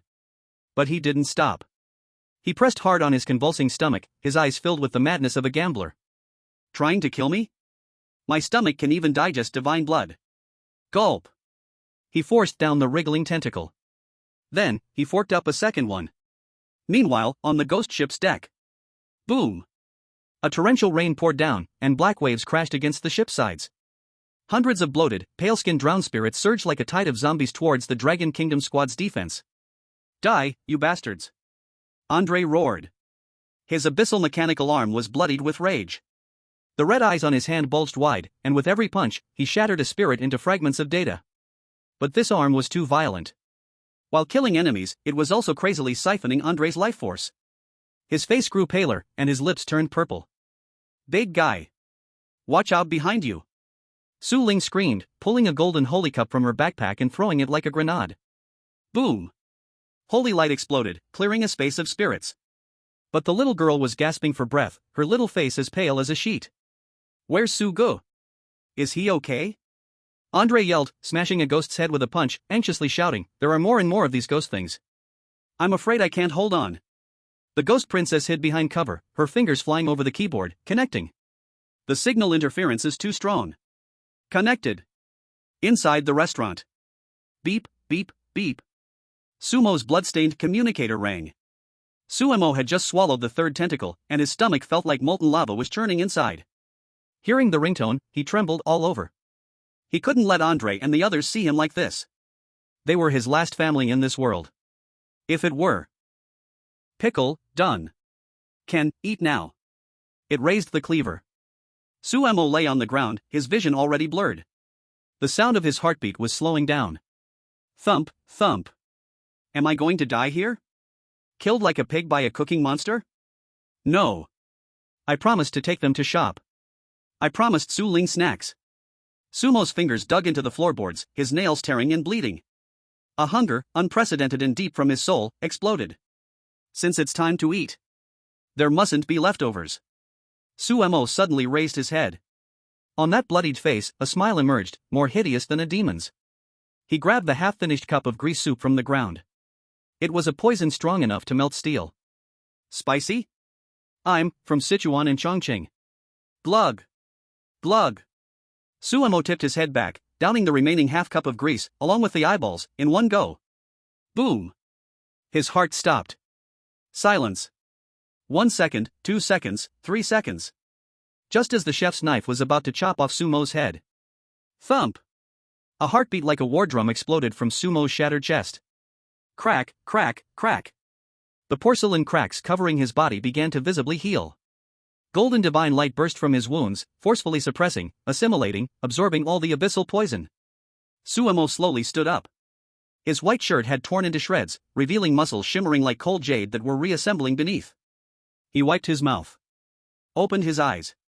His left eye was black as ink, and his right eye sparkled with golden light. The chef's movements froze. Because it found that the prey before it was looking at it differently. That was no longer the gaze of a diner at a chef. That was the gaze of a starving ghost at a buffet. Suemo picked up the napkin from the ground and elegantly tucked it into his collar. Facing the bewildered chef, he revealed a set of gleaming white teeth. The appetizer is finished. Chef, the next dish. Will you jump into the pot yourself, or shall I help you? Chapter 57, Hunter's Reversal, Time to Pay, I Want to Taste the Chef Too. S-Level Forbidden Zone, Ghost Chef Private Restaurant. Thump. Thump. Thump. The dull yet powerful heartbeat echoed in the bloody slaughterhouse.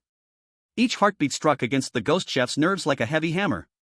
The ingredient that had originally been lying on the ground, covered in blood, was now standing up. Sumo's white shirt was in tatters, hanging at his waist.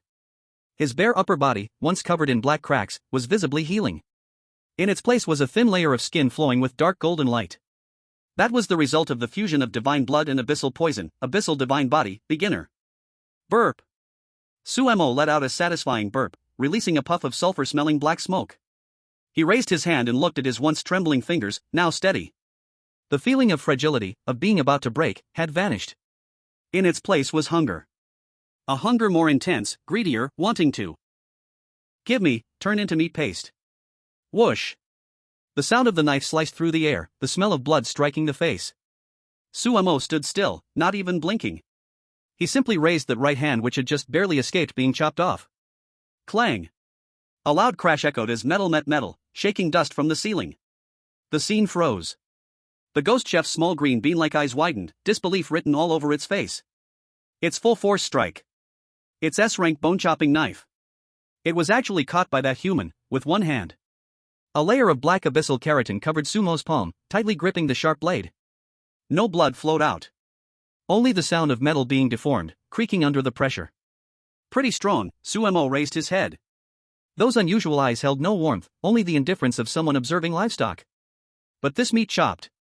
Too rough. Bang. Sumo's 5 fingers suddenly exerted force. The chef's knife, which had been with the chef for hundreds of years, was actually crushed at the tip. Roar. The ghost chef went crazy with fear, letting go of the knife's handle and attempting to escape. Want to leave? Sumo's figure vanished like a ghost. The next second. Snap. A cold hand pressed directly on the ghost chef's plump head. Abyssal pressure fully unleashed. Boom. A 4-meter-high mound of meat was forced to kneel to the ground by this seemingly skinny hand. The knee crushed the floor tiles, sinking half a meter deep. Did I let you go? Suemo looked down at it, his voice gentle yet laced with a bone-chilling coldness. Though this meal is just a so-so, I can say I'm full. Being full means it's time to settle up. Suemo picked up the intact bone-chopping knife from the ground, weighing it in his hand. The blade was icy cold, reflecting his half-god half-demon eyes. What do you want? The ghost chef finally spoke, fear dripping from its voice. Don't eat me. I'm made of corpse oil, not tasty. Rest assured. Suemo tapped the chef's fat face with the back of the knife. I don't eat garbage. He glanced at the chaotic kitchen filled with debris, then looked at this ugly but not so bad knife master. The school cafeteria indeed needed a master chef. Although this creature's cooking could be deadly, with a bit of training, it should be good enough to cook for the ghost students. I give you 2 choices. Suemo raised 2 fingers. First, I chop you up to make tomorrow's breakfast. Second, sign this contract to become my personal chef. As he spoke, a drop of golden divine blood oozed from his fingertip, drawing a domineering abyssal servitude contract in the air. The ghost chef stared at that drop of blood, the same terrifying power that had almost burned its lips moments ago. It dared not hesitate. Sign. I sign. Boss. I'm your most loyal dog. It nodded frantically, fearing that if it waited a second longer, it would be chopped up. Buzz, the contract was established. The ghost chef's originally violent S-rank aura instantly weakened, becoming Sumo's subordinate. Very good. Suemo put away the knife, casually grabbed the oil-stained apron on the chef, and wiped the blood off his own body. Then, he slung the gigantic bone-chopping knife over his shoulder. Let's go. Suemo turned toward the tightly shut restaurant door. Boss, where are we going? The chef shrank its neck, following behind like a 4-meter-tall bullied wife.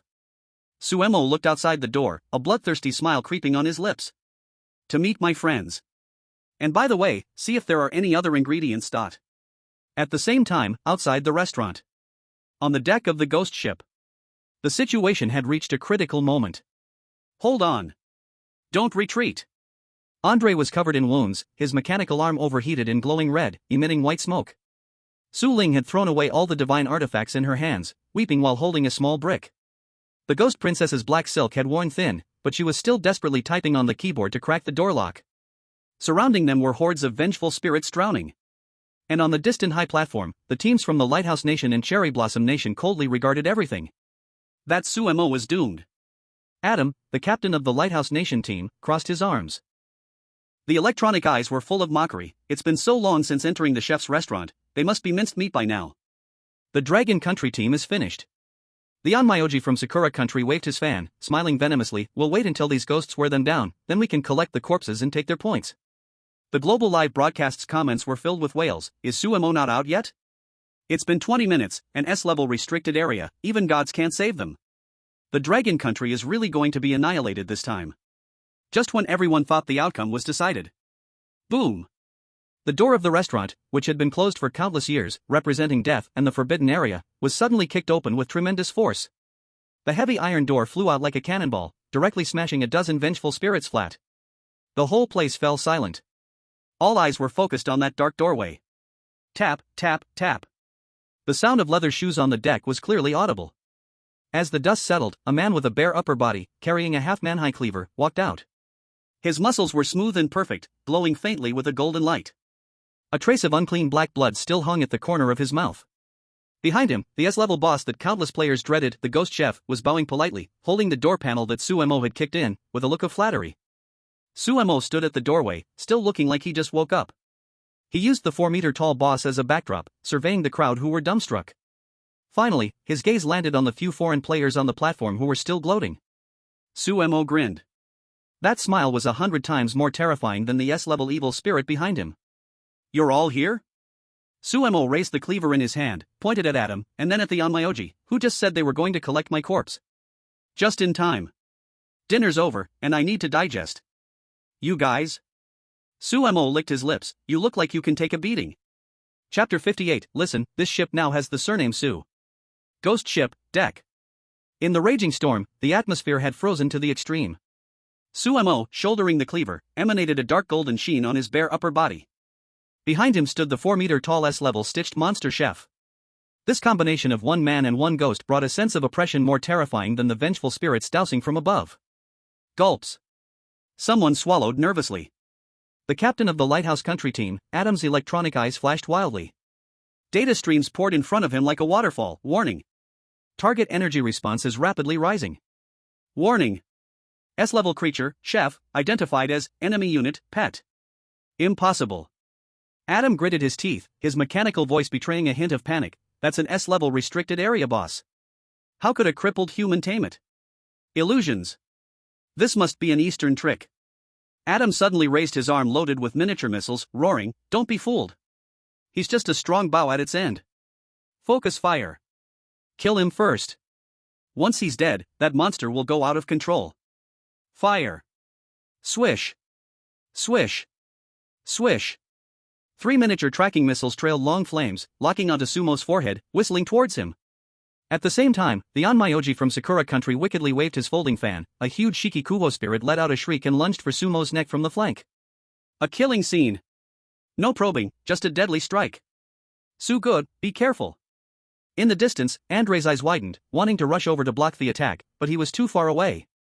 Confronted with the incoming missiles and evil spirits, Suemo remained standing still, not even raising his knife. He just boredly yawned and waved his hand at the chef behind him. Too noisy. Make them shut up.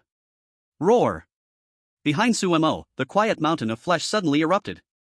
The ghost chef's small green bean eyes burst with incredible ferocity. Dare to touch my boss? That's touching my steady paycheck. Boom. The chef's stout body exhibited an unbelievable speed defying the laws of physics. It stepped in front of Suemo, the half-door panel in its hand, the one that Suemo had just kicked broken, swung around viciously, accompanied by an elegant waltz, like the conductor's baton of death. All right, children. It's time to eat. Boom. The tide of ghosts erupted. This time, it was no longer a chaotic attack. Under Sumo's will, countless vengeful spirits surged like an organized army, frantically charging at the once arrogant foreign teams. Ah! The screams instantly drowned out the thunder. In this hellish scene, the Dragon Kingdom team in the corner became the only sanctuary. Andre, holding the hot mechanical arm, stared blankly as several vengeful spirits swirled past him, even baring their teeth friendly at him. Su Ling hugged her backpack and blinked her big eyes. Big guy, they won't bite us anymore? The ghostly princess looked at the surrounding devastation, heard the classical music from the broadcast, and couldn't help but shiver. This is the principal. He didn't come for the competition.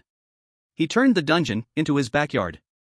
Inside the captain's room, Sumo sat with his legs crossed on the leather sofa, holding a glass of century-old red wine he found in the cupboard. Looking at the surveillance screen showing the foreign elites fleeing in embarrassment. He gently swirled the wine glass, a cold smile curling at the corners of his mouth. Want to hunt me? Remember to check who owns this territory next time in your next life. Chapter 59, Since I'm the captain, I set the rules. Ghost ship, core control room, captain's room. Dang dang dang dang, the elegant blue Danube waltz continued to echo. The room was spacious, adorned with luxurious carpets and antler lamps from hundreds of years ago. Sumo, with his legs crossed, sat in the red velvet captain's chair symbolizing supreme power. He swirled half a glass of red wine, actually expired stock taken from the wine cabinet, mainly for show.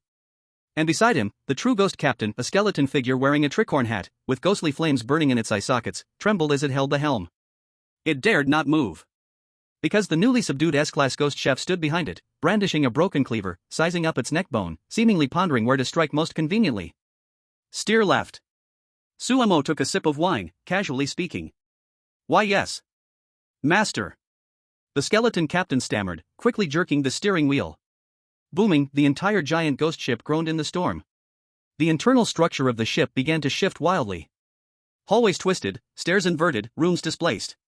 On the surveillance screen, the three teams from the Lighthouse Kingdom, Cherry Blossom Kingdom, and Papal Kingdom, who were originally huddled together to resist the ghost tide, were suddenly forced apart by moving walls. Very good. Sumo watched the panicking little red dots on the screen and put down his wine glass. He picked up the microphone and cleared his throat. Hello? Dear visitors, please pay attention. Due to a malfunction of the ship, a diversion tour is now underway. To enhance your experience, death rate, I have specially customized an exclusive package for you. Scene 1, the Onmyoji in the bathroom. At the bottom hold of the ghost ship, waste disposal room. Baka. Where is this? The Cherry Blossom Kingdom's team leader, an Onmyoji, covered his nose, looking utterly defeated.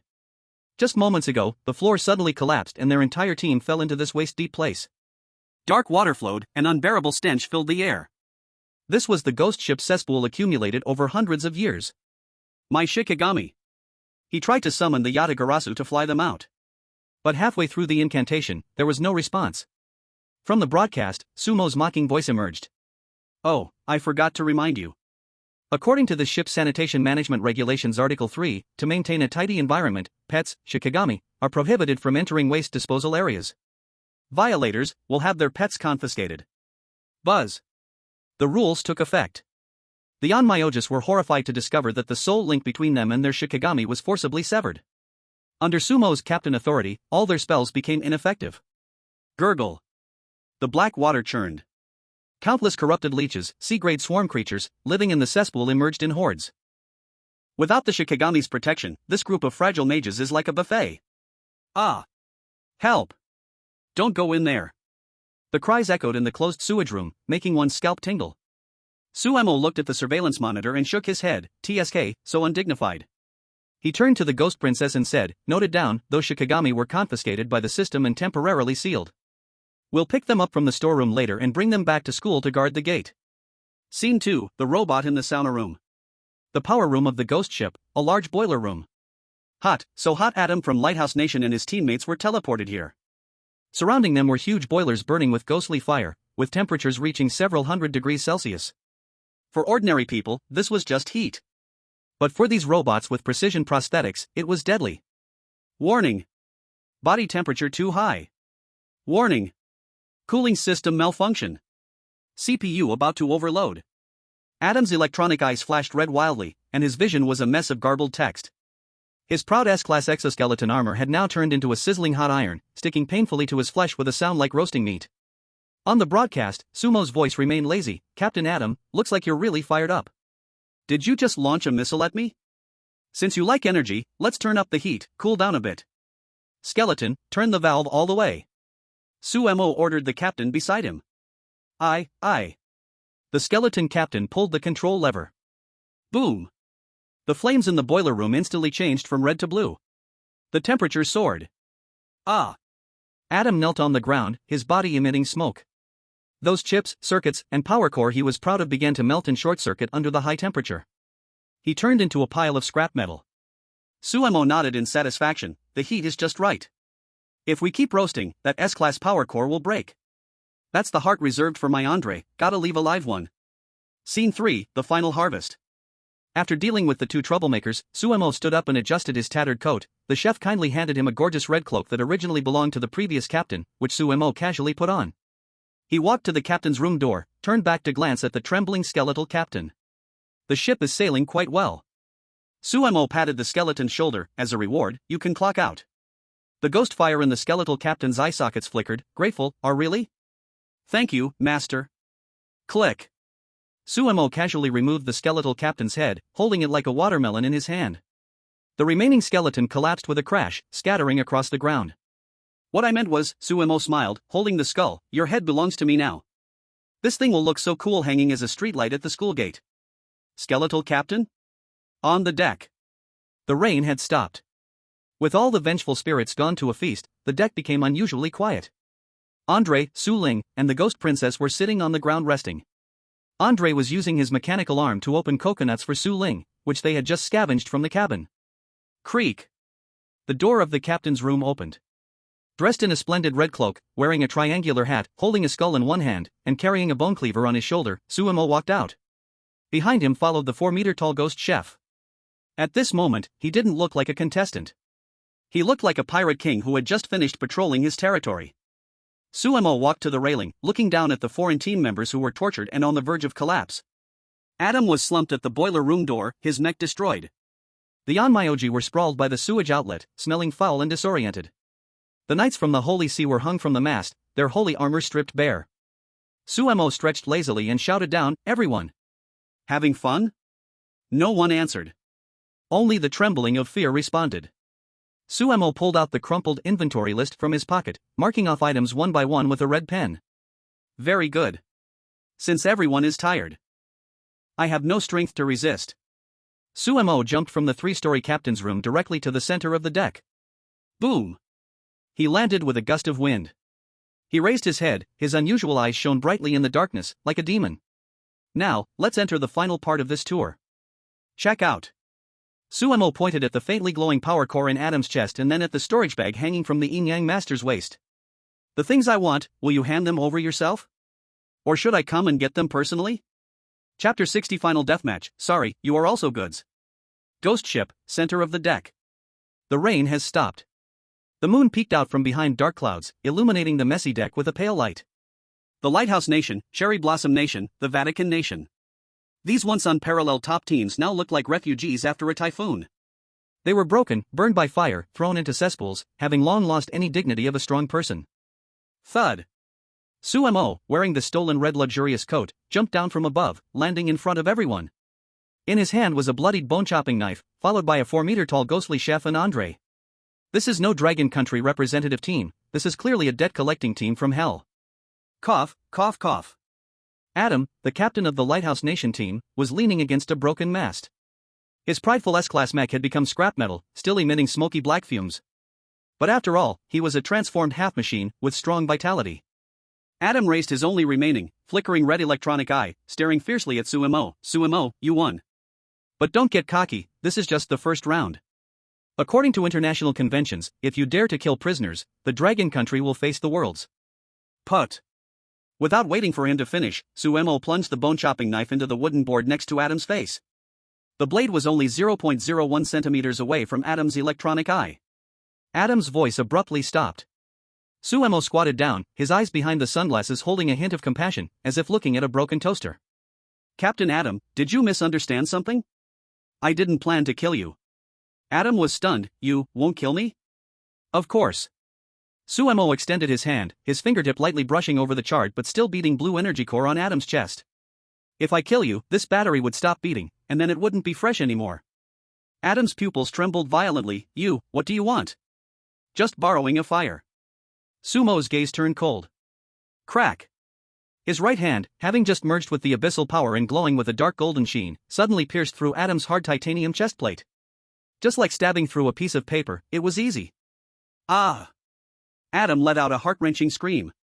He felt a cold hand gripping his heart, that S-class mini-nuclear power core. A bit tight. Sumo frowned, stepping on Adam's shoulder for leverage. Bang! He pulled hard.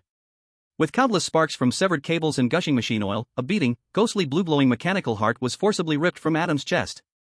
The red light in Adam's eyes extinguished instantly, crumpling like a pile of scrap metal on the ground.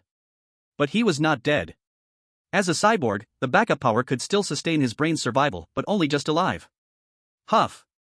Sumo blew off the dust from the core and turned around to throw it to Andre behind him. Catch. Feed your abyssal dog a little more, don't always think about choking itself. Andre clumsily caught the priceless S-class core, grinning from ear to ear. Alright, brother Su. This thing looks a lot stronger than a lump of coal.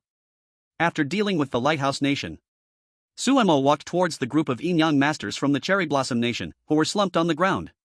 They had just crawled out of the sewage room, covered in a stench, still retching. Seeing Sumo coming over, the leading yin-yang master turned pale with fear. Desperately shrinking back, Yomiuri. Don't come near. I'm not into that. Sumo pinched his nose in disgust, stopping 3 meters away. Ghost Princess. Here I am, Principal. The Ghost Princess walked over in high heels, holding the notebook used to seal ghosts. These stinks too much, I don't want to touch them. Sumo pointed at the few Shikigami storage pouches hanging at the waist of the Onmyoji. You go, shake those Shikigami out for me. Remember, only Shikigami, no humans. Our school cafeteria lacks dishwashers, not dung machines.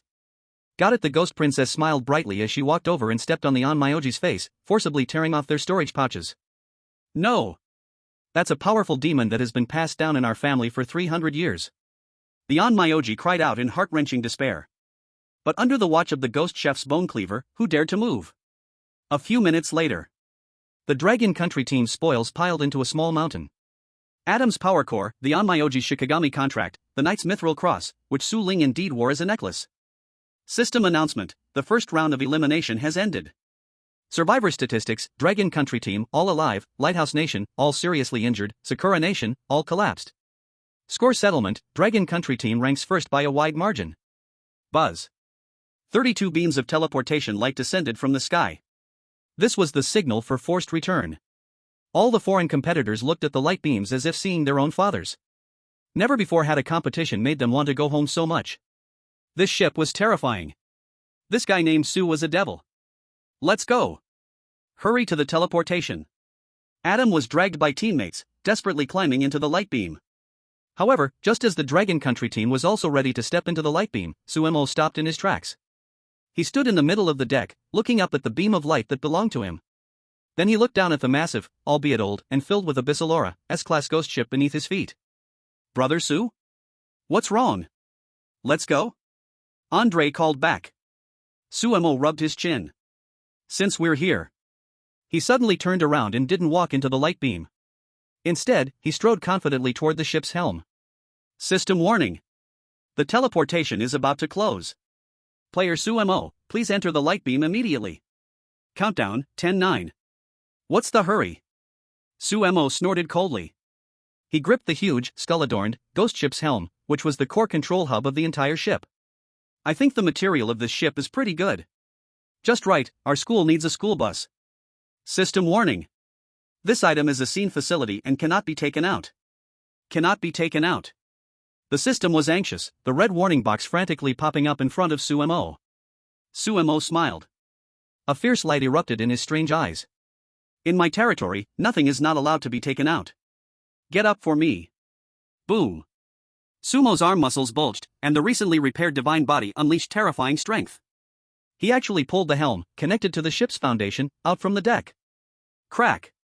Crack. The entire ghost ship began to shake violently, the space starting to collapse.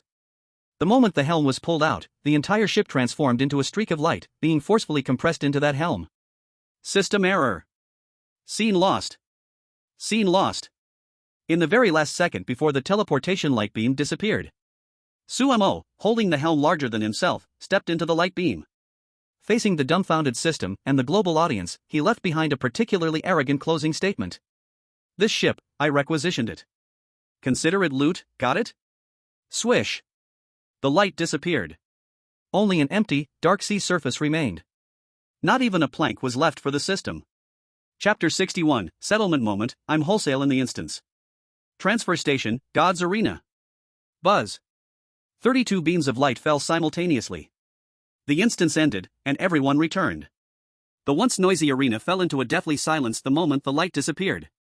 Billions of viewers, separated by screens, looked at that huge contrast scene, their jaws almost dropping to the ground. On the left, there is the 4-in-strong teams. Lighthouse Nation team, Captain Adam's chest has a big hole still sparking, like a broken tractor being carried by teammates. Other team members have broken exoskeletons, their bodies completely charred. Sakura Nation team, several Onmyoji are hanging on with just a few rags, corroded in the sewage room, their eyes glazed, constantly gagging as if they haven't walked away from that smell. Church Nation team, even worse, their armor stripped away, a few are huddled together, trembling. On the right, there is the Dragon Nation goods team. Sumo, radiant, wearing that splendid red trench coat he snatched, holding a ghost ship's helm bigger than himself. Andre, carrying an S-class bone-cutting knife on his back, with an S-class power core tucked under his arm, grinning like a fool who just got rich collecting scrap. Su Ling, sitting on the shoulder of the 4-meter-tall ghost chef, holding a skewer of freshly grilled octopus legs, made of S-class magic octopus, eating with grease dripping from her mouth. Ghost Princess, holding a string of talisman paper dolls that look like sausages. This scene does not look like a return from a competition. It looks more like bandits who just looted a village, coming back laden with spoils. System settling. Suddenly, that cold system voice showed obvious stuttering and electrical sounds.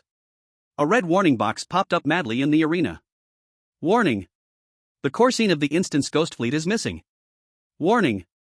The S-Class Boss Ghost Chef faction has undergone irreversible changes. Player Sumo. You are suspected of illegally looting instance assets. Please immediately return the Ghost Ship helm and Ghost Chef. Wow. The audience gasped in astonishment. The system was in a frenzy. It was truly panicked. Never had anyone cleared an instance and brought the instance back home. Sumo thrust the heavy helm down onto the ground. Bang! The crystal floor cracked from the impact.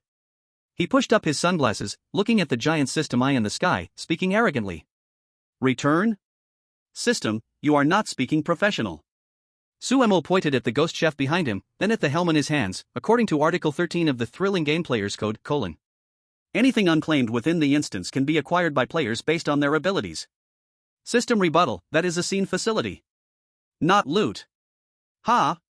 Sumo laughed, grinning like a rogue. I defeated this chef, and I pulled this helm off with my strength. Since I can pull it off, it is loot. If you don't think so, then take it back? Sumo patted the ghost chef behind him. Roar! The S-Class boss immediately cooperated with a roar, lifting the large doorboard knife he had just swapped. The system went silent. It was just a program. It had no physical form. Within the rules, it indeed couldn't directly snatch things from players. Furthermore, it couldn't defeat the ghost chef enhanced by Sumo. Buzzing. After a series of helpless electrical sounds, the system chose to compromise, or rather, it crashed from anger. Determining. Valid. Congratulations Dragon Nation team, you have achieved first place in the first round of elimination. Reward granted, national fortune value plus 10%, S-Class supply box X1. Now that sounds right. Sumo nodded in satisfaction, as if reluctantly accepting an apology. He hoisted the helm and waved his hand. Let's go, back to the resting area. Time to share the spoils. Dragon Nation exclusive resting area. This is an independent luxury suite. Once the door was closed, it cut off all outside prying eyes. Brother Su. Awesome.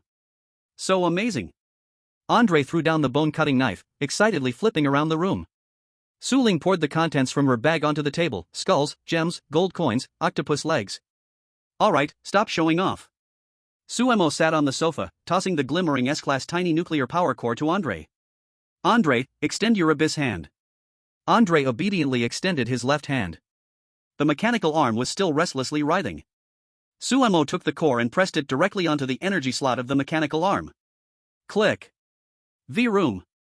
The blue energy instantly infused the once black mechanical arm. The moment the deep blue patterns lit up, that kind of violent, devouring hunger for its master vanished, replaced by a surge of powerful, controllable strength. Equipment upgrade, Abyssal Kirin Arm, nuclear-powered version. Evaluation, one punch can blow up a tank, but watch out for overheating, be careful not to burn yourself. Damn, Andre squeezed his fist, the air was crushed. He grinned and said, Brother Sue, now I don't have to worry about being drained. I feel like I can take on 10 atoms. Ghost Princess.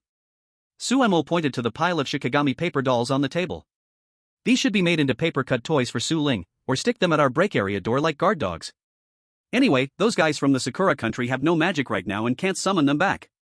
Okay, Principal, the Ghost Princess held those S-rank Shikigami as if she were holding a pile of scrap paper.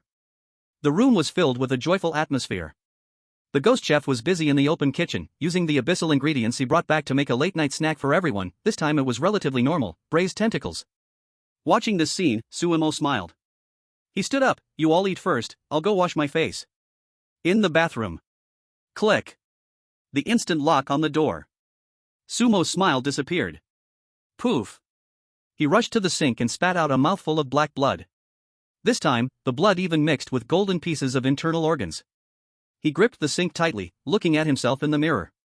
His face was as pale as paper. Although the external cracks had healed, his internal condition was even worse. Warning, body load 95%. Gluttony side effect, severe rejection reaction between abyssal energy and divine blood. Although you gain strength, your collapse rate has accelerated. What he ate earlier on the ship, those abyssal ingredients, merely temporarily filled the cracks. It was like using mud to seal a dam about to burst. Although it looked solid, the water pressure inside was increasing. Huff huff. Suemo turned on the faucet, washing away the blood at the corner of his mouth. His hands began to shake again. Not enough. Suemo looked at the bloodshot eyes in the mirror, muttering softly, just eating these junk ingredients doesn't address the root problem. His gaze pierced through the wall, as if looking towards a distant endpoint. There lay his true goal, blood of the Titan. Only that thing could completely reshape his divine body. Otherwise, at most he could last 2 more rounds before truly exploding. Knock knock knock. Su Ling's voice came from outside. Brother. The food is ready. That fat chef made a huge pot of meat. Come eat. Suemo took a deep breath. He straightened his back and adjusted his red trench coat. He looked in the mirror and put on that irreverent smile again. Coming. Suemo opened the door, his voice gentle yet powerful. Save me a thigh, I'm hungry. Chapter 62, Interval Break, The Frenzy and Undercurrents of the Special Zone. In the real world, S-City, Huangquan Special Zone. At this moment, this once dreaded ghost city has turned into a sea of joy. Not the warm atmosphere of a festival, but rather a chaotic celebration of demons dancing wildly. On the streets, thousands of lonely souls floated in the air, holding red banners. Congratulations, Principal, on obtaining the S-rank ghost ship. Warmly celebrating our school cafeteria's addition of an S-rank chef. The ghost students were lining up at the largest milk tea shop, because today's signature drink was Adam's engine oil-flavored milk tea. Of course it was fake, just for mockery. Su Ling's limited edition figure, the design of her carrying a backpack and a brick, sold out in 10 minutes. Inside the Special Affairs Bureau building, Zhao Jiangwo looked at the sharply rising National Fortune Monitoring Report in his hand, trembling. Dragon Country's national fortune increased by 10%. The rate of S-rank strange events in the country decreased by 5%. The strength of S-City's supernatural defense barrier increased by 300%, because an additional ghost ship was guarding it. We really won. Tears streamed down Zhao Jiangwo's face. He looked out the window at the huge ghost ship blocking the sky above the city. That was the trophy brought back by Suemo. Now has become the strongest barrier of the special zone. Lord Su, are you human or ghost? Zhao Jiangwo murmured. In this desperate world, that man used a cleaver to carve out a sliver of hope. Meanwhile, in an unknown place. Global Resistance, Abyss Cult, United Conference Room. The atmosphere was suffocating.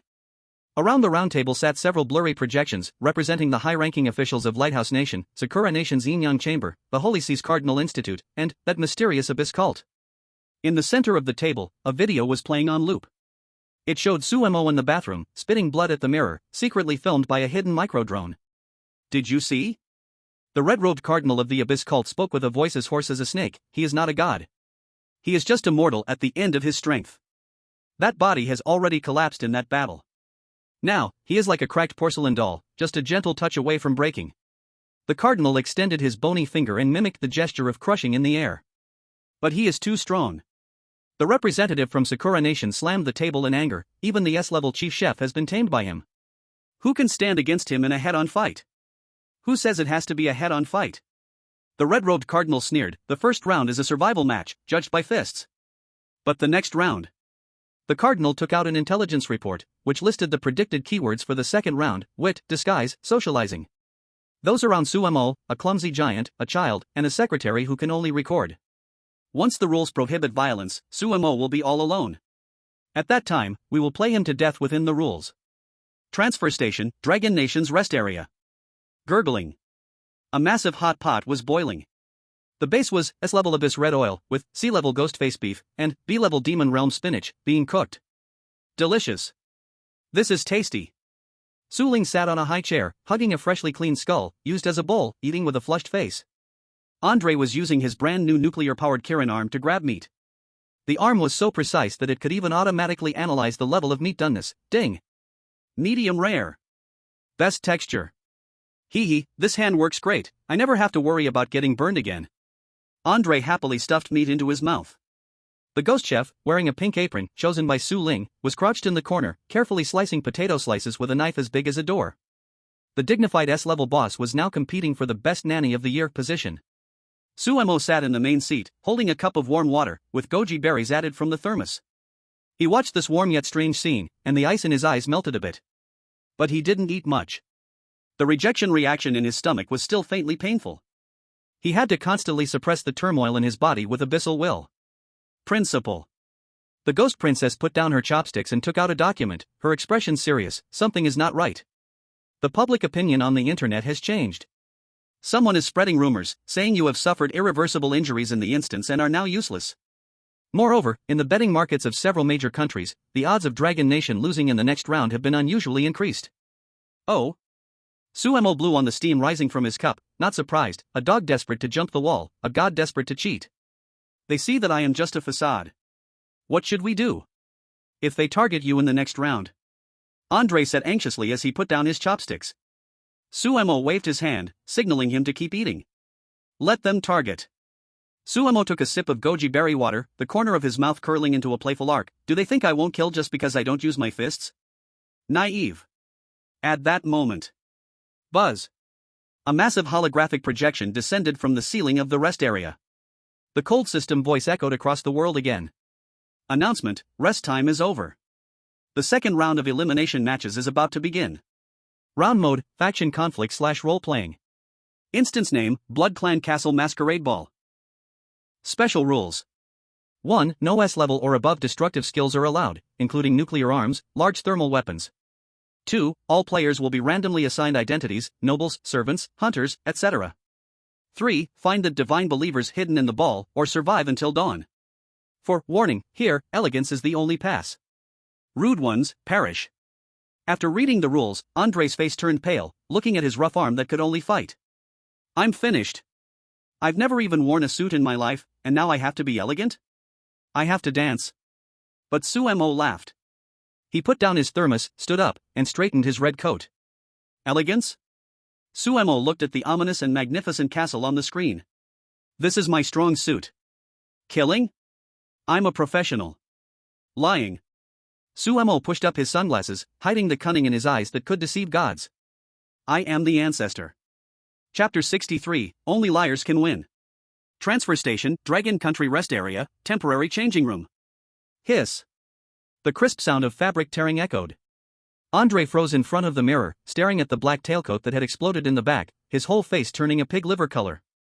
He held a pitiful little bow tie in his hand, and with a slight squeeze of his huge fingers, snap.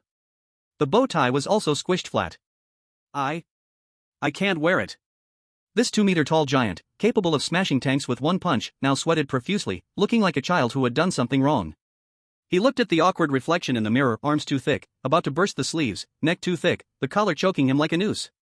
He looked nothing like a gentleman, but rather like a black bear sneaking into town wearing human clothes, ready to eat people. I'm not wearing it. Andre suddenly broke down. He threw the broken bow tie on the ground, turning around with red-rimmed eyes. Brother Sue. Can I just not go? I'm just a coal shoveler. I only know how to swing a big hammer, smash heads. That ball. I can hardly talk, and I have to be elegant? I have to dance. Andre bowed his head, his voice trembling, the nuclear mechanical arm behind him buzzing anxiously. I'm afraid. I'm afraid I'll screw it up. I'm afraid this fool will get you killed. In the previous round, he could risk his life to block. But this round was a game of wits, a social game. He could not help at all, he was a huge flaw. The room fell silent. Only Andre's heavy breathing could be heard. Tap, tap, tap. The sound of a civilized cane striking the floor echoed. Suemo sat on the couch, originally resting his eyes. Upon hearing this, he opened his eyes, supported himself with the cane, and stood up. He neither scolded nor mocked. Suemo walked up to Andre. He was too tall, so Suemo had to slightly raise his head to see his face. Pick it up. Sumo's voice was gentle, yet carried undeniable authority. Andre sniffed, obediently squatted down to pick up the squished bow tie and handed it to Suemo. Suemo took the bow tie, casually adjusted it, then stood on tiptoe. He reached out and tied the bow tie around Andre's thick neck. The moment of touch. Andre's whole body stiffened suddenly. Cold. Too cold. Sumo's fingers touching his neck felt like a piece of ice taken out of a cold cellar. Moreover, in that delicate tying motion, Andre clearly felt it. Sumo's hand was trembling. It was an uncontrollable, physiological nerve tremor. Brother Su. Andre looked down at the man in front of him. Sumo's eyelids drooped, his expression focused, a fine layer of sweat on his forehead. That hand, which was once steady as a rock even with a scalpel, now needed 2 tries just to tie a bow tie. Andre, listen. Suemo finally finished tying it, he patted the bow tie and said softly. In this round, weapons are banned. Your fists are useless, that arm of yours is also useless. So, we must be liars. We have to learn to hide our fangs behind a smiling face. Killing intent hidden in the wine cup. Andre couldn't help but grab Sumo's cold hand, wanting to give him some warmth, his voice choked. Suga, are you about to collapse? How about we don't go, let's go back to the special zone. Suemo didn't pull his hand back. He was silent for a second, then with that trembling hand, he strongly slapped Andre's wide chest, which was as broad as a wall. Although this slap was soft and lacked strength. Straighten your back. Suemo suddenly raised his voice and shouted sternly. Andre instinctively straightened up, puffing out his chest and looking up. Suemo looked at him, the momentary weakness in his eyes disappearing, returning to that all-powerful crazy principle. Stop crying like a girl. As long as I'm not dead, you just need to do your job as my bodyguard. If the sky falls, a tall guy will hold it up, although you are indeed taller than me. Suemo helped Andre fix his open collar and a smile crept up the corner of his mouth. Remember, in this instance, you are not a coal miner. You are the chief guard of the Eastern aristocracy. Anyone who dares to question your identity is questioning my authority. Got it? Andre bit his teeth tightly, tears swirling in his eyes, then he nodded heavily. Got it. Anyone who looks down on me, I'll glare them to death. Balcony. The night breeze was slightly cool. The ghost princess had changed into a blood-red backless evening gown. Her black hair was styled up, revealing her long neck, stunning like a vampire bride walking out of a painting. But there was not a trace of a smile on her face. She looked at Suemo. Suemo held a note filled with writing. He blew. Ethereal blue flames rose, and the note turned to ashes at Sumo's fingertips. Do you remember? Suemo looked at the dancing sparks. I remember, Principal. The ghost princess's voice was calm, without any nonsense. After entering the instance, I will act separately from you. Using the identity of a double agent, I will infiltrate the enemy camp. And that most important instruction. Suemo reminded. The ghost princess pressed her red lips together, her eyes complex. Even if you fall into a dead end, you cannot reach out to save me. You must use your time as bait to find that hidden shadow of the god. But correct. Suemo turned around, looking at the vast galaxy outside, his eyes tired but resolute. In this instance, not only are there foreign teams, but the Abyss cult has also stretched its dirty hands in. That so-called god wants to use a knife to kill. Since it wants to watch the show, I will give it a good performance. Suemo touched the place where his heart still ached slightly. I am the bait. The most perfect and the deadliest bait. The ghost princess looked at Sumo's back. That back was thin, appearing somewhat fragile in the wind. She deeply bowed. I guarantee to complete the task. My master. Transfer station, teleportation square. Second round of elimination countdown, 10 seconds. 32 national teams gathered again. This time, everyone changed into outfits fitting the ball theme. But most faces were filled with tension and unease. After all, they couldn't fight in this round, only think, which made many violent players feel frustrated. At this moment, a series of crisp tapping sounds from a cane came. Tap, tap, tap. All eyes were drawn to it. The Dragon Kingdom team, making its entrance. At the front was Sumo. He wore a well-tailored black tailcoat, the iconic blood-red cloak casually draped over his shoulders. He wore a pair of gold-rimmed monocles, hiding his heterochromatic eye. His pale face instead made him look like a powerful Eastern duke suffering from illness.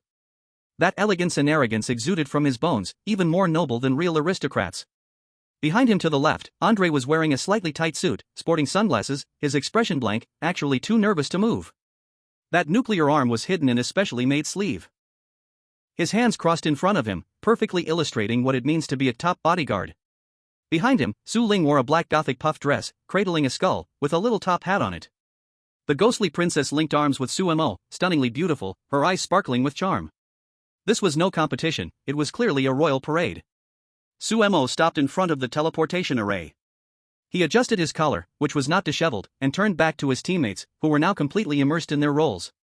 He revealed that iconic, world-weary smile. Even though his body was riddled with wounds, even though this skin was lined with cracks, he wore this mask of the god, as steady as a rock. Sumo extended a long finger, placing it by his lips, making a shushing gesture. Remember this. From now on, we are not warriors. We are the finest actors. Shoo! A glint of cunning flashed in Sumo's eyes. Don't scare away those lovely vampires. Buzz. A beam of light descended. The grand ball had begun. Chapter 64, Round 2, Please Call Me Duke Su. S-level dungeon, Vampire Castle Masquerade Ball. Buzz. The light of the teleportation faded.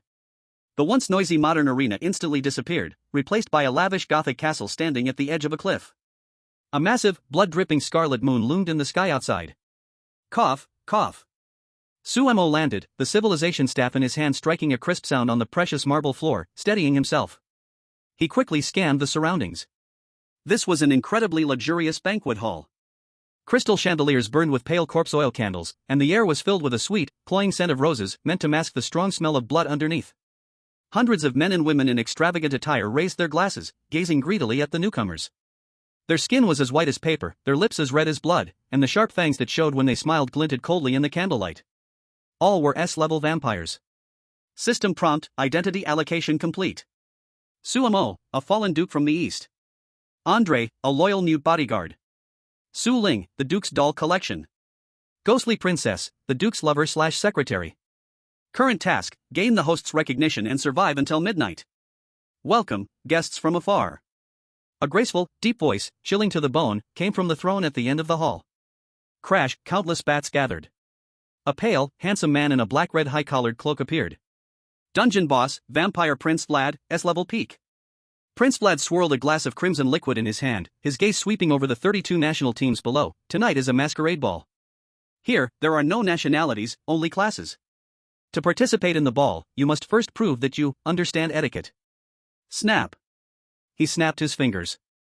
Dozens of expressionless vampire servants approached, holding trays.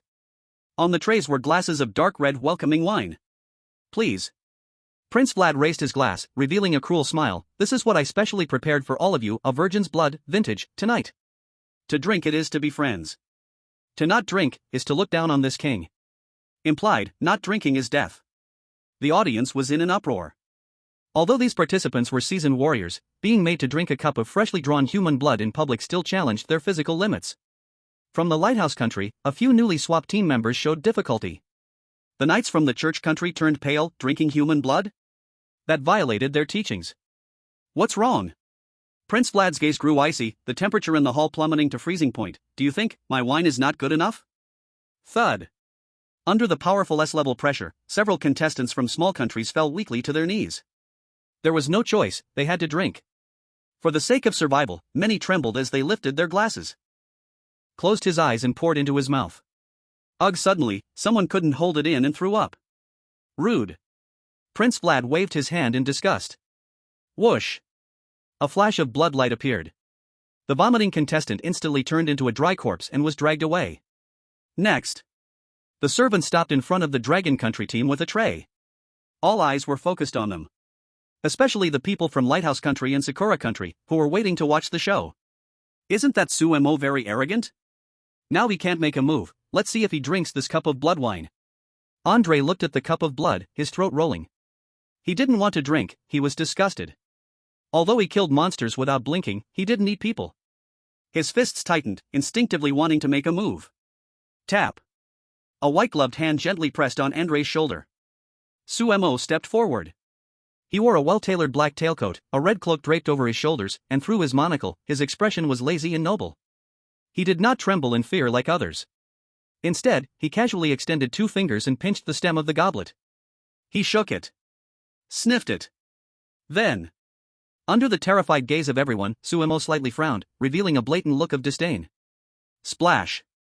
With a flick of his wrist, he poured the blood wine that Prince Vlad carefully prepared onto the ground.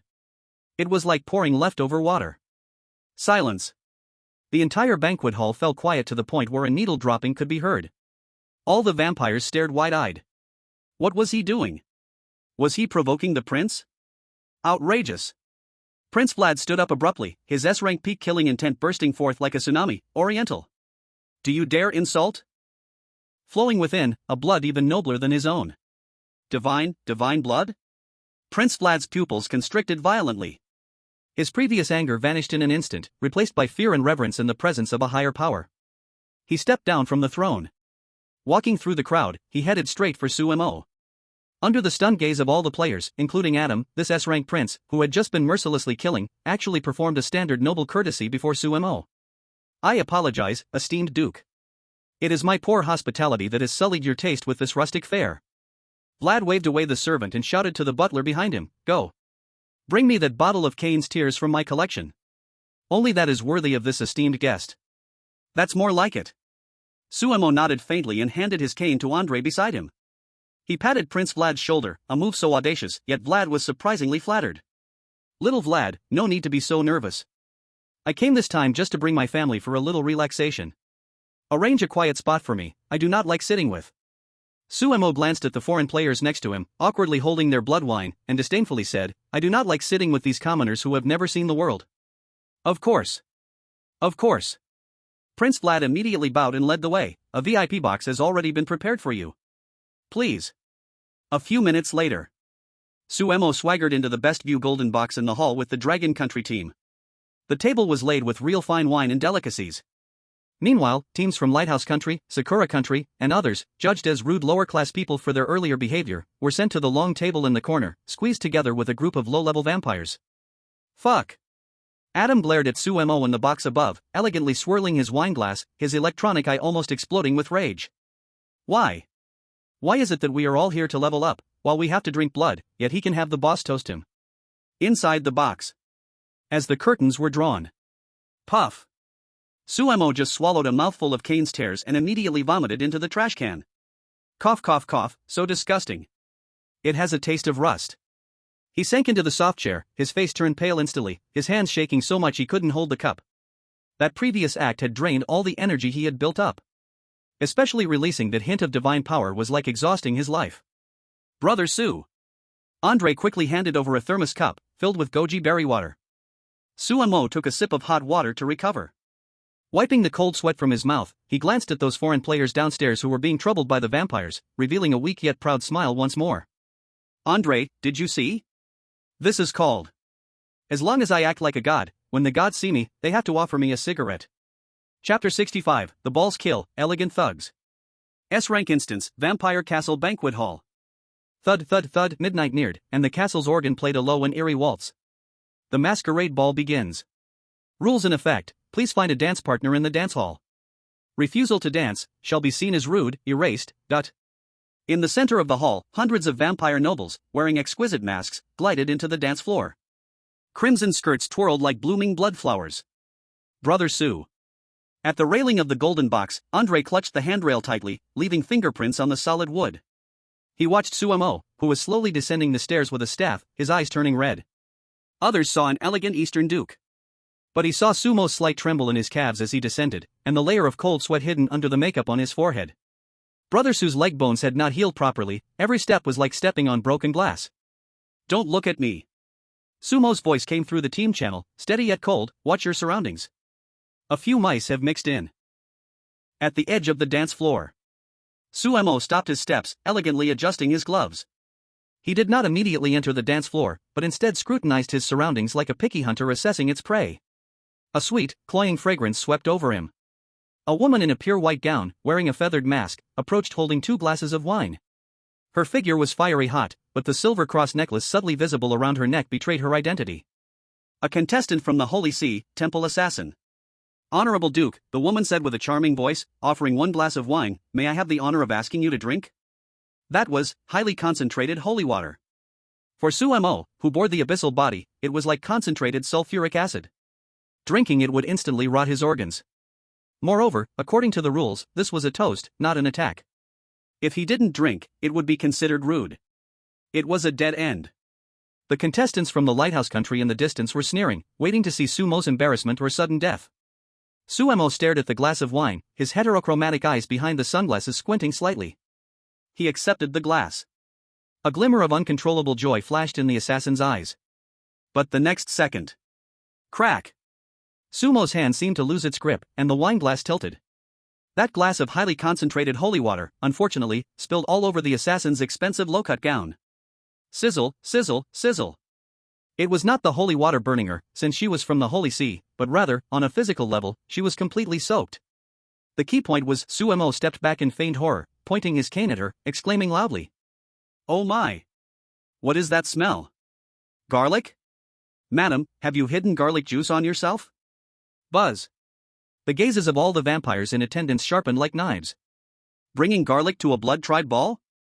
It was akin to defecating in front of the emperor, an insult that warranted severe punishment. No, it's not. It's holy water, no. It's perfume. The assassin panicked, her face going ashen in an instant. Vulgar. Sumo pulled out a handkerchief to cover his nose, coldly uttering 2 words. Swish. Swish. 2 vampire guards appeared instantly, seizing the still screaming assassin and dragging her toward the dark kitchen. Ah! The screams abruptly ceased. Sumo lowered the handkerchief, not even glancing at her. He turned to the stunned captain of the Holy See team in the distance, making a pleased gesture. His lips formed the words, next. He. A light laugh suddenly sounded in Sumo's ear. This laugh was soft, yet it made the hairs on Sumo's body stand on end instantly. It wasn't the chill of the abyss. It was a lofty, nauseatingly sacred aura. Sumo turned his head sharply. In the center of the dance floor stood a woman wearing a half-gold mask. She wore a golden gown that clashed with her surroundings, her figure graceful, yet the surrounding vampires seemed not to see her at all, and even instinctively walked around her. The shadow of God. He found her. The woman extended a hand to Sumo, her gaze playful. Duke, how are your dance skills? Sumo took a deep breath. His heart raced violently in his chest, not out of excitement, but out of fear. His body's instinct warned him, run. Run immediately. This woman, even if just a projection, could crush you now. But Sumo did not retreat. A manic smile curled at the corners of his mouth. He tossed aside the civil staff, since his legs were already in pain. He stepped forward and grasped her hand, cold as marble. My dance skills?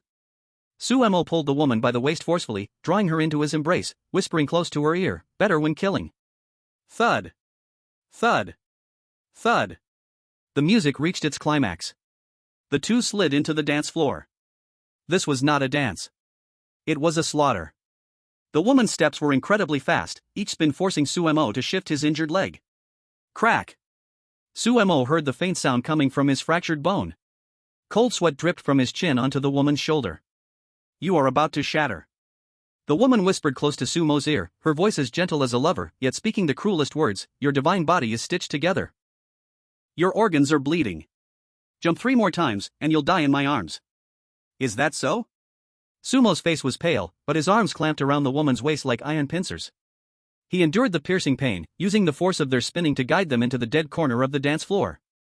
But before I break into pieces. Sumo's right sleeve slipped down.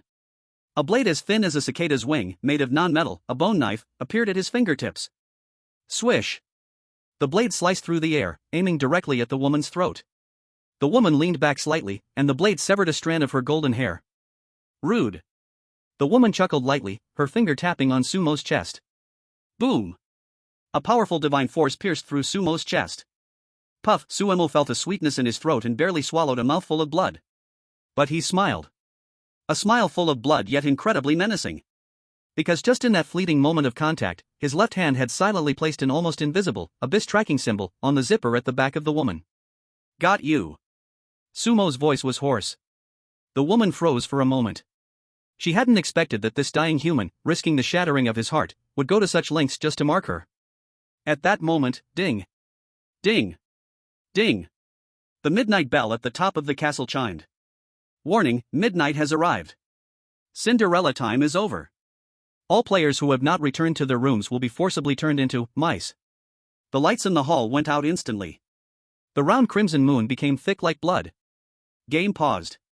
The woman pushed Sumo away, giving him a deep glance. I hope you survive tonight, Duke Su. With that, her figure transformed into countless golden light dots and vanished. Sumo lost his support and fell backward. Brother Su. A shadow jumped down directly from the box on the second floor.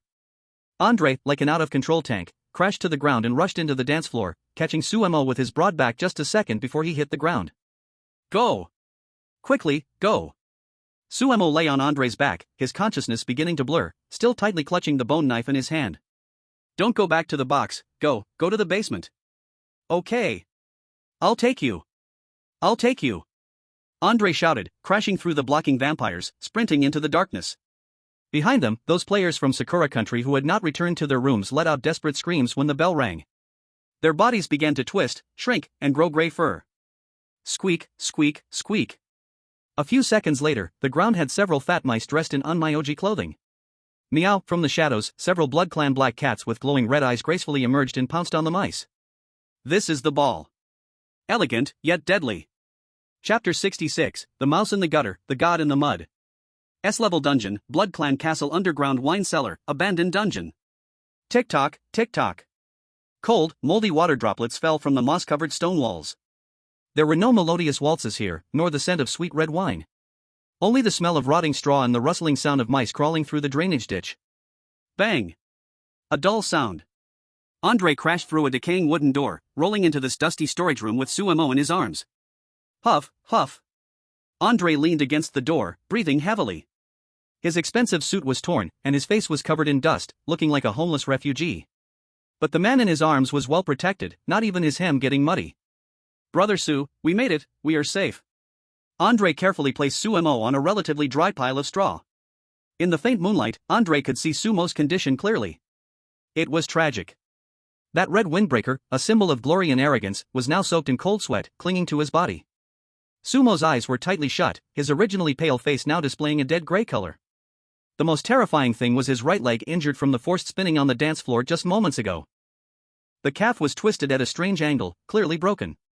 Moreover, because of the earlier dance of death, blood was uncontrollably gushing from Sumo's mouth, staining the collar of his white shirt. Brother! Su Ling emerged from behind Andre. The little girl did not cry. She bit her lip tightly, took a handkerchief out of her backpack, and clumsily helped Sumo wipe the blood. When the handkerchief got wet, she used her own sleeve to wipe it. The once clean little dress was instantly covered in bloodstains. What should I do? Andre looked at the injured leg, feeling helpless. That pair of powerful mechanical arms, capable of punching through S-class monsters, now hung in the air, trembling like a Parkinson's patient. He was scared. He was afraid that if he applied even a little pressure with his steel fingers, he would crush Sumo's bones, which were as brittle as cookies. At that moment, the figure on the straw moved. Cough. Sumo coughed up a mouthful of congealed blood and slowly opened his eyes. His gaze was unfocused, but as it landed on Andre's sorrowful face, it gradually sharpened. Why are you crying? Sumo's voice was very soft, like a wheezing windbag. I'm not dead yet, why are you in such a hurry to mourn? Brother Su. Your leg. Andre pointed at the twisted calf, tears streaming down his face. Sumo glanced down. It hurt. A piercing pain. Like 1,000 ants were gnawing at his marrow. But his expression didn't change, as if it was someone else's leg. It's just broken. Sumo took a deep breath and squeezed out a sentence through clenched teeth. Put it back. What? Andre was stunned. I can't do that. I can only take arms off, I can't put them back on. I'll teach you. Sumo grabbed Andre's cold mechanical hand and pressed it against his broken bone. The low temperature of the mechanical hand sent a shiver through Sumo, but he held on tightly.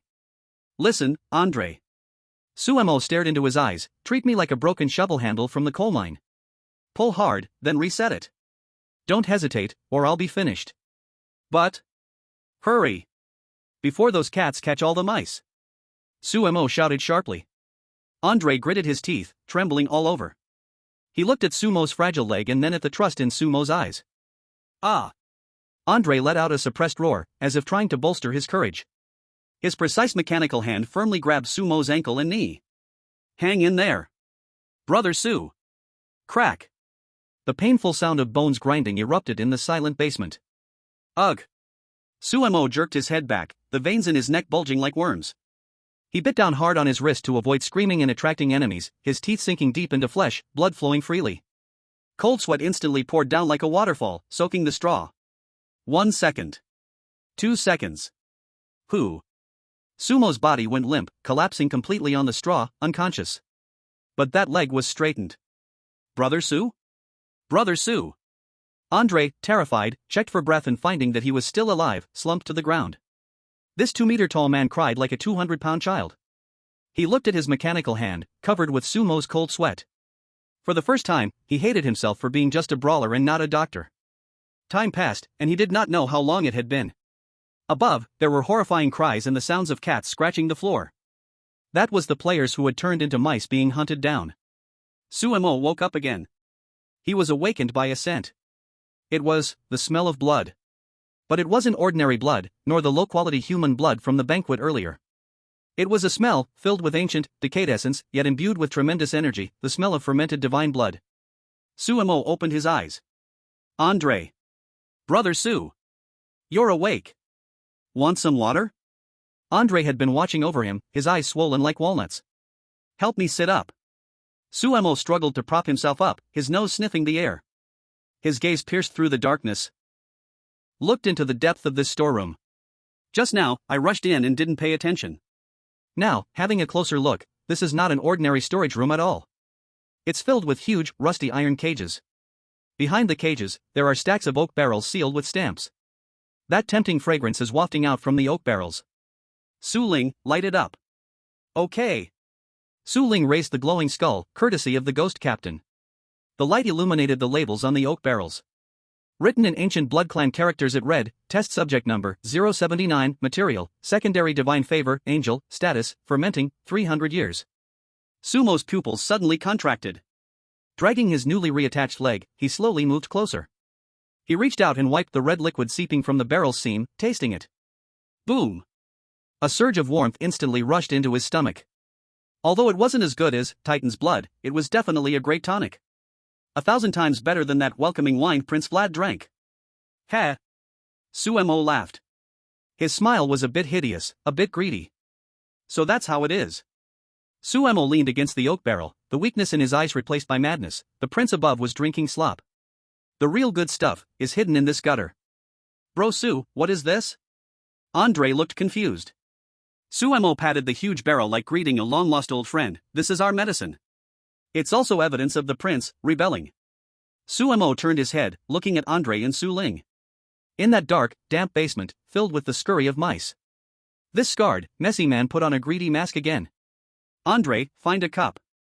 No, find a basin. Suemo licked the bloodstains on his lips, since that shadow of God smashed my body.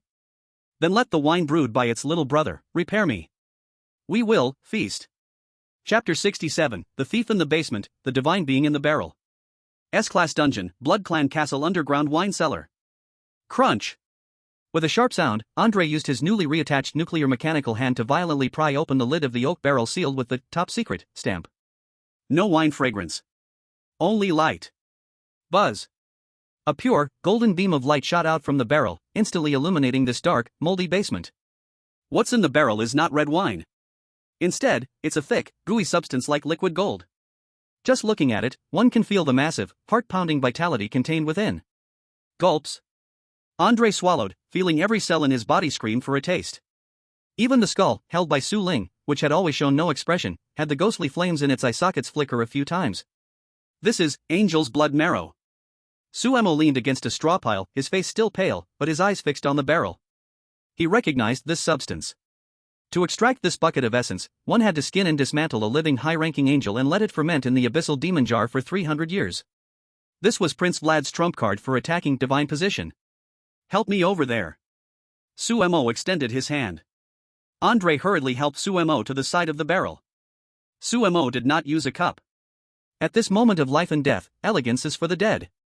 He scooped up the golden liquid with both hands, drinking deeply like a traveler dying of thirst in the desert. Gulps. Gulps. The moment the liquid hit his throat, Sumo's whole body trembled violently. This was not wine. This was scorching magma. Liquid sun. Sizzle. A terrifying heat flow instantly washed over his limbs and bones. Suemo felt like his body was a balloon being inflated, veins bulging, those once dim divine patterns beneath his skin now flickering madly, shining painfully bright. Crack, crack. The sickening sound of cracking bones echoed. His recently reattached right leg's fractured bone. Enveloped in golden light, healing, hardening, and reorganizing at a visible speed. The bleeding points of the internal organs were forcefully sealed. The exhausted power of the abyss, like a drought needing a sweet rain, crazily devoured this incoming divine force. 1 barrel. Half a barrel gone. Ha! Suemo suddenly raised his head and exhaled a breath with golden specks in it. His previously ashen face was now oddly flushed, like he was drunk, or like he was experiencing a final burst of life. He moved his right leg. It didn't hurt anymore. In fact, it was filled with an impulse to kick something to pieces. Suemo wiped the golden stains from the corner of his mouth and let out a satisfied burp. It tastes a bit like cola that has been sitting for 300 years, too much fizz. But the strength is really great. His body had healed about 70%. Suemo steadied himself by leaning against the beer barrel and began to survey the underground room. He couldn't muster the strength to look before, but now it was clear this was no wine cellar. This was clearly a god-making laboratory. In the iron cages around, there were not only the shriveled bodies of angels but also the gigantic skeletal remains of werewolf ancestors and the skins of abyssal demons. And in the center of the laboratory stood a complex alchemical instrument. Sumo's fingers glided over the instruments, looking at the experimental data above, and he sneered, so that's the case. That Prince Vlad doesn't actually want to be a vampire at all. He is doing stitching. He wants to merge the powers of the divine, the abyss, and the blood clan to create a divine status artificially. Suemo shook his head, his eyes full of contempt. It's a pity, the methods are too crude. It's like trying to glue a nuclear bomb with 502 glue. A god made from such things is just a firework that can explode at any time. Brother! Look at this! Su Ling suddenly shouted, pointing at a pile of empty barrels in the corner. Suemo walked over to take a look. The labels on those barrels read, Special Supply, Midnight Climax Purpose, Sacrifice/Promotion. Sumo's eyes lit up. So that's it. The trash human blood served at the ball was just an appetizer. This batch of divine blood wine was what Vlad prepared to offer to that shadow of the divine at midnight tonight, or to keep for himself for a final push? Beep beep. A micro-communicator in Suemo. How do we get it up there? What if we get caught? Andre was a bit worried. Who says we have to deliver it ourselves? Suemo turned around and looked towards the shadow in the corner.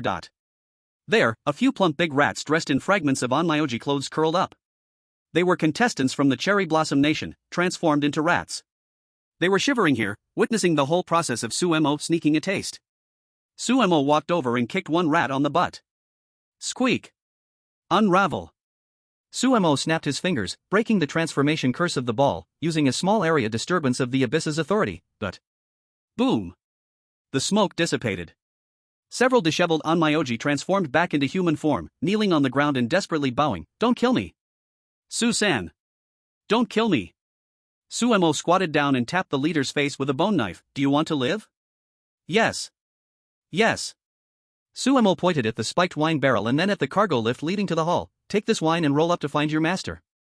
Tell them I found this in the basement, especially presented to His Royal Highness. If you dare to say another word. Sumo's pupils instantly turned pure black, the shadow behind him transforming into a fierce giant mouth. I will stuff you into the barrel and brew wine. I wouldn't dare. Absolutely wouldn't dare. The Onmyoji felt as though they had received a pardon. Even though they knew the wine was suspicious, they couldn't care less to save their lives. They hoisted the wine barrel and crawled up the lift, peeing themselves in fear. A few minutes later. Only Suemo and the two others were left in the basement. Suemo stood up. He took off the dusty and blood-stained worn-out tailcoat and was only wearing a white shirt underneath. He rolled up his sleeves to his elbows, revealing his strong forearms. He put on the gold-rimmed monocle again. Although his clothes were simple, the aura of the S-class criminal was completely back. His legs were healed, his back was straight, and his hands no longer trembled. Suga, should we charge up now? Andre waved his mechanical arm, truly ready to fight. Suemo looked at the slowly rising lift door. He shook his head. No, sneaking around is something rats do. Suemo walked to the mirror and tidied up his messy hair. Looking at the reborn self in the mirror, he raised a proud smile. Since this is the climax of the masquerade, how can the main character be absent? He turned around and walked towards the main staircase at the end of the basement. Let's go. To celebrate our friend who wants to become a god, on his birthday. Chapter 68, The Last Supper, drink up, everyone. S-Class Instance, Blood Clan Castle Banquet Hall. Vlad, my patience is limited. In the center of the banquet hall, the woman wearing a golden mask, the shadow of a god, was casually sitting on the throne that originally belonged to the prince. She carelessly played with a dining knife in her hand, stepping on several trembling Blood Clan dukes beneath her feet. And in front of her, Vlad, the prince who was the final boss of the instance, currently looked like a servant caught making a mistake, his head lowered, cold sweat trickling down his pale cheeks. Lady Messenger, please wait a moment, that batch of wine is almost here. Wine. The woman snorted coldly, and the dining knife in her hand flew out instantly. Thud. The blade grazed Vlad's ear, piercing into the wall behind him. Do you think I don't know what you're thinking? You want to use that batch of angel's blood essence to ascend to godhood, then get rid of my control? I wouldn't dare. I wouldn't dare. Vlad was terrified and knelt on one knee. Around the hall, contestants from the Lighthouse Country and the Holy See Country had already seen the wind and changed their positions, standing on the woman's side. Although Adam had lost his mech core, he survived on a backup power source, looking obsequiously at the woman, noble messenger, that Suemo must be hiding in some corner waiting to die. Why don't we first execute the remnants of the Dragon Nation team? He pointed to the corner where Andre and Su Ling were trapped. Actually, they were a decoy puppet, the real bodies were in the basement. At this tense moment, boom, the cargo lift door on the side of the hall opened. It's coming. It's coming. Several tattered Onmyoji from the Sakura country rushed out, carrying a huge oak barrel, stumbling as they came. Their faces were filled with terror, frightened by Suemo, but to Vlad, it seemed like awe for the divine object. Your Highness. We've found the wine. The Onmyoji heavily placed the barrel in the center of the hall. Buzz. Although the lid was still closed, the golden divine light seeping through the cracks of the barrel instantly attracted everyone's attention.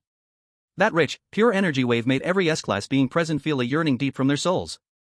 Good stuff. Vlad's eyes turned red in an instant.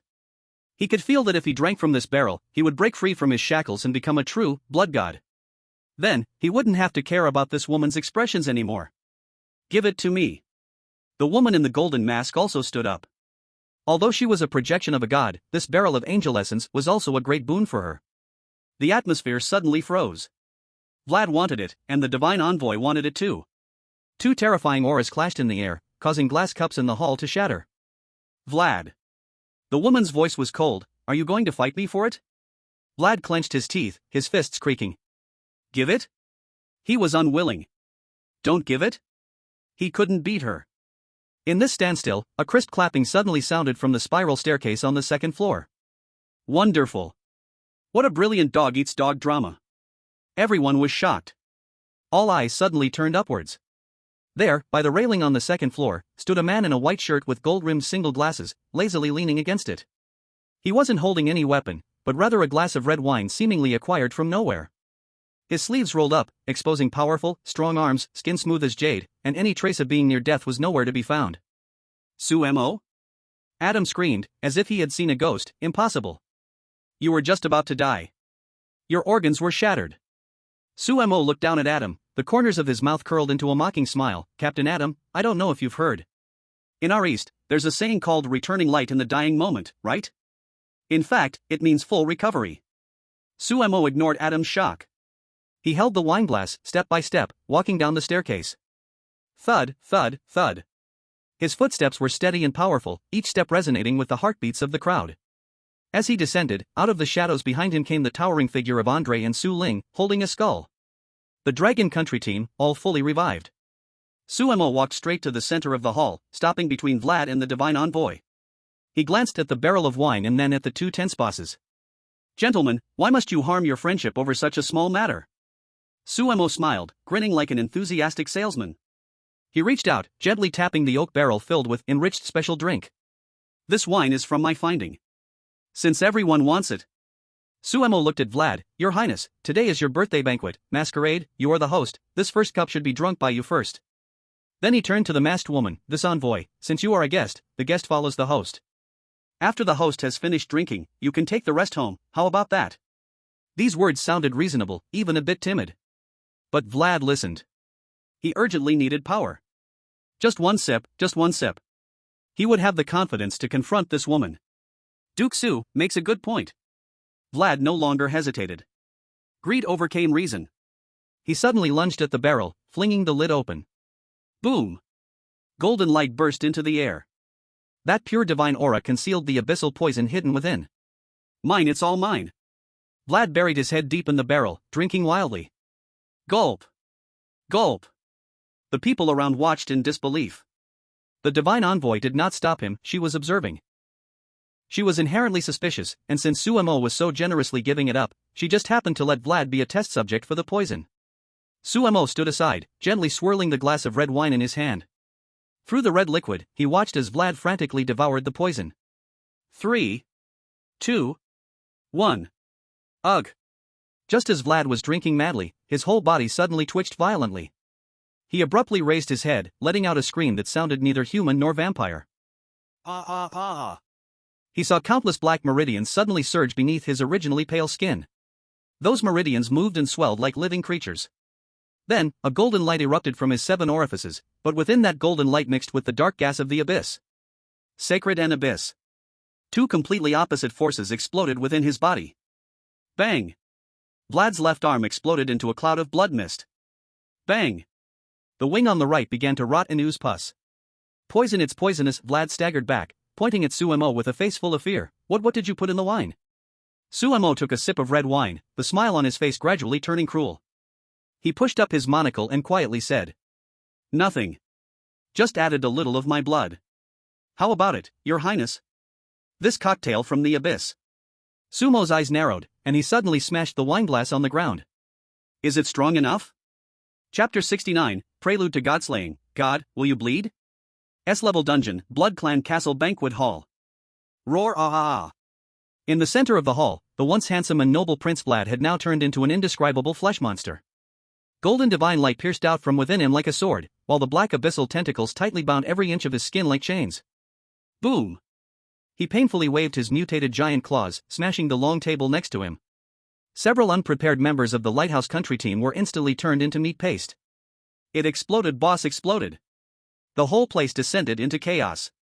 Those vampires who had been dancing elegantly now screamed and fled in all directions. But the mutated Vlad was consumed only by the instinct to kill. Wherever his poisonous blood splattered, all living things began to rot and melt. In the chaos, only 2 people remained unmoved. One was Suemo standing at the stairway on the 2nd floor. The other was a woman in a golden mask standing before the throne, the shadow of the god. The woman ignored the frenzied Vlad, her eyes hidden behind the mask fixated intently on Suemo. No longer did her gaze hold the lofty mockery, but rather a cold killing intent. Despicable worm. The woman's voice was no longer ethereal, carrying a hint of anger. You have polluted the vessel of divinity. Suemo casually tossed aside the empty wineglass. Crack! In front of the crowd, he unbuttoned 2 buttons of his shirt collar, revealing the glowing abyssal patterns on his collarbone. Despicable? Suemo smiled, taking steps toward the woman, each footfall cracking the tiles beneath him. All's fair in war. Besides, I'm just helping him to see reality. Some things aren't meant to be indulged in if you don't have the life for it. Including you. Suemo suddenly raised his hand, pointing directly at the woman's mask. You're just a projection, pretending to be a true god? You're asking for death. The woman was enraged. Buzz. She raised her hand, and a dazzling spear of holy light instantly condensed. Without any fancy movements, she threw it directly. The light spear tore through the air, so fast that even a residual shadow couldn't be seen, aiming straight for Sumo's heart. This strike was a rule-level annihilation. A being below S-level would disintegrate upon contact. Sugu. In the distance, Andrei's eyes widened in despair, wanting to rush over, but he was swept away by Vlad's tentacles. Facing this fatal strike, Suemo did not dodge. Nor could he escape. But the madness in his eyes burned to its peak at that moment. Gluttony, it's time to feast. Boom. Behind Suemo, a massive, pitch-black abyssal shadow suddenly opened its mouth wide. That was not defense. That was devouring. Sizzle. The holy light spear crashed into the deep abyss's shadowy mouth. The clash of light and dark triggered a violent energy storm. Sumo's feet plowed 2 deep grooves into the ground, his body pushed back sliding for over 10 meters by the huge impact. Put. Blood oozed from the corner of Sumo's mouth. But he stopped. That holy light spear, capable of killing an S-level monster in an instant, he had swallowed half of it, with the remaining energy guided underground. As the dust settled, Suemo wiped the blood from his mouth and showed a bloody grin to the shocked woman. The taste? It's a bit bland. Did you dilute your divine power? The venue fell into dead silence. Whether it was the contestants hiding in the corners or the global audience watching the livestream, everyone felt a chill on their scalps. Withstanding divine punishment? And still complaining that the taste is bland? Is this something a human can do? You. The woman in the gold mask trembled slightly. For the first time, she felt threatened by a mortal. Inside this man lay a monster she couldn't even see through. Since you want to play, I'll play with you. Suemo clenched his right hand in the void. Buzz. A long knife formed from black abyss energy appeared in his hand. Since the bone knife wasn't long enough, he made one from energy. Andre. Protect Su Ling. Suemo roared. In the next second. Boom. The ground exploded. Sumo's figure shot out like a cannonball, actively initiating a charge. Mortal. You dare to swing a knife at a god? The woman shouted fiercely, a circle of golden resistance aura erupting around her. Fuck your god. Suemo roared, striking the aura with his knife. Crack. The aura developed cracks. The two instantly engaged in a fierce battle. Golden light and black gas wildly collided in the banquet hall. Though Suemo was just a mortal, his reckless, life-risking approach managed to suppress the god's projection that dared not fight back. Madman. You are a madman. The woman was hit by Sumo's fist on her shoulder, and although she had divine power protecting her, the sense of abyssal erosion caused her immense pain. She wanted to create distance and bomb him with long-range magic. But Suemo clung to her like an unshakable piece of toffee, sticking close and fighting in close quarters. Rip. Amid the chaos, Sumo's fingers hooked onto the golden mask on the woman's face. Give me. Sumo's dark energy surged in his eyes, his 5 fingers suddenly exerting force. Come off. Crash. One edge of the golden mask was forcibly broken off. Though he couldn't completely remove it, a perfect, untouchable gap finally appeared on the mask. Revealing beneath the mask, a small piece of skin bleeding. Drop. A drop of golden blood dripped from the woman's chin. Time seemed to freeze at that moment. The woman was stunned. She touched her face, looking at the blood on her fingertips. She was bleeding? The noble, immortal, divine her, was actually injured by a mortal? Suemo stopped 3 meters away. He held the broken piece of the golden mask in his hand, casually tossing it into his mouth, crunching it like potato chips. He looked at the god lost in self-doubt, his eyes filled with mockery. It seems you're not so noble after all. As long as you can bleed. Suemo tightened his grip on the black knife, murderous intent exploding. You can be killed. Chapter 70, The Gods Fall, The Ugly Beneath the Mask. S-level dungeon, Vampire Clan Castle Banquet Hall, ruin. Damn it, damn bug. The woman in the gold mask, the projection of the god, completely went mad. She touched her bleeding cheek, her once lofty, divine presence obliterated, replaced by a frenzied distortion. She had been polluted. The mortal's attack not only hurt her flesh but also left an indelible shame on her perfect spiritual body. I will purify you. The woman floated into the air, arms outstretched. Buzz. The entire castle shook. Countless golden beams of light penetrated the ceiling, like the sword of Damocles. Hanging above Sumo's head. This is divine technique, the great cleansing. The indiscriminate coverage is enough to flatten this ancient castle. Sugu. Hurry and hide. In the distance, Andre raised his mechanical arm, wanting to rush over, but the light pressure made it impossible for him to move. Suemo stood in the center of the ruins, looking up at the sky full of light blades. He did not run.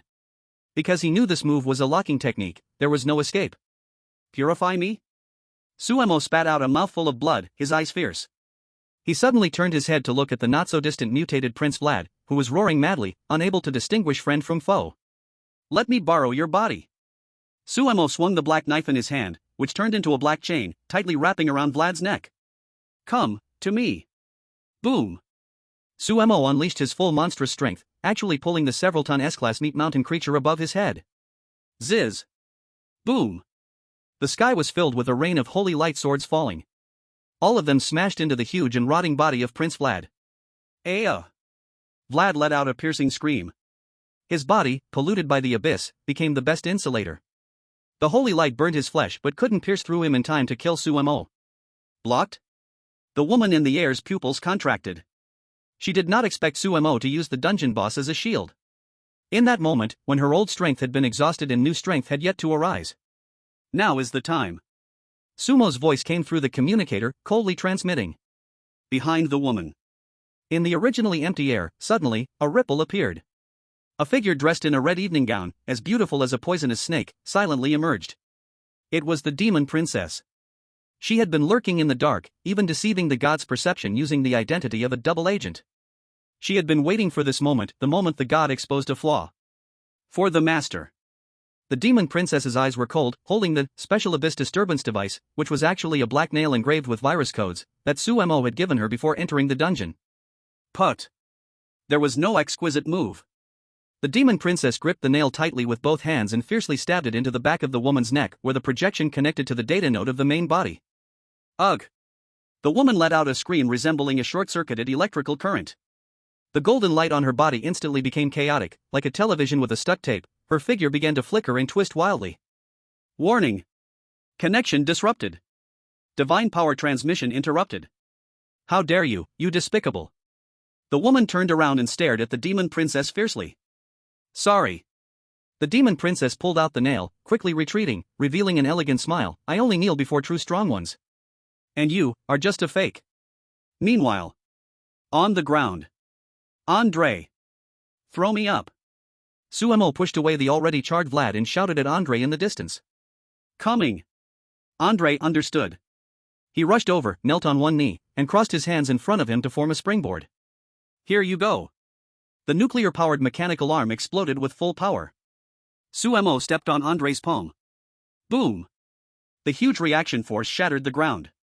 Sumo shot up like a cannonball, directly heading for the god suspended in the air, who had become rigid. The wind howled in his ears. The abyssal black energy in Sumo's eyes condensed to the extreme.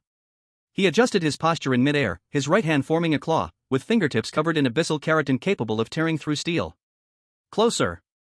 The woman looked in horror at the mortal flying toward her. She wanted to move, but the previous disturbance rendered her unable to move. Give me. Sumo charged in front of her, his hand not attacking her vital points but directly grabbing the already cracked golden mask. Sumo leaned close to her face, showing a devilish smile. Show your face. Crack bang. Sumo exerted strength with his 5 fingers, which contained the absolute power of the gluttony rule. Accompanied by a crisp sound, the golden mask that represented divine authority, represented nobility, and made countless people worship, was forcefully ripped off by Sumo. While gold dust scattered. The entire venue fell silent. Everyone's eyes were wide open, wanting to see what kind of stunning beauty lay beneath that mask. However, the next second, many people directly vomited. There was no peerless beauty. There was no holy radiance. Beneath the mask was a writhing mass, devoid of features, a meat lump tangled with countless rotten flesh and electronic circuits. It looked like a deformed child with its skin peeled off, continuously oozing black engine oil and pus. This is the true face of God. An ugly, stitched-together monster, twisted to bear power. Ah! The woman, having lost the mask's cover, shrieked in shame and anger. She desperately covered her face. Don't look. You must not look. I am perfect. I am God. Sumo floated in the air, inertia, gripping the shattered mask. Looking at the ugly thing before him, the sarcasm in his eyes reached its peak. So this is God, huh? Sumo laughed, his voice echoing throughout the ancient castle. This appearance, even the stinky bucket in our school cafeteria is more attractive than you. Looking so ugly and still trying to scare people, that's your fault. Die. Sumo stopped wasting words. His other hand gripped the black knife, channeling all the power of the abyss, and struck down fiercely at that ugly meat lump. Put. With one slash, it was cleaved in two. The black blade light sliced through the golden illusion. Boom, the meat lump exploded in the air, transforming into countless specks of light that scattered away.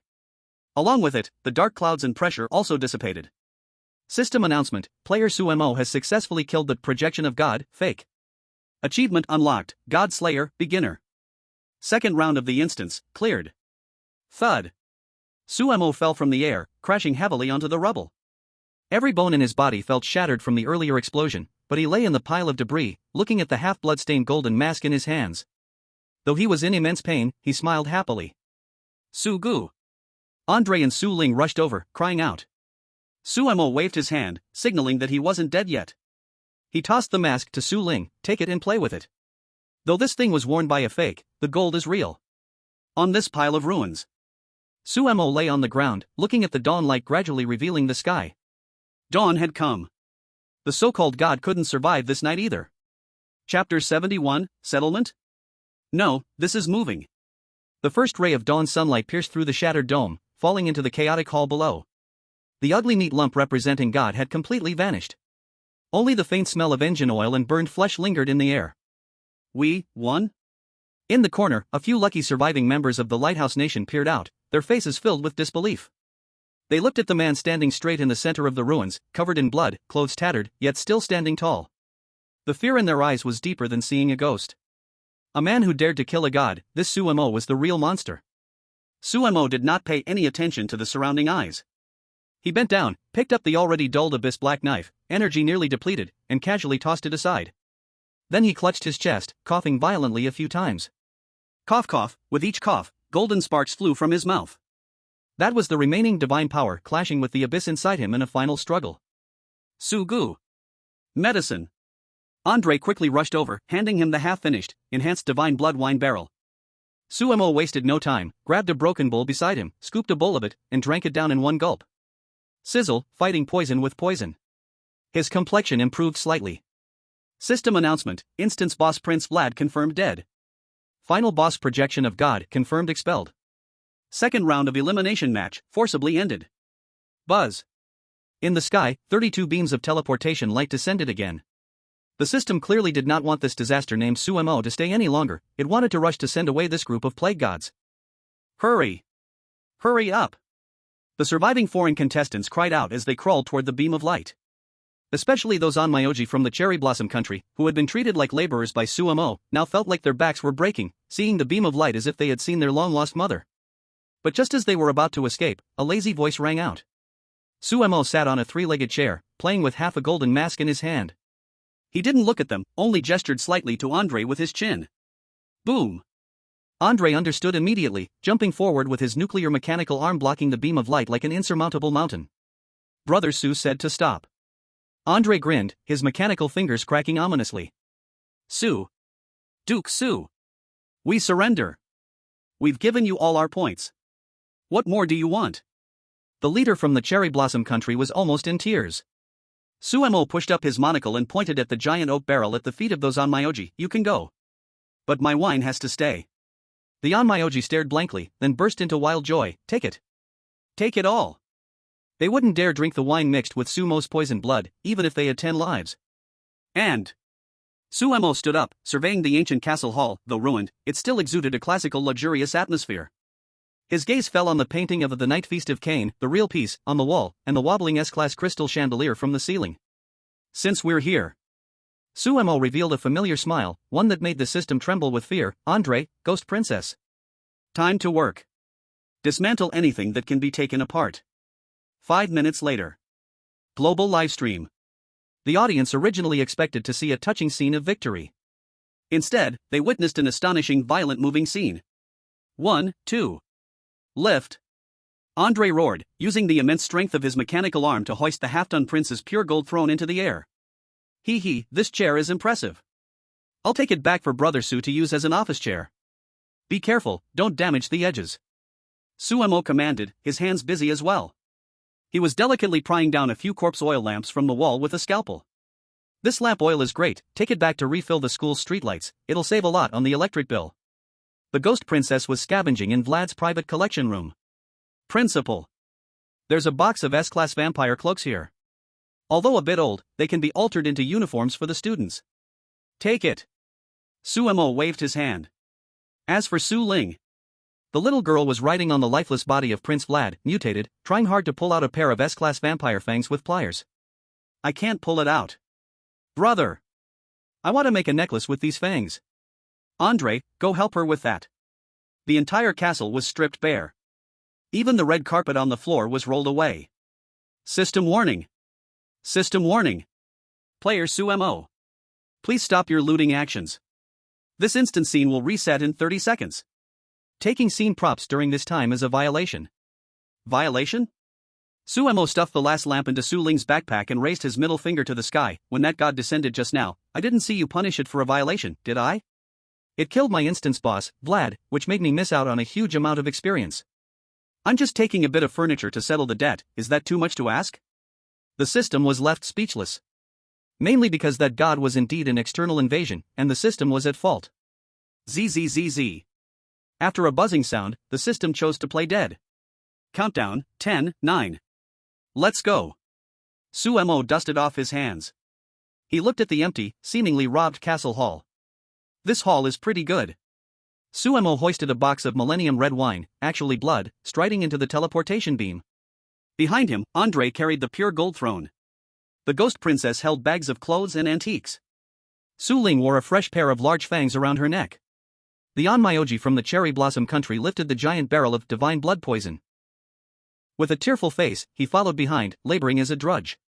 This team, mighty and grand, vanished in the beam of light like bandits entering a village. Transfer station, the arena of the gods. Buzz. The light faded away. When the Dragon Kingdom team appeared in the square with a pile of junk, but all S-grade treasures in the eyes of those who knew value, the whole venue fell silent. Other national teams emerged missing limbs, a pitiful sight. But when the Dragon Kingdom team appeared, it looked like they had just returned from an outlet shopping spree, carrying bags and bags, fully loaded. System settlement, second round elimination, first place, Dragon Kingdom team. Special achievement, moving company, crossed out. Castle Terminator. Reward, national fortune value plus 15%, S-grade special building blueprint X1, vampire clock tower. Mayor Su. In the stands, Zhao Jiangwo was so excited he even threw down his cane. We won. We won again. And this time, not only did we save face, but we also gained so much more. Sumo placed the box of wine on the ground. He didn't pay attention to the cheering crowd around him. His body had actually reached its limit. Just now in the dungeon, he was barely holding on to move house, and now, as he relaxed, the excruciating pain of bones collapsing surged over him. Andre Sumo's voice was very low, barely audible. Don't let anyone see, help me back to the lounge. Andre's smile vanished in an instant. He silently set down the throne, blocking Sumo with his wide body, and reached out a steady hand to support Sumo's arm. Understood, Brother Su. You go ahead, I'll support you. Amidst the cheers of the crowd, Sumo still maintained that proud, lazy posture, smiling and waving at the audience. Only Andre felt it. The hand of Sumo resting on his arm was cold to the bone, soaked in cold sweat. This was no triumph. This was a runway show bought with life. Chapter 72, The Broken Porcelain Doll, The World's Celebration Feast. Transfer station, Dragon Kingdom exclusive resting area. Click. The heavy soundproof door locked shut. All cheers, applause, and flashing lights were completely cut off in that moment. Puff. Sumo didn't even make it to the sofa before his whole body fell straight down as if his spine had been pulled out. A mouthful of black blood mixed with golden sparks sprayed onto the prince's pure gold throne he had just retrieved. Brother Su. Andre tossed his luggage aside and caught Sumo with his giant mechanical arm. But he didn't dare to hold too tightly. Because at that moment, Sumo was too hot. It was like holding a piece of red-hot iron. Sizzle. Sumo's shirt instantly turned to ashes. Countless terrifying cracks broke out on his previously healed skin. But this time, what flowed from the cracks was no longer blood, but two completely different gleams, black darkness on the left and holy golden light on the right. That last bite of raw eating the mask in the dungeon, while spectacular globally, had completely shattered the balance within him. That was the will of the gods, even if it was only a fragment, it was fiercely repelling this dirty abyssal body. So good Sumo lay in Andre's arms, his whole body smoking, his features twisted in agony, but his mouth still smiled. Is this the feeling of indigestion? Stop laughing. Brother Su, you're about to explode. Andre was anxious like an ant on a hot pan. Where's the medicine? Where's that barrel of wine? No use, Sumo panted, shaking his head. That wine can only replenish blood, it can't cure this rule conflict. He pointed to his chest. Right now, I am a battlefield. The abyss on the left, divine power on the right. They are fighting, using my innards as their battlefield. Brother Su Ling, holding that skull, stood beside him, her big eyes brimming with tears. She didn't cry out loud, she just stretched her dirty little hand to press against Sumo's burning forehead. It was cool and refreshing.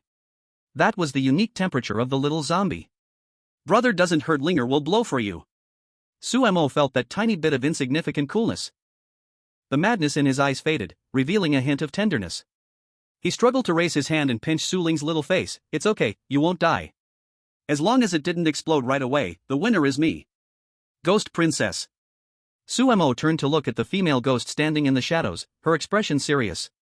"Here, Principal." The Ghost Princess immediately stepped forward. "Take out that S-Class Special Building Blueprint, Blood Clan Bell Tower." Although Sumo's voice was weak, his thoughts were frighteningly clear. The Ghost Princess was stunned and pulled out a parchment soaked in the smell of blood. "Use this now?" "Yes." Sumo's eyes sharpened. "I can't suppress the divine power within me right now. I need a container to share the load. Contact the Underworld Ghost School. I want to expand remotely." In the real world, at City S, Underworld Special Zone. The old site of the Underworld Ghost School. Even though it was deep night, the Special Zone was brightly lit, and people were still celebrating their victory. Suddenly, boom! The ground began to tremble. The originally rundown playground of the Ghost School cracked open. System prompt: detected request to use S-Class Building Blueprint. Materializing. Blood Clan Bell Tower. A towering, ancient, and eerie Gothic bell tower, reaching a height of 100 meters, arose from the ground. The massive clock's surface was embedded with skulls, and its hands were a pair of sharp bone spikes. As the bell tower took shape, a huge pulling force traveled through space, directly connecting to Su Mo at the transit station. Inside the transit station. "Give me absorb!" Su Mo roared. The golden light on him seemed to have found an outlet, transforming into a golden torrent that was frantically pulled away through some invisible passage. Dawn! Dawn! Dawn! In the real world, the newly completed bell tower chimed. The originally pitch-black tower turned half black and half gold due to the excessive, divine power it absorbed. A peculiar aura, where the sacred coexisted with the eerie, enveloped the entire ghost school. Building upgrade: Fallen Divine Bell. Effect: suppresses all monsters' riots within the school while providing remote energy replenishment for the principal, Su Mo. 10 minutes later. Inside the lounge. The light on Su Mo finally extinguished. The cracks remained, but the feeling of imminent explosion had vanished. He lay on the throne as if he had just been pulled out of water, completely soaked. Su Mo sighed deeply. He had won the gamble. By using the school establishment mechanism, he transferred the excess divine power in his body to the school as energy. Now the school's streetlights could at least shine for 100 years. "Andre." Su Mo closed his eyes, his voice hoarse. "Here. Brother Su, what do you want to eat? I'll go catch it for you." Andre wiped a cold sweat. "Bring that barrel of wine over." Su Mo pointed to the special divine blood wine barrel. "Ha? Drink again? Didn't you just say?" That was because of indigestion. Now Su Mo opened his eyes, and the flame of ambition reignited in his mismatched pupils. "Now that my stomach is empty, it's time to replenish." Andre had no choice but to bring the barrel over. Su Mo no longer drank like before. He took out a goblet and elegantly poured a glass. The liquid was gold with black streaks, exuding a deadly temptation. Su Mo took a sip, feeling the warmth of the power mending his broken meridians. "Ghost Princess, take notes." While tasting the wine, Su Mo issued orders. "First, distribute the spoils. Those S-Class outfits, give one to each student at the ghost school. Tell them it's their school uniform. Anyone who dares to dirty it will go clean the toilets.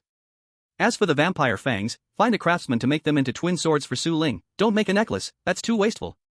Second, about that god. Su Mo paused, his finger lightly tapping the armrest of the throne. Although its projection was destroyed this time, we've also completely offended it. In the next round it won't play by the rules anymore. Notify Zhao Jiangwo, the special zone is under level 1 alert. Especially the church people, keep a close watch on them. Yes. The Ghost Princess quickly recorded, her eyes filled with admiration as she looked at Su Mo. This man had just crawled back from the gates of hell, and yet he turned his head and began to plot against the world. There's one last point. Su Mo drank the wine in his glass and stood up. Though his steps were still somewhat unsteady, that unparalleled aura had returned. He walked to the floor-to-ceiling window and gazed at the brilliant fireworks outside, the celebratory fireworks set off by the system. The next dungeon is the last one before the final battle. And it is the limit of my body. Su Mo touched his heart. There was a deep crack there, one that even the god's blood could not heal. That was the price for a mortal to bear the abyss. I must obtain the blood of the titans. Su Mo looked into the void outside, his gaze icy. Tell the whole world. The break is over. No matter what the next battle is, I will go. Even if it's hell. Chapter 73, The Broken Statue, The Final Gamble. In the real world, in the Vatican City, St. Peter's Basilica. Crack. Boom. A loud sound shattered the dawn's prayer. The 30-meter-tall, saint's white jade statue, worshipped by billions of believers, suddenly began to crack at the face without warning. The cracks spread rapidly across the whole body. Then, under the terrified eyes of thousands of believers in morning prayer, it crashed to the ground. White jade shattered everywhere. And inside the statue, a stinky black oil began to flow out. The statue has collapsed? The god has bled black blood? What that Sumo said in the livestream is true. Our god is a monster. It's a fake. The square erupted into chaos. Faith collapsed in that moment. People looked at the black grease on the ground, recalling the ugly flesh revealed beneath the golden mask ripped off by Sumo during the battle. Anger and despair from betrayal instantly ignited the crowd. They began to storm the church, pushing down barriers, seeking an explanation. In the depths of the church, in the cardinal's secret chamber. PFF. The cardinal suddenly spat out a mouthful of blood, and in an instant, he aged 10 years. His face remained pale. Though he barely kept his injuries at bay with divine blood wine and ghost school clock tower, he could feel that his body was on the verge of collapse, just a matter of time. Like a sports car about to fall apart, even with high-grade fuel, the engine had already cracked. Brother Sue. Andre was nearby, cleaning his nuclear mechanical arm. Hearing this, he paused. Is this really that hard to fight? Sumo didn't answer directly. He stood up and walked in front of Andre, giving a hard pat on his shoulder, which was harder than steel. Andre, Su Ling. Listen carefully. Sumo's expression was unusually serious. In the first 2 rounds, I could carry you, I could feed you. But this round, it's different. The Titan Dungeon's rule is size suppression. Once we go in, we might be randomly teleported to different areas, and even our sizes could shrink to as tiny as ants. In there, I might not be able to take care of you. Andre was stunned, then his eyes became determined. Brother Sue, I'm not stupid. You're going to get the life-saving medicine. If Linger and I become a burden, we don't deserve to follow you. He waved his massive mechanical fist. Don't worry. If we get separated, I'll hide with Linger. Who dares to cause trouble, I'll punch them one by one. Su Ling also raised the large brick in her hand, and those newly made Fong dual blades, her voice sweet yet full of killing intent. Don't worry, brother. Linger is strong now. Linger will take good care of the big guy. Sumo looked at the big and small, a glimmer of appreciation flashing in his eyes. The little zombie who used to only know how to cry, and the miner who only knew brute force, had finally grown up. Buzz. At that moment, the sky above the transit station turned blood red. A piercing alarm blared. Global announcement. The third elimination round, semifinals, is about to begin. Difficulty of this round, S+, nightmare level. Survival rate forecast, 5%. Dungeon name, The Lost Titan Kingdom Dusk Forbidden Zone. Clear condition, find the Titan heart or survive for 72 hours. Special reminder, here, humanity is at the bottom of the food chain. Always maintain respect. A pillar of light descended. This time, the pillar was not white but a dark red with a strong rusty smell. It was as if the bloody scent of an ancient battlefield could be smelled even before entering. S+. Sumo looked at the rating and not only was he not afraid, but he also laughed aloud. He stood up from the throne and adjusted the tattered but still bright red trench coat. He turned around, looking at his teammates who were ready for action. Let's go. Let's experience. If beings bigger than gods have meat that's even denser. Sumo lunged forward, stepping into the dark red pillar of light first. His back was resolute, as if heading to death, yet also like embracing a new life. Teleportation begins. Destination, the Giant's Dining Table. Chapter 74, The Giant's Dining Table, Humans Crumbs. S+ level dungeon, The Lost Titan Kingdom Dusk Forbidden Zone. Buzz. Teleportation ended. There was no impact of landing as imagined. Sumo felt like he was thrown into a thick jelly and slowly sank down. Cough. Sumo suddenly opened his eyes, pain igniting in his lungs. The air was too thin. No, to be precise, the oxygen content was too high, causing a feeling of oxygen poisoning dizziness for someone used to a low-oxygen environment. He struggled to get up. The sensation under his feet felt strange, hard, with enormous, gully-like textures. That was wood grain. Sumo lifted his head, trying to look for Andre and Su Ling's figures. But in the next second, his pupils sharply contracted. This is... In front of him stood towering pyramids that reached hundreds of meters high. Those were breadcrumbs. In the distance flowed a broad river emitting a rich milky aroma. That was spilled milk. And above, there was no sky, only a giant chandelier like the sun, casting a dim, yellowish glow. System prompt: you have arrived at the giant's dining table. Current status: miniaturized, human-size lot at 2 centimeters. Teammate status: dispersed, Andre kitchen area, Su Ling floor area. Dispersed, ha! Su Mo pressed his temples, the communicator filled with crackling interference. In this place full of ancient magnetic fields, technological devices were basically useless. Boom! Suddenly, the ground, table, shook violently. Su Mo steadied himself, hiding behind a massive bread mountain. Just as he concealed himself, a creature, as large as an armed helicopter, descended from the sky, bringing with it a nauseating stench. Buzz! It was a fly. But to Su Mo now, it was a great monster. That pair of compound eyes resembled a surveillance wall made of tens of thousands of televisions, flickering with cold red light. The long, barbed mouthpart looked like a rusty oil drilling pipe. Its bristly legs slammed into the table with every landing, creating deep craters. Biological Encyclopedia, Titan Fly, great a social creature, Traits: carries lethal bacteria, mouthpart can penetrate armor.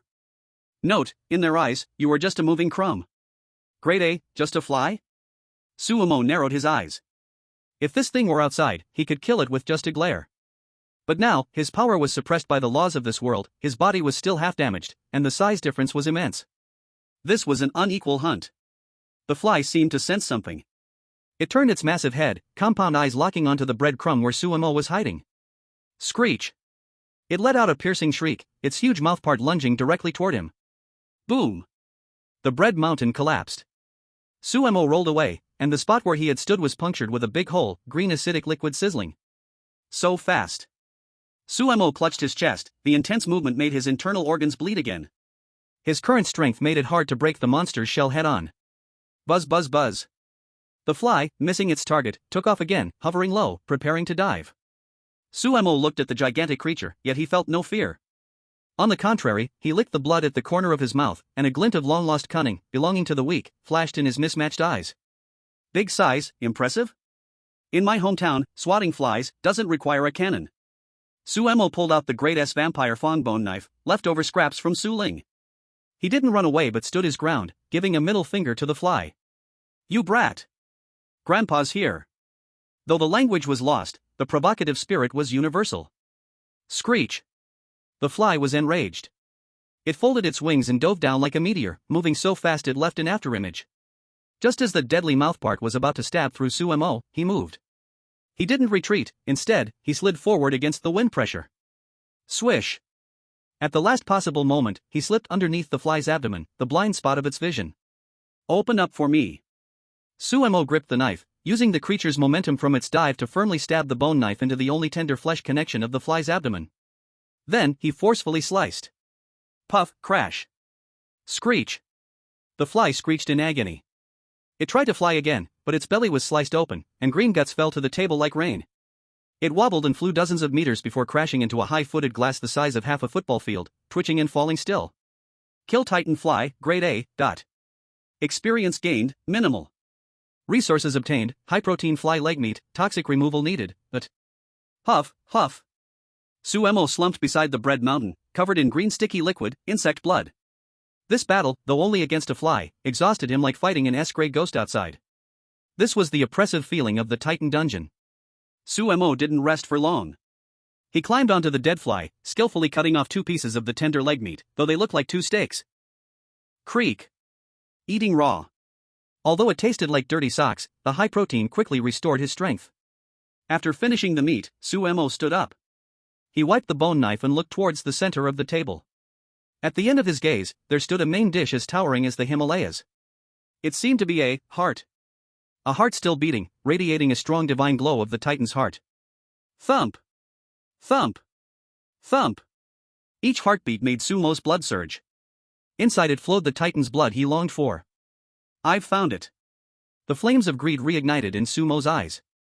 Even though countless A-rank flies stood in his way, and there could even be S-rank cockroaches. Wait for me. Su Mo tucked the bone knife back into his waist and, like a tenacious ant, took the first step to conquer this giant's world. Boom! Just then, the sky above darkened suddenly. A massive shadow, larger than an aircraft carrier, enveloped the entire dining table. Su Mo looked up. He saw a giant hand, larger than an aircraft carrier, slowly reaching toward the main dish holding a fork as tall as a skyscraper. The real Titan was about to dine. Chapter 75, The Falling Silver Pillar, I am dust in this world. Boom! The sky above was torn apart. That silver fork, resembling an upside-down city, descended with the force to destroy everything. Sumo couldn't run at all. With that size difference, fleeing felt like trying to outrun a tsunami. Hold on! He shouted, though only he could hear it, throwing himself into a cheese hole, gripping the inner wall tightly. Thump! The fork dropped. It didn't hit Sumo. To the giant, Sumo didn't even register as bacteria, not worth aiming at. The fork struck the giant, still beating Titan's heart in the center of the table. V-room. The shockwave from the collision turned into a super hurricane at level 12. The cheese block Sumo hit in was like a cannonball, flying wildly across the table. Ugh, Sumo was tossed around, his insides feeling like they might be thrown out by centrifugal force. Next. Crack. The giant used a dining knife to cut a piece of meat. That meat was lifted by the fork, slowly rising, flying toward the massive shadow that obscured the sun, the Titan's mouth. Sumo poked his head out from the cheese hole, gazing at this scene. It was a shocking and despairing visual impact. The piece of meat forked up looked like a flying island. And that gaping giant mouth seemed like a black hole devouring everything. Ha, the giant exhaled. Whoosh! A hot wave rolled out. It was a damp hot wind with a rotting odor, reaching over 100 degrees Celsius. The bread mountain on the table collapsed under the gust. Is this thing really a god? Sumo wiped the grease from his face, blown by the wind, his expression grave. Under the dim light of the chandelier, he saw the true form of the Titan. It wasn't a golden giant from mythology. It was a highly decayed, half-mechanical corpse. Its skin resembled the cracked earth, hanging with rusty gears and pipes. Its eyes were two large black holes, harboring dying ghost fires. It was eating, but its movements were stiff and mechanical, more like fueling a rusty machine. System notice, triggered worldview clue, dying Titan. Note, the gods of this realm have long fallen, they merely rely on instinct to maintain their last operations. Meanwhile, in the kitchen area, sink. From Andre's perspective. Gurgle. The roaring tidal wave was crashing. For Andre, this soapy, bubble-filled sink was a toxic stormy sea.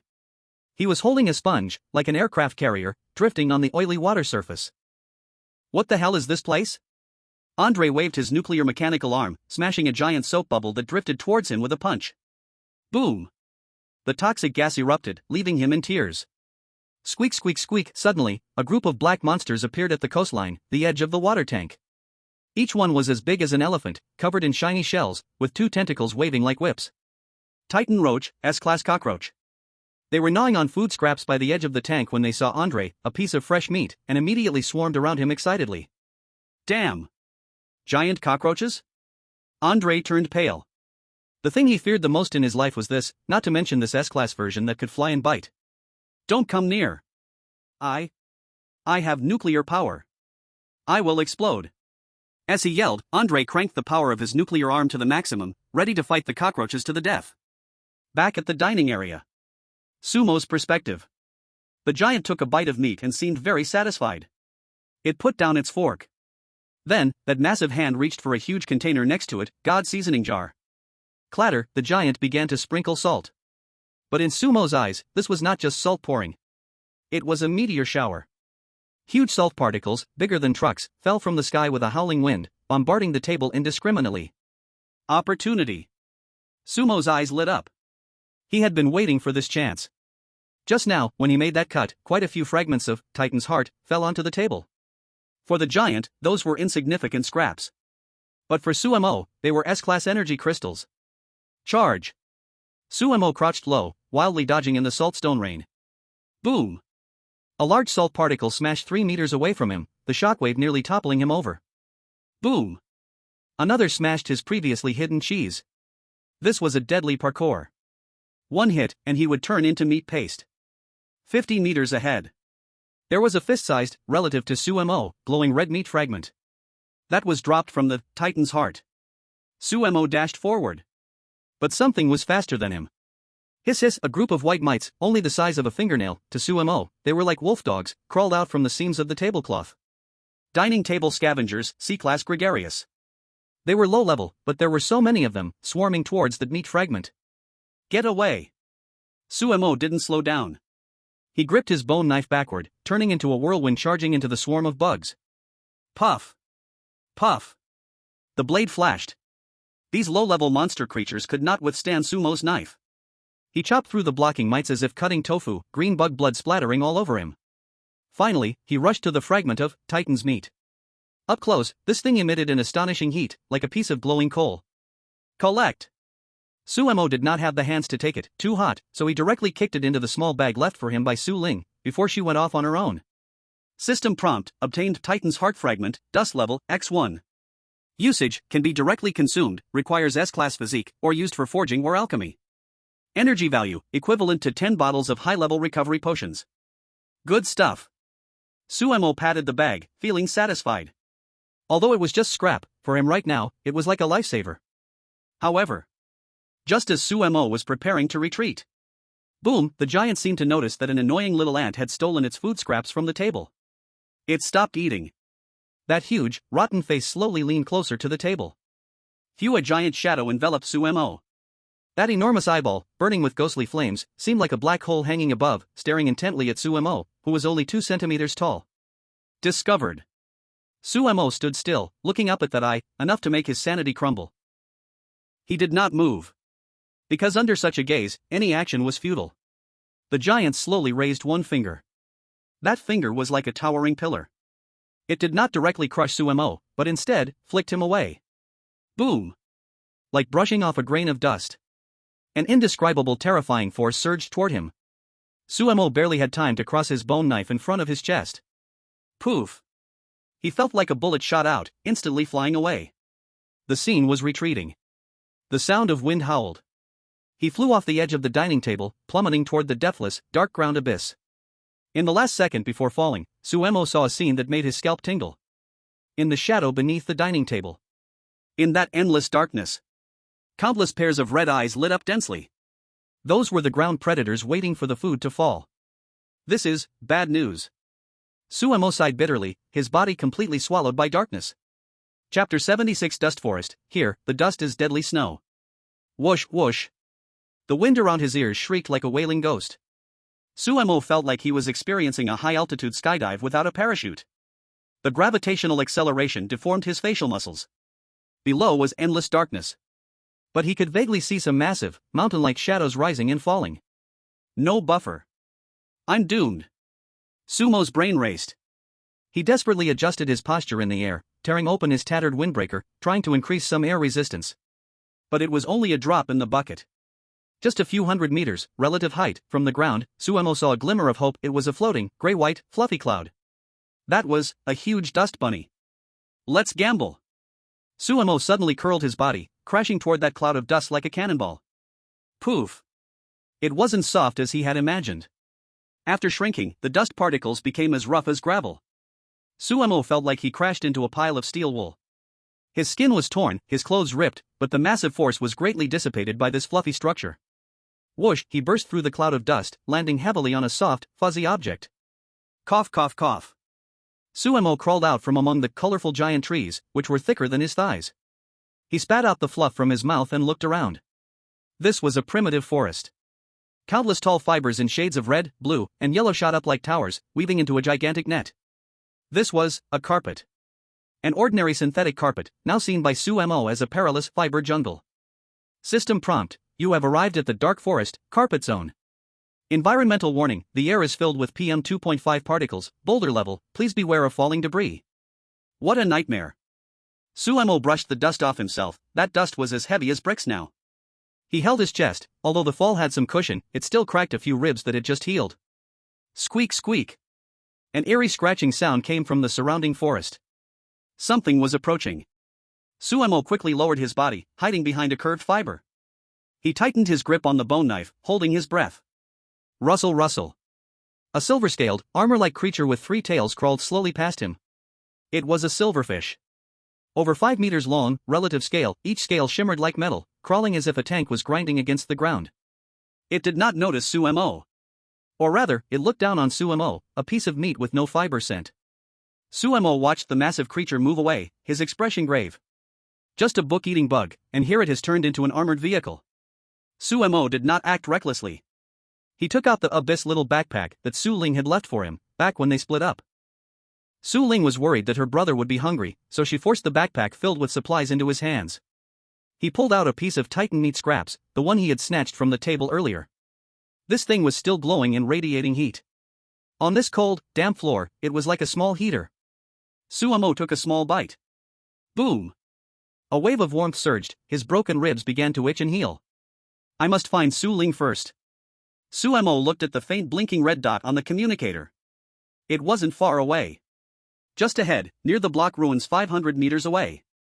500 meters away, the block ruins. Huge plastic blocks were scattered everywhere, each one like a tall building. This was Su Ling's battlefield. Yah!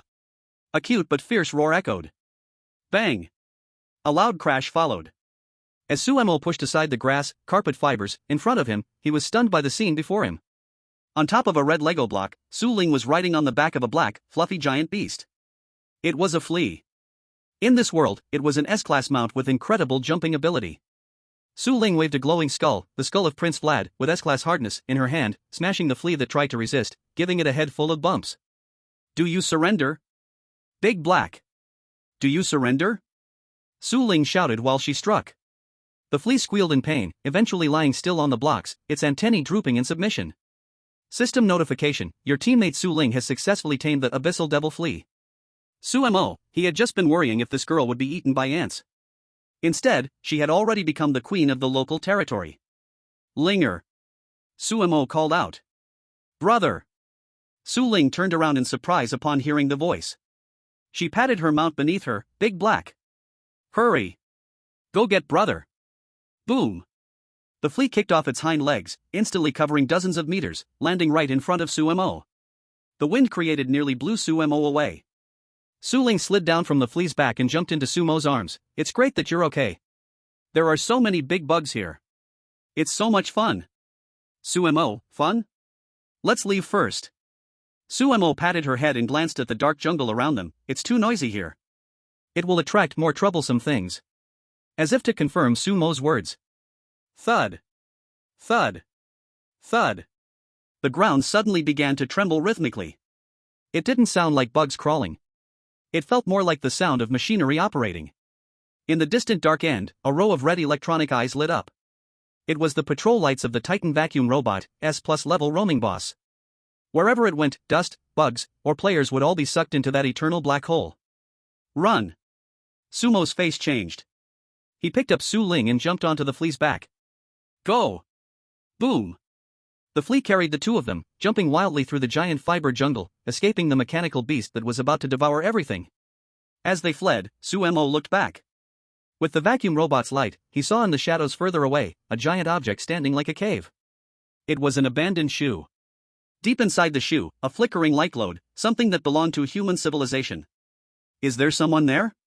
Suemo narrowed his eyes. In the abyss of this forsaken land, could there really be survivors gathering? Big Black, jump over there. Suemo pointed at the shoe cave. Since survival was the goal, they had to find a starting village to gather information. Chapter 77, Kingdom of Boots, Civilization in Athlete's Foot. S+ level dungeon, Lost Titan Kingdom floor zone, shoe settlement. Booming in the distance, that Titan vacuum robot, like a moving mountain, finally turned. Its massive suction mouth flashing with red light consumed the dust forest in its path, leaving a bare death quarantine zone. Suemo patted Big Black, the flea, on the head, signaling it to stop. In front of him stood a giant, black cave. It was a giant leather boot, abandoned for countless years. The surface of the boot was covered in cracks of time, and every crack was filled with glowing moss. And at the opening of that giant boot, someone had built a simple fortress using matchsticks, buttons, and paper clips. Ugh, Su Ling pinched her little nose and complained in a muffled voice, "Brother, it smells so bad here. Like Uncle Andre's dirty socks." Suemo furrowed his brow too. This smell, really was a bit overwhelming. It was a complex aroma, a mix of aged leather, fermented sweat, the Titan sweat, and some kind of roasted meat. But in this dire situation, having a smell meant there was life. Who goes there? A sharp voice came from above the fortress. Several heads poked out from the lacing holes of the boot, now transformed into a lookout tower. They were humans. But they dressed like savages, wearing clothes made of rat skin, holding sewing needles as spears, and carrying buttons as shields on their backs. Halt! This is Black Boot City. The lead guard stared nervously at the S-class magic flea under Sumo, his sewing needle shaking in his hand. That is a deep abyss magic flea? Gods! Whose mount is that? In this world, magic fleas were top predators, capable of biting through sewing needles in one bite. And now, this terrifying monster was obediently lying by the feet of a little girl, panting like a big golden retriever. Sumo jumped down from the flea. He adjusted his tattered coat and looked up at the guards. Even though his size had shrunk, even though he was in this smelly gutter, his arrogant aura of "I am your ancestor" had not changed one bit. Just passing by. Sumo spoke indifferently, I want to go in to get a drink of water. Open the door. The guards exchanged glances. Was this person crazy? Riding an S-class monster to ask for water? No way. The guard leader gritted his teeth. Judging by your looks, you must be new players who fell off from the dining area, right? Don't you understand the rules? To enter the city, either give up your weapons or hand over 10 pounds of fly leg meat as an entrance fee. Fly leg meat? Sumo raised an eyebrow.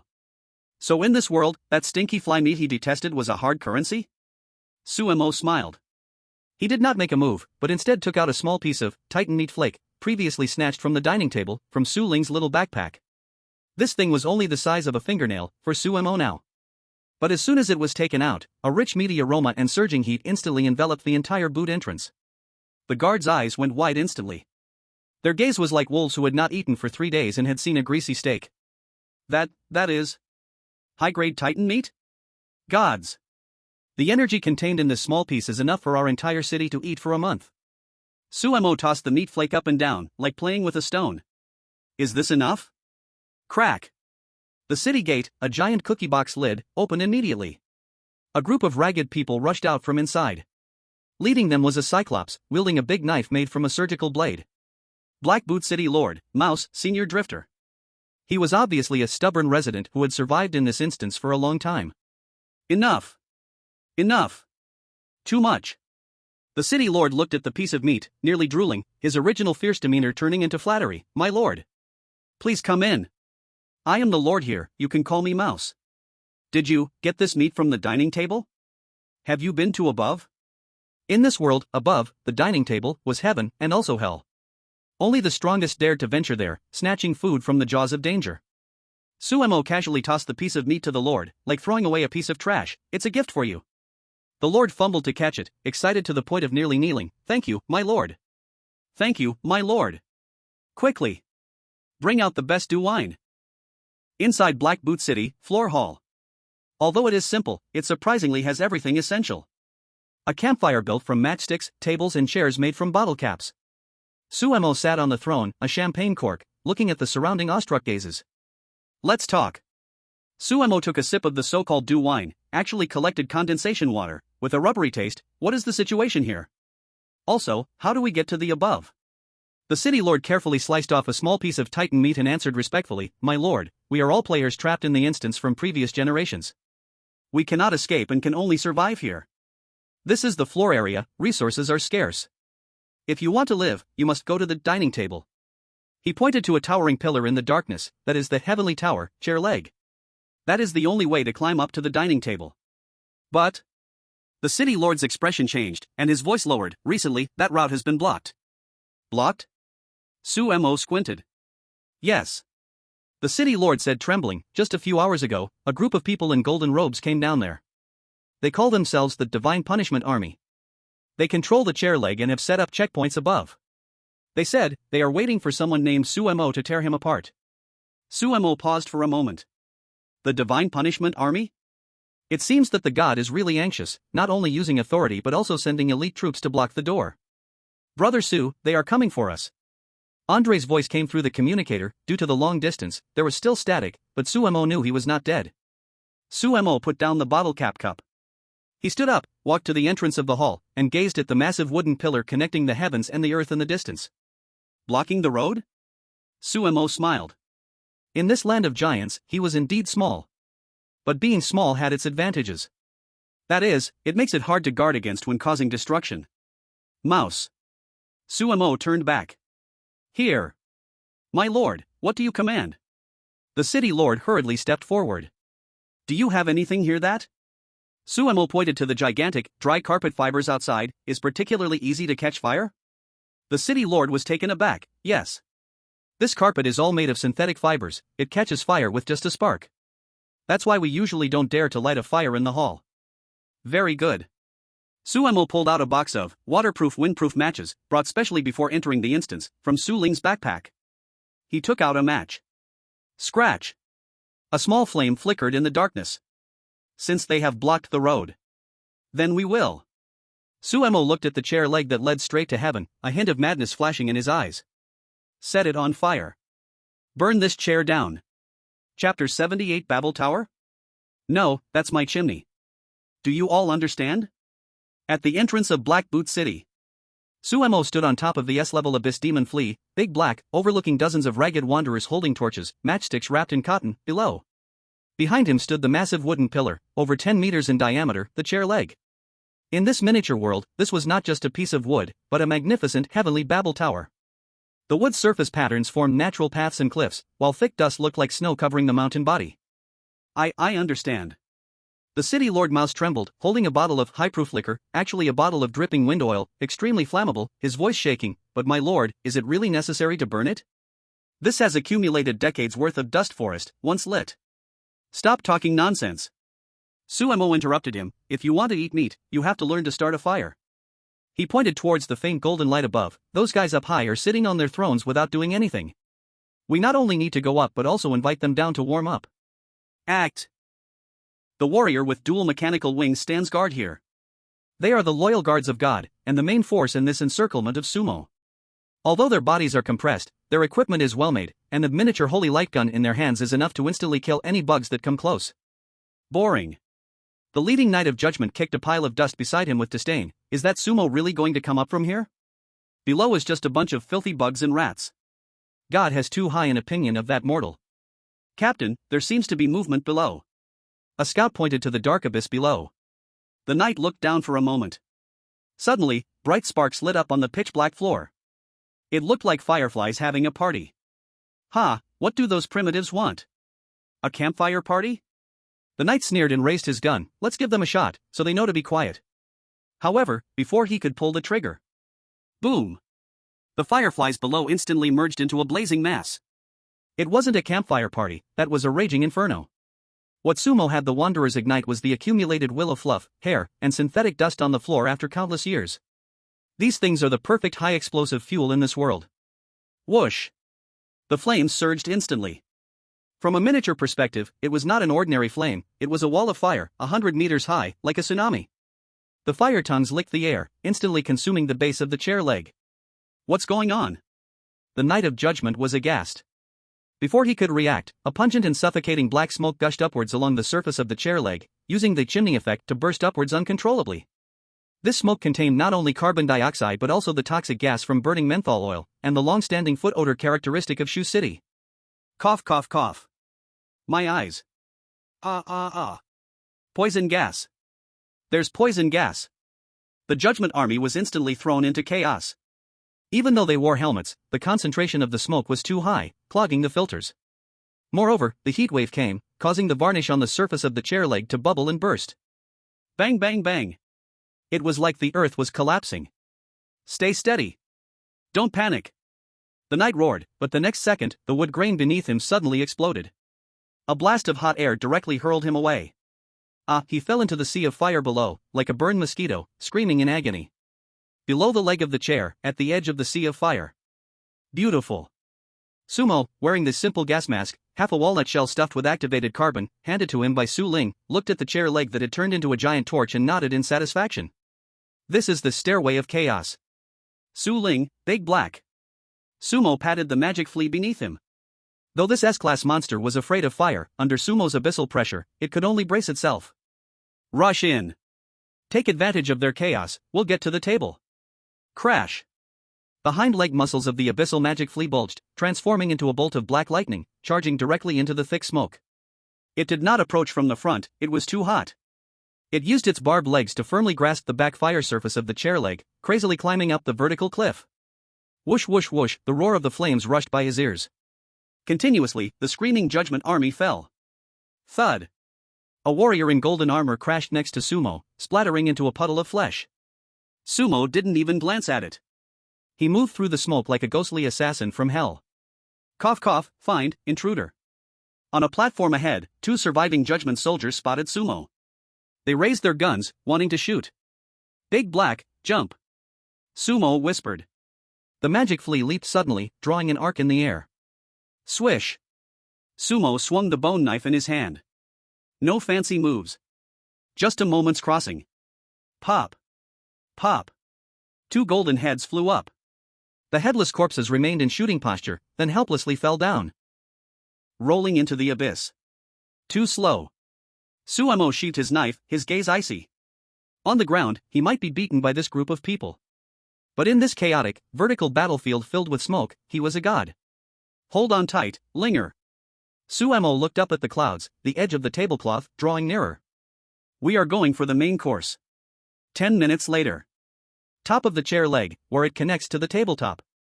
Here was the high-altitude safety zone where the flames had not yet spread. The remaining abnormal army was gathering here, looking messy and defeated. Damn. That crazy guy. He burned the chair. Hold this position. We can't let him get to the table. However, just as they aimed their guns at the smoke below. Squeak.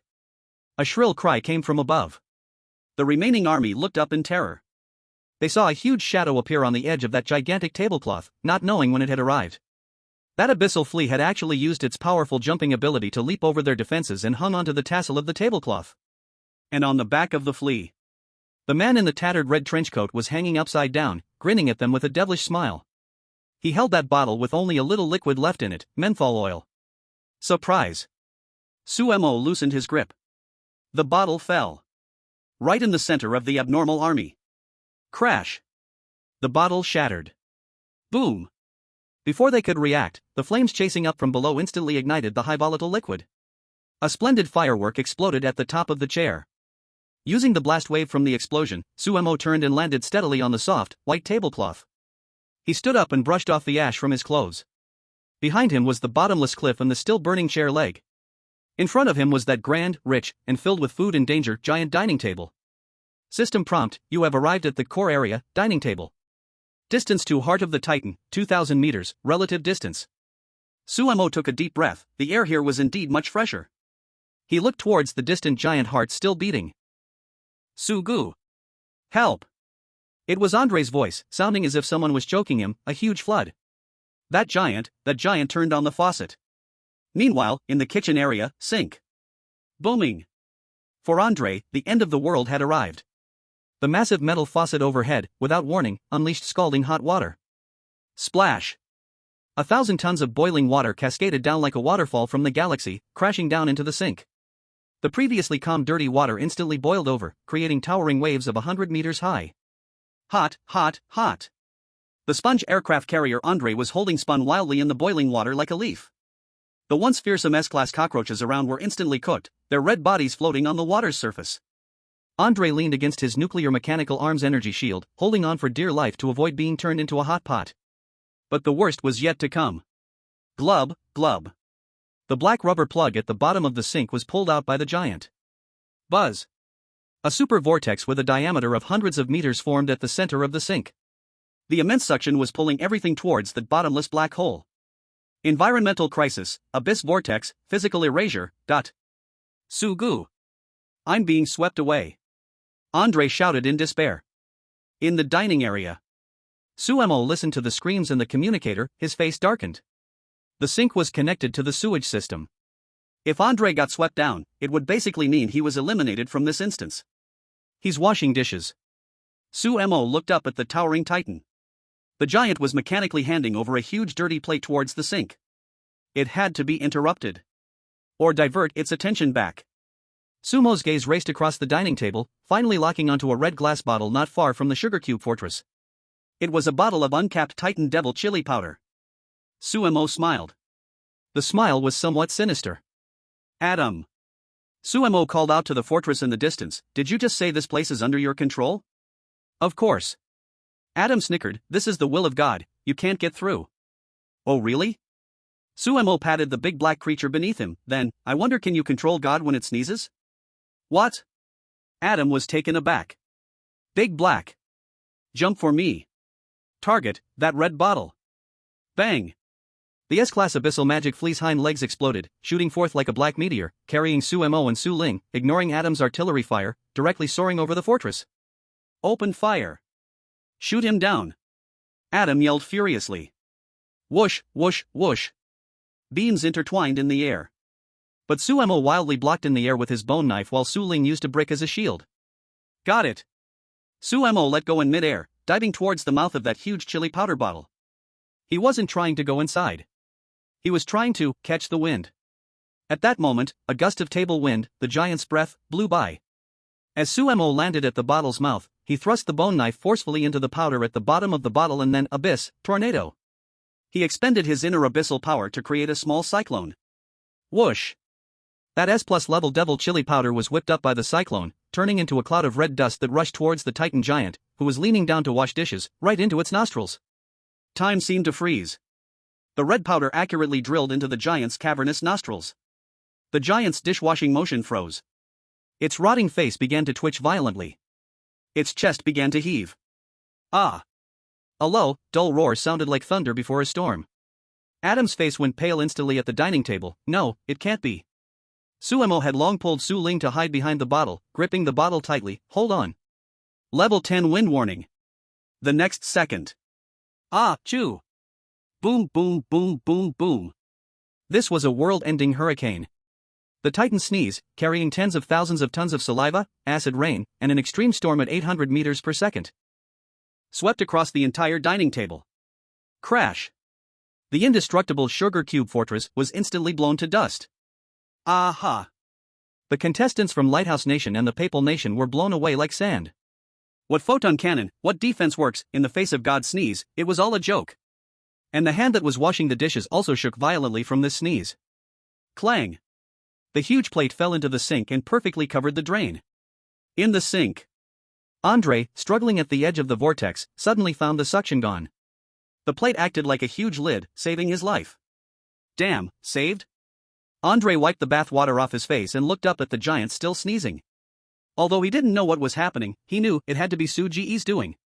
On the dining table. After the storm. A wreckage. The once orderly table now looked like it had been plowed by a nuclear bomb. Everywhere was thick saliva, with strong corrosiveness. Su Mo peeked out from behind the chili bottle. Looking at the sugar cube fortress that had been flattened in those enemy contestants blown to who knows which corner. He pushed his single lens glasses, revealing a smile called nuclear flattening. Trench warfare? On this table, only the casino owner can set the rules. Now, the area is clear. Su Mo looked at the heart of the Titan that still stood tall in the storm, radiating alluring light. It's time for the main course. Chapter 80, Open Chest Surgery, Dancing on the Tip of God's Heart. Sizzle, sizzle, the strong acidic God's saliva was still corroding the table surface. The entire dining table now resembled a muddy swamp, with pungent yellow smoke rising everywhere. Cough, cough. Su Mo protected Su Ling under his trench coat, stepping cautiously on the now soft tablecloth. His shoes were smoking, each step felt like stepping on a red-hot iron plate. But at the very end of his line of sight, the heart of the Titan was now within reach. Up close, it was not a heart at all, but a pulsating flesh volcano. On the towering red meat wall, there were thick blood vessels like oil pipelines. With every beat, the surrounding air created visible ripples. That was the source of power. Here we are. Su Mo stopped, gazing at this magnificent organ.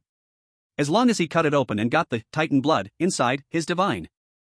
In just 1 second, the bone knife was stuck. Immediately after, countless tiny tentacles spread along the knife's body, trying to devour Su Mo's arm. So strong and sticky. Su Mo's eyes narrowed, and he directly dropped the knife and retreated. More white blood cells surrounded him. They were like a white tsunami, wanting to completely drown this virus. At this critical moment. Boom! The plateau mountain on the side suddenly collapsed. A huge figure, steaming and covered in grease, burst out like a cannonball. Brother Su! I'm here! It was Andre. This guy actually crawled out of the washing sink. At this moment, he looked extremely wild, draped in a torn dishcloth, as a cape, and wielding a giant stainless steel fork, pulled from a dirty plate. Get out of my way! Andre yelled angrily, his nuclear-powered mechanical arm running at full power, swinging the several-meter-long giant fork, sweeping at the group of white blood cells. Bang! Bang! Bang! The enormous impact directly smashed several white blood cells into pulp. Although physical attacks are hard to kill them, this brute force gave Sumo a path. Andre. Sumo's eyes brightened. Brother Su. Hurry. Andre planted the giant fork into the ground, blocking behind Sumo like an iron tower. Leave these jelly monsters to me. I hate sticky things the most in this life. Come on. You bunch of snot worms. Taste my nuclear energy fork. Thanks. Sumo didn't waste words. Seizing the moment Andre drew their attention, he moved like lightning, directly crossing the white blood cell's defense. He rushed to the foot of that heart volcano. Boom! Boom! The heartbeats sounded deafening. In front was a hard, iron-like dark red myocardium wall. Sumo took a deep breath. He reached out, pressing his hand on the flesh wall. An ordinary knife couldn't cut through. The abyss's swallowing was too slow. It had to be done with that thing. Su Ling! Give me your new toy. Sumo shouted to Su Ling in the distance. Catch it! Brother! Reconstruction of the body in progress. Progress, 10%. 30%. Balance between the abyss and divinity. Being forcibly achieved. Ah! Sumo let out a long howl.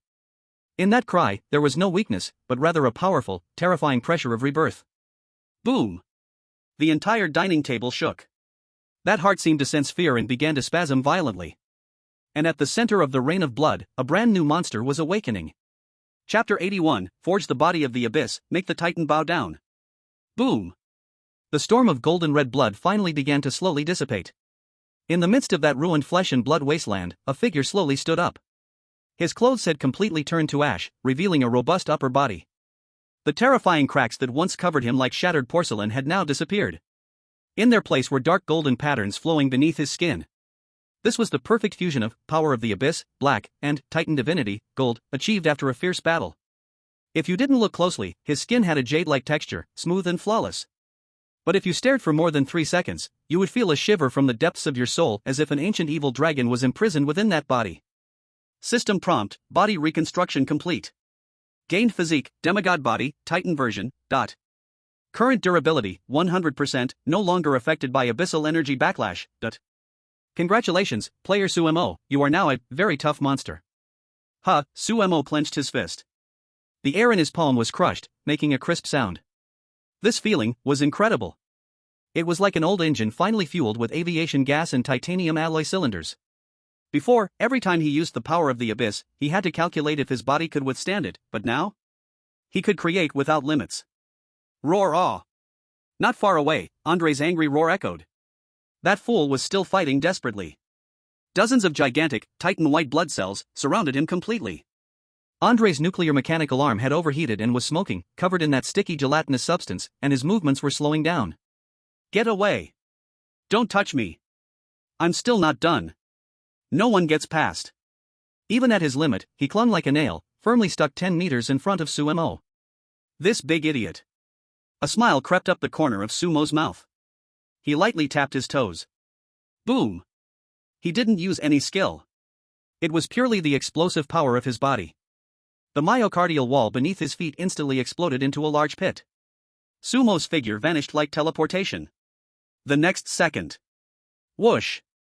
He appeared before Andre. A giant white blood cell opened its large mouth, suction cup, wanting to swallow the exhausted Andre. Sumo didn't dodge. He reached out a hand, seemingly casually pressing it against the face of that white blood cell. Sit down. Boom! A terrifying force erupted. That massive white blood cell, as big as an elephant, was actually pressed into the ground by Sumo with one hand. Crack! It was like smashing a jelly filled with water. The white blood cell instantly exploded, turning into a lifeless puddle of white liquid. The entire place fell silent. The surrounding white blood cells, which were still attacking frantically, suddenly froze in perfect unison. Their biological instincts screamed this tiny bug, only 2 centimeters tall, was more dangerous than the heart they protected. Sugu? Andre wiped the sticky substance off his face, looking at the glowing figure before him. Your injury, healed? Healed. Sumo turned around, casually wrapping a piece of myocardial membrane around his waist. After all, his clothes were gone, not only healed, but I leveled up. He looked at the surrounding blood cells that were shrinking back in fear, a glimmer of gluttony flashing in his eyes. Well done, Andre. Next, it's my turn. It's time to eat. Suemo took a deep breath, and in the void behind him, that familiar giant mouth of the abyss re-emerged. This time, it was no longer a phantom, but had almost condensed into a solid form. Devour. Whoosh. A black vortex erupted. The white blood cells, once immune to physical attacks, were pulled into the abyss like jelly into a vacuum cleaner. Squeak. They let out silent screams, getting pulled and twisted, one by one swallowed into the black hole behind Suemo. This is S-rank high-protein supplement. I just fixed my body, and now I'm hungry. In just 1 minute. The battlefield was cleared. This is impossible. In the distance, Adam, the captain of the lighthouse nation, hiding in the ruins, looked at this scene, his electronic eyes trembling. What did he see? That Suemo not only didn't explode from the Titan's blood but instead treated the monsters in the dungeon like snacks? Run. Run fast. Adam turned and fled. As long as he could survive 72 hours, there was still hope. Where do you think you're going, Captain Adam? Sumo's voice echoed in his ear. Adam turned back in terror. Suemo was already standing on the cubicle sugar ruins behind him, holding that S-rank Fong dagger, looking at him with a kind face. Suemo. You can't kill me. I am from the Lighthouse Nation. Suemo couldn't be bothered to listen to nonsense. With a swift motion, he brought his knife down. Adam's proud exoskeleton, along with his head, was sliced off like cutting tofu. Still too noisy. Suemo wiped the grease off the knife. At this moment, the ground, the dining table, beneath his feet began to shake violently. Boom, boom, boom.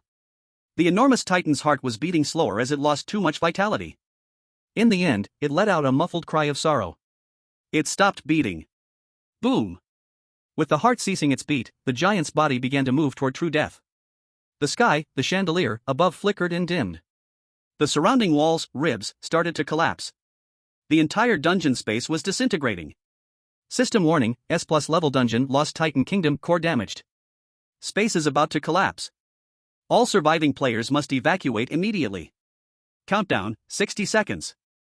32 pillars of teleportation light lit up on the shaking dining table. Brother Su. Hurry. This place is going to collapse. Su Ling rushed over, holding Big Black, Flea. Suemo glanced at the huge heart that had turned gray-white. He didn't rush to leave. Instead, he did something that made even the system feel like, are you sick? He dashed to the core of the heart, where there was a golden crystal the size of a basketball, in relative proportion. That was the Titan's heart source core. It was also the most valuable item in this dungeon. Suemo picked up that crystal, which was bigger than himself. Heavy. Really heavy. At least dozens of tons. But now, Sumo's arms bulged with muscles, dark golden patterns bursting with a strong light. Lift for me up. He actually carried that source core, like an ant-moving house, rushing to the teleportation beam. System. Warning, detected player carrying an overweight item. Shut up. This is a trophy. Suemo roared, carrying the source core, kicking away several foreign contestants trying to sneak onto the beam. With Andre and Su Ling, they dashed into the light beam at the last second. Boom. Just as they vanished, the entire Titan Kingdom collapsed into nothingness. Transfer station, God's Arena. Buzz. The red light faded. The audience held their breath. This time, even the haters were glued to the screen. As the smoke cleared, in the Dragon Nations area, Suemo stood bare-chested, dark golden divine patterns flowing all over him, standing on the enormous, dazzling Titan source core. His previously broken body now looked perfect like a Greek sculpture. He raised his head, looking at the huge eye in the sky that symbolized God. The once bloodied, frail, mortal was gone. Suemo extended his hand, pointing to the sky. His voice was not loud but echoed in every corner. Next match. See you in the finals. Clean your neck, wait for me,